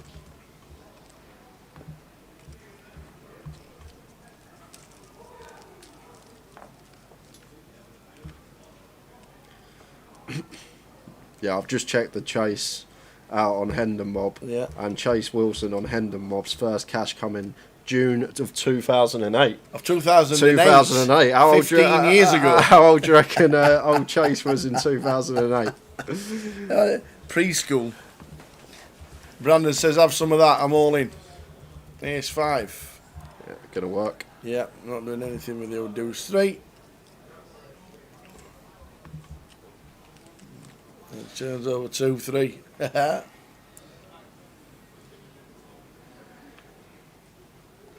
Handled himself very well at the tables. Yeah. For an 18-year-old. Very well, to be fair to, as I usually say, when you are at that age, 18, 19, 20, you start getting into this game, sometimes emotion takes over, but seems like he's been doing it longer than a week, put it that way.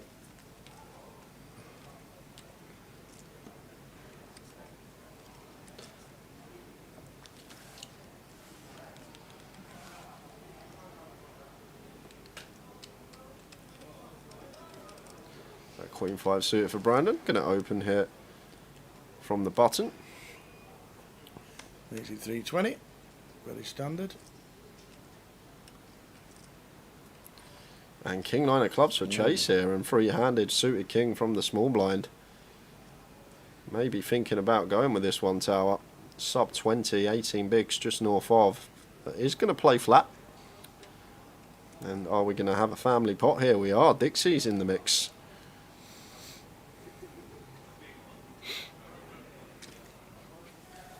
Imagine a 2 club flop.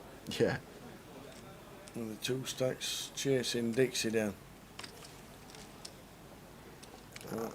Queen 7-2. Yeah, not much going on here. Tower, just top pair for Brandon.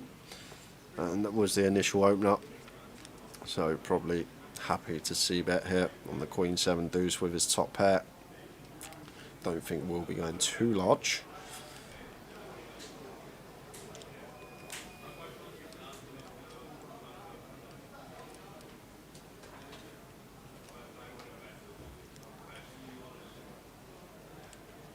There is the C-bet, so just south of 30%. It's a 220.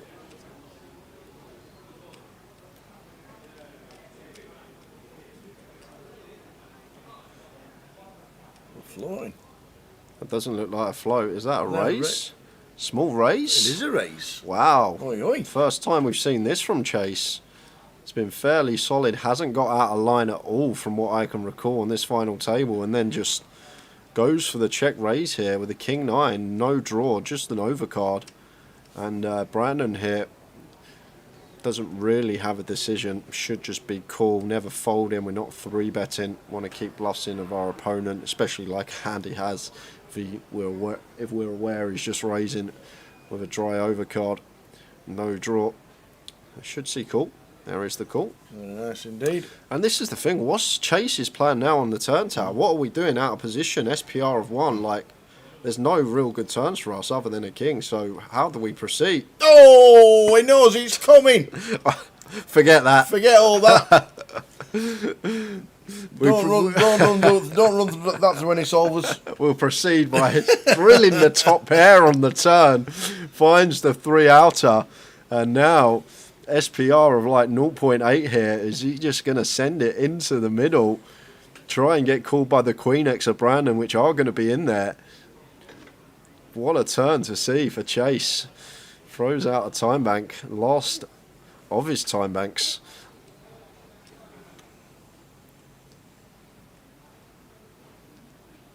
And it's just going to go with the shove, and this is pretty gross for Brandon, but I think we might have to call this off, Tower. Just for her hands. Kings are you calling with it on the Yeah, flop? exactly that, Tower. So when Brandon gets check raised here, Chase's value range is going to become hands like maybe some stronger Queen X he can start raising, but even like the Queen Jack and the Queen 10 now we're chopping with. King Queen's going to shove pre for sub 20, pocket 7s and probably going to shove pre for sub 20. I think the worry here for Brandon is deuces. Queen 7 suited, not a thing. Queen deuce suited, not a thing. They're not going to be calling pre. So our worry here as Brandon is bottom set, Tower. That's what I'm going to be thinking. And then you think of the bluffs. You've got a lot of front door diamond draws in there. Maybe Chase has gone after it with a hand like 8-9 of spades that's picked up the spades and now running it here. So just from theory perspective, I don't expect Chase to have any King X here other than King X of diamonds specifically. So maybe Brandon's going to think that he's weighted more towards one of these front door diamond hands, or maybe like a backdoor spade type possibility that he check raised on the flop and now running it with on the turn. So I think that Brandon gonna have to call here on this board. It's very wet, lots of bluffs, and there we go. There we go, and he sees the King 9. Sees that Chase has just found it on the turn. Yeah, where have you found that turn? And they're going to need... Where did you find the raise on the flop? A queen or a 5, yeah. The raise on the flop. And we said it earlier with the straight flush draw. Expect him to flat raise, drill the 9 of diamonds. And he fades on the 4 of spades. So Chase and Dixie Dean going to be heads up. Brandon Shields, another magnificent... Brilliant. Well played, Brandon, yet again. Effort from him. He's going to take home a nice 5-figure score. More points for the MPO as well.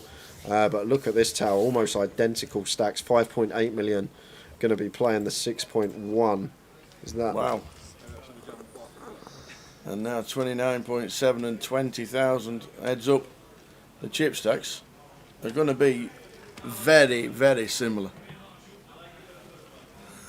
Dixie turns round.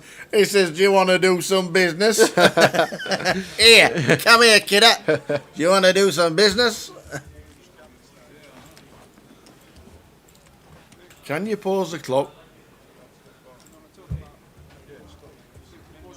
So 2 big blinds in it here. 6.5, 6.1.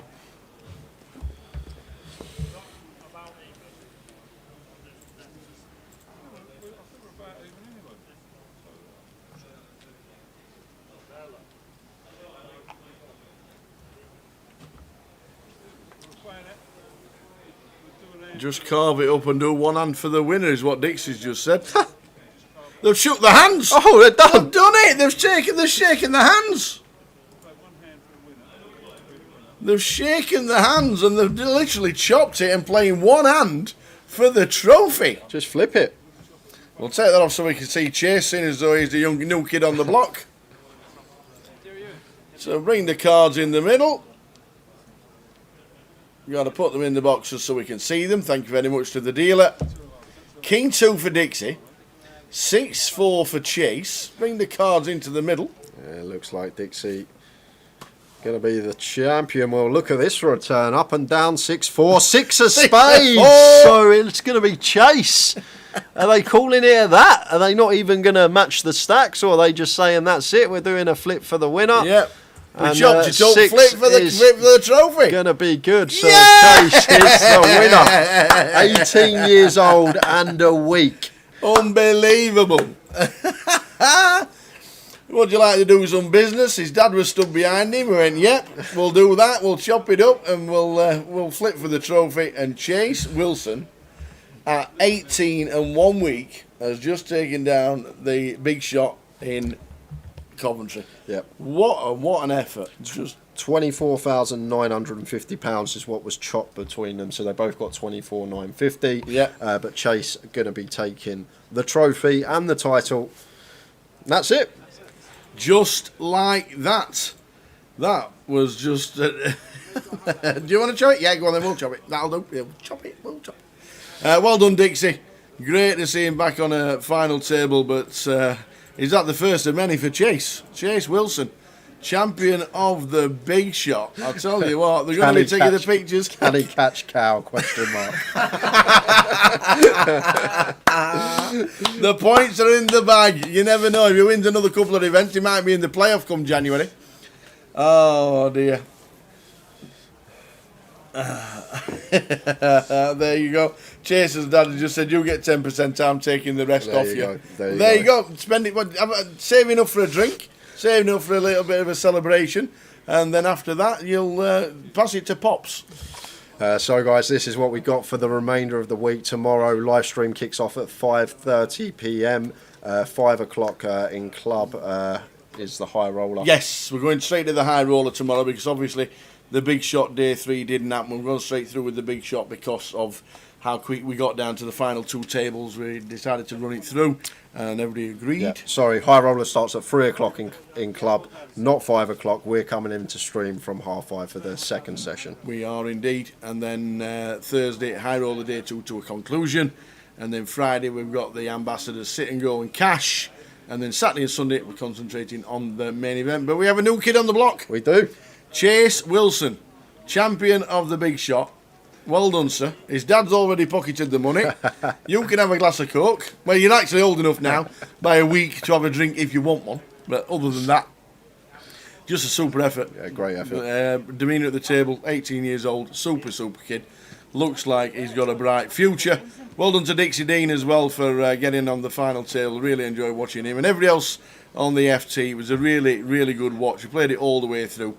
And we have our first champion on the stream in Chase Wilson. We'll be back tomorrow from 5:30. Come and join us for the high roller here at the 888 Festival.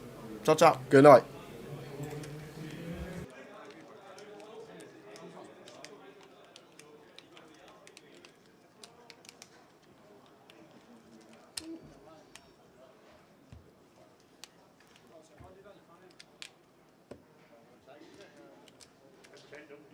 Phil just said he's 18 in 6 days. He's only been lying in the casino 6 days. Second come, in the play. They're not all like this. Easy, Solomon.